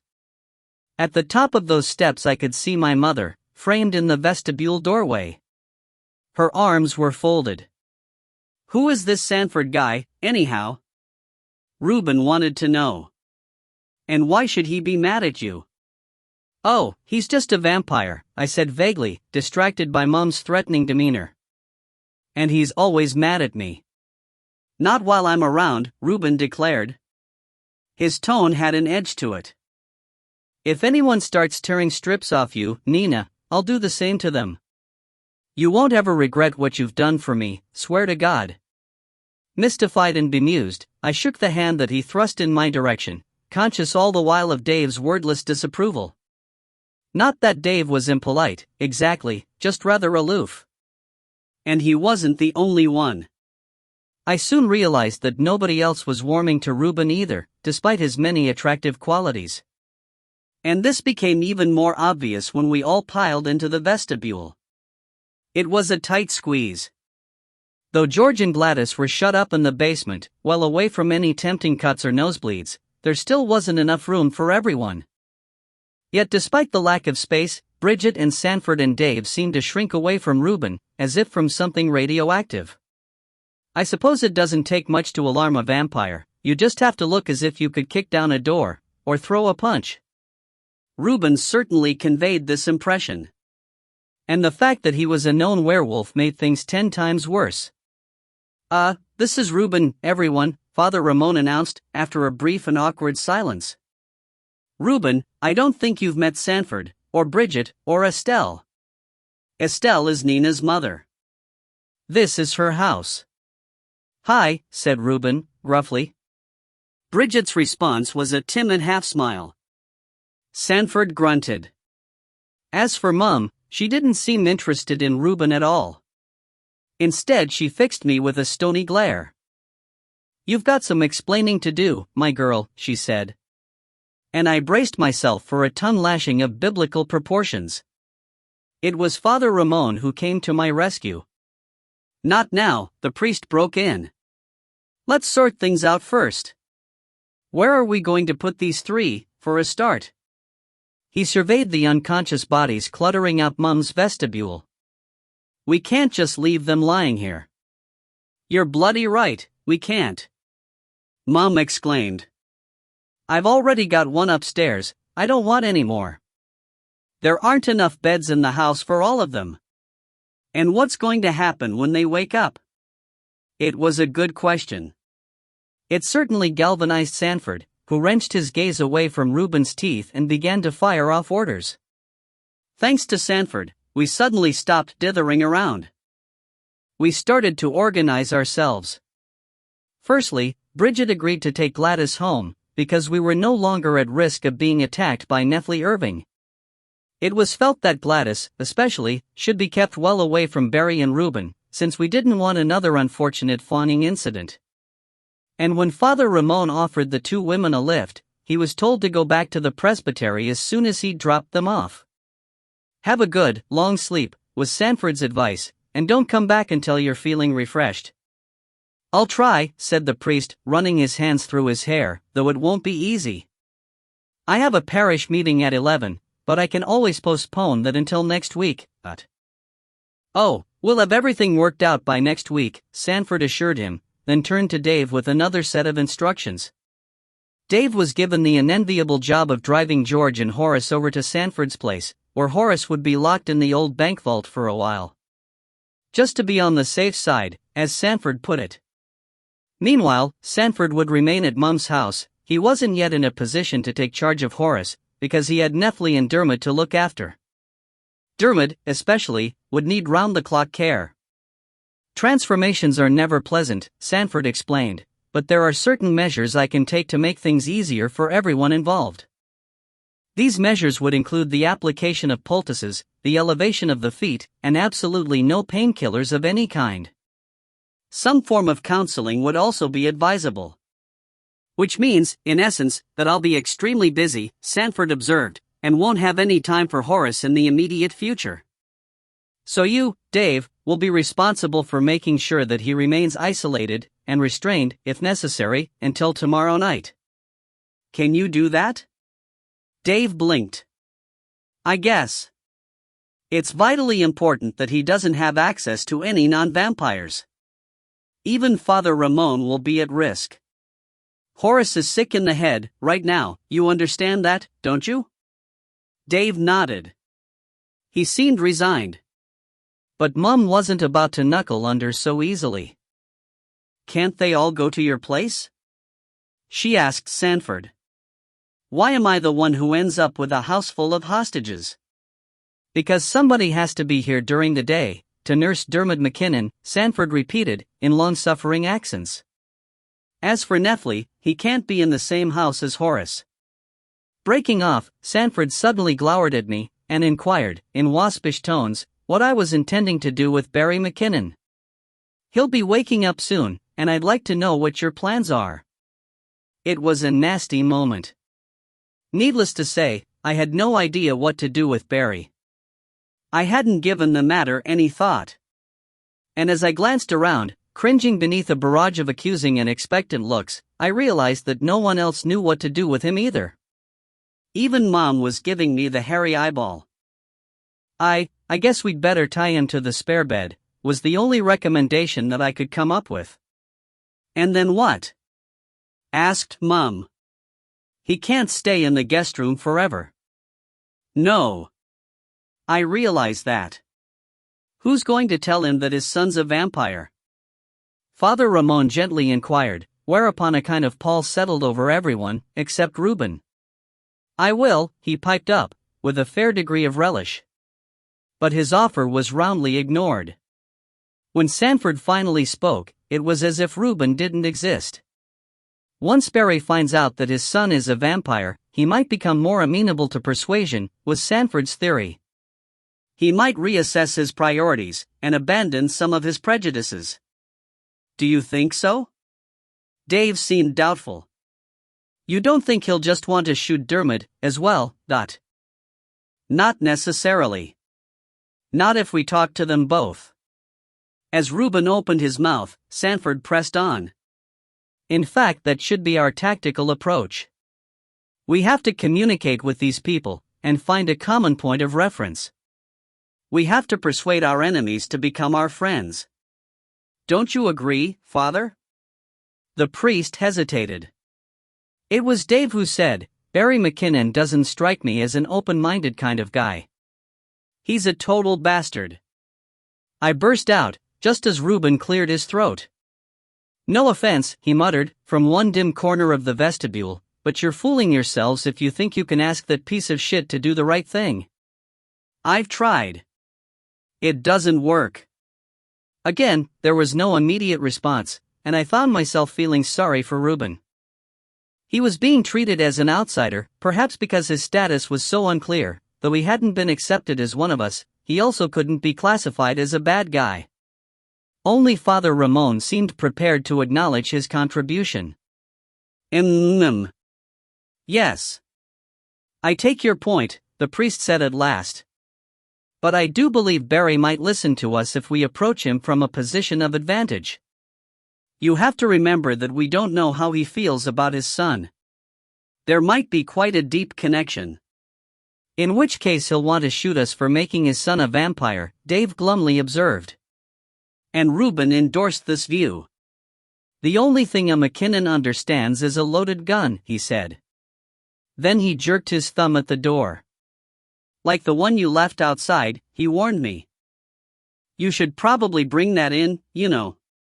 Oh. Yeah. Right. Sorry.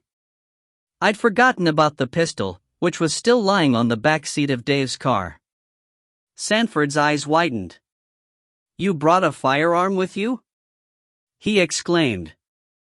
And Dave said, we didn't have much choice. If we hadn't taken it off Barry, he would have used it on us, I confirmed. It belongs to him. No, it doesn't. Reuben spoke with complete authority. It belongs to whoever owns that scummy little flat we were holed up in.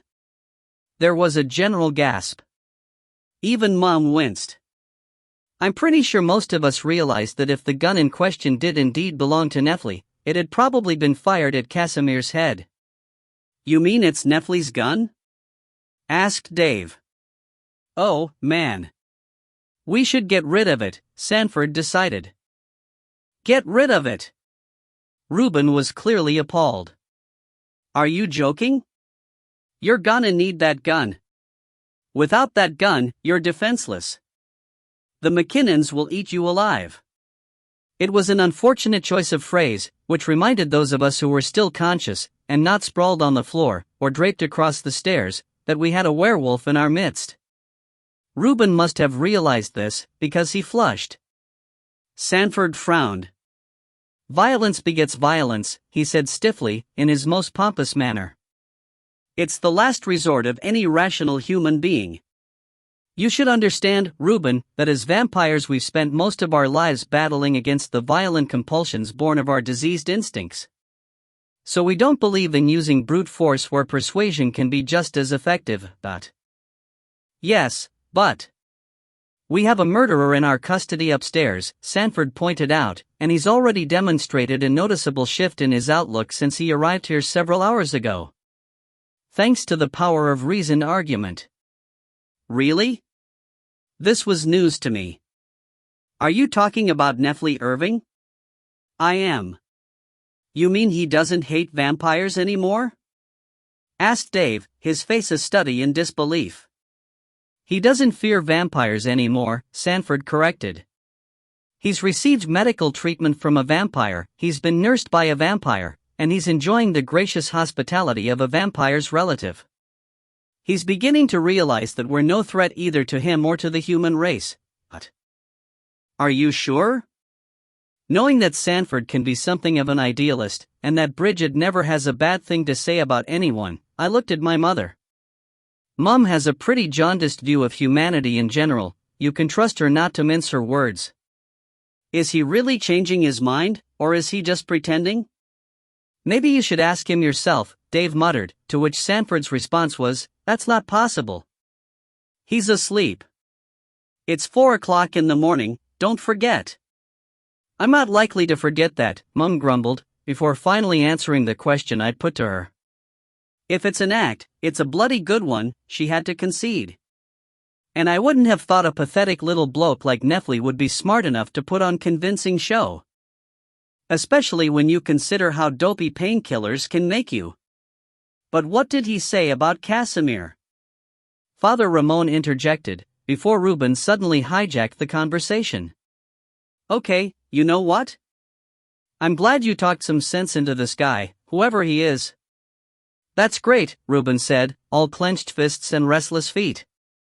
But I'm telling you right now, if you convince Barry McKinnon that you're harmless, you'll be annihilated. Reuben. Wait. Just listen. He cut me off. If you're not gonna shoot him, you've only got one choice.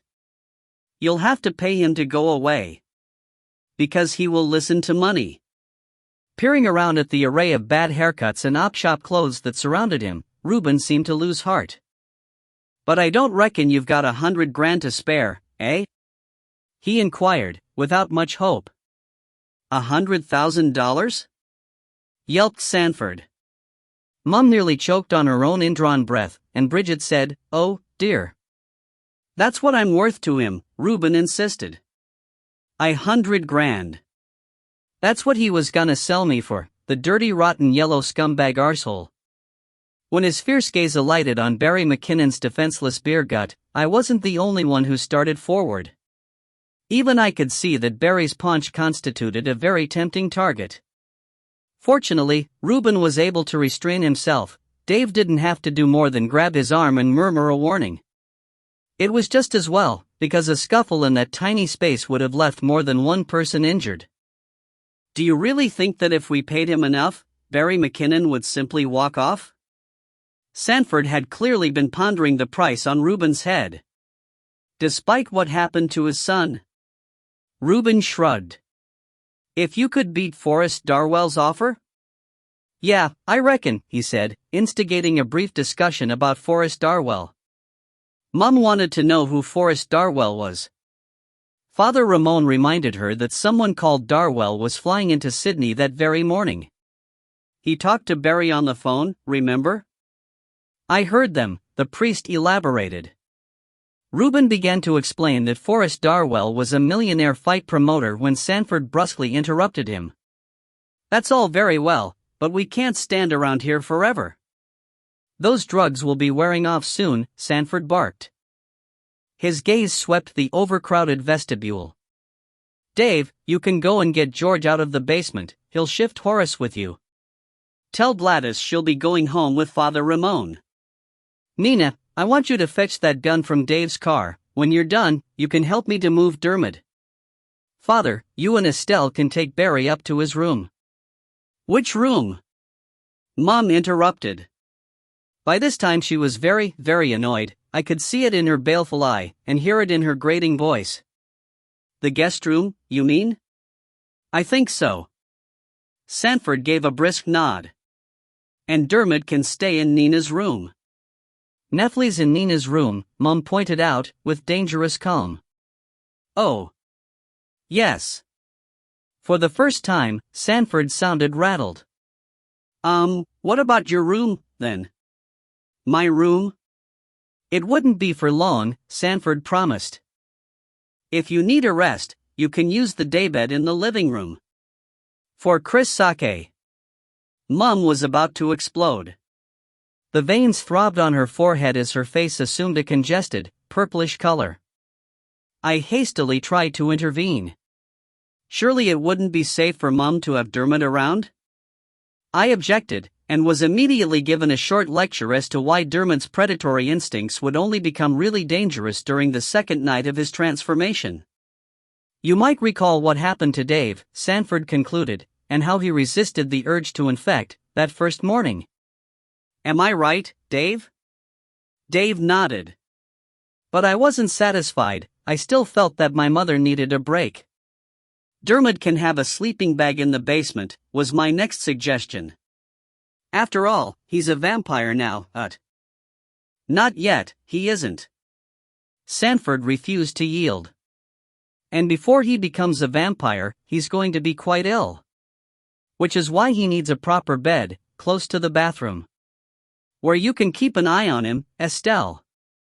Oh. Mom was talking through clenched dentures. That's my job, is it? I'm afraid so. Just for the day. And what about the other two? She demanded. Am I supposed to be looking after them all day, as well? While everyone else is fast asleep? I won't be fast asleep, Reuben volunteered. When we all looked at him, he squared his shoulders and lifted his chin, defiantly. I'm not a vampire, he continued, so I can help, if you want. It's the least I can do. You're planning to stay, as well? Said Mum. Her voice was faint, and had a visible effect on Reuben, who began to deflate like a balloon. Or I can leave, he mumbled. Whatever. No. I couldn't understand why Mom was being so dense. It didn't occur to me that she was completely exhausted. Reuben will be really useful. Can't you see that, Mom? He'll take some of the load off. He can make sure that Barry doesn't escape. But not by breaking Barry's legs, Sanford warned quickly. If anything happens to either of these men, Reuben, you'll have to answer for it. Physical violence will not be tolerated. I know that, said Reuben, sulking. Are you sure you can cope? Sanford pressed. Are you sure you can resist the urge to attack? Better than you can, probably, Reuben retorted, since there won't be a full moon. Like I told you, I'm not a vampire. It was a snappy little comeback, and I couldn't help admiring it. Even Mom seemed impressed, it's not often that anyone leaves Sanford tongue-tied, and she surveyed Reuben with a glimmer of approval. Bridget looked embarrassed, while Dave threw me a sidelong glance, as if trying to gauge my reaction. At last Horace broke the spell. Blinking up at us from the bottom of the staircase, he groggily asked, "What's going on?" At which point everyone remembered that we didn't have all the time in the world. There was a sudden flurry of movement. Sanford seized hold of Dermot, Mum shuffled over to Barry, Dave tossed me his car keys, then headed straight for the basement. I was about to go outside when a plea from Father Ramon made me pause on the threshold. "If you do end up talking to Barry McKinnon," he said plaintively to the entire gathering, "could someone please ask him where he's put that orange van? Because if we don't get it back, there'll be hell to pay. As it is, I don't know what I'm going to tell Saxby's Hire and Haul." "It's all right, Father." Oddly enough, Reuben was the one who replied. He had clearly gained confidence from his exchange with Sanford, and was now cheerfully helping to rearrange Dermot's legs. "Whatever you tell em, they'll believe you. Because you're a priest." Sanford, however, felt obliged to add a qualification. "Just as long as you don't tell them the truth, of course," he said. Then he hoisted Dermot's torso off the floor, as I went to retrieve Nefli's pistol. 25. Once again, I'm going to have to cheat, because I can't say that I was really around on Monday. While events unfolded above my head, I was locked in my mother's basement, dead to the world. I'll have to tell you what I was told by other people. Like Reuben, for instance. Reuben passed out before I did. He grabbed a sleeping bag from the basement, hauled it upstairs to the top landing, and dozed off outside Barry's room, just like a guard dog. Not that Barry needed guarding. At that precise moment, he was still heavily drugged, and had been chained to a bedpost using handcuffs presented to my mother on the occasion of her retirement. They had her name engraved on them, together with the words "Time, Gentlemen," and had come in a presentation box with miniature cricket bat, a bottle of Guinness and a nightstick. Since the guest room window was barred, and the guest room door had been locked, most of us felt that Barry was well secured. Nevertheless, Reuben took a few extra precautions. He jammed a chair under the guest room doorknob, before positioning himself in a carefully chosen spot between the chair and the staircase.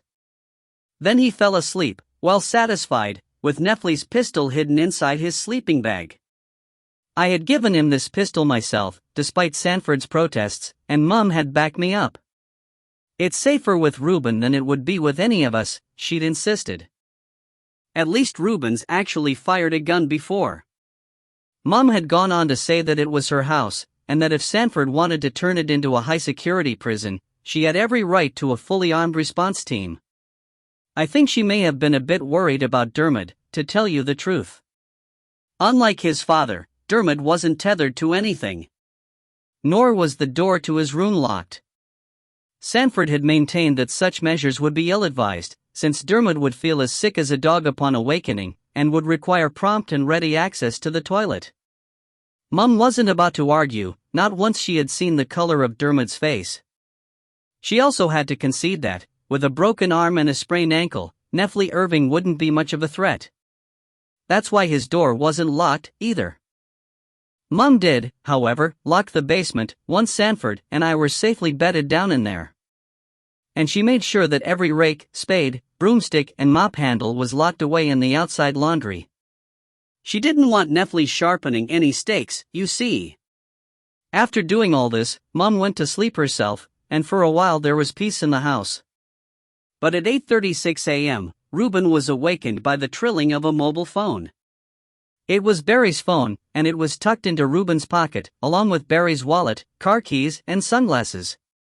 Anyone else would probably have ignored the call. Reuben, however, decided to indulge his reckless streak.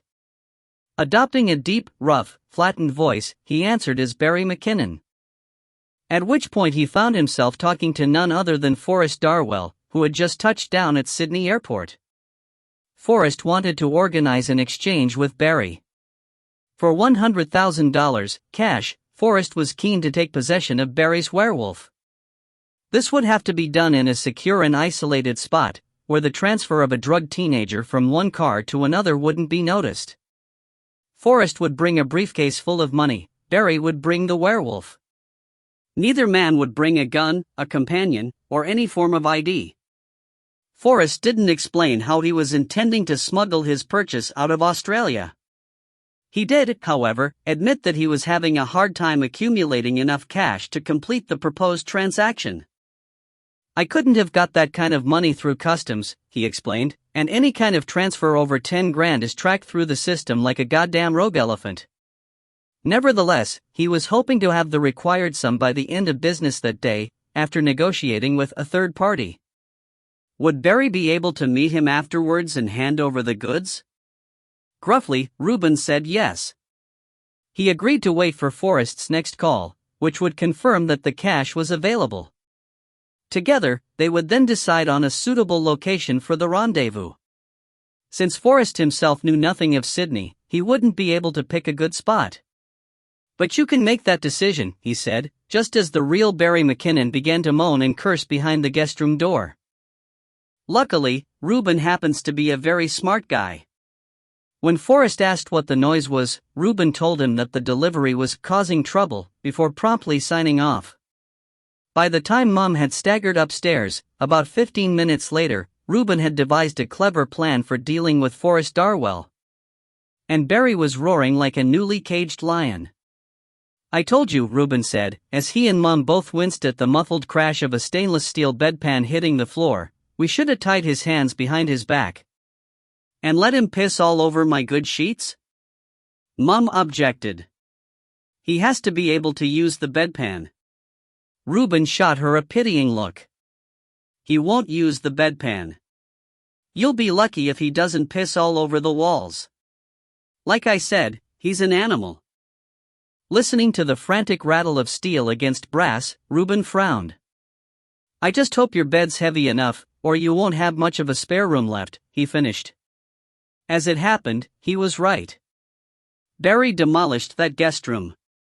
Even with a brass bedstead attached to his ankle, he managed to smash the light fitting, topple the bedside cabinet, pull the doors off the wardrobe, tear up the sheets, rip down the curtains, and piss on the rug. He also punched a hole in one wall, and cracked a pane of glass in the window. But Mom only discovered this much later, when she able to inspect the damage.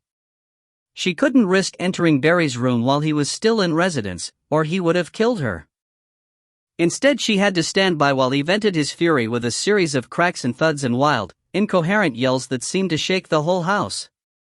As Reuben remarked, it was very fortunate that Mom lived in a freestanding terrace. Otherwise, someone might have called the police.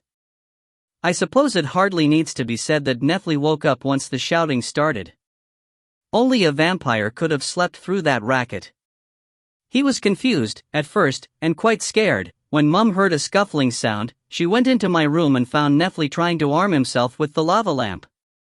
But she soon persuaded him that there was no immediate danger, since the howling captive next door was none other than Barry McKinnon, handcuffed to a bedpost.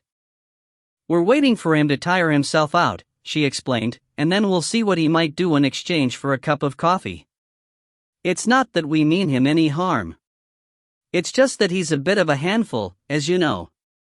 By this time, of course, Mom was well aware that Barry had attempted to kill Nefli Irving. So she felt sure that Nefli wouldn't object to Barry's imprisonment. In fact, she was convinced that Nefli would come to sympathize with the vampire cause, just as soon as he realized that we all, werewolf, vampire and average person alike, shared a common enemy in Barry McKinnon. That's why she decided to turn on the charm. That's why she helped Nefli downstairs, cooked him breakfast, and cut up his bacon for him. That's also why she gave him such a full and detailed account of recent events, including the Silver Bullet quest, the visit to Kober, and the werewolf fights. She cooked breakfast for Reuben, as well. He practically inhaled it while he described how a bunch of vampires had saved his life.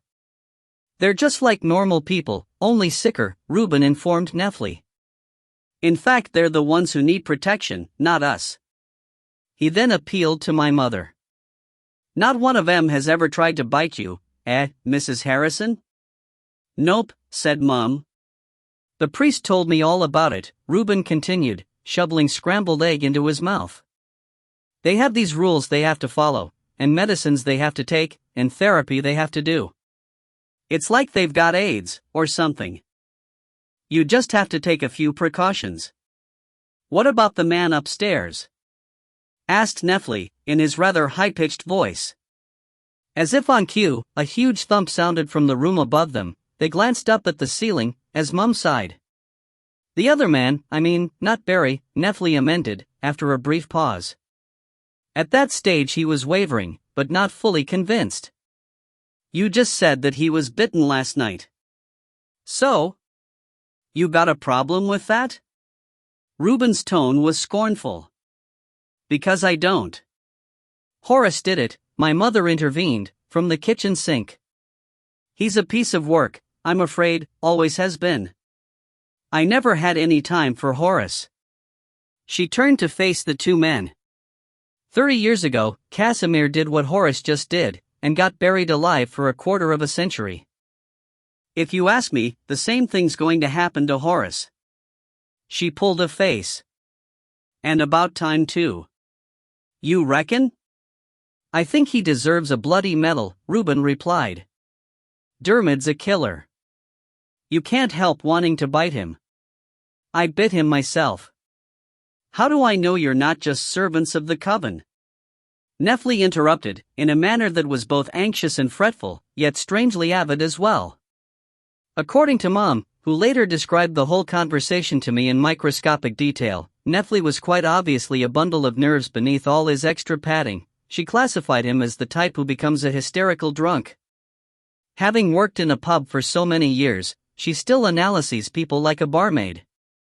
Sitting there at the kitchen table, with his fluffy hair on end, and his arm in a sling, and his small eyes puffy with sleep, Nefli was a perfect candidate for Mum's hysterical drunk category.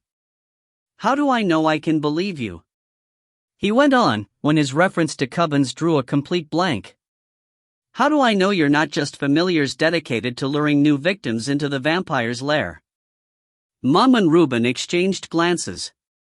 Well, I dunno, Nefli, Mum said at last. This is the lair. Here you are. What's your objection? You've been here since yesterday, and no one's taken a bite out of you yet, Reuben reminded him. It's been 30 years between victims, mate. I reckon you're more likely to get hit by a car than bitten by a vampire, And you're free to go any time, Mum added, as long as you think you can handle things on your own, with that leg playing you up. It won't be easy. Sanford's left a stock of painkillers, but if there's anyone who can take care of you for a few days, Mum trailed off at this point, because it was somehow perfectly obvious that Nefli didn't have anyone to take care of him. You only had to look at the stains on his clothes, she said later. Nefli stared at her in astonishment. You're not going to keep me here? He stammered, whereupon Mum shrugged. How can we? She asked. I've got enough on my plate as it is. Another huge thud from upstairs confirmed the truth of this claim. In fact, you'll be making things a lot easier if you do go, And if you don't come back, Reuben added. At least, not with a sharpened stick, or nothing. He leaned forward, exuding a kind of manic intensity. See, these people saved my life, he said. So I've got a duty to save theirs. And if you decide that you still want to get rid of them, then you'll have to go through me first. Which you don't want to do. Because I'm no vampire, Nefli, I'm more than a match for you, mate. This hardly needed saying, in Mum's opinion. The contrast between Reuben and Nefli was almost ludicrous. She reckons it was like watching a muzzled greyhound contemplating a generous bowl of vanilla custard. As Reuben narrowed his eyes, Nefli blanched, then offered up some feeble excuses. He'd been misinformed, he insisted. There was too much sensational coverage out there. The facts weren't being publicized as they should be, vampires weren't arguing their case well enough. If he'd known the truth, he would never have killed Casimir? Mum concluded. And Nefli's face crumpled. Your friend wanted to bite me, he shrilled. That's why he answered my message. Yeah, but it was entrapment, wasn't it? said Mom, who's watched a lot of TV cop shows. Besides, he wasn't my friend. I didn't like him. Remembering the task she'd set herself, she quickly changed tack. Still doesn't mean he deserved to die, though. Look. Reuben was getting impatient. He addressed Nefli in a more forceful manner. There are some screw-up dickhead vampires, just like there are screw-up dickhead people. But most vampires are okay. Like Nina, for instance. She's a really nice person. Which one is Nina? Nefli quavered. Is that the knitting lady? Nina's the little one with all the hair, Reuben said. The one who lent you her room. She wouldn't hurt a fly. Oh. Yes. Her life seems pretty awful, if you ask me, Reuben went on. She can't go out in the daytime. She can't go to parties. She's always sick. Isn't that right, Mrs. Harrison? That's right. The last thing she needs is some idiot trying to stab her with a fence post, which is why you have to keep your mouth shut about all this. But there are lots of idiots out there, Nefli. Lots of them. But if you tell everyone the truth, no one will want to kill vampires. Nefli exclaimed. And Reuben gave a snort. Oh, yeah? He said. There's always going to be people who'll try to kill vampires, love. Having seated herself at the table, Mom began to quote Sanford, word for word. The press has been so bad, over so many years, that you wouldn't be able to change things fast enough. Every vampire on Earth would be wiped out long before the truth really sank in. Because some people are just phobic about vampires, like they are about spiders. And werewolves, Reuben added. He then went on to explain how hard it had been for him, and how he simply wanted a quiet life, and how there would always be McKinnons dedicated to exploiting the weaknesses of other people. After which he confessed that he'd never had a job, while he quizzed Nefli about finding employment in the postal service. Would there be an opening for someone like Reuben in mail sorting, or delivery? Because he wanted to start a new life, as a normal person, and the first step would be to look for paid work. It's possible that Nefli found this appeal quite flattering. Being an impressionable sort of bloke, he also would have been heavily influenced by the free meal, the borrowed towels, and the friendly domesticity of Mom's kitchen. In any event, according to her, he really loosened up after that. He even offered to stay and help her with the McKinnons, though, as she later remarked, what kind of help he could have provided, with a broken arm and a sprained ankle, was anybody's guess. So she thanked him, but rejected the offer. Instead, she asked him to vacate my room as soon as possible. If he did that, she explained, Dermot could be moved into it, and her own bed would be restored to her. I'll call a cab to take you home, she promised, and give you a ring later on. To see how you're coping. Then she gave him some of her shepherd's pie to heat up for dinner, because it was going to be hard for him to cook with only one arm. I don't know if it was the shepherd's pie that converted Nefli, or Reuben's testimonial, or Barry's frantic cries for help. It may even have been my diary, which Nefli secretly pocketed when he returned upstairs to fetch his pistol. But whatever the cause, I can attest to the fact that he left Mom's house a changed man that morning. And I'm not just talking about the broken arm. Meanwhile, Dermot was really beginning to suffer. By the time Mom had said goodbye to Nefli and traipsed back upstairs, Dermot was on his knees in the bathroom, puking his guts out. I mean, literally puking his guts out. There's something very nasty that happens to the lining of your stomach when you turn into a vampire, but you probably don't want to hear all the symptoms. Let's just say that it's painful, and terrifying, and almost worse to watch than it is to experience. Personally, I don't remember much about my own transformation. It's poor Mom who's still having nightmares about bloody discharges, 35 years on. Anyway, Dermot was a mess. And so was my mother. For one thing, she hadn't had enough sleep. For another, as Dermot's metamorphosis progressed, she found herself troubled by memories of my own first day of infection, when Sanford had been obliged to lock her in the basement to stop her from summoning an ambulance. Nor did Barry make things any easier. He continued to rant and rave in the guest room until he drove my mother from the house. She had to pop down the road to get some money and cigarettes and a bottle of gin before she had strength enough to go back inside. Fortunately, Reuben was around, and he didn't give a damn about the McKinnons. Being totally unmoved by Dermot's distress, he was able to wipe up blood and listen to heartrending groans with perfect equanimity. Barry's tantrums also failed to disturb him. And when at last Barry fell silent, Reuben refused to let my mother open the guest room door. "He hasn't hurt himself," Reuben assured her. "He's probably lying there, waiting to throw a lamp at whoever sticks their head in. If he's quiet, he might listen," Mom speculated. "Yeah, but he won't listen to you." Reuben was trying to be patient. "Not until you've got something concrete to offer." Seeing Mom frown, he took a deep breath, then tackled the subject even more fervently. "Look," he said, "I know this guy. He's too dangerous to mess around with. Just wait a few hours before you talk to him, because I've got an idea that'll give us a lot of leverage. It'll give him a reason to walk away." "What idea?" asked Mom. Reuben, however, wouldn't tell her. Not at first. He waited until Father Ramon arrived, at about 11 o'clock, before laying out his carefully conceived plan for revenge. First of all, a meeting would be arranged with Forrest Darwell, just as soon as the American called to confirm that he had $100,000 in cash. Disguising his voice, Reuben would specify a rendezvous point not far from a railway station. Here the priest would leave Barry's Uta. Long before the American showed up, an anonymous tip-off would alert the police to a possible drug-related transaction. Forrest would be nabbed with a suitcase full of suspicious money, and there would be hell to pay, for the McKinnons, in particular. "Whatever happens, Darwell's gonna be furious," Reuben opined. "He'll think that Barry set him up, and he'll try to get even. God knows what he'll tell the coppers.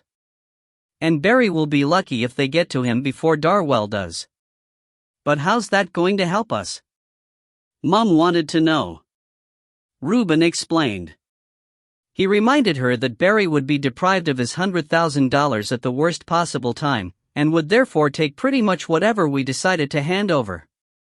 A few $100 and a ticket to New Zealand would probably do the trick, as far as Reuben was concerned. When Father Ramon proceeded to make inquiries about Dermot, Reuben shrugged. There could be no telling how Barry would react to news of his son's transformation.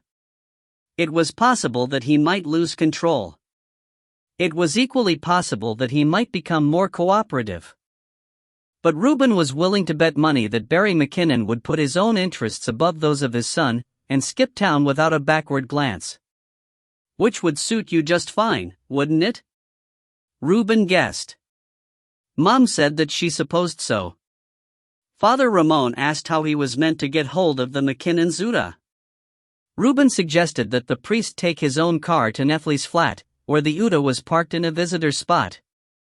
"While you're at Nefli's," Reuben added, "you should pick up that rifle. It doesn't belong to him, and we might need it." "We won't need it," Father Ramon said firmly. "We will if Dermot blows his top. If that happens, I'm afraid a rifle won't help us." "Then we'll wave it at Barry," Reuben proposed. "To stop him from getting any stupid ideas." In the end, Mom endorsed the notion of having a gun nearby. She was becoming quite rattled by Barry's explosive outbursts, I think. So Father Ramon capitulated. "Perhaps it's better that Mr. Irving doesn't have access to something so dangerous," was how he rationalized his decision, before he agreed to follow Reuben's directives. After that, it was just a matter of waiting. 26. I woke up at the usual time, feeling lousy. It was very dark. When I pushed open the lid of my isolation tank, I wasn't surprised to see Sanford across the room, struggling out of his sleeping bag. But I was surprised to see my mother leaning against the basement door. Normally she doesn't come down to watch me emerge from my daily coma. "Mom?" I said feebly. "What are you doing here, Dot?" She jumped, then pressed a finger to her lips. Almost at the same instant, Father Ramon addressed her from out in the hall. Estelle? He sounded upset. Are you all right? Yes, said Mum. What about you? Oh, I'm fine, he assured her, as she fumbled with the lock. But Barry isn't. Sanford was on his feet by then, though he looked disheveled, and was still a little shaky around the knees. He'd obviously grasped that something was wrong. What is it? He croaked. Estelle? Mum didn't reply. Instead, she jerked open the door to admit Father Ramon, whose face was almost as white as a vampire's. You mean Barry's still in the house? She squawked, clutching at the priest's arm. He's upstairs. Father Ramon turned to Sanford. I'm afraid he's been infected. What? And Dermot's gone, the priest finished, his voice cracking. I stood there with my mouth open and my head in a spin. Sanford reeled. He might have lost his balance altogether if he hadn't propped himself against a wall. Nevertheless, he managed to stagger upstairs in pursuit of my mother, his demands for an explanation growing stronger and sharper with every step. I followed him, but only after donning my slippers and dressing gown. Father Ramon took the lead. I heard him say, "It's a long story, Sanford," before entering the kitchen. Reuben was there, waiting for us. He wore a pair of Sanford's lace-up shoes, and was cradling the rifle in his arms. On the floor at his feet lay Barry McKinnon. The smell of blood hit me before I'd even spied the fong marks. Oh, my God. I froze. Sanford had to stop as well. It's not easy to fight the fonging urge when you're still groggy and disoriented. We stood in the hallway for a moment, taking deep breaths, while Mum eyed us doubtfully. Are you two feeling it? She asked. Shouldn't you be going back to the basement? No, Sanford shook his head. I'm perfectly well, thank you. So am I. But I was still confused. Mum, what happened? It's a long story, she replied, echoing Father Ramon. Then she noticed something under the kitchen table. Is that my purse? She said. Who's been going through my purse? Give you 3 guesses, was Reuben's rather sour response. He fell back a little as she passed him, and his feet immediately caught Sanford's attention. You're wearing my shoes. Sanford's tone was more dazed than accusatory. No wonder I couldn't find them. Sorry, said Reuben, who seemed genuinely apologetic. I had to go out. Nothing else would fit. With more honesty than tact, he added, if I'd had any kind of choice, I wouldn't have picked these. Is that Barry's rifle? I queried. And Father Ramon said, yes. He brought it back from Nefli's, Reuben revealed, as if this explained everything. Instantly Sanford seemed to snap out of his trance. Where is Nefli? He wanted to know. Where's Dermot? What's been going on? I tell you what's been going on, cried Mum, who had retrieved her handbag. Dermot's taken my money. $120. This news hit Father Ramon particularly hard. He groaned, then churned up his silver hair in consternation. Reuben growled, that figures. I stared at them both, all at sea. That was my housekeeping money. I just got it out this morning. Mum wailed. She was hugely upset, and had to be helped to her feet by Sanford. What am I going to do now? We'll work something out, Father Ramon promised. I'm sorry, Estelle. You should check his pockets, to start with, Reuben advised, poking at Barry's midriff with a leather-clad toe. Just in case. It's this bastard who calls the shots, not Dermot. But when Mum went through Barry's pockets, they were empty. Her housekeeping money was nowhere to be seen. And that, as Father Ramon said, was very bad news. If Dermot took it, he could be anywhere, the priest exclaimed, in despairing accents. These days you can buy a plane ticket for that kind of money. He won't have bought a plane ticket, Sanford insisted. He's not he can't, he's not thinking straight. Though his own powers of concentration also appeared to be slightly compromised, Sanford was very firm on this point. Dermot's entered the second phase. He's able to move around, but his cognitive abilities will be affected by a profound drop in his blood sugar levels. It's going to be making him very erratic. Very disoriented. He can't be that disoriented, said Reuben. I mean, he knew enough to take a wad of money when he saw it.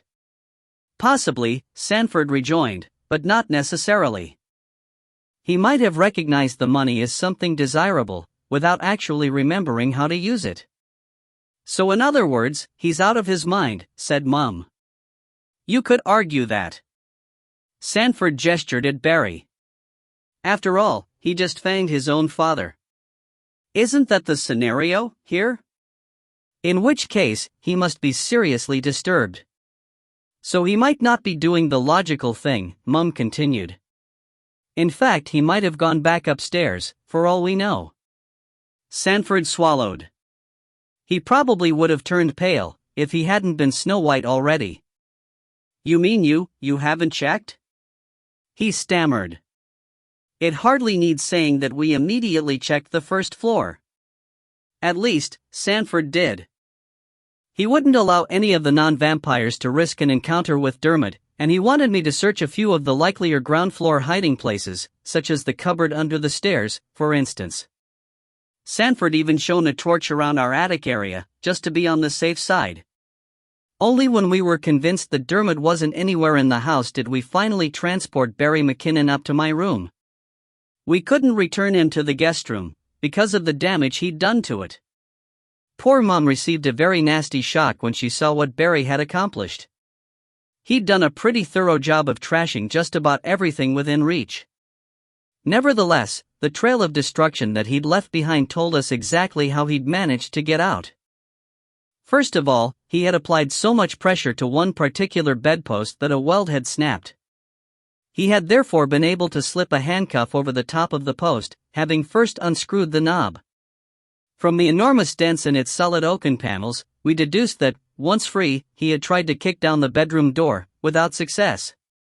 So he had then climbed onto the wardrobe, using the bedside cabinet as a kind of stepladder, and knocked his way through the plaster-inlaid ceiling with an old marble lamp base that he'd found in the bottom drawer of the dressing table.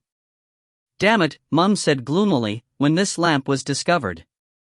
I forgot all about Auntie Vera's stuff. After squirming through the rough-edged escape route that he'd made for himself, Barry must have located the nearest access panel, and dropped onto the landing, because when we looked, we saw that the aperture most commonly employed by electricians and exterminators hadn't been covered up again. That's where he would have come down, Father Ramon decided. And from here he must have gone straight in to rescue Dermot. Because the door wasn't locked, Mum agreed, adding, I was told not to lock the door. You shouldn't have had to. Sanford was quick to defend the decisions he'd made. Barry's mistake was to cut himself while he was breaking into the roof. He blooded his own son. It's as simple as that. Irritably, he rounded on the nearest available scapegoat, who happened to be Reuben. Why weren't you here? Sanford snarled. I thought you were going to keep an eye on things. I was. I mean, I did, said Reuben. But I had this idea. It was a good idea. Suddenly Mum's phone rang. The noise made everyone jump, even Reuben was startled. After a moment's pause, my mother went off to answer it, leaving Father Ramon to recount the day's events. That's when Sanford and I heard about Forrest Darwell's first call. The priest also told us about Nefli's conversion, and Barry's violence, and Reuben's carefully laid plans. According to the priest, Forrest had phoned back at about 4 o'clock.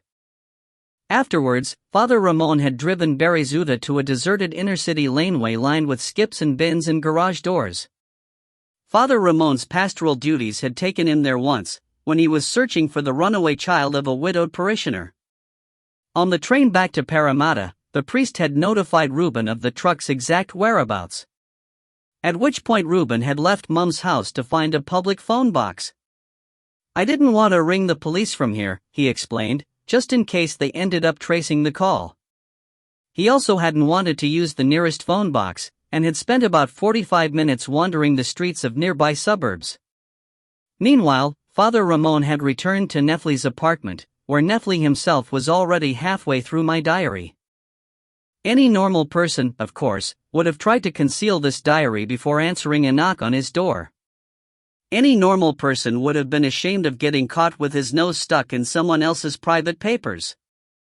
Nefli, however, isn't exactly what you'd call a normal person. As soon as he had admitted Father Ramon, who was there to collect the rifle, Nefli began to babble on about the insights he'd gained from my diary, and how he'd never realized how fragile vampires actually were, and how sorry he felt for me, now that he knew the kinds of difficulties I faced, and why he wanted to do something that would make amends for the crime he'd committed. I'll spend the rest of my life in the service of the very people I once tried to destroy, he had announced, in the manner of a comic strip hero. Father Ramon had been torn. On the one hand, Nefli's change of heart had been gratifying to witness. On the other hand, it's always a shock to encounter someone who can't understand the concept of privacy. According to Father Ramon, Nefli seemed to view reality as an extension of his own personal fantasy world. He's very immature, the priest reported, in worried tones. I'd have to recommend that we keep him under surveillance, or he might do something stupid. After expressing himself very strongly on the subject of stealing, Father Ramon had persuaded Nefli to hand over my diary, and had been on the verge of mentioning Barry's rifle when his mobile had rung. It was my mother, calling with bad news. Barry had managed to free himself. At that stage, she wasn't quite sure how he'd done it. All she knew was that he had managed to climb into her attic. And since Ruben wasn't carrying a phone, she had immediately rung Father Ramon, who had told her to lock herself in the basement. Get down there now, he'd instructed. Take your mobile with you. If anyone tries to get in, just contact the police. I'm on my way. In fact, he had been on his way with the rifle. He might even have entered the house with it, if he hadn't picked Ruben up in the street. Ruben had made his anonymous call, and was retracing his steps along a main road when Father Ramon spotted him. After conferring together, they had decided to enter Mum's place from the rear, sneaking in through the kitchen fully armed. And they had both agreed that Ruben should be the one to carry the rifle, since Father Ramon didn't even know how to load it. They hadn't expected to find the back door standing open. Nor had they expected to find Barry already in the kitchen, sprawled on the linoleum with fang marks in his neck. We realized that you weren't responsible, Father Ramon hastily assured me. You and Sanford weren't even awake then. We knew that Dermot must have done it, since he can still get about during daylight hours. And now he's on the loose. It was a terrifying thought. What could we possibly do? We have to find him, I said. He'll attack someone else, otherwise. Possibly, Sanford had to concede. Though I suspect he won't be plagued by very strong urges. Not after what happened downstairs. You mean he'll be racked with guilt? Father Ramon inquired, eliciting a surprised look from Sanford. Oh, no. Sanford dismissed the possibility. I doubt he'll even recall what he did, with any sort of coherence. But physically he'll be satisfied. If you take my meaning. Oh. The priest lost even more of his already depleted color, and I took advantage of his sudden silence to interrogate Sanford myself. Where do you think someone like Dermot might actually go? I asked. Do you think he'll go to a hospital, or, I dunno, the police? Sanford shrugged, in hopeless kind of way. Your guess is as good as mine. Yeah, but look. Ruben broke in with his usual excess of energy. It was like being buffeted by a powerful gust of wind. A nerve was twitching in the corner of his left eye. This only just happened. Maybe a quarter of an hour ago? He can't have got far. Yes, he can, I retorted. He has money, remember? Money's no good if you don't know how to use it, Ruben reminded me, before addressing Father Ramon. Anyway, even if he can use it, how often do the buses actually stop around here? How often do the trains run? Maybe we can catch him if we're quick enough. Maybe we should form a search party. Oh, no. Sanford shook his head. Not you. You won't be going anywhere near Dermot. Not in his current condition. But. No. You wouldn't be safe. Neither would Father Ramon. This is vampire business. I'll ask Dave to conduct a search of the area. Sanford had barely finished speaking when Mom reappeared, holding her cordless phone. It's Dave, she announced. He wanted to know what's going on, so I told him. Now he's asking if he should come over. Yes. I mean, no. Wait, give it here. Snatching at the receiver, Sanford began to pepper poor Dave with instructions. He told Dave to leave Horace locked in the bank vault and to bring George along for the ride. According to Sanford, George would be able to keep an eye on passing pedestrians while Dave was watching the road, and in any case, if George was left behind, he could easily be persuaded to release Horace. You know what George is like, Sanford sorrowfully remarked. Horace could talk him into anything. Now, listen carefully, Dave. I want you to take the main roads, because that's where most people would look for a bus. You should stay alert for police vehicles, too, because if Dermot's disoriented or aggressive, he might already be attracting, what? There was a long pause, as Sanford listened to the voice at the other end of the line. Yes. Right. Good idea, he said at last. I'll do that. And if you see him, give me a call. We need to handle this very carefully. We can't just abduct him off the street, with a pub full of people watching. He then went on to describe, in great detail, the exact location of his emergency knockout kit, which Dave could use as a last resort. But only as a last resort, Sanford stressed. Because you know what drugs can do to a vampire. And Dermot's at a very advanced stage in his transformation. A syringe full of anesthetic could make him severely ill. Like we'd even care, Reuben muttered, as Sanford signed off. Sounds like poetic justice, if you ask me. No one is asking you. Without so much as a glance at Reuben, Sanford passed the phone back to Mum. Dave recommends that we warn Nephi Irving, and I agree with him. Because there's an outside chance that Dermot might be heading for Nephi's place. So I'll leave that to you, Estelle. When my mother opened her mouth, Sanford anticipated her protest. It's probably best that you ring him, since you're the one he spent most of his time with. Just call directory assistance for the number. But why would Dermot want to go to Nephi's place? I'm ashamed of myself for having made this inquiry. My only defense is that I still hadn't had my evening guinea pig, and was therefore feeling more than usually wiped out. Sanford must have been similarly afflicted, to judge from the long-suffering manner in which he began to massage his eyeballs. You need to get some blood into you, Nina, he remarked, leaving Reuben to answer my question. Those pricks parked their Uda outside Nephi's place, said Reuben, kindly jogging my memory. He was shifting from foot to foot, like someone desperate to relieve himself. Which means that old dickface might go back there to get it. Except that it's not in Parramatta anymore. Father Ramon was looking more and more like a vampire, not only pale, but ill and haggard. It's sitting in a laneway near Central Station. In which case, Sanford declared, you should get onto Nephi as soon as you can, Estelle. If I were him, I'd vacate the premises. It's hard to know what Dermot will do, if he can't find his car. There was a brief pause. From the glum expressions around me, I deduced that ghastly visions of possible worst-case scenarios must have been flitting through a lot of neighboring minds. Father Ramon, in particular, seemed to be strongly affected. Maybe I should go over there and help Nephi, he proposed at last. Since he probably can't drive. No, said Sanford. His arm's broken. He can barely walk. He can catch a cab, Father. Anyway, if the worst comes to the worst, he's got a whole heap of sharpened stakes in his living room, I pointed out. As everyone turned to stare at me, I expanded on my argument. Plus he's got a gun full of silver bullets, and a notch in his belt. There's no need to worry about him, Father. I reckon if Dermot does show up there, he'll be lucky to get out alive, but... Sanford blinked. The priest swallowed.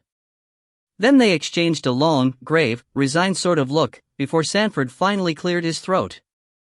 I think we'd better ring Nefli right now, he mumbled, and tell him to come straight back here. But when Mum dialed Nefli's number, no one answered. 27. Though Sanford was reluctant to leave Barry McKinnon in my mother's care, he didn't have much choice. I can't let Father Ramon go to Parramatta all by himself, was Sanford's reasoning. It's bad enough that he has to drive there in the first place. I'm not about to make him get out of the car as well, not if Dermot's anywhere about.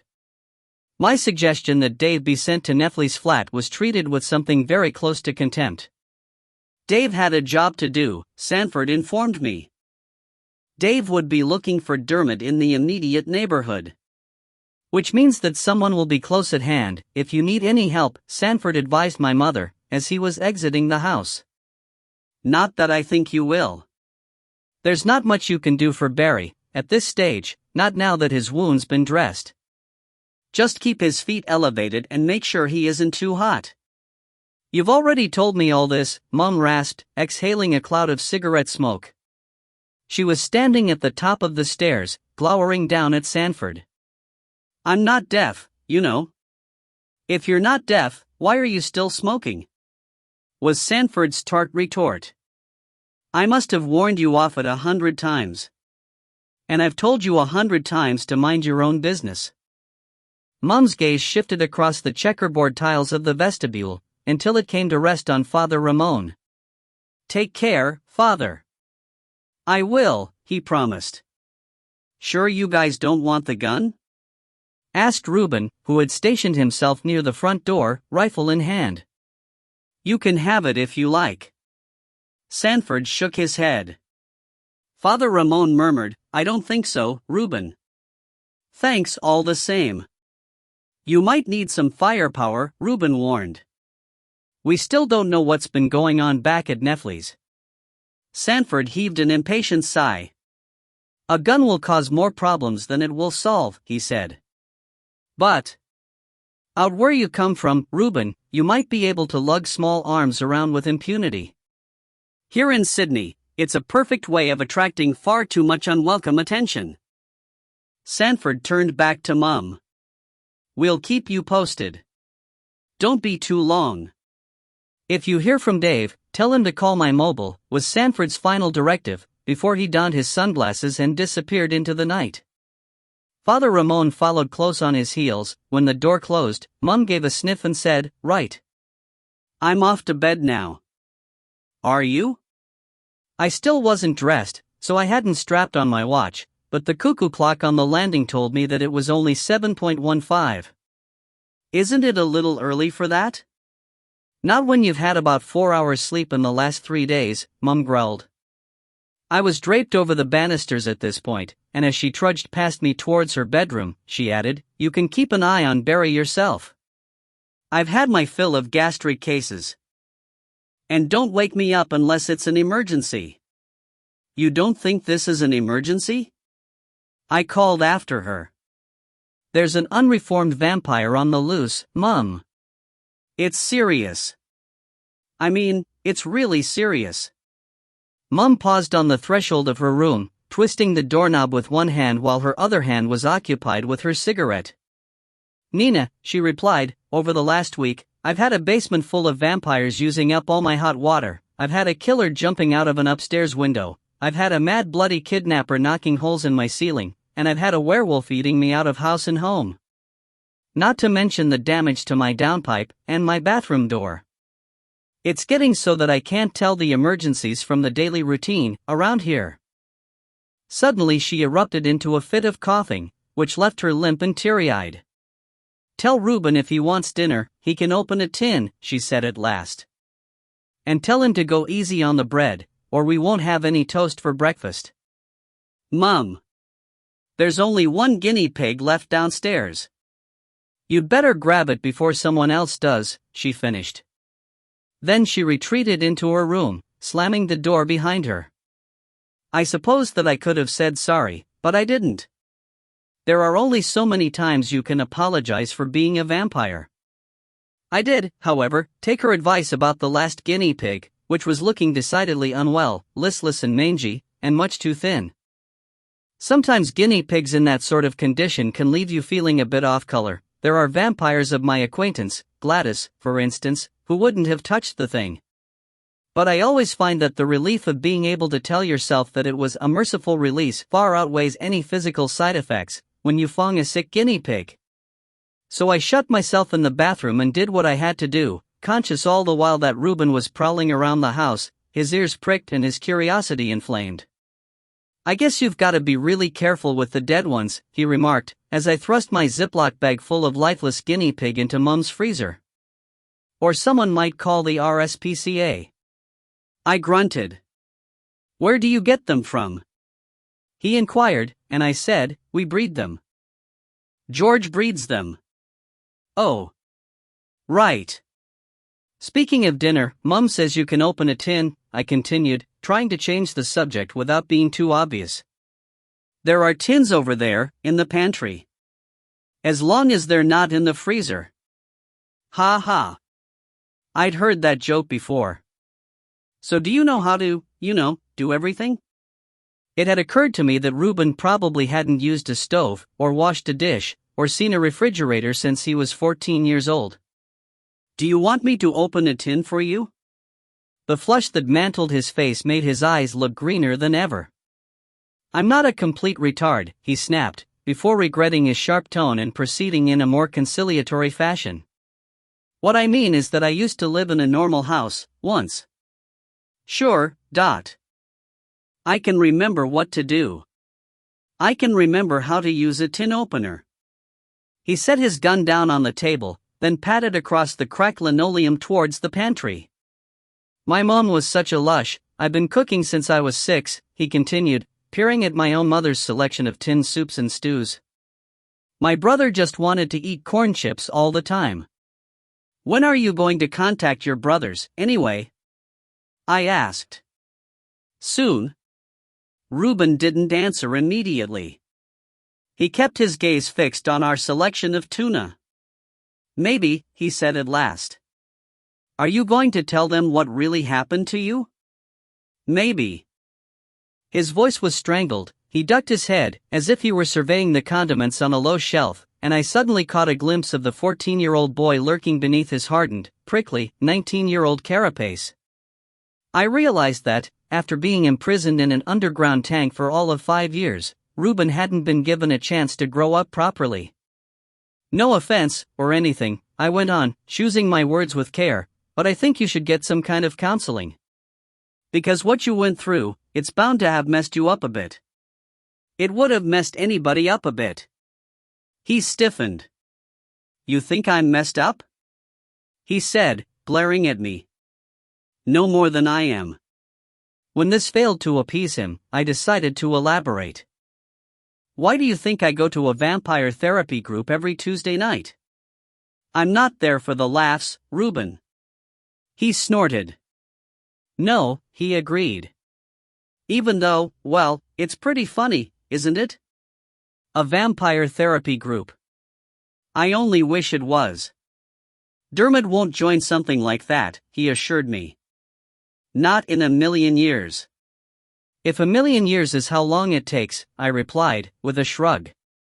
When Reuben frowned, I reminded him that Dermot had all the time in the world to change his mind. He's not the same person. Not anymore. He's a vampire. I tapped my bony chest. Do you think I used to be like this? No way. I was completely different. Completely. I used to have fun. You do seem really old, sometimes, Reuben conceded. I mean, the way you talk and stuff. That's because I am old. I'm 51. 51? His expression almost made me laugh. Geez, I didn't. I thought, he trailed off, then rallied bravely.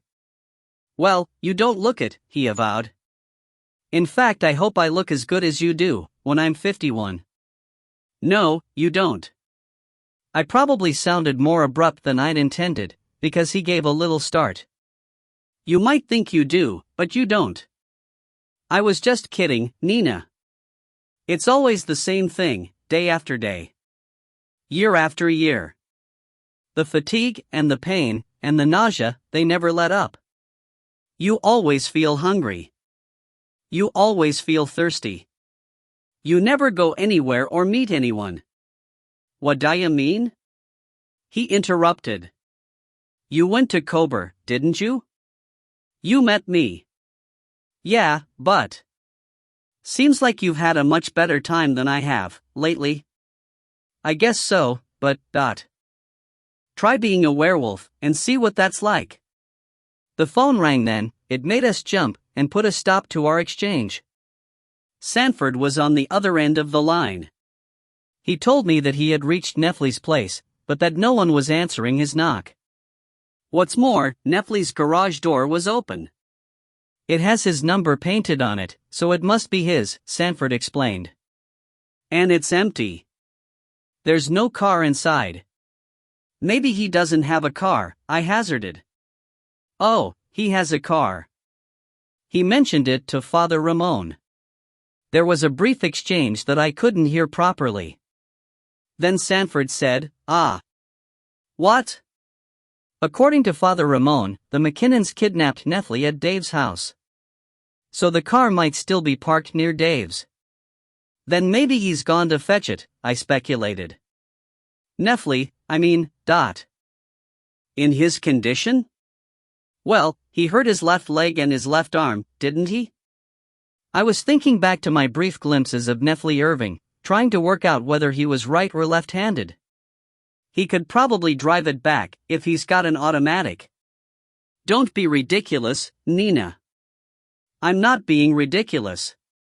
It irked me that Sanford was falling into his old habit of treating my every utterance as if it were the babbling of a 3-year-old. He's probably right-handed. And you only need one foot. Don't you think it would be a lot simpler if he asked a friend to bring it back for him? Sanford asked, in the kind of wearily patronizing tone that he always adopts when he thinks I'm being dense. It raises my hackles every time, especially when he's the one who isn't thinking straight. What makes you think he even has any friends? I demanded, before it occurred to me that we were being sidetracked into yet another bout of vampire-ish bickering. And since I was determined not to fall into that trap, I made a heroic effort to change the subject. So are you going to stay there, or what? I asked.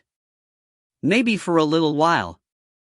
After a long pause, he added, if Nefli's gone to fetch his car, why leave the garage door open? I pondered for a moment. Because it's hard for him to get in and out of the driver's seat? Good point. Sanford, what are we going to do if Dave can't find Dermot? This time the pause was so long that I was afraid he hadn't heard me, and was opening my mouth to repeat the question when he finally said, well, in that case we'll have to start watching the news, I suppose.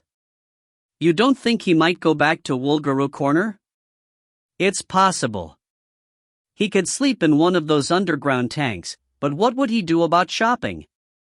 I was intrigued despite myself. The notion of an outback vampire wasn't entirely implausible. I had a sudden mental picture of Dermot driving around the desert plains at night, setting traps for kangaroos and ordering his supplies over the internet. But of course he wouldn't feel well enough to go trap setting a lot of the time. And he wouldn't restrict himself to kangaroos, either, not unless he had some kind of emotional support. He would start to prey on campers, and shearers, and stranded motorists. He'd start arousing suspicions soon enough. I'm going to call Dave, Sanford remarked, interrupting my train of thought. Keep me posted, all right? All right. You might want to alert Bridget, as well. She'd probably like to know what's going on, Sanford concluded. Then he abruptly broke the connection. I was about to dial Bridget's number when Reuben said Nina. in a strangely high-pitched voice. Turning, I saw that he had opened a tin of baked beans, and was standing at the sink with the tin in one hand and a plate in the other.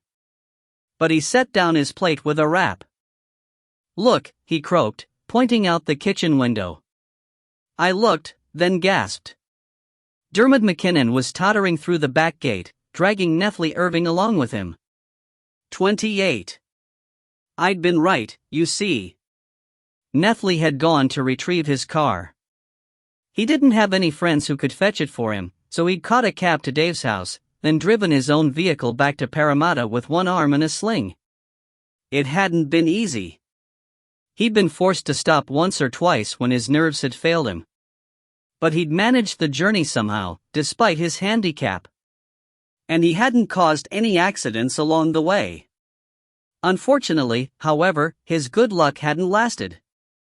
Upon arriving home, he'd pulled up in front of his garage, heaved himself out of his car, and hobbled across a crumbling stretch of asphalt to push open the roller door. He hadn't seen the shadowy figure lurking nearby.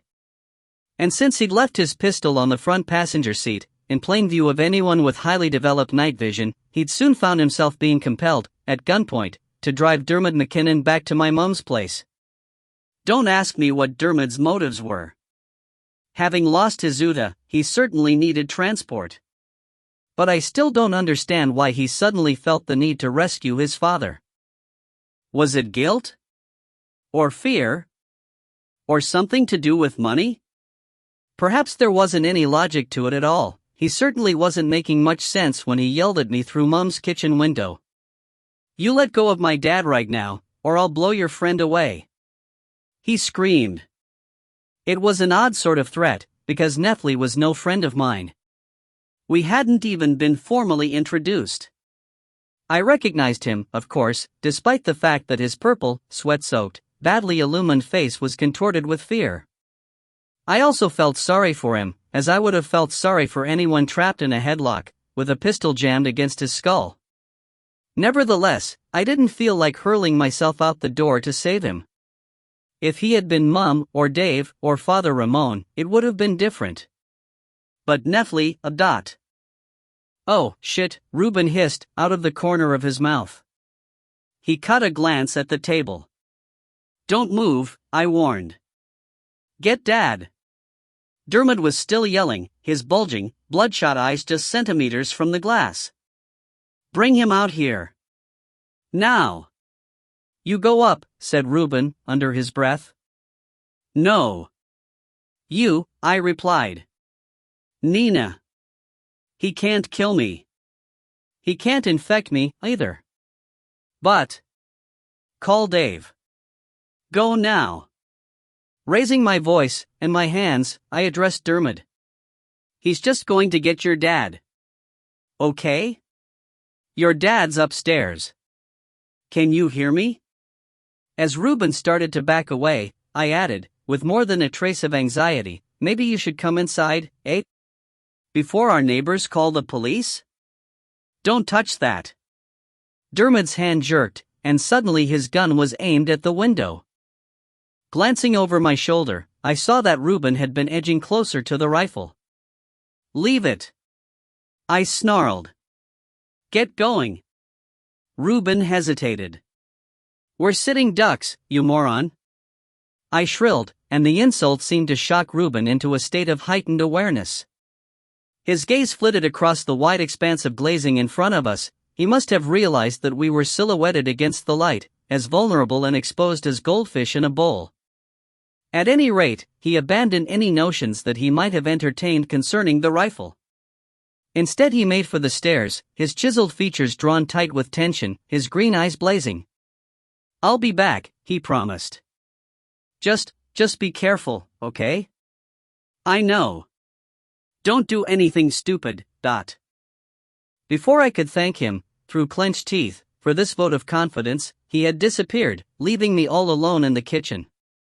For a few seconds I simply stood there with my hands up and my heart pounding. Then it occurred to me that Dermot didn't look well. Though he'd clearly recovered a lot of his strength, he wasn't by any means a raging bundle of energy.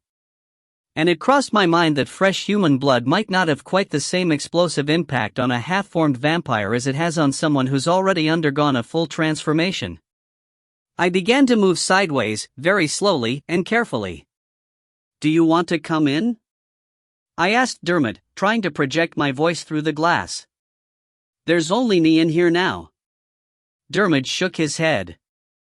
Though his tattooed arms were still brown and muscular against the grubby pallor of his t-shirt, though his scarred cheeks were still plump and his hair hadn't lost its gleam, the infection had already left its mark on him. I could see traces of it in his yellowing irises and his pinprick pupils. His mucous membranes were turning a livid, unhealthy color, dark patches were forming near the wound on his neck. "Don't come any closer," he cried. "Or I'll shoot your friend." "He's not my friend. He killed my friend." I was feeling safer, by this time, because Dermot had once more aimed his gun at Nefli, who whimpered as I inched my way towards the exit. "Listen, Dermot. We don't want the police involved. Can you come inside? Before the neighbors get interested, You'd better not call the police," was Dermot's strangled response. "You'd better not do that. Shoo. Keep it down." I pushed open the back door, adjusting my volume as I did so. You might be wondering where I found the courage. You might be thinking, she's just like Zadia Bloodstone. Well, you'd be wrong. Because I had already spotted something that told me exactly what I needed to know. Most people would have missed it, I realized that. Most people don't have my night vision, and wouldn't have seen Dermot swallowing, over and over and over again. But I saw it. And I understood what it meant. Dermot was feeling bad. Really bad. He was on the verge of throwing up. "Just come inside and we'll talk," I pleaded. "You're confused because you're sick." "I'm not sick." Dermot. "Stand back." "Okay." I lifted my hands again, to show him that I didn't mean any harm. "I've stopped. Don't worry." "Where's Dad?" "He's coming. He's sick, too." I took a deep breath to steady myself. "Don't you remember what you did to him?" Dermot swallowed 3 times in succession. His eyes widened until they almost sprang from their sockets. His gun was beginning to shake. But he didn't speak. Perhaps he couldn't speak. "You bit him, Dermot. You drank his blood." Ignoring Nefli's groan, I pressed on, as quietly as possible. "Don't you remember doing that? It happened just here, in the kitchen." Dermot made an odd noise. Then he said, "No. You're a vampire now. Like me, Bullshit." Dermot's grip on Nefli must have tightened, because Nefli coughed, turning an even darker shade of mauve as he pawed at the tattooed forearm that was pressed against his windpipe. Anxiously, I took note of the veins standing out on Nefli's forehead. And I was about to suggest that Dermot ease up a little when the back gate squeaked. Dave had arrived. He'd been summoned by my mother, and had parked in the alley behind the house. George was with him. "Freeze!" Dermot yelped, yanking Nefli around to face the newcomers. Dave froze. He stood quite still, his fingers clamped to the top of the gate. In the dimness, his chalk-white complexion had an almost phosphorescent glow to it. "They're not going to hurt you, Dermot," I said quickly. "They're vampires. Like you are. We're all in the same boat." "Shut up. Shut up." Dermot's voice cracked. All at once, the pistol was pointing straight at me. "You're crazy. Where's Dad? I'll count to 10. He's coming," I stammered, not even daring to glance around. It's amazing how big a small hole can seem, when there's a bullet somewhere down the other end of it. And though I knew that a shot to the head wouldn't kill me, I also knew that life with half a brain would be more uncomfortable than ever. "Could you please just think about this? For 1 minute? I begged. You were bitten by a vampire. You are a vampire. I am not. Nina, don't. Dave's frantic plea was almost unrecognizable. He sounded like Bridget, all breathy and high-pitched. For God's sake, be quiet. Hey, Dermot. Someone barked. Dermot jumped, and I was lucky he didn't shoot me. The gun barrel wavered, then swung off to my left. When I looked in the same direction, I saw that Reuben had returned. He'd entered the kitchen with my mother. She was wearing her nightgown. Between them they were supporting Barry McKinnon, whose arms were draped around their necks, and whose feet were dragging. Dermot stared at his father through the kitchen window, in a kind of horrified bewilderment. You see? I whimpered. Your dad's sick. You bit him. He's going to need help, all right, but not your kind of help, Dermot. We're the only ones who can help him, now. It's finished. Reuben declared loudly, with far too much relish. You. Him. The whole damn deal. You're done and dusted, mate. Shut up. Snapped Mum, who looked about 100 years old. Reuben actually flinched away from her glare, which could have stripped the paint off wood, like a blowtorch. Dermot licked his dry lips. He staggered slightly, turning pale beneath his tan. Actually, you're not finished, I assured him, with as much certainty as I could muster. Being a vampire doesn't mean that you're finished. I used to think so myself, but I don't anymore. Though I was talking simply to keep him occupied, to stop him from forming any kind of firm resolution, I was also speaking straight from the heart. You can still live like a human being, even if you are a vampire, I continued. Even if it is a lot harder to be energetic, and excited, and involved, it can still be done. I've seen it done. Glimpsing a peripheral movement, I realized that Dave was creeping forward, and surreptitiously flapped my hand to make him stop. It's an infection, that's all.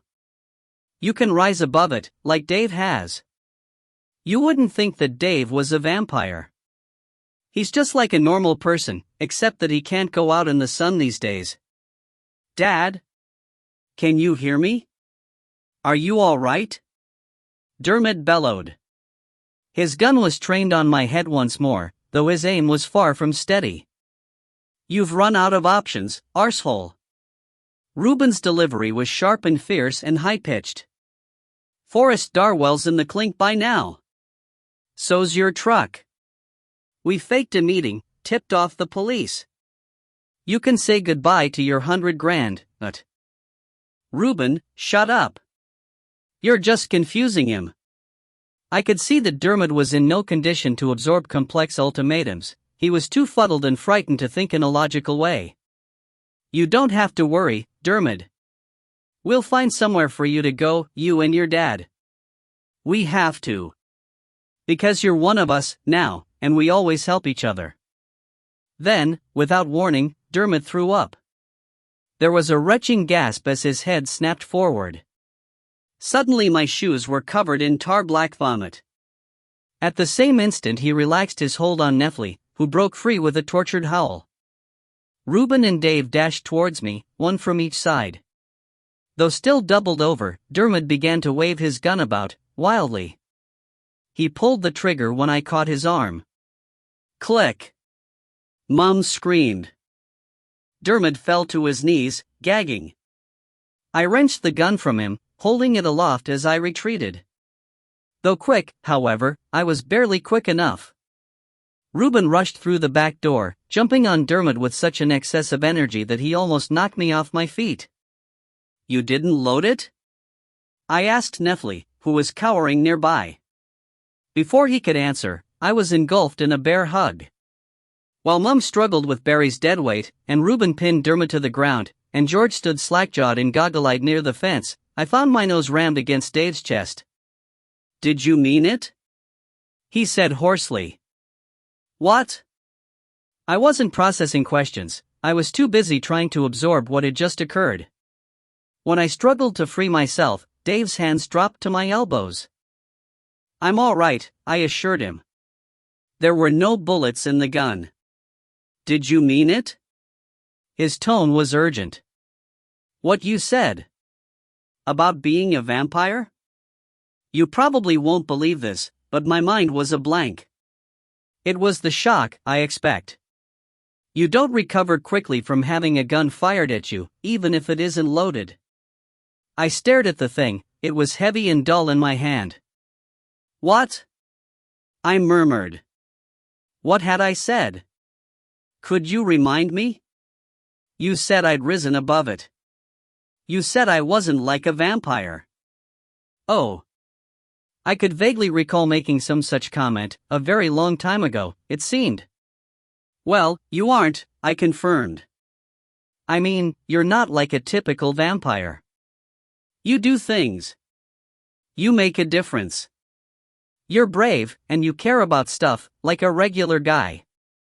I glanced around, distracted by all the activity in our immediate neighborhood. Reuben had Dermot in an armlock.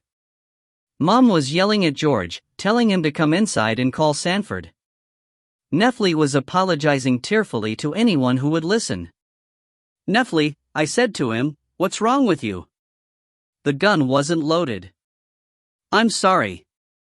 I'm really sorry. I forgot. You forgot? I couldn't believe it. That's a pretty big thing to forget, don't you think? You let Dermot drag you all the way here, and you forget that the gun has no bullets inside? I forgot to check. I thought maybe you'd loaded it. Why on earth would we have loaded it? I exclaimed. We wouldn't even know how. In that case, Reuben interrupted, from down on the ground, you'd better make damn sure it's empty. He stretched out a hand, reaching for the pistol, his other hand was clamped around Dermot's wrist. It might have been a misfire. There might still be bullets in the chamber. Really? This was alarming news. Hurriedly, I relinquished the weapon. Though Reuben took it, however, he wasn't able to inspect it without letting Dermot go. Instead, he gave it to my mother, who had abandoned Barry McKinnon, and was now hovering on the back steps. She held the gun as if it were a dirty sock, dangling from her thumb and forefinger. What the hell am I supposed to do with this? She said. Just put it next to that rifle, Reuben advised, nodding towards the house. That rifle in there is loaded, for sure. Nina? Said Dave. His grasp tightened on my elbows when I didn't immediately respond. Nina. What? I was reluctant to drag my attention away from Barry, who was now lying flat on Mum's linoleum. I could just see one of his legs if I craned my neck and peered through the back door. George was stepping over this leg on his way to the telephone. What is it?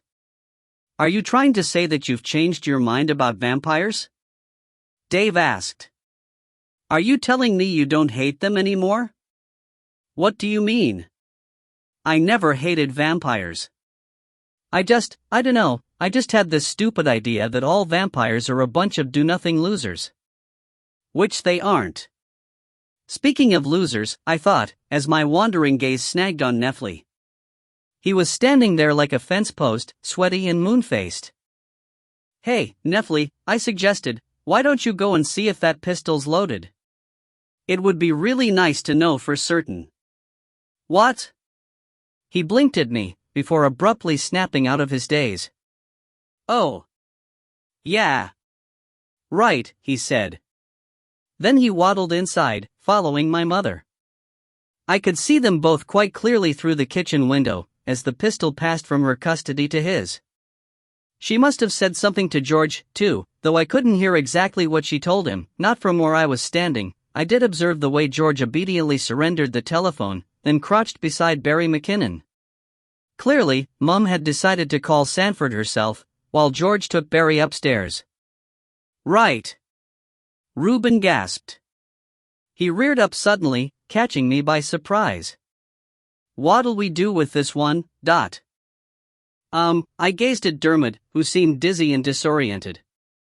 He was groaning softly, though I couldn't tell you exactly what was troubling him. It might have been nausea, or despair, or simply the pain of Ruben's arm lock. Whatever the cause of his distress, however, it was certainly debilitating. He was barely able to stand up straight, and sagged against Ruben's chest. I guess we should wait for Sanford, was my advice. Sanford can give him a shot of something to calm him down. Ruben sniffed. If you say so, he spat, hustling Dermot towards the kitchen. Personally, I'd give him a shot of lead in the brain. That would calm him down, all right. Ruben. I know. Vampires hate violence. Adjusting his hold on Dermot, Ruben made his captive yip like a dog. But isn't Dermot a vampire now? And he tried to shoot you, Nina. I reckon he deserves whatever I can dish out. He's not a vampire yet, though. Not quite. Not fully, I rejoined. And when he is one, well, he'll change. Like I said before, he won't be the same person. After a moment's inner struggle, I was finally compelled to admit the truth. He might even be a better person.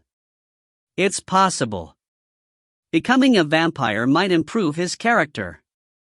Well, he certainly couldn't get any worse, Ruben muttered, pushing Dermot up the back steps. At which point somebody yelled, from the house next door, "Can't you people keep it down, over there? My family's trying to sleep." I recognized the voice. It belonged to one of our neighbors, Mr. Kirillis, who was leaning out of his bathroom window. For at least 5 years, he and Mum had been engaged in a vicious feud about tree roots.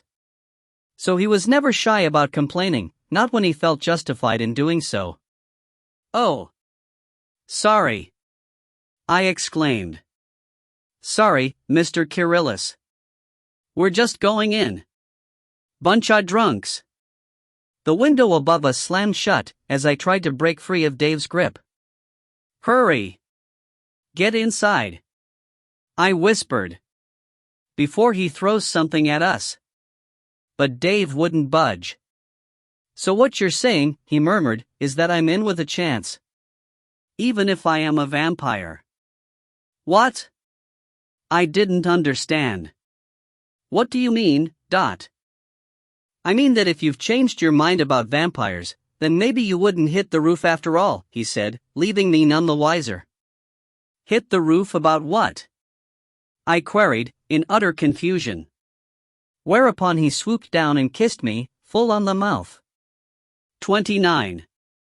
Well, that was exactly 1 year ago, and a lot's happened since then. In fact, there have been so many changes, I hardly know where to start. Perhaps I should begin with Nefli Irving, and move on from there. Nefli is no longer our fiercest opponent. Instead, he's our staunchest ally. I suppose it makes sense, because he's one of those obsessive and single-minded people who can only make friends if they're part of a campaign, or a club. The trouble is, he's not interested in sport, or religion, or politics, or computer gaming. He is, however, interested in vampires. As a matter of fact, he now knows more about vampires than most vampires of my acquaintance. And he's become an unofficial member of the Reformed Vampire Support Group.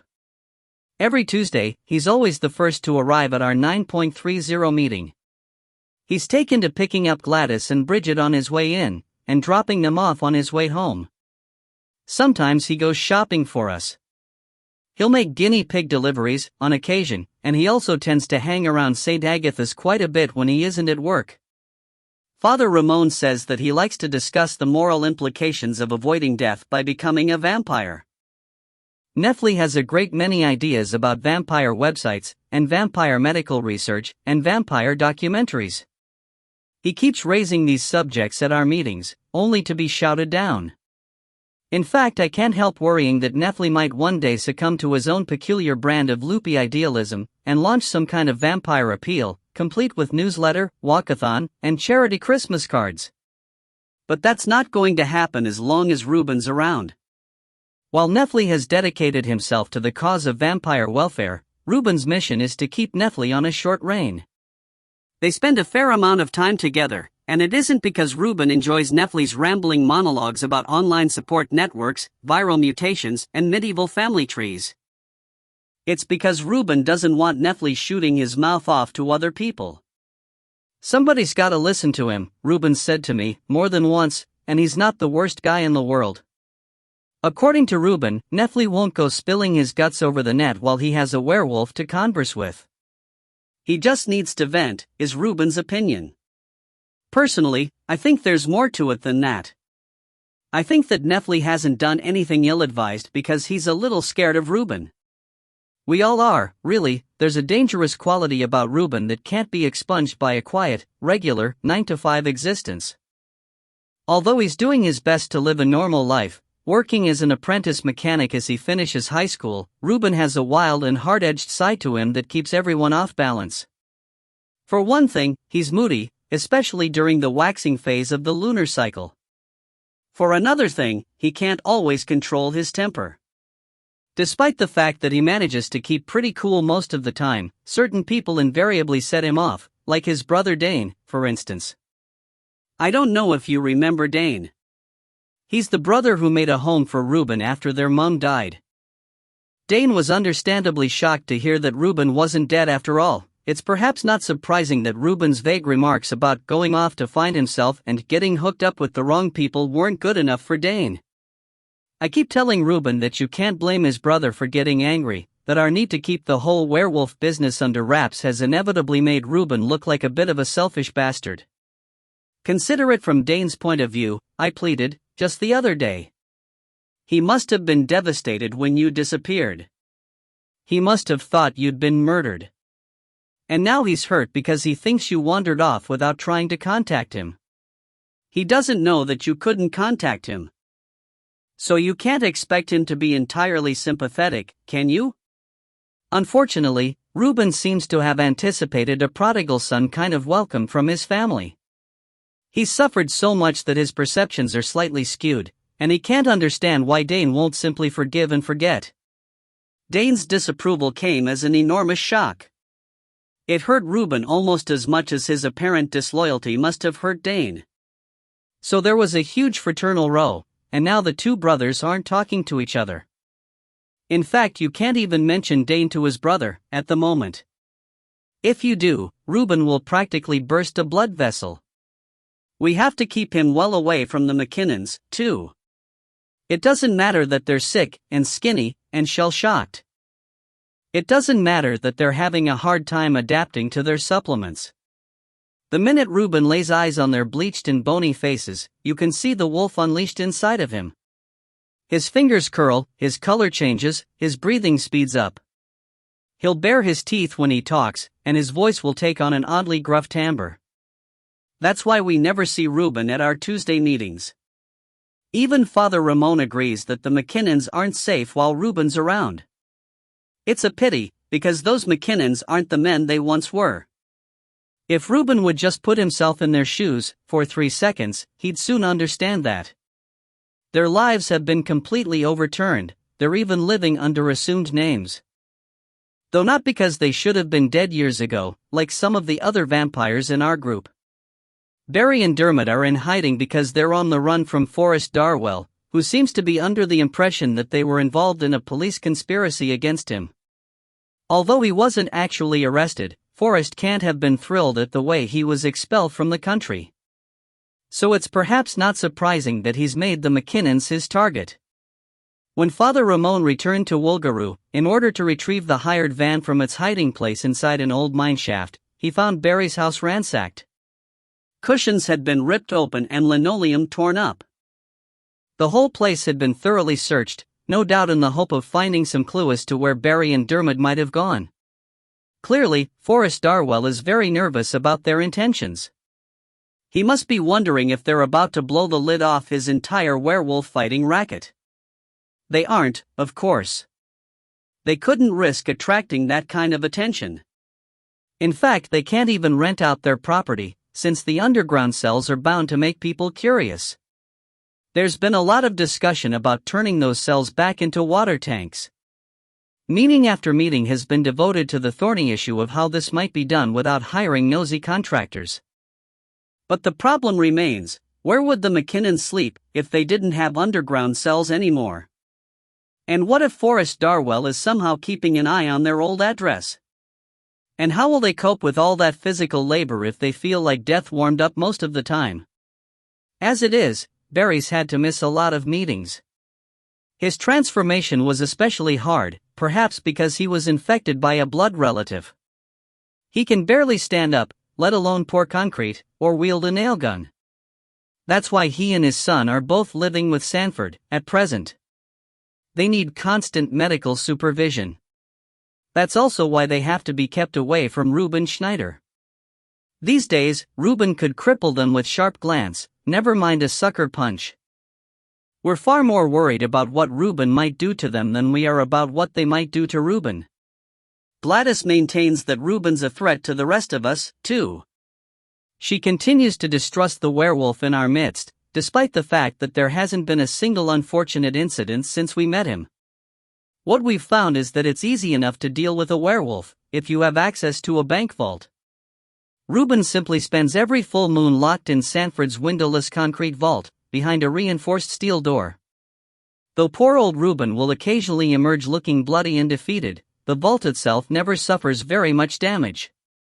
And Father Ramon has confirmed that you can't hear a thing from outside. Not even when you're directly overhead, in what was formerly the manager's office.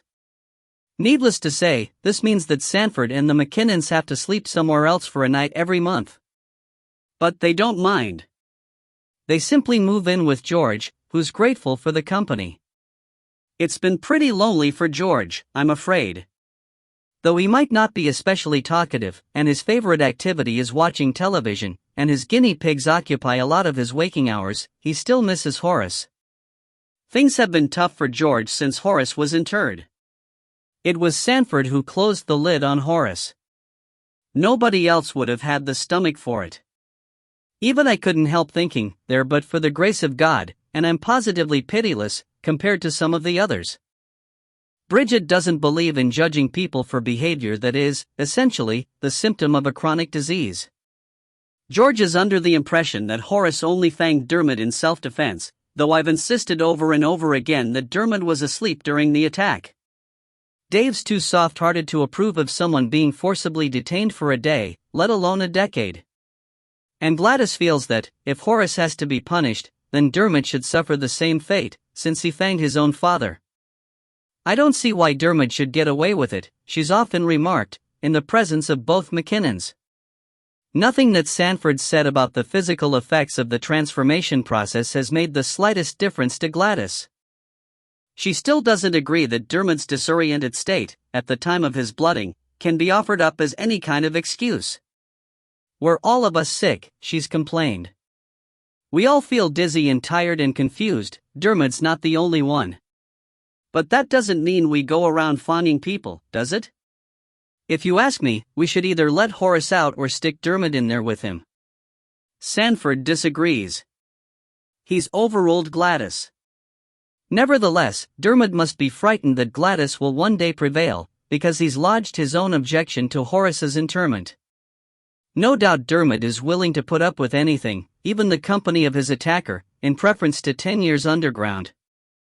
If I've forgiven Horace, I don't see why everyone else can't, he's declared, in fretful tones. As for Barry, he's far too sick to contemplate anything as hideous as being buried alive. Right now, Barry can't look at a freezer full of dead guinea pigs without throwing up. The mere thought of what Horace must be going through, trapped in his subterranean casket, has more than once sent Barry rushing to the toilet. I have to admit, I've suffered the same reaction myself, occasionally. It's lucky that I don't dream when I go to sleep. If I did, I'd be having nightmares about Horace. I know that what he did was a terrible crime. I know that the deterrent has to be harsh, because the urge is so strong. I know that Horace will survive his sentence, and that, with any luck, it will transform him into a wiser, humbler, less dangerous vampire, who won't dress in black leather and purple satin anymore. Nevertheless, even after a year, I'm still haunted by feelings of guilt and dread. I can't help wondering if Horace was somehow influenced by Zadia Bloodstone. Dave tells me that I'm being foolish. He insists that Horace would have thanked Dermot no matter what. According to Dave, Horace was only using Zadia as an excuse to justify his actions. You know how often we've talked about this in group, Dave said to me, a few months back. We were in his living room. At the time, I was opening his mail while he picked out tunes on his guitar. Sanford never stops talking about it. You can come up with a million rationalizations. They deserve it, they asked me to, they were about to die, it was self-defense. Yeah. A million rationalizations, and not one good reason. I was quoting Sanford. But I still think Zadia influenced Horace. The whole crime-fighting scenario was his excuse for chewing on someone's neck, Dave finished. He set aside his guitar, before coming to sit beside me. Horace was thinking like a vampire, Nina. He was thinking about himself. Are you sure? Because I wasn't. I mean, what would have happened if he hadn't done it? How would we have handled the McKinnons? What if we're all better off, thanks to what Horace did? Dave snorted. Are you kidding? He rumbled, with a sideways look. Nina, we've had to sit through something like 10 hours of Dermot's childhood traumas. I know. Maybe you're enjoying it, but I'm not. I just worry that Horace might have been punished for doing something helpful. There was nothing helpful about it, said Dave. He put his arm around my shoulders. The police had been tipped off, remember? Reuben's plan would have worked out fine. You really think so? Yup. And you don't feel bad? Not anymore, he replied, then gave me a squeeze. It's true that Dave's much happier now. He's beginning to write songs again, for one thing. And he cracks a lot more jokes than he used to, despite having to put up with Dermot's childhood traumas, Nefli's overenthusiastic friendship, and a lingering sense of unease about Horace. Sanford claims that it's a natural progression, that Dave has moved on from the depression to the acceptance stage of the Kubler-Ross grief cycle. But the explanation is much simpler than that. For a very long time, Dave was convinced that I hated vampires. All vampires. And now he knows that I don't. You won't believe how much more cheerful he's become since making this discovery. I can't deny that I'm in pretty good spirits myself. It was such a relief to find out that Dave was actually pining after me all those years, instead of his former girlfriend. But I'm still not quite as upbeat as he is. I keep worrying that Zadia's melodramatic existence might have exerted more of a negative than a positive influence on the world. In fact, I'm starting to wonder if Sanford might be right after all. Perhaps Zadia always was an act of repudiation. Perhaps she was my attempt to deny the truth. That's why I've spent the last year writing this memoir, because I want to set the record straight. Not that everything in this book is accurate. I have to protect the anonymity of my family and friends, so you won't find an Estelle Harrison living in Surrey Hills, or a Woolgaro corner near Coburg. Nor will I even hint at the current location of Horace Whittaker. There might be someone out there who could track him down, if I carelessly let slip a single clue. But I've done my best to be clear, and honest, and straightforward. I've told as much of my story as it's safe to tell. I've given you an unvarnished account of what it's really like to be a vampire, so that you'll know enough to discount just about everything else you might hear on the subject. At our last meeting, I finally mentioned this book to the others. I'd been keeping the whole project a secret, because I wasn't sure that it would ever be finished. Even Dave wasn't told until yesterday. Having reached the final pages, however, I decided to come clean. So I told everyone that I'd been writing an autobiography. The immediate response was a stunned silence, which Gladys was the first to break. What do you mean? She whined. How could you be writing an autobiography? You haven't done anything. Yes, she has, said Dave. She's done lots of things. She rescued Reuben. She was nearly shot by Dermot. No, she wasn't, Dermot objected. That wasn't me. That wasn't really me. I was in a semi-schizoid state, remember? Sanford said so. Dave rolled his eyes, as Father Ramon interjected soothingly, "We're not blaming you, Dermot. No one's blaming anyone, here. This is a blame-free zone." At any rate, I dare say Nina's referring to her mood journal was Sanford's contribution. She's taken my advice, haven't you, Nina? You've been plotting your emotional landscape and keeping a diary of your thoughts and feelings to share with the group. No, I replied. Not really. I've been writing about what happened last year, when Casimir was killed. Nefli winced. George said, "Am I in it?" Yes. George looked pleased. But Barry didn't. "I'm not in it, am I?" he asked. "Of course you're in it." Seeing him scowl, I launched into a spirited defense of my actions. "How could I have left you out of it, Barry? You're going to have to accept responsibility for the part you played. It's got nothing to do with responsibility." He spat. "This is all about confidentiality. I'm supposed to be incognito. I'm living under a false name." "Oh, the names have all been changed," I assured him, whereupon Sanford stiffened. "What do you mean, the names have been changed?" he demanded. "Why would you want to do that? You're not intending to publish this book, are you?" "Well, yes." I was surprised at the way his brows snapped together. "Sanford, you're the one who said that I should stop writing fantasies. You're the one who said I was only making things worse. So I'm trying to make things better now. I'm telling the truth." "About me?" Nefli squealed in alarm. "About what I did." "Why not?" "Because I'll go to jail, that's why not." "No, you won't.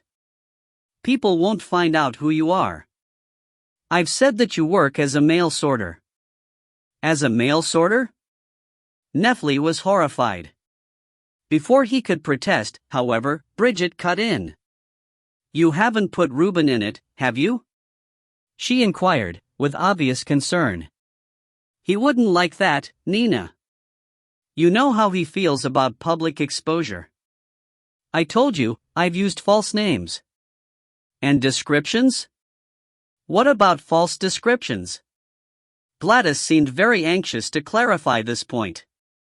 "You didn't make me too skinny, did you?" "You didn't mention my scar, Dot." "Gladys, I want to see what you wrote about me," she cried. "Sanford, tell Nina she has to show us her book before she does anything else with it." Sanford took a deep breath, just as Father Ramon lifted an admonitory hand. "Sanford can't tell Nina to do anything, Gladys. You know that," the priest gently reminded us all. "But I do think that a book like this merits some very serious discussion. And we can't discuss it unless we have some idea of what's in it." "I'd kinda like to read it myself," Dave mumbled. When I threw him a reproachful glance, he hastily added, "if I promise not to change anything." "I'll make no such promise," Sanford declared. "The safety of this group is of paramount importance. If the book compromises our security in any way, then changes will have to be made to the text." "Not too many changes," I warned. "This is supposed to be the truth, Sanford. You've always told me to face up to the truth. To stop denying what I am. Which doesn't mean you have to go round telling everybody else what you are." Dermot chimed in. And Bridget said, "He's right, dear. You really do have to be very careful, for all our sakes." "It's not like we want to pretend that we're Zadia Bloodstone," Dave agreed, albeit in a shamefaced manner. "We don't want people to think we have superpowers, or anything. But, well, if you stick in all that stuff about blooding, and vomiting, and dead guinea pigs, and bad breath, and hemorrhages, and dizzy spells," Dave sighed. "I mean, who's going to want us around, for God's sake? We'll be treated like lepers, Nina.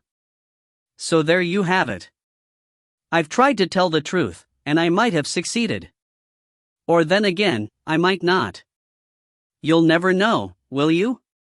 At least, I hope you'll never know. One thing, however, you can be absolutely sure of, and that's the fact that I've done my best. What more can you expect from any normal human being?